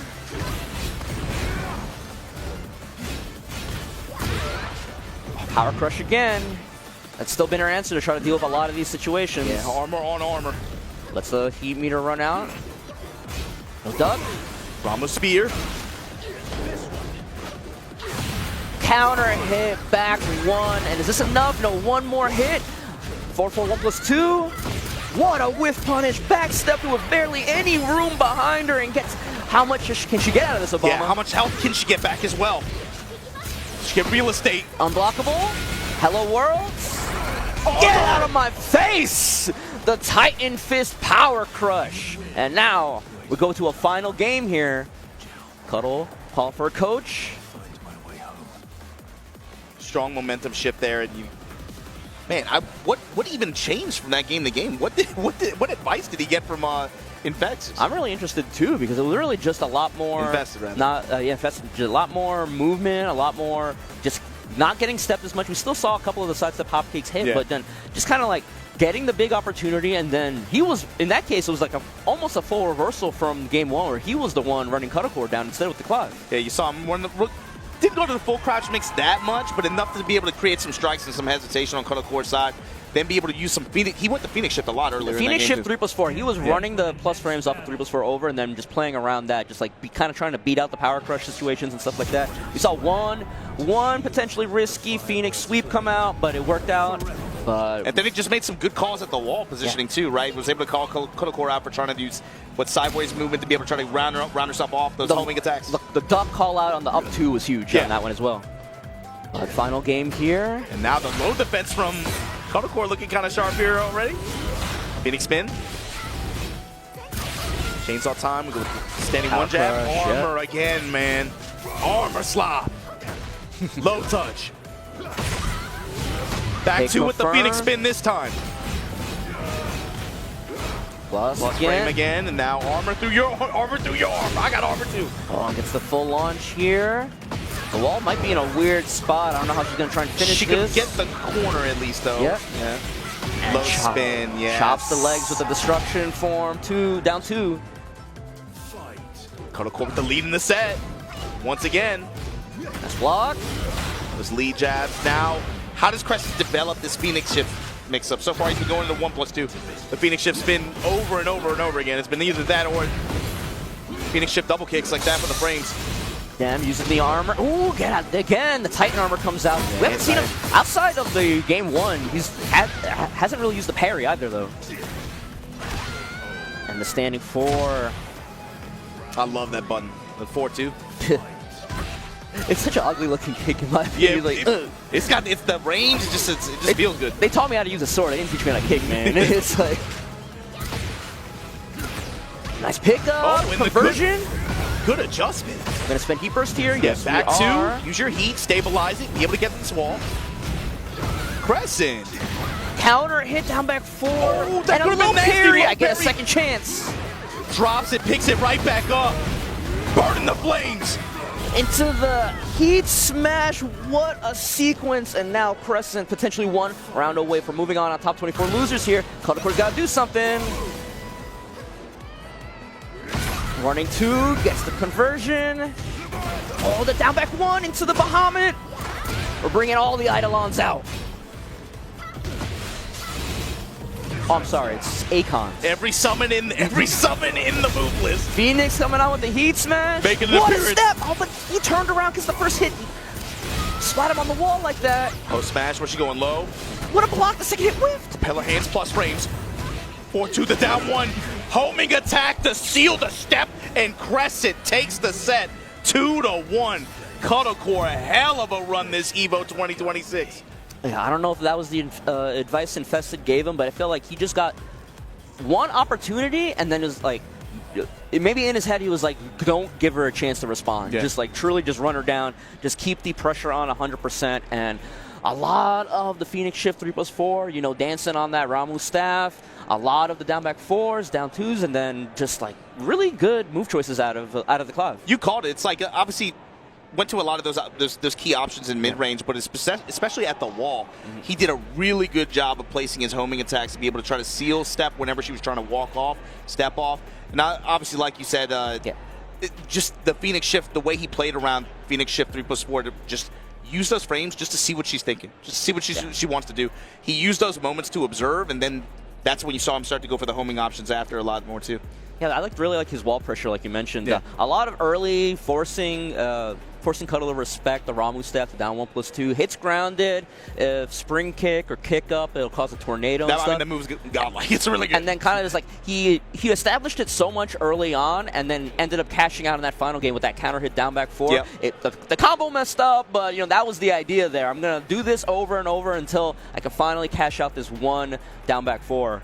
Really smart usage of it. Just like, sometimes you just like, people talk about rule of 3s, rule of 2s, whatever. Sometimes it's just literally just hammering one option over and over and over until you make them forget about the other option. Yeah. Well played. Crescent, of course, has a lot more work to do if he wants to be able to see Sunday, but baby, this next set, this could have been grand finals. It probably has. It has been several times, bro. But this could have been grand finals at any other tournament, including this one. But you go ahead and throw them on camera, man. Let's show the people what we got. Man, it's Mogold versus Knee. Now, round 1 of top 24 losers. Yeah, I was about to say that's what makes this kind of crazy. This is top 24 losers side fighting for survival. You got Knee going up against Mogold, punished Mogold. Sometimes Knee has a pretty weird Evo path, bracket and stuff, but Mogold being in losers this early is the big surprise to me, and he lost 1-2 to Kasim Mir right before this. Kasim Mir has been having a very, very good Evo performance here. I mean, he's fighting for winner's side top 8 just a little while ago, right? Yeah, and then Knee, Matsuba 2-0 to make it this far, Haru 2-1, Fear Silence 2-1, lost to B-Kun 1-2, and then before that, iMusician 2-0, so he hasn't had an easy time of it. But the Fakram coming out from Mogold. This is the third character we don't talk about very often. Knee losing the B-Kun 2-1 in losing. That's so funny, too, because if you remember where B-Kun first showed up, it was when Knee picked Negan, and B-Kun beat him. This is like 8 years later, it's the same. Here we go, Mogold on the Fakram pick. And Knee just doing what you really got to do against this Fakram. It's like, you don't let him get started. You got to treat him like Brian, Marduk, where like kind of like the initial advice is always like, just get in there, smother him, don't give him a chance to respond. Especially this version of Fakram that doesn't really have that many scary high crush options. He does have the down back 3+4, the big high kick. But like a lot of the moves from Tekken 7, like the 4-4, 1+2 and stuff, they don't really have high crush frames in this game. There's that, but then there's also, you got to remember the punishment properties, right?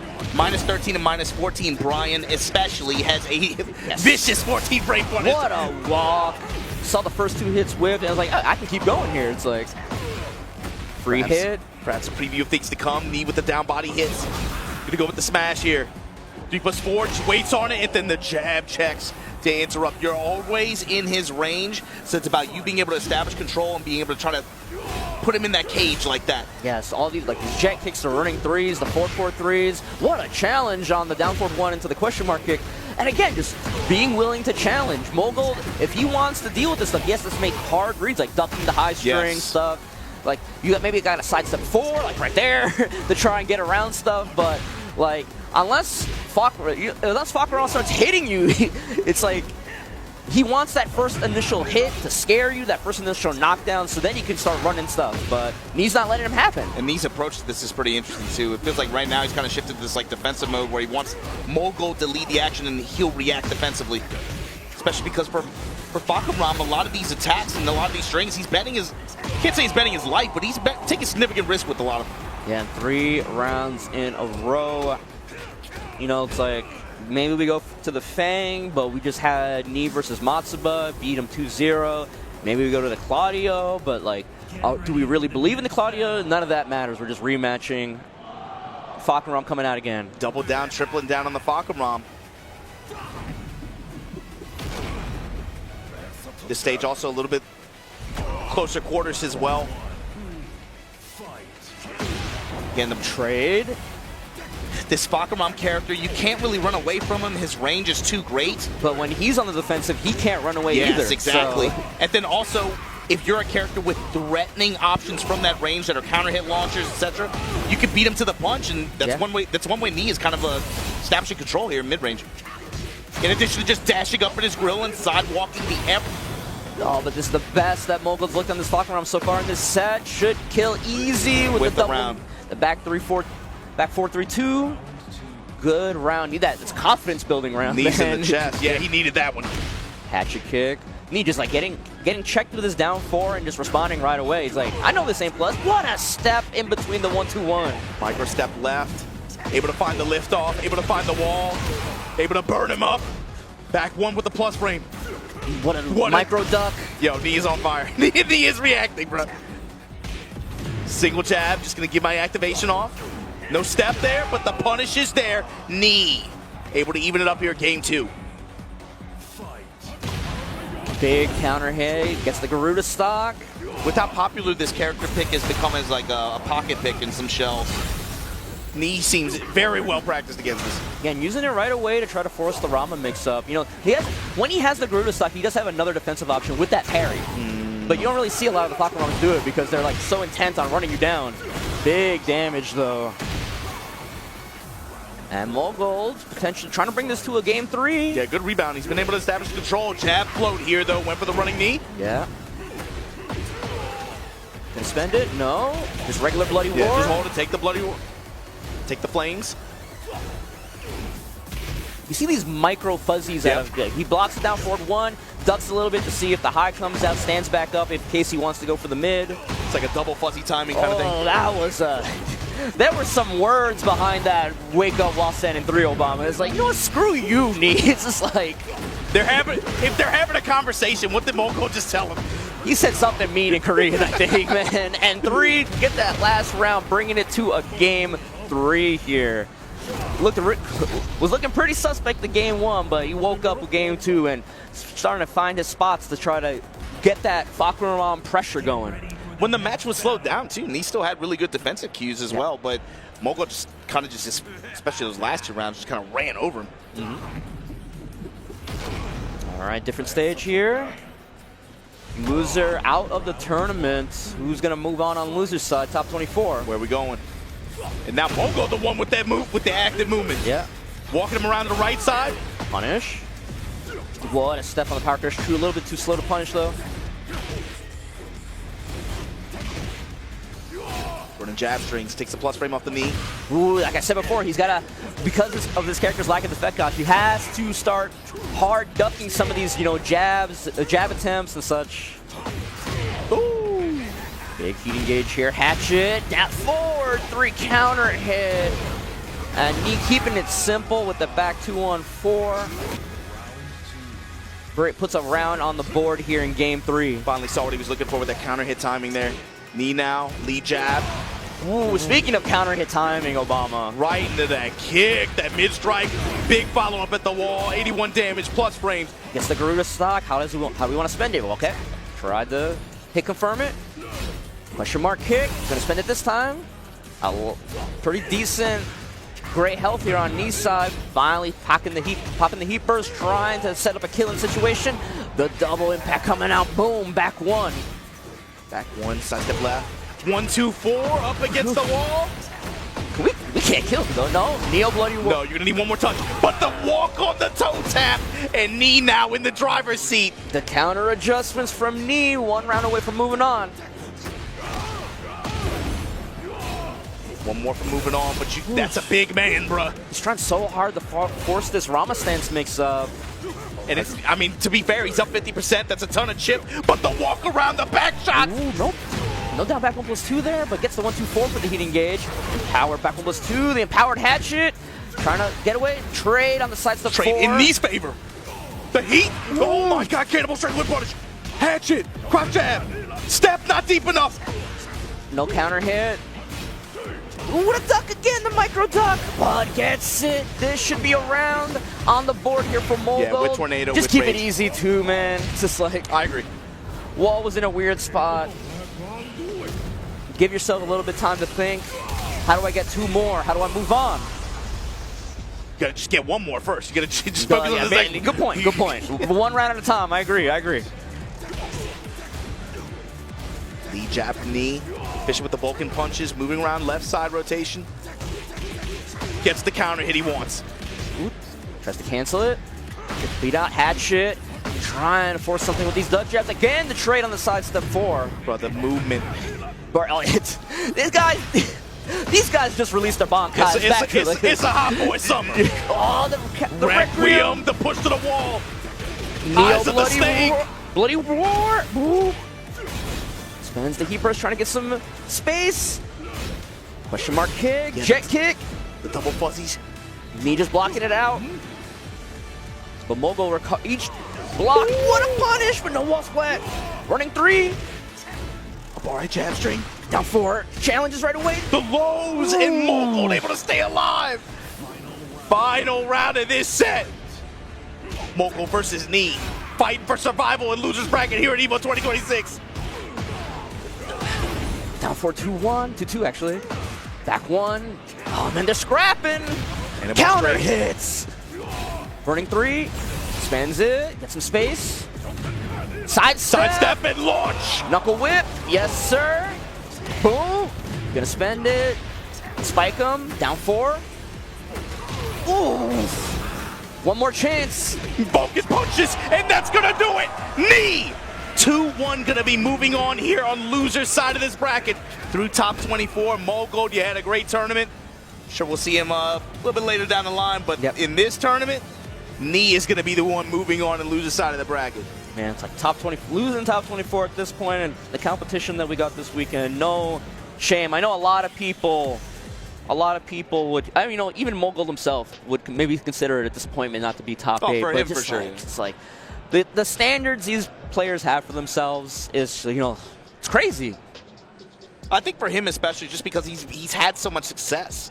You know, when you're used to performing with the level of consistency that he had, especially for the first like 18 to 24 months of this game, even though now like he's still consistent, it's just not as consistent, but it feels like a big drop off from his perspective likely. But for Knee, this is just it's another tournament that he's gonna have to scrap his way through, man. He's on loser's side of the bracket, but he's getting it done. But before we get to our next match, we gotta take a quick commercial break. Don't go anywhere, we'll be right back.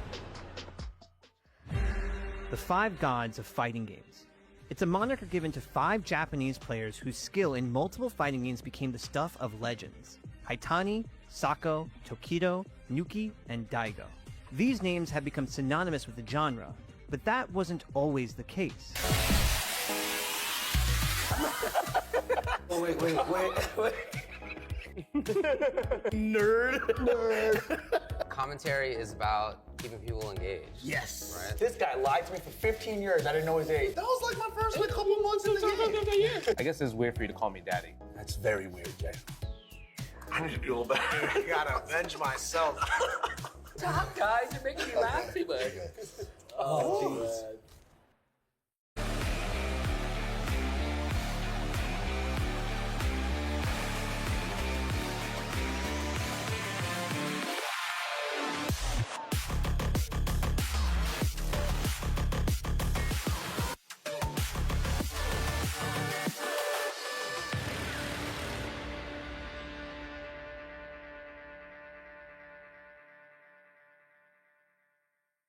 Ooh, that boy Kush is breaking Joe in the nooch. Look at him go. How is he beating me? This guy's a scrub. There's no way I'm a scrub too, right? Use them, Joey. Use the Zennies. They're built for blue light blockers and corrective lenses. I'm fresh for the world now. I'm getting it good. Any occasion with Zennies. Best gift of the year.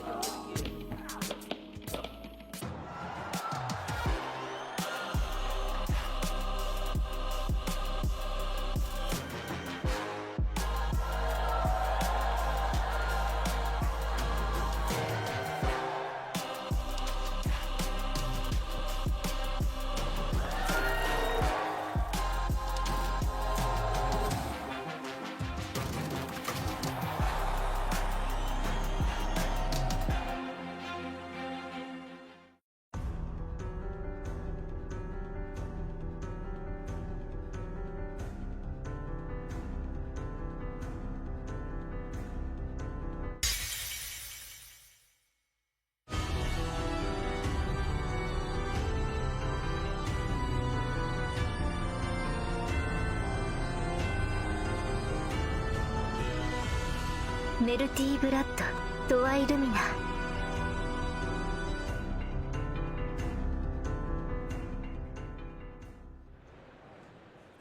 Welcome back to Tekken 8 Top 24 action here at EVO 2026. If you're just joining us, man, you've missed a hell of a bracket these past 2 days, first of all. But my name is Bloodhawk. I got Majin Obama here with me. Obama, how you feeling about what we've seen? What we've seen recently, the last few matches, the bracket as a whole. Let me hear your thoughts, man. No, this is EVO. This is Tekken and EVO, man.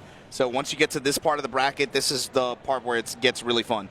First few days, it's cool or whatever. There's lots of people here. Oh, it's my first time. It's cool. That's great. Like we got low level, we got a global elite level, lots of it. No, man. Once you get to top 48, top 24, this is when the bracket gets real. This is when you start to see gravity, man. The laws of physics start to collide on stage like this. And coming up next was I mean, no exception. Cherryberry Mango going up against Ikari, Evo Japan champion Ikari. The power, Bloodhawk, of just waking up and feeling good and having a good weekend. Is it that easy? You just wake up, feel good? Simply make all the right decisions? Simply go to every tournament for 10 years. Eventually, you're going to play good at one of them. I mean, or out of your mind at one of them. That has personally worked out for me. So you might have something. Might have something there. One of the keys to consistency is just showing up every time, right? That's what they always say, right? 90% of gamblers lose, give up right before they win big. How'd you get this job, son? I showed up. All right, but expecting the Jin versus the Kazuya. I didn't peek it right there. Yes, sir. But we'll see as we get the Ikari that won Evo Japan. Is he going to be able to stand on 2 Evo top 8 stages in 1 year? Man, that would be crazy. There's not a lot of people who can claim that. And maybe the other Tekken champions are probably few of the only other people who can. Heat Burst confirms the down back 1-2, so he doesn't need the Heat Burst to get the wall splat. Yeah, and still has a lot of heat gauge to work with. CBM finishing with the Demon's Paw there. Axe kick. And the axe kick into the stature to close out. Ikari dipping. Running 3, power crush, get off me. Trades with the second hit. Comes up with the delay wake up, Sadami kicks. CBM now running stance pressure, trade with the down 4, back to 1, activation through the string, sidestep electric. Sidestep on the wall, standing 4-4. Got a clean wall splat on it, 294 damage. He was, oh man, he was ducking 2 and then just stood up. Stood up, of course, and you got a low smashes are so cheap, man. I hate low smashes. I'm just glad they only do like 40 damage, just like compared to everything else. But that also means like you're inside that rage bar right there, that little notch on the life bar. That means you're in kill range. Yeah, that doesn't mean anything anymore. Yeah. Axe kick. Kari just trying to find some kind of conversion to be able to get this floor blast off. Hop kick from CBM from downtown. I love Ikari's expressions too. He wears his emotions on his face when he plays. That dude just leans back like he got kicked in real life. Down 4 just to be able to still CBM step and stop the momentum. Activation now, Devil active. Finally finds the mark on the Demon Paw, the 4-4-2, and the wall's pretty close too. From downtown as well. Blows it up. Savage Sword, 73 damage, and the karate. Low chop out of stance. So here we go. Ikari looking to be able to seal this first game. CBM trying to extend it. Urak in here for the homing. Finishes the string, down back 2. Recently got sped up a little bit. Sped up, and yeah, more effects as well. Nice flash punch. Finds the counter hit. Axe kick again. And then just dips, backs off, looking for some kind of press in return. Hook fist. Has he shown the Hell Sweep yet? Not yet. Not yet, yeah. It's a matter of when. Also, maybe lack of confidence that it'll work immediately like that. I guess to try to layer it. Big confidence booster for CBM though with that electric. How much can we get here? 85. We'll try to get the double low. That one, the second one was on the tippy tip too, man. I don't know, man. Some of these lows in this game, bro, I'd be hitting from half the stage away. I'm like, God Lord. Double low to close out though. CBM now picking up where he left off. Lows on lows, blows on blows. Plus frames, Kari through it. 10 seconds through, below like 60-70% here. Crouch having the counter activation. Had the down 4 whiff. Kari just a little bit too slow. Power wave there. Oh, is it enough? Into 57. And what a fake out. Dashed in and then like very instantly put the brakes on with the back step and got the whiff punish. So with that, Ikari gonna call for coach. Who are these guys coaches, man? It's like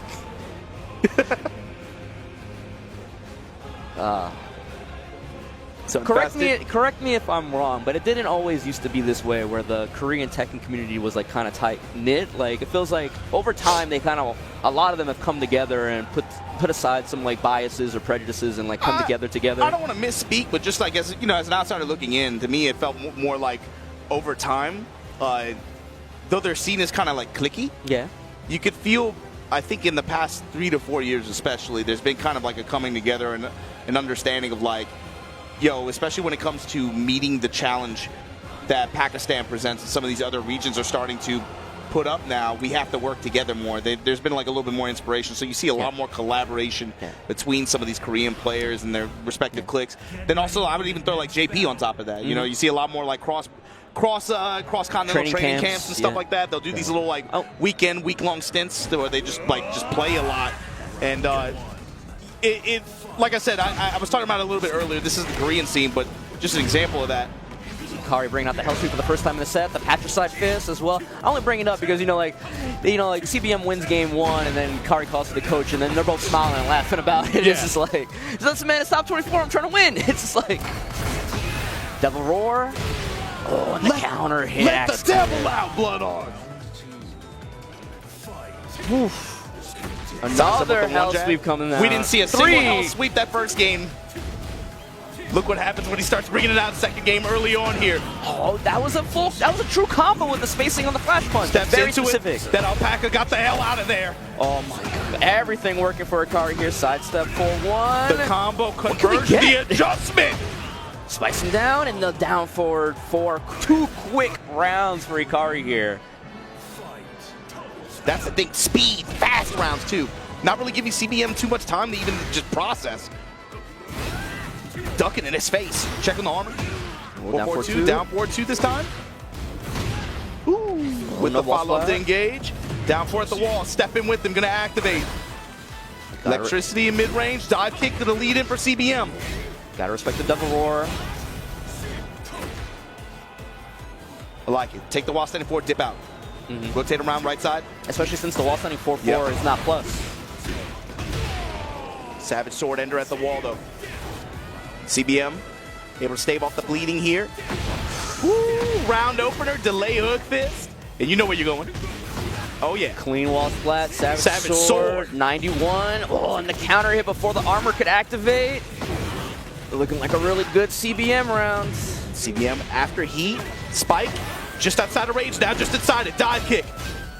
Mid option into the low chop out of stance. And looking like a repeat of game 2 here. Ikari looking strong early on, and CBM bringing it back to a final round. Down 2-1-4 counter hit. Is this season 1? 2-1-4 back on the menu.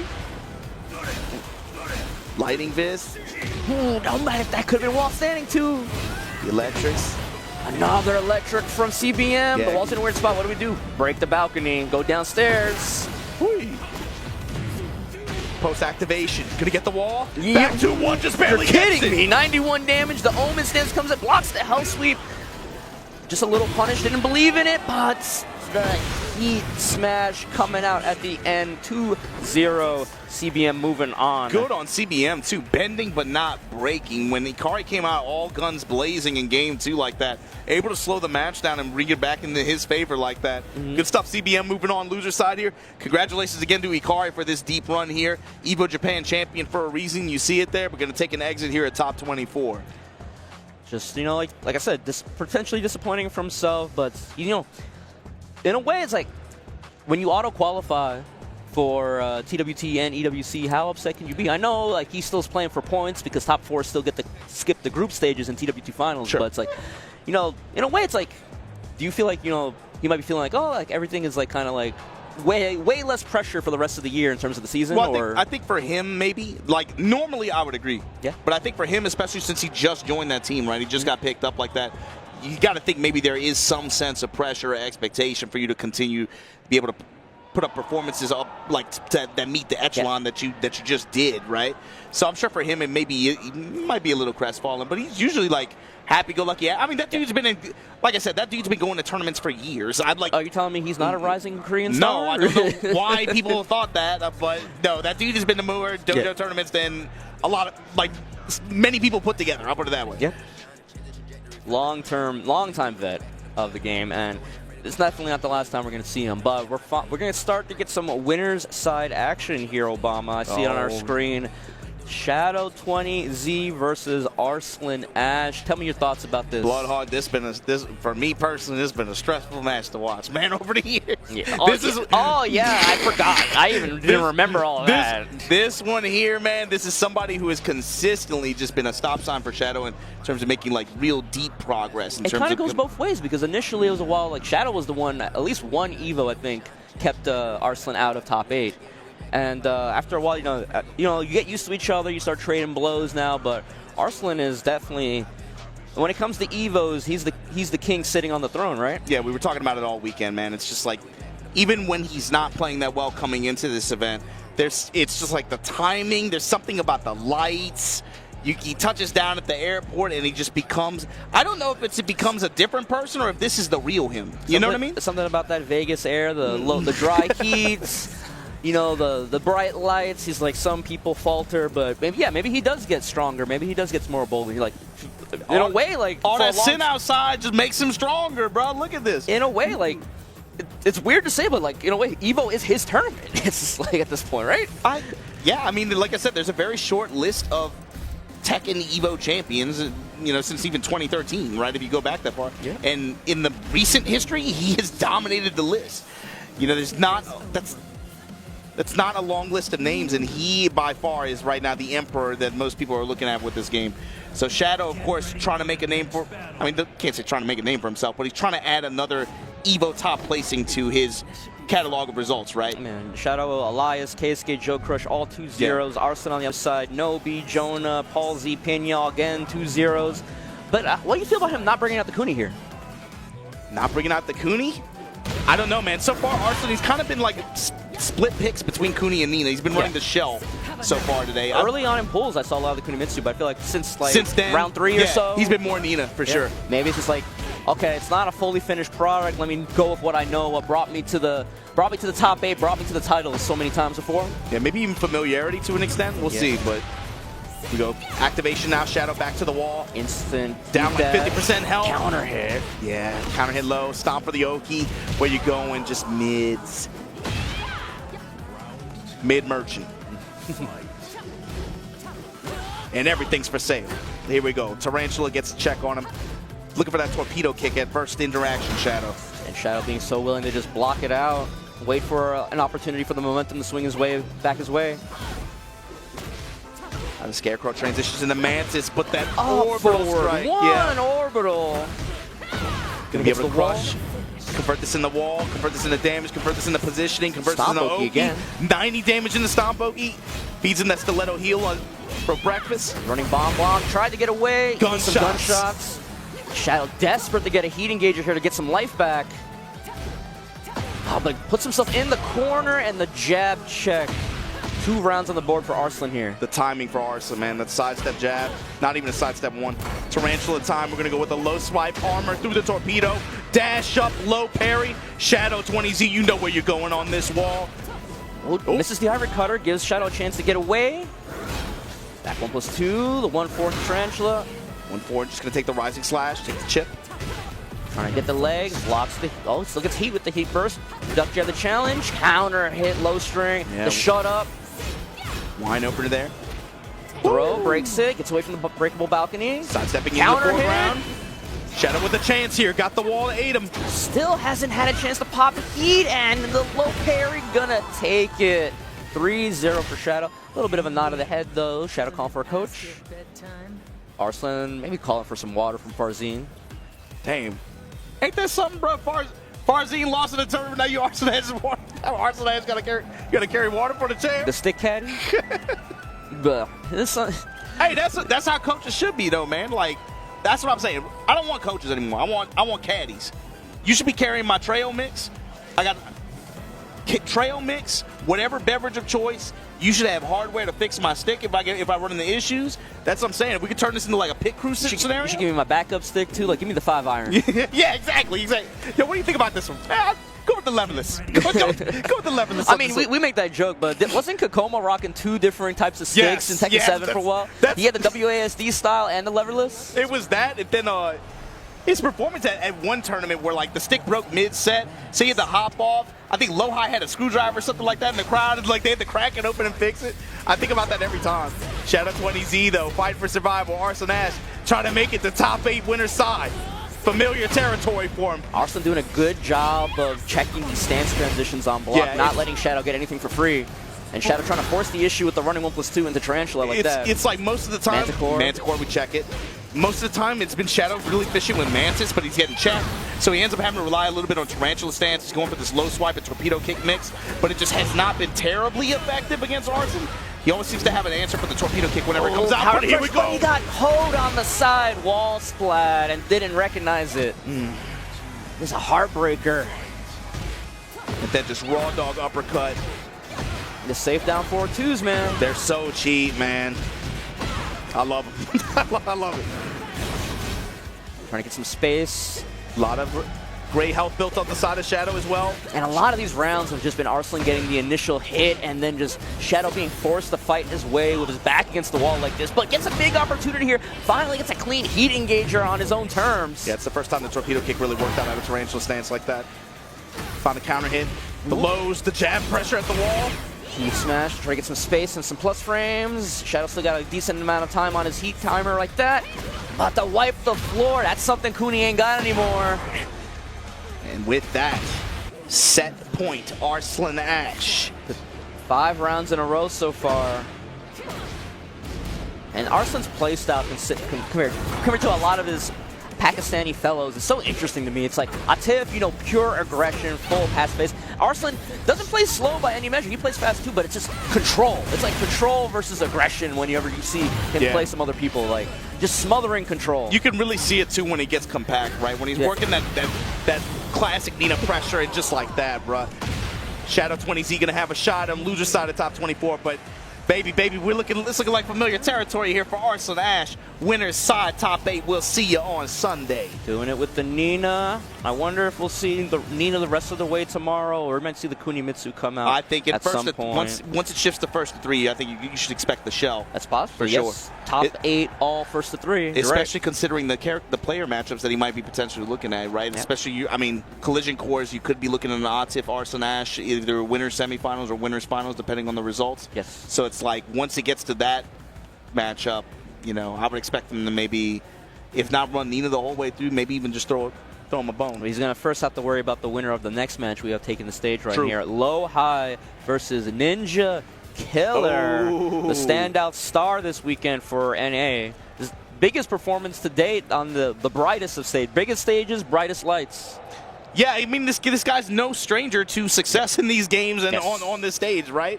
But for this game, for him to be able to make the run that he's making through this bracket, I think for a lot of the NA heads that have especially been grinding this game recently, like, it's not a terrible surprise to see him being able to run through a lot of the names that he's been able to run through here. So look, you got to talk about Ninja Killer, over Cuddlecore, over John Ding, over Owl, too, to even make it here. But right now, trying to make it to Sunday, baby. Ninja Killer, here we are. I mean, tell him the fact I told you, man. Unless Start GG has been lying to us, this man has not dropped a game so far this weekend. It's all been 2-0s the whole way through.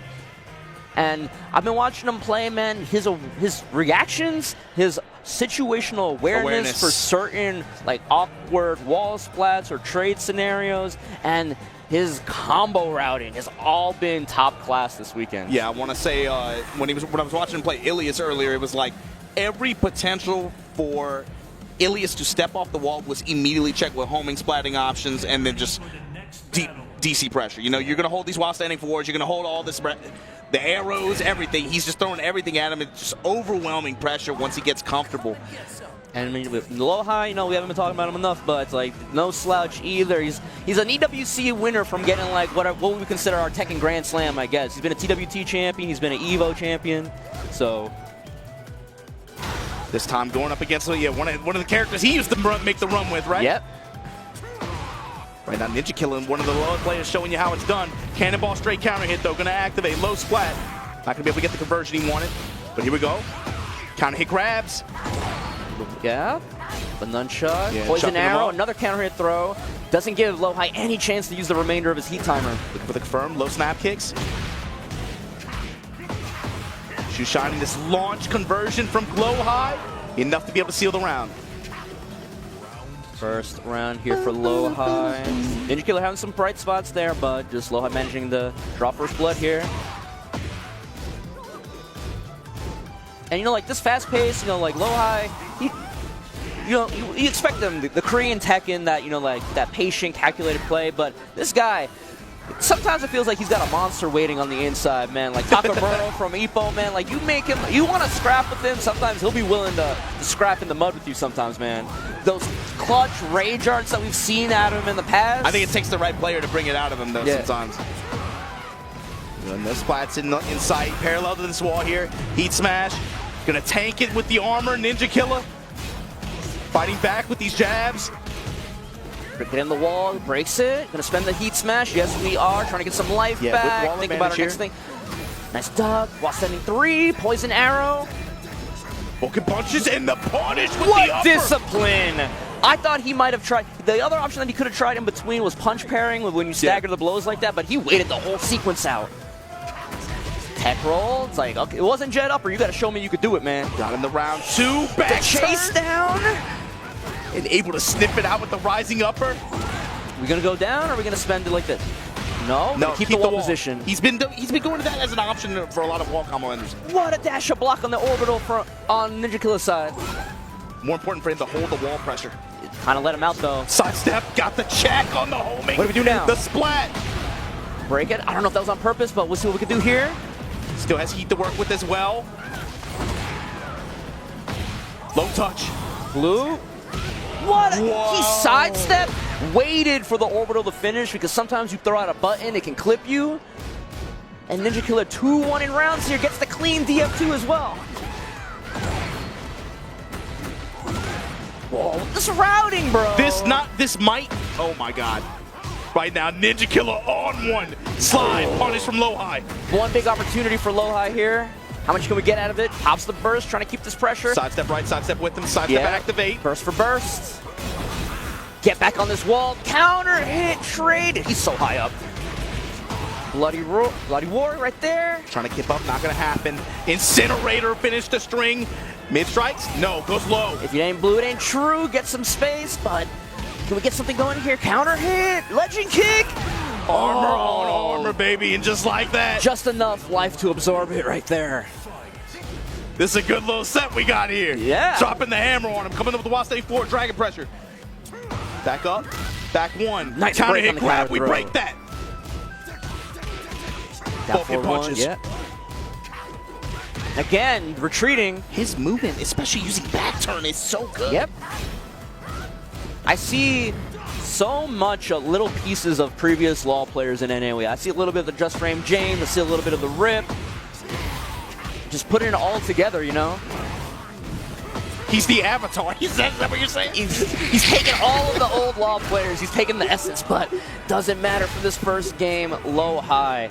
That was the most commanding round from either of them at this point. That final round to move to take game 1. Get ready for the next battle. They're just trading blows until that very last one. Yeah, that's the thing that he's been doing all day too. Is what's really impressive is the way he uses, like you said, situational awareness. That's a huge thing for Ninja Killer. In so many situations where he's back turn, his decision making with using the back turn and then using mobility that comes with canceling, and then coming up with counterattacks with it is been consistent all day long. Oh, gets caught that time. Yeah, this time timing on low high side right now. Low check, and here we go, Fury. Up 4-3, what a low parry. Get this out of here. Clean wall splat, we're gonna spend it. Yes, we are. Doom. 69. Empowered hatchet and right into the heat burst, trying to basically keep him blocking. Besides a chance to get some life in. Again, checks the side step with the down forward 1. And checks the dash in with the down forward 2. Yeah, now low high starting in a stronger read on Ninja Killer's movement, especially in compact play like this. You see him going with options that'll catch.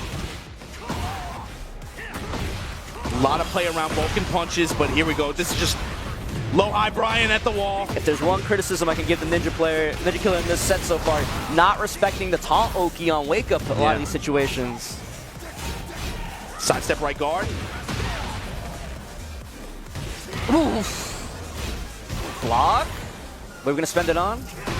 Oh, don't even get a chance to spend it. And low high, 2 strong rounds here in game 2, trying to shut the door, get himself the top 8 winner's side. Full jab string to engage here. Ninja Killer not out of it yet. Doing such a good job in this second game of checking him, and finally the counter hit back 3 comes out. Yeah, low high overall, this second game has just had counter hit just return has been incredible. He's been able to really sniff out Ninja Killer's timing here. Vulcan punches on deck every time. Smash, nothing after. One last chance. Again, trying to get some life back. What do we do here? With the wall to work with. Down back three again. Whoa, chases him down with the back one. Ooh. And you saw us 2-0, but that little exhale out of low high still wasn't easy. And that exhale, all that pressure decompressing right in that instant because he knows he's done for tonight. Top 8 winner side. Yeah, that's a big sigh of relief, especially when you've been here since, what, 10 a.m. trying to lock in. So low high, we'll see you tomorrow. Ninja Killer not out of it yet. There is still hope for him to be able to get it to Sunday, man. And, you know, again, those 2 games were the only 2 games that Ninja Killer dropped the whole day. The whole day, whole tournament. Those were the 2 most important games, but we got a lot more to talk about when we come back. But for now, we're going to take a quick commercial break. Stay tuned. We'll be back with more Top 24 Tekken action here at EVO 2026. Chipotle Honey Chicken is back. Step into summer with fresh grilled chicken, spicy chipotle peppers, and the perfect touch of pure honey. Open the summer with Chipotle Honey Chicken. It's taking heat and sweet to a whole new level.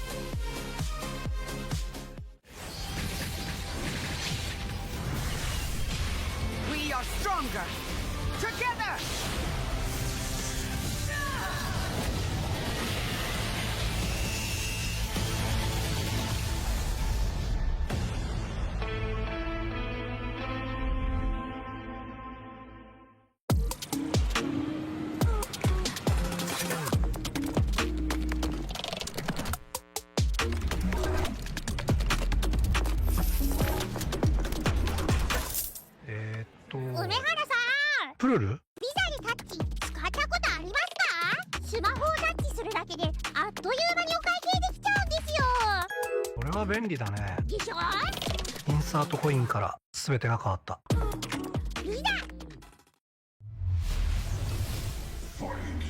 This is looking really good. I'm not even gonna front like that. It's a bold hit. Optimal. It's the surge. It's the one, Jay. You ready? I've never seen a mix like this before. That's refreshing. That was a great combination. Right? What? Why does he get a White Claw surge? Did I get zoned out? Tough break, Jay. Gotta have that championship mentality. That's the best assist I've seen since Captain.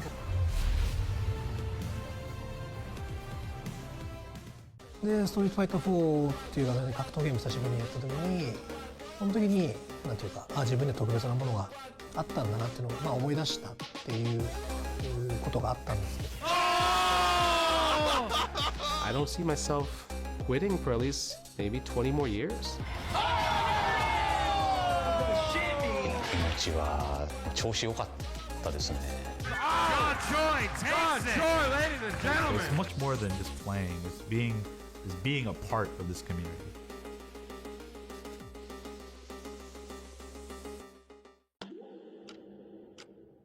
With Anthros, your next match will fix your sit.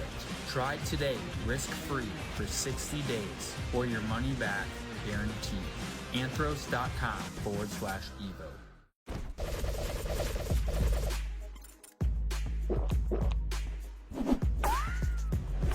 EVO 2026, and we are live from Las Vegas here for Tekken 8 Top 24 action. My name is Majabam. I'm joined by none other than Bloodhawk, and we are getting down to the wire here, man.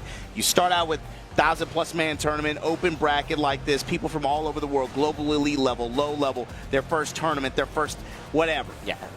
It's all about who's going to try to make it to Sunday, and right now we're at the home stretch. You made it to top 24. You're on loser's side. You got one life to live. But, baby, you got to get through some of the best to be able to get through Sunday. There's only room on that stage for 8 people. And we got 3.5 locked in right now. Yeah. We're trying to find who that other 4 is. If you guys weren't watching the other stream, Kasim Mir 2-1 over Atif, earning his winner's side top 8 spot. And on this stream, we got Arslan over Shadow and Low High over Ninja Killer. But we're back to loser side actions. Jun Ding versus Ni, loser out of the tournament. Winner has to win 1 more, 2 more? You still got to win 1 more after this to make it to Sunday. All right. That's the worst feeling. You ever have somebody beat you in a tournament and you see them play right after and they lose? Like, come on, man. It's like, you couldn't have kept going. No surprises here. The Brian versus the Eddie. Character picks, nothing surprising. Let's see how the opening is. And Knee immediately going to test him up with Vulcan punches. Mid-range like that. John Ding sidestep 3+4 out of nowhere. Gonna get the wall here. He's gonna spend it. Activate, wants this wall. Oh, a little bit too close. Nice, goes for the handstand 4 option. First to try to get some momentum back. No sidestep from Knee. Want to just hold back here. Big There's the opportunity, but wraparound. only a small punish. He's got to be really careful with the hatchet kicks in this match because of the wall standing 1-3 from Eddie. 1-3, especially with the wall back behind him. And you know Junding, he's willing to bet it all on some of these low ducks.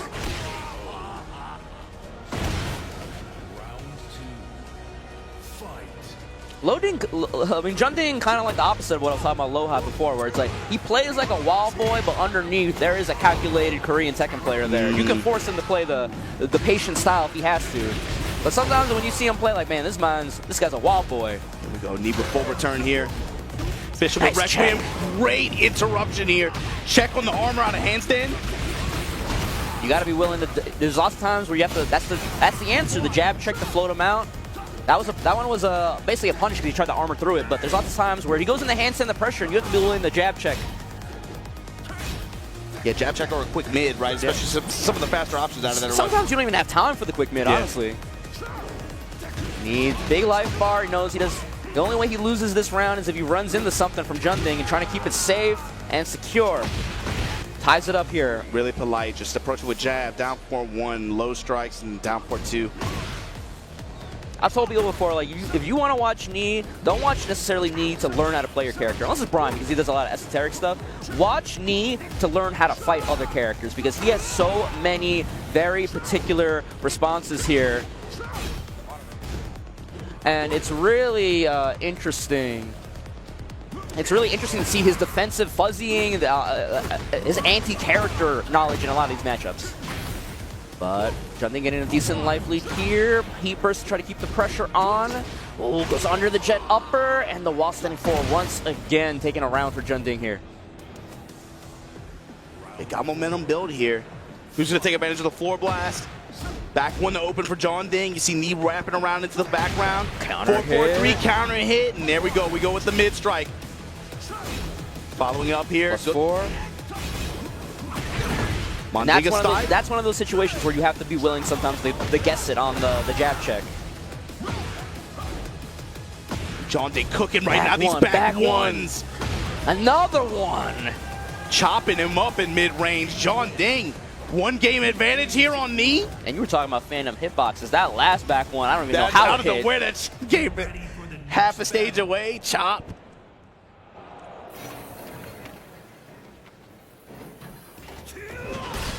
All right, Genmaji Temple, game 2 here. Yeah, more rounded edges here. Yeah. See if Knee can bring it to a final game here. Oh, doesn't hit confirm. The sway back 2-4. Just the first hit. Just waiting, trying to play the timing game. Both of these guys. No counter hits, just hits in the open, finally a punish. Plus frame to handstand 1, so good at letting him get a chance to force that relaxed mix-up. Good conversion, Knee, turning that into a wall. Heat burst, trying to get away from this wall. Sidestep right. Knee trying to keep him there. Side 4-4-3. Cannonball straight. Junding forced to spend the heat dash just to get more space. And Knee just blocking it out here. Yeah, trying to create openings here. Fisher with that 3+4, that slide kick. Ooh. I don't know what happened. Knee trying not to let it bother him, but the 4-2.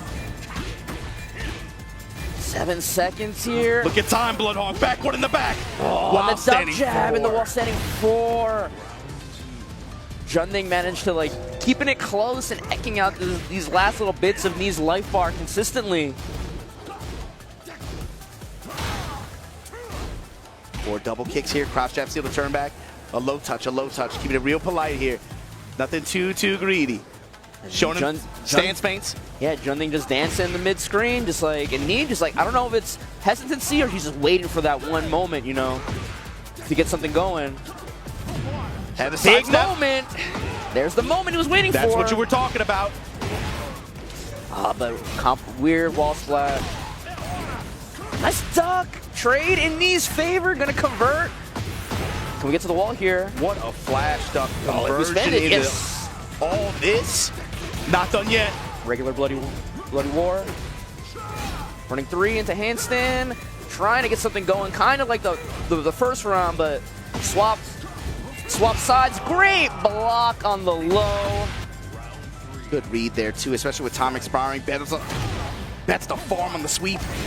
Heat engager right from the start. Nice. While standing 4. He's back ones, being able to find plus frames. Just wasting the heat timer, too, forcing him to block, making it a non-factor. And then gets his own heat activation, trying to get something going. Junding trying to get away from the wall, but the counter hit back 3-3, confirm. Big opportunity. Get to the wall here, clean splat. And the combo. 88. Nice. Down for 1 mix. Just a little too slow. And gets the Manjinga handstand sweep. To put him on set point against Nii here. Elimination point. Low touch for Junding. While setting 4 punish. Nii trying to get something going, trying to get, like, plus frame he's again. Been waiting. He's like, a lot of these rounds is him waiting for Junding to mess up, overextend, and give him a big opportunity. But if that doesn't happen, what do you do, Nii? Yeah, it's like he's willing to take a bunch of cuts in the process, but then we end up in those time over scenarios. Yeah, now half of the thing, oh, this should be it. Easy conversion, and Junding moving on. Nii eliminated at, what would be, this would be 13th place? Yeah, 13th place.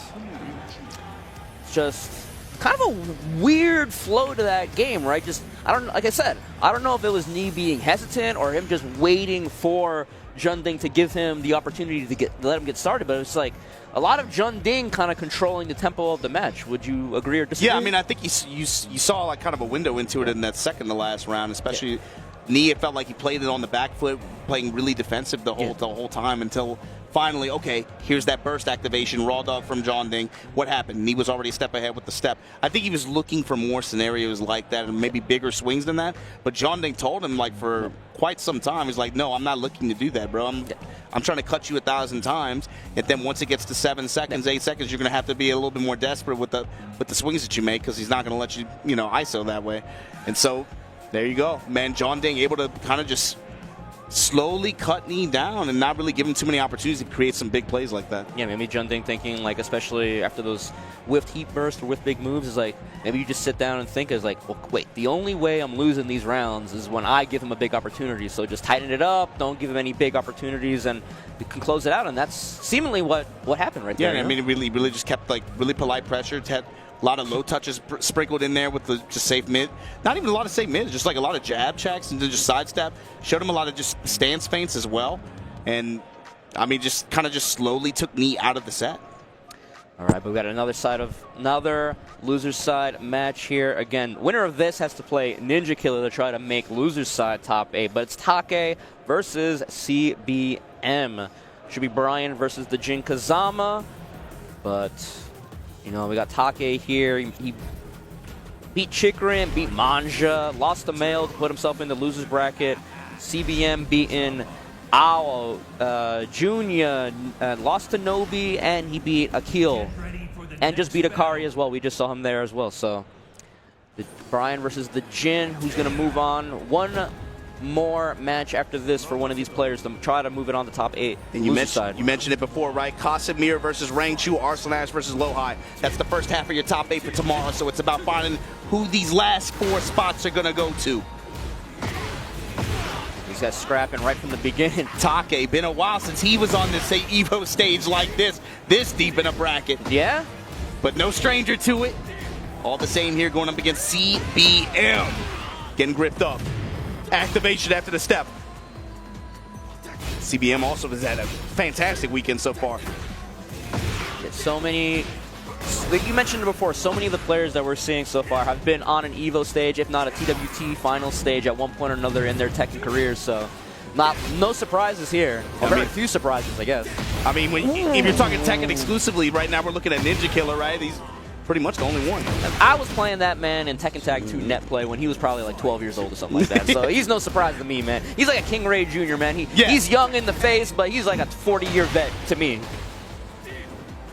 But wisdom beyond his years. Yeah, but here we go. Lead especially jab. in the way he plays. But CBM taking that first round. Getting a little tricky with it. Yeah. That's a little very exaggerated feint, but okay. The crouch dash empty hop recovers so fast. I think you can basically block the minute you hit the ground, too. So it's like you can try to bait a response there. But kickoff. Big kickoff in the open. You don't see that very often from Brian. Especially that raw dog like that. Yeah, exactly. But going to try to step in that, try to keep some pressure. I like the lead jab into the Neo Incinerator. Stops it, comes up with the wall state board just like that. Take evening up here. CBM off the axe kick. This weekend so far, this might be the cleanest I've seen Take play like in a while. It's like that end of Tekken 7 and maybe that first season of Tekken 8 was still kind of trying to find his bearings and kind of the Tekken scene, but looking real clean today. Especially after these sidewalks when he finds the jet upper. CBM trying to grip him up. Take saying no. Nice little sidestep block. Yeah, these low checks. Chu trying to just seal the step a little bit. Take willing to weather the storm, but finally an electric finds its mark, and that should be the round for CBM. CBM now threatening to take this first game here. Ooh, counter hit, and when you trade with the standing 4 like that, you see the result, the can kicks conversion. So much damage, 70 damage here. Minus 40% just like that. CBM now. Oof. A newfound confidence here. Dive kick. Running hook fist. The dash pressure. So many electrics. Anti-air cannonball straight. Okay, this could be the start of something. Activate. Hopping up, run up on him. Back one. A little bit of the weight. Oh. He's throwing out so many, seemingly not even scared of getting ducked on him, you know? It's like, I don't think Take's tried to duck a single one of these electrics, and the 1+2 into the heat dash. Didn't even need the follow-up afterward, but CBM looking real clean in that first game. But he's jamming these electric hook fists down Take's throat. Yeah. Got really insistent on him in mid-range.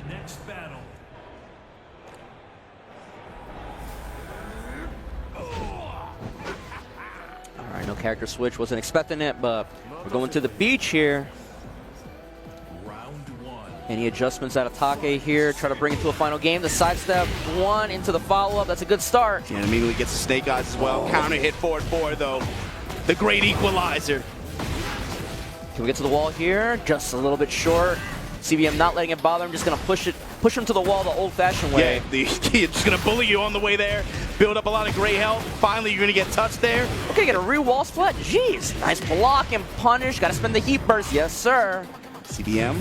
Burst for burst. Like that dash up, duck into activation, and then CBM going to take the exchange after. So here we go. CBM. Checks him with the Zanshin 1. Another electric. You know, compared to others, like Jin has so many strong mids, regular Jin to check it, so I can understand being a little bit hesitant to call out the electric of a duck like that, but fine, we've got a sidestep there. I'll take that. In the sweep. Back up now, activation from Take. Neo Incinerator got that gauge, heat gauge nerf, but gonna spend the rest of it on the Requiem heat dash. It's the Walton Word spot. Yeah, the 1-4. Is it gonna work? Here? No, they got the last hit at least. And the run up back one for one in rounds here in game 2. Yeah, it was like one hit slid out, and then he got the last hit. That could have been much worse. Section 1 again working out, even though Take had his back. Wrapped around here, the dash pressure. Yeah, just trying to intimidate, try to pressure. Requiem gets blocked. Another electric. He's just not scared at all. I've always thought about electric like a gun. You got certain bullets in the chamber before they start ducking you, but he might have an Uzi, man. Yeah. Like, he's got the big clip. Got that thing set the auto. After activation now, CBM.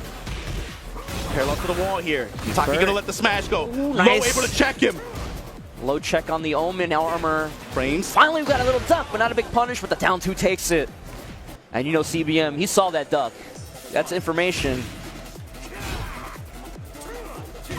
Gonna try to leverage it here or in the next round. Back to 1. Ooh, Big another uppercut. key duck on the laser cannon string.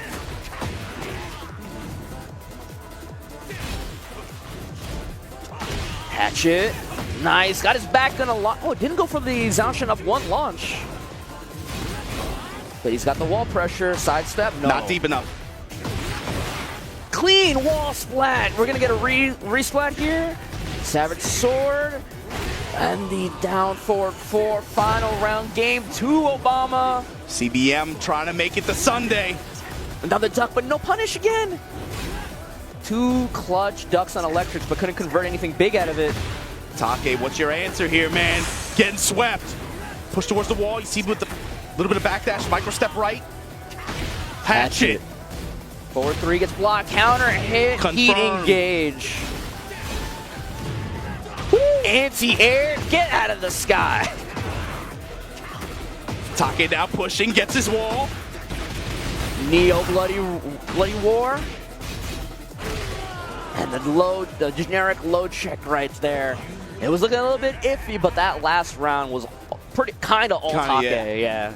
That's the kind of round you need to finish off. You don't want to barely scrape by going into this game 3. You want that kind of confidence building round, right? Back to the square here.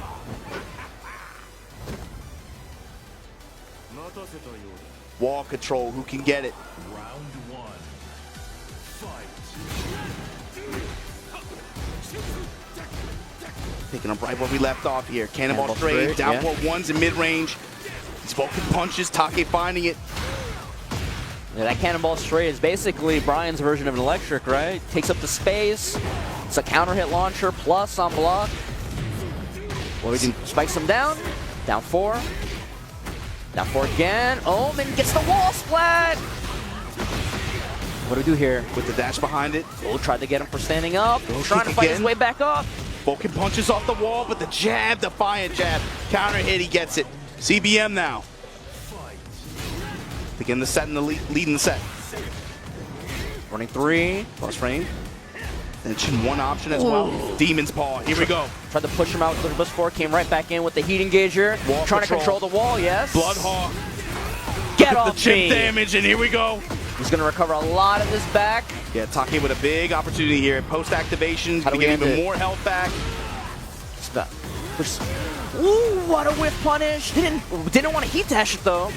Had to step in hatchet. So many what a oh, he almost had an Evo moment right there on that call out. Challenging with the 2 jab, cannonball straight. The down 4s. The trade with the back 3, I believe, and CBM 1 round away from moving on. He's got winners plays Ninja Killer for loser's side top 8 qualifier. What a duck! Finally cashes out the duck on the electric. He held quite a few of those to be able to get this opportunity here. Trying to war, but it does not undeterred CBM. Hook fist all day, and just like this, activation. Gonna get all this great health back. Back to 1, not enough to get the wall, but he gets the positioning. Down 4s, down 4s. Are we gonna see the Omen armor again? No, spends it on the empowered down forward 2 string. What a hit confirm. Is he dead? Oh. Savage sword ender, and just like that, CBM versus Ninja Killer for a spot on that stage on Sunday. Take, congratulations. You had a nice one. These matches, man, we said it at the beginning of the blog, man. The desperation, the emotion, the passion, the energy. It's like, oh, I love these, man. These people are trying so hard. They're leaving it all out there to try to qualify for tomorrow. It's getting sweaty. It's about to get even worse, man. Taking a look at what we got left in this top I mean, now it's top 16, right? Yep. You're looking at what's ahead of us. We got Hafiz, Tanvir, and Crescent going at it. Mawil going to play the winner of them. Atif and Nobi, we got it confirmed. That's a Sunday qualification match. Loser side of the bracket. That's going to be a good one. Ninja Killer, of course, going to go up against CBM here. Shadow 20Z versus John Ding. And that's all top 8 qualification matches. So I'm assuming Hafiz and Crescent is happening on the other stream, and when that's done, we got, ladies and gentlemen, 4 more matches, potentially the most important 4 matches of the night. Losers side, top 8 qualifiers. The names that we're seeing here, Obama, what do you think? You got any predictions? You got any hopes? You got any thought? You know, what's your brain telling you? What's your heart telling you? Loser side, immediately the match that stands out to me is Atif versus Nobi. That's one that for a while Nobi really struggled with consistently whenever they would run into each other until very recently. He was able to beat him once off stream, I believe, at DreamHack Atlanta, if I'm not mistaken. And that set in particular, JP audience loves to watch Nobi versus Atif. Especially because it's like he's come so close. Sometimes you've been able to see the growth in how he plays that character match, the player matchup specifically over time. He's gotten, especially when he was going to Lars on one set, he came super close one time. The Lars seems to be the #1 pick. Yeah. He seems to be the star of the show for Nobi right now. We've seen the Steve a little bit, and we see the Dragunov sometimes, but it seems like the first initial desire, he wants to play that Lars. He's playing a team game. Yeah. You know what I mean? It's like most people so far, it feels like they're running baseball, right? You got the star and you got the relievers, right? Yeah, they're running 2 character shells. Yeah. He's got like a roster that he's working with. But before we get to that match, guys, please forgive us. We got to take a quick commercial break. Don't go anywhere. We'll be right back. 2XKO are back for round 2. Chipotle and 2XKO are back for round 2. Use promo code TAGTEAM at checkout to unlock the Chipotle Fresh Fit backpack and bucket hat for your avatar. Visit chipotle.com/2XKO for details. Come on, everyone! I'm in orbit, Quill. Too easy. Bam! Big fist coming in! Fighter, activate! Great power comes a great beatdown! Together, we can achieve anything! Ha! Yeah!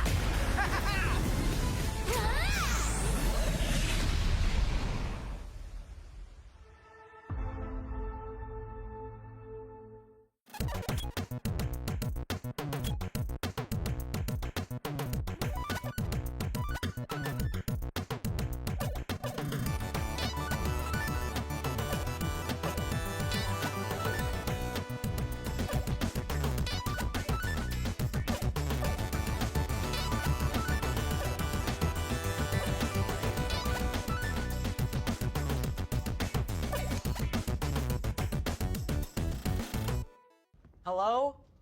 Whoa. Mama Gorgon 85 lives here? Yep, that's my mom.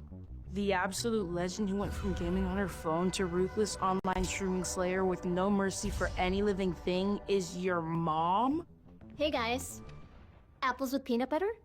How is this possible? With AT&T wireless and home internet. Hey, text me if you need anything. Level up your connection with AT&T wireless and home internet, now available across the nation. No, she's so nice in real life.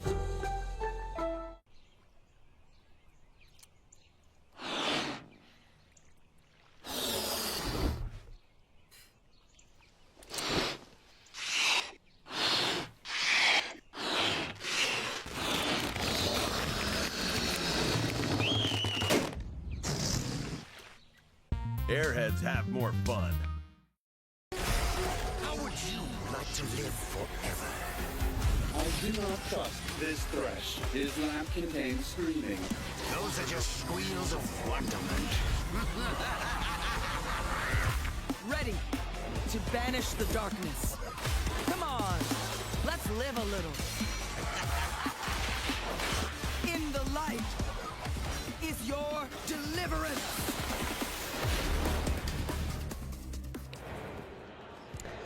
Ladies and gentlemen, we are back here with top 24 action here at EVO 2026, and we've got our losers, top 8 qualifiers left to go, Obama. We've only got a couple of more matches. I'm assuming they're splitting them up between the 2 streams, so we might only get like 2. They should just give us all 4. I'm saying, I'm like, you talk about assumptions, man. I'm like, bro, just put them all on here, man, whatever.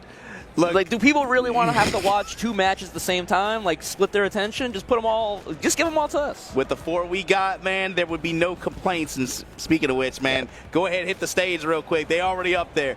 John Ding versus Shadow 20Z, Korea JP face-off for one of these coveted top 8 losers bracket side spots. That I wish I could pull up the history between these two, because I feel like it's very contested. You know, like, I don't know who's got the advantage, but in my brain wants to say it's like close to a 50-50, but it's like these two have been trading blows since Tekken 7. Yeah. Remember Junding with the Lucky Chloe before he got the Eddie, and then he was still playing Lucky Chloe a little bit after the Eddie came out, but that Eddie is a far cry from what we have in this one, and he's using that Eddie to great effect. Shadow with the Zafina. You know, you got any ideas on how it's going to go here? I mean, John Ding, I think, especially coming off that knee set where he had good adaptation, too. It was like the first game compared to the second game and the way he played knee in that second game throughout, from the early rounds to the later rounds, the way he changed up his strategy and wasn't really getting too insistent on using heat burst and was able to just see that in the moment, like, oh, this is the opening that he's looking for. I'm not going to give it to him. So he just starts playing airtight. I mean, with the control that he's had, he's playing really well this weekend, but Shadow right now is also on one. Shadow 2-0ing Elias earlier on in the bracket. That Eddie matchup, do you think that has any impact on how this match might go? Yeah, I mean, for sure. Especially like stage selection is going to come into play as well. But Shadow overall just had really, really good control and really, really good stop signs for shutting down Ilias from getting a lot of these mixes off. 4-4-3, you know, was kind of forcing him to be relying on just like really high risk options. Yeah, I mean, I know NA has a couple of pretty good Eddies. Nomar and PCM come to mind. They're playing in those online brackets a lot, week after week after week. So I don't expect Shadow to have, you know, like blind spots on how this character works. But then it just comes down to like player versus player. It's not character. Right? It's not character unfamiliarity for sure. It's definitely it's player-player interactions. Double overhead, especially these offensive sequences at the wall. Because Ilias had a hell of a weekend too, man. Yeah. But I think Junding's a little bit more familiar with Shadow's willingness to kind of like stay back and block it out and wait for an opportunity than Elias was. Yeah, and that great bait just now. Dash up in his grill, pump the brakes. Ooh, the up back one was good, but didn't get anything, and gets the full launch. The walls might be in a weird spot trying to get in there. He's going to get a lot of health back, though. A lot of HP 3. Cutting the dividends here. Gonna try to get that rust of that timer, especially with the crouch jab, to not give Junding a chance to use any of his heat timer. Okay, can we kill? Yeah, we got damage scaling, but he's gonna be able to get the wall here with the rage to back him up. He's still alive. Not quite. Running 3, and the delay before going for the low, I respect it. Didn't want to get low parried on immediate timing, and he didn't want to try to commit to the Scarecrow in case that got blocked and launched. Touches here, Shadow. Gets hit with the second hit. Trading John Ding's favor, but the low parry on Tarantula stands after. This is going to give John Ding the activation, the wall, the stock as well. 4-4. Sliding in. John Ding just taking the lows, not trying to step yet. Nice block on the heat smash, but you got to guess, and you get a clean wall splat.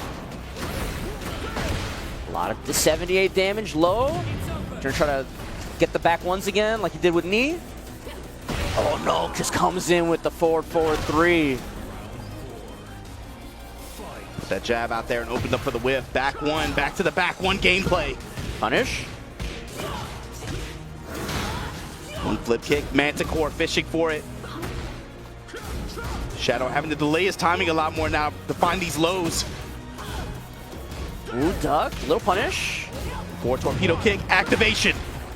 Trying to get something going. Shadow, like maybe a little bit greedy with his heat. He feels like he wants to have a little bit of recoverable life first before he does it, or potentially set up the killing thing. So even on like -13 stuff, he won't go with the heat engager. Oh man, fat combo too. All that off of a counter hit 4-4-3. Ow! Oh, no jab check. But gets away, but the throw follows, but doesn't get wall splat. Finally spends it. No duck. 4-4-3, double low, and the wall standing 4. That wall standing 4 has gotten so much of the end of people's life bars so far in these last few sets at Junding. He likes to throw it out in mid-range, especially like the closeout rounds like that, if you notice. Yeah. He's been going to it a lot today. The hitbox goes further than it appears, and then obviously you can scare. You have the string behind it as well. Yeah, exactly. You know? But getting some coaching here from Cuddlecore. The big thing, and I don't know if it's intentional, it just seems like so sitting on that heat timer. We saw it a lot against in Winner's side against Arslan too. Just like so much of those rounds where he's like he had the full meter ready for burst or even a heat engager or refused to spend it. And against Arslan, at least 2 rounds where he died with no, not spending the burst or anything at all. Sometimes you gotta spend. I know you want to be a little bit greedy and have it when Zafina has some recoverable life, so you can like try to like chip people out with the anathema, the install moves as well. But man, you gotta spend it. You can't take it with you. Yeah, it's it's a dividend that is gonna play out, especially at this level. First to 2 game format like that, those opportunities come by. Nice little optimization. I think it was the up 4-3 to get him to the wall. But loses the wall position, but Junding gets back in. Oh, there we go. Shadow with a good rebound this round.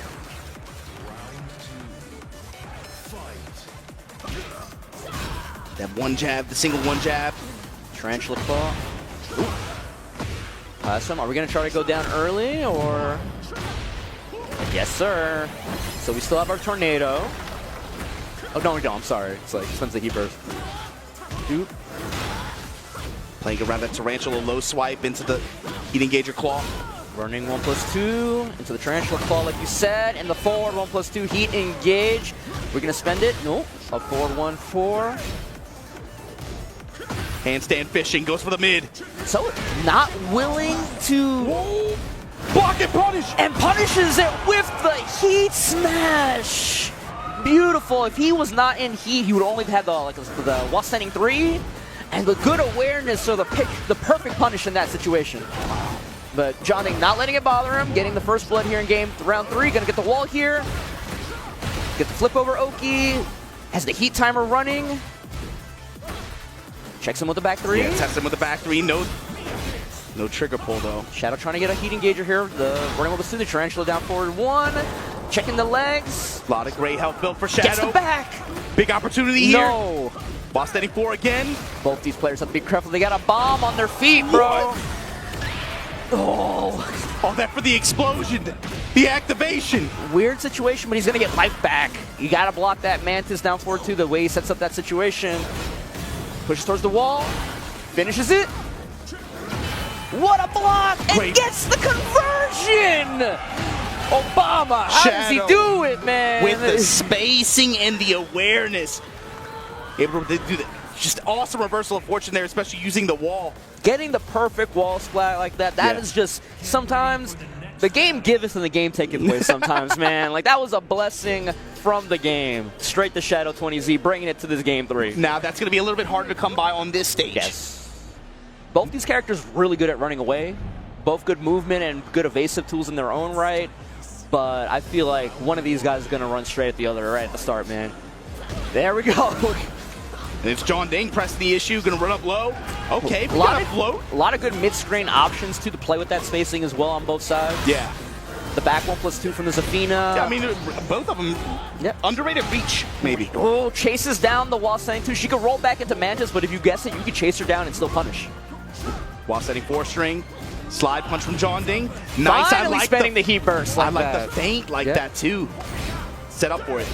The one thing I want to see maybe in this game 3 from Shadow, being willing to check a lot of these transitions in the handstand to show that you're not going to sit there and get bullied.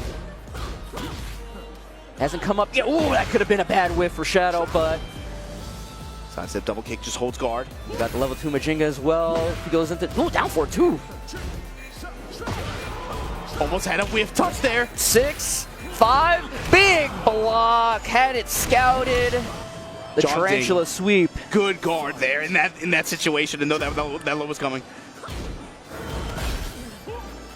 Ooh, no punish. Mantis Claw. That's -13 now. like you said too, Shadow just letting a lot of stance transition rock. Yeah, I mean, like, I guess sometimes, like, if you believe in your defense, if you believe in your ability to weather the storm, why not, I guess? But I would just like to see one jab come out, like, I was on hit, so it doesn't matter, but stuff like that, gotta get the wall. Oh, some back turn conversion. How much can we get off this? Activate, he's gonna get the wall. Stabilize it with the dash. Oh, try to go for Oki instead. The wall setting 4-4. Nice the stop on the handstand throw, and Shadow now back in it. 1-1 in rounds in this final game. Winner moves on to Evo Sunday. Squiggly punch out of Scarecrow. While standing for the lows, now adding up here for Shadow. John Ding back in the lead though. Trade. 4-4-3. 4-4-3, forcing his way back in. 4-4-3 gaming, Bloodhawk. Yep. Fisher with the upper. Whoa! Good delay. So much damage off the guaranteed follow-up, and Junding potentially 1 round away. Can he shut the door on Shadow 20Z's Evo top 8 hopes? Just chunks of damage here. Delayed the string and caught him trying to take his turn back. Low touch, and now John Ding really changed up his approach here. Mid-range control while standing 4-string. He seems like he's the one waiting now. Low touch, it's in time. What a conversion. Post-activation, no health to get back here. It's about maintaining control in your offense Almost after now. all of it recoverable though. Nice stab, got his back again. Nice, beat out the heat smash, I believe. Oh my god, the low out of handstand. Shadow, one more chance. The toe kick while standing 4. Oh my god! He got the incoming and the up back. 1+2 avoids the last hit. And you know these guys, like I said, these guys have been playing each other for, you cannot fight somebody so many times like these guys have that and not have at least some kind of rapport, some kind of like respect for one another. Coming down to that situation, Obama. Down to the very last wire, you bet it on the evasion punch just like that, and John Ding he'll be playing tomorrow. Yeah. In the arena. He earned it, man, and he's going to get that loser's top 8 spot. Shadow, unfortunately, going down to 9th place. It's a heartbreaker, but what a set. Heartbreaker, but you know, the Shadow had a great run this tournament, 9th place again. It's also always a pleasure to be able to see him make these deep runs in this bracket like this. And there's still hope for another American to be able to make it on stage tomorrow. Yeah, we got one more chance here, but we got CBM versus Ninja Killer taking the stage right now. Oh, here we go, man. Here we go. So it's like Ninja Killer, he's got to fight 2 Koreans to try to make this top 8. But there's something about that that's appropriate too, man. I mean, like, you gotta beat the best. You gotta make your mark, right? Once you're making it deep into these, especially like these Master and Master Plus category events, where you know kind of who's pulling up to them, you have to hop into it with the expectation you're not gonna make it deep into that bracket without beating bodies. You know, like just like this. I mean, CBM, it makes sense for him to have to run in the CBM. It makes sense for him to have to run in the low eye. That's how you know you're doing well.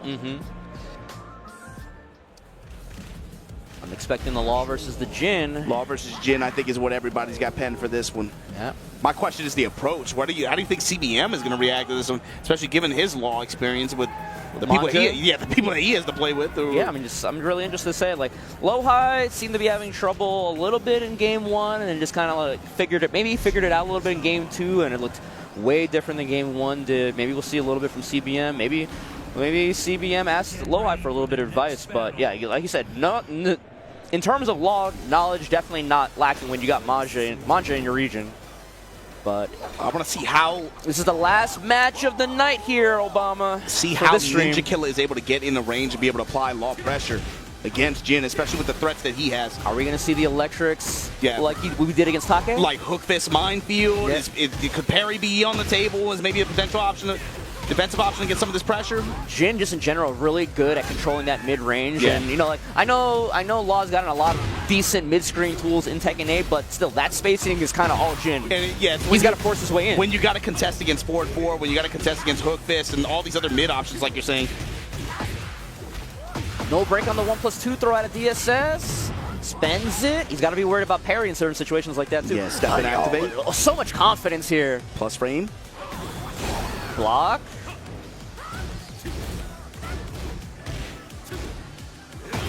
Goes for the legs. Double. No, how does he do it, man?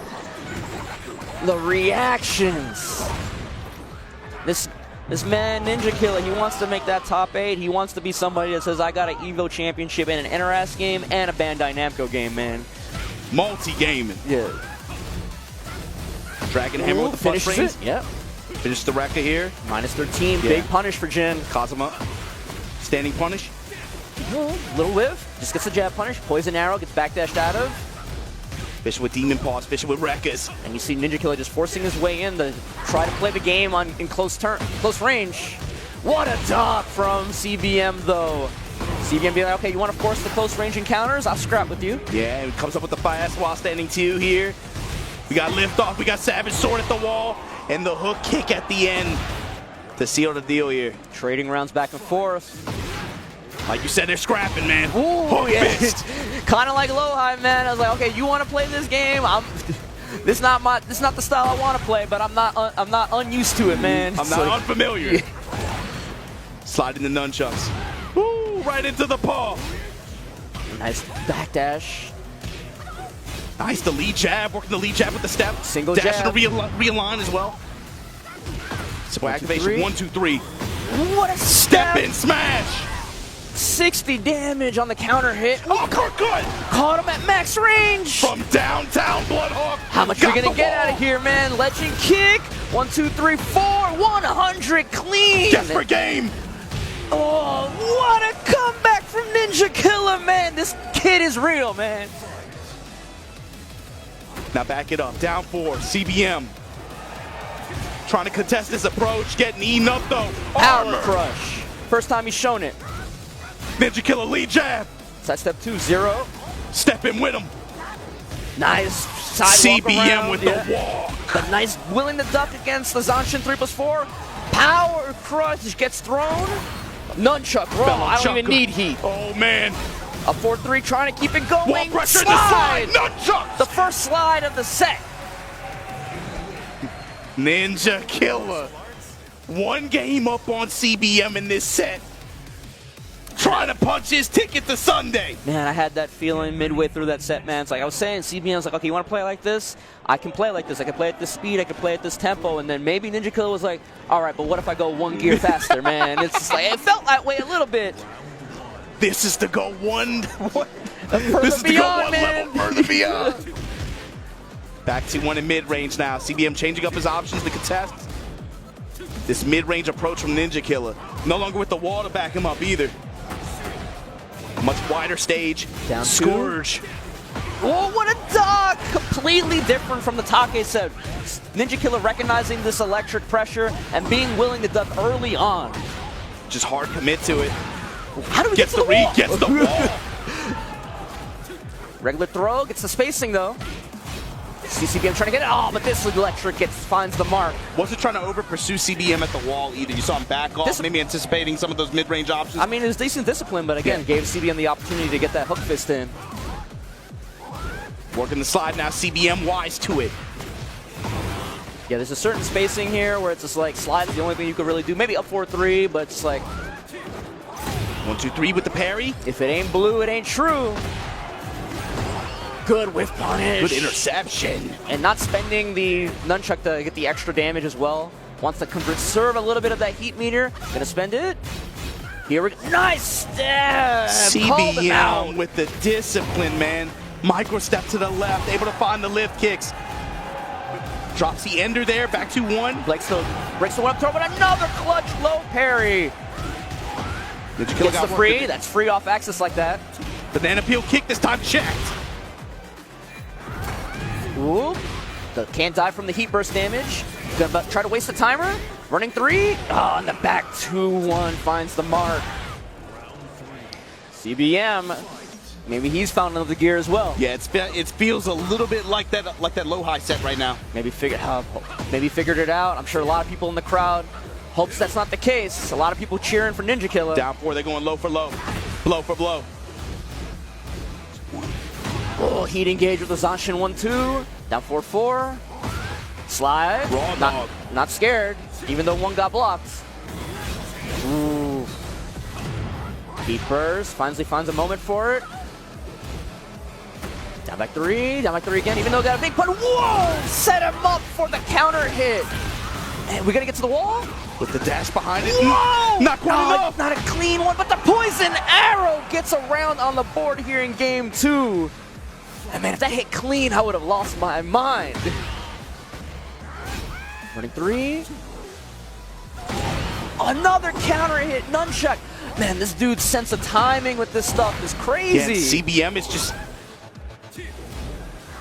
I mean, the most that back 2-1 is the most that he's floated in mid-range to control in a round. Using that nunchuck like a Brian would use like 3+4. Yeah.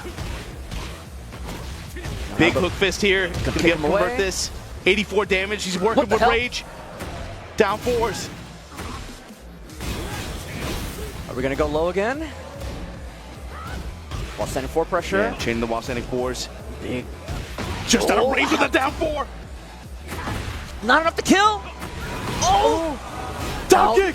The super plus dive kicking checks the sidestep with the back 4. Final round, game 2, Obama. CBM bringing it to a game 3, or is Ninja Killer gonna take the top 8 stage tomorrow? Dragon Hammer, empowered nunchuck.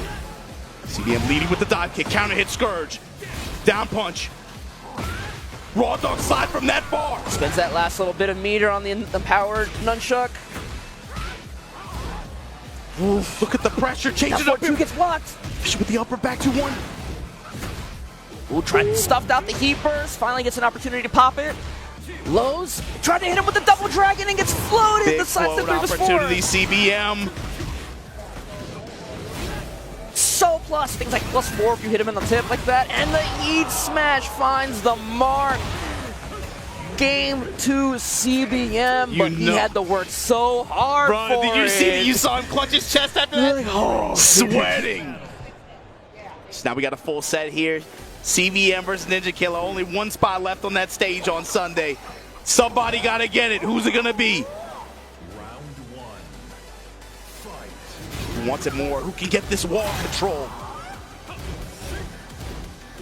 Down 4-1 this time. Ninja Killer backing up.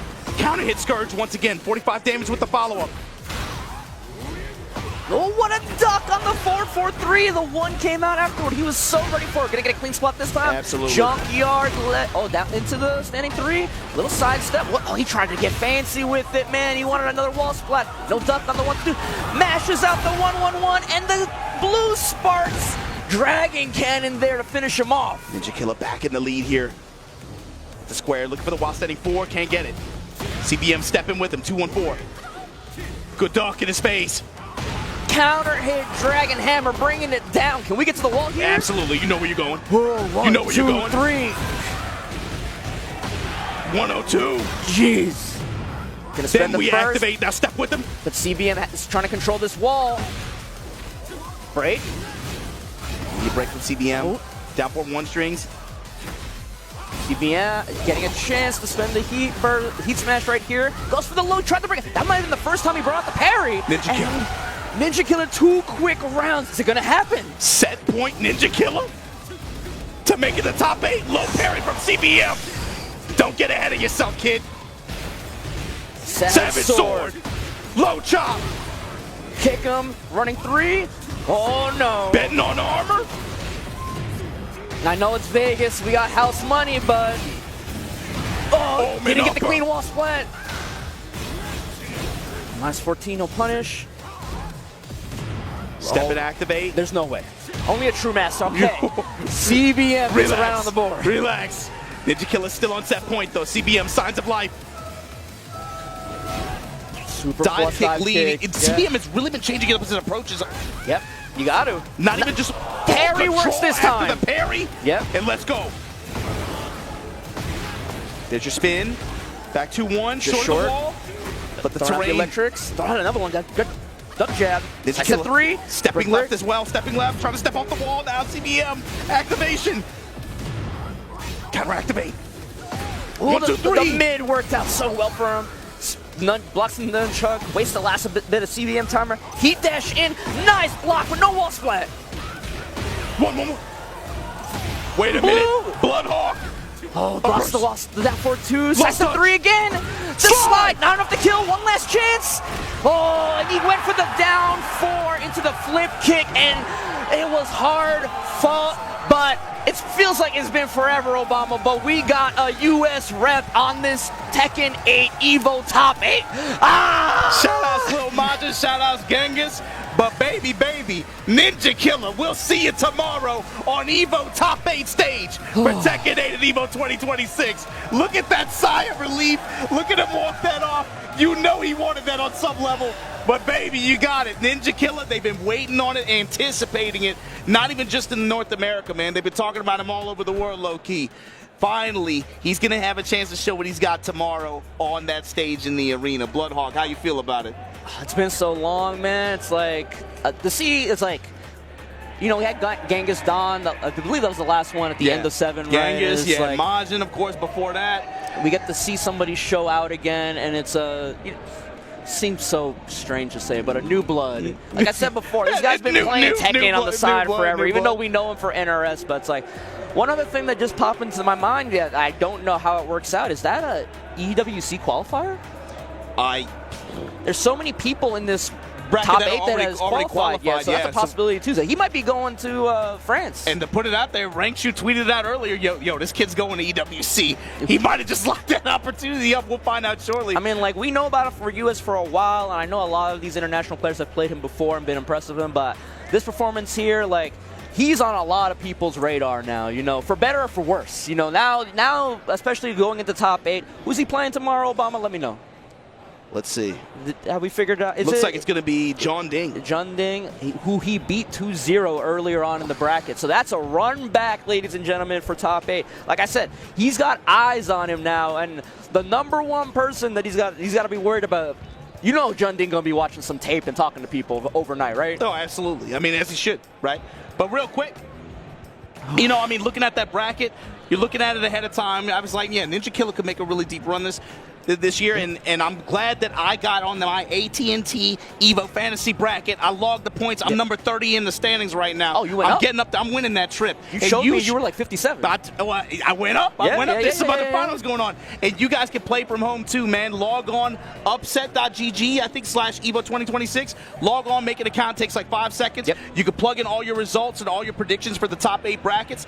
Give yourself a chance to win some cool prizes per game and then overall too. I've been having a lot of fun with it in the backstage. I mean, even if you don't follow Tekken, just be like me. Just go on the other games as well, and just pick some names, man. No, you might get something Bloodhawk, right. we make some friends. Why don't you be like, hey, Grand Blue player, what's going on with this game, man? Who is this guy going to win 3-1, 3-2? You got to talk to the streets, man. I mean, I had my secret cabal call. I was like, okay, you play Invincible. Who should I watch out for? You play Blaze Blue. Who should I watch out? That's how Who's you the good people in Melty Blood? Who should I put in my top 8? You're perfectly right. It's like share at the information. racetrack. It's like information brokering, right? Yeah, like, okay, you give me the top 8 for Blaze Blue, and I'll let you know who I think is going to make top 8 for Tekken 8. But for Tekken, for sure, man, Ninja Killer, I know that was on a lot of people's minds. They've been watching this guy and talking about him for a long time.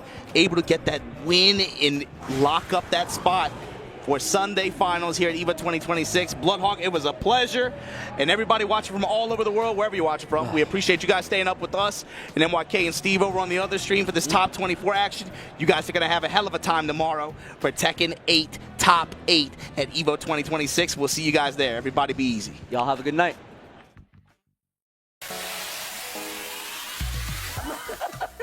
Oh, wait. Nerd. Commentary is about keeping people engaged. Yes. Right? This guy lied to me for 15 years. I didn't know his age. That was like my first couple months in the game. I guess it's weird for you to call me daddy. That's very weird, Jay. I need to do all that. I gotta avenge myself. Stop, guys. You're making me laugh too much. Oh, jeez. No two competitors are the same. Some run on routine for the chance to win big. Some make time to rise through the brackets.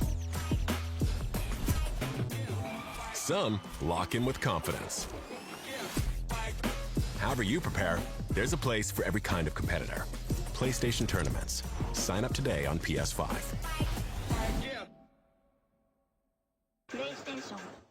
Maybe you'll get on stage. Hey, maybe you'll even get famous. But that's not really what this is about, is it? It's about competition. It's about friendship. It's about our love of our games. That's what it's about for us, at least. Since 2011, our broadcasts, events, and merchandise have been top quality and grassroots at the same time. 10-0, forever we fight.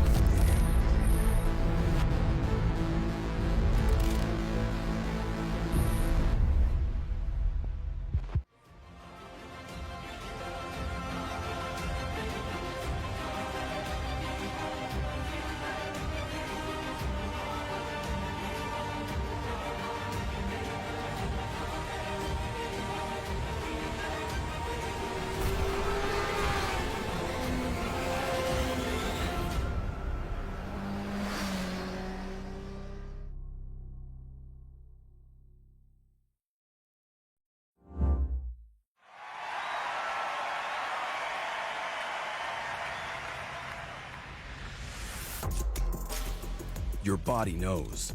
A sense of victory. Seized when mind, movement, and gear ignite as one. Victory is within reach. Feel it, right? Now, step into your zone. Designed to win.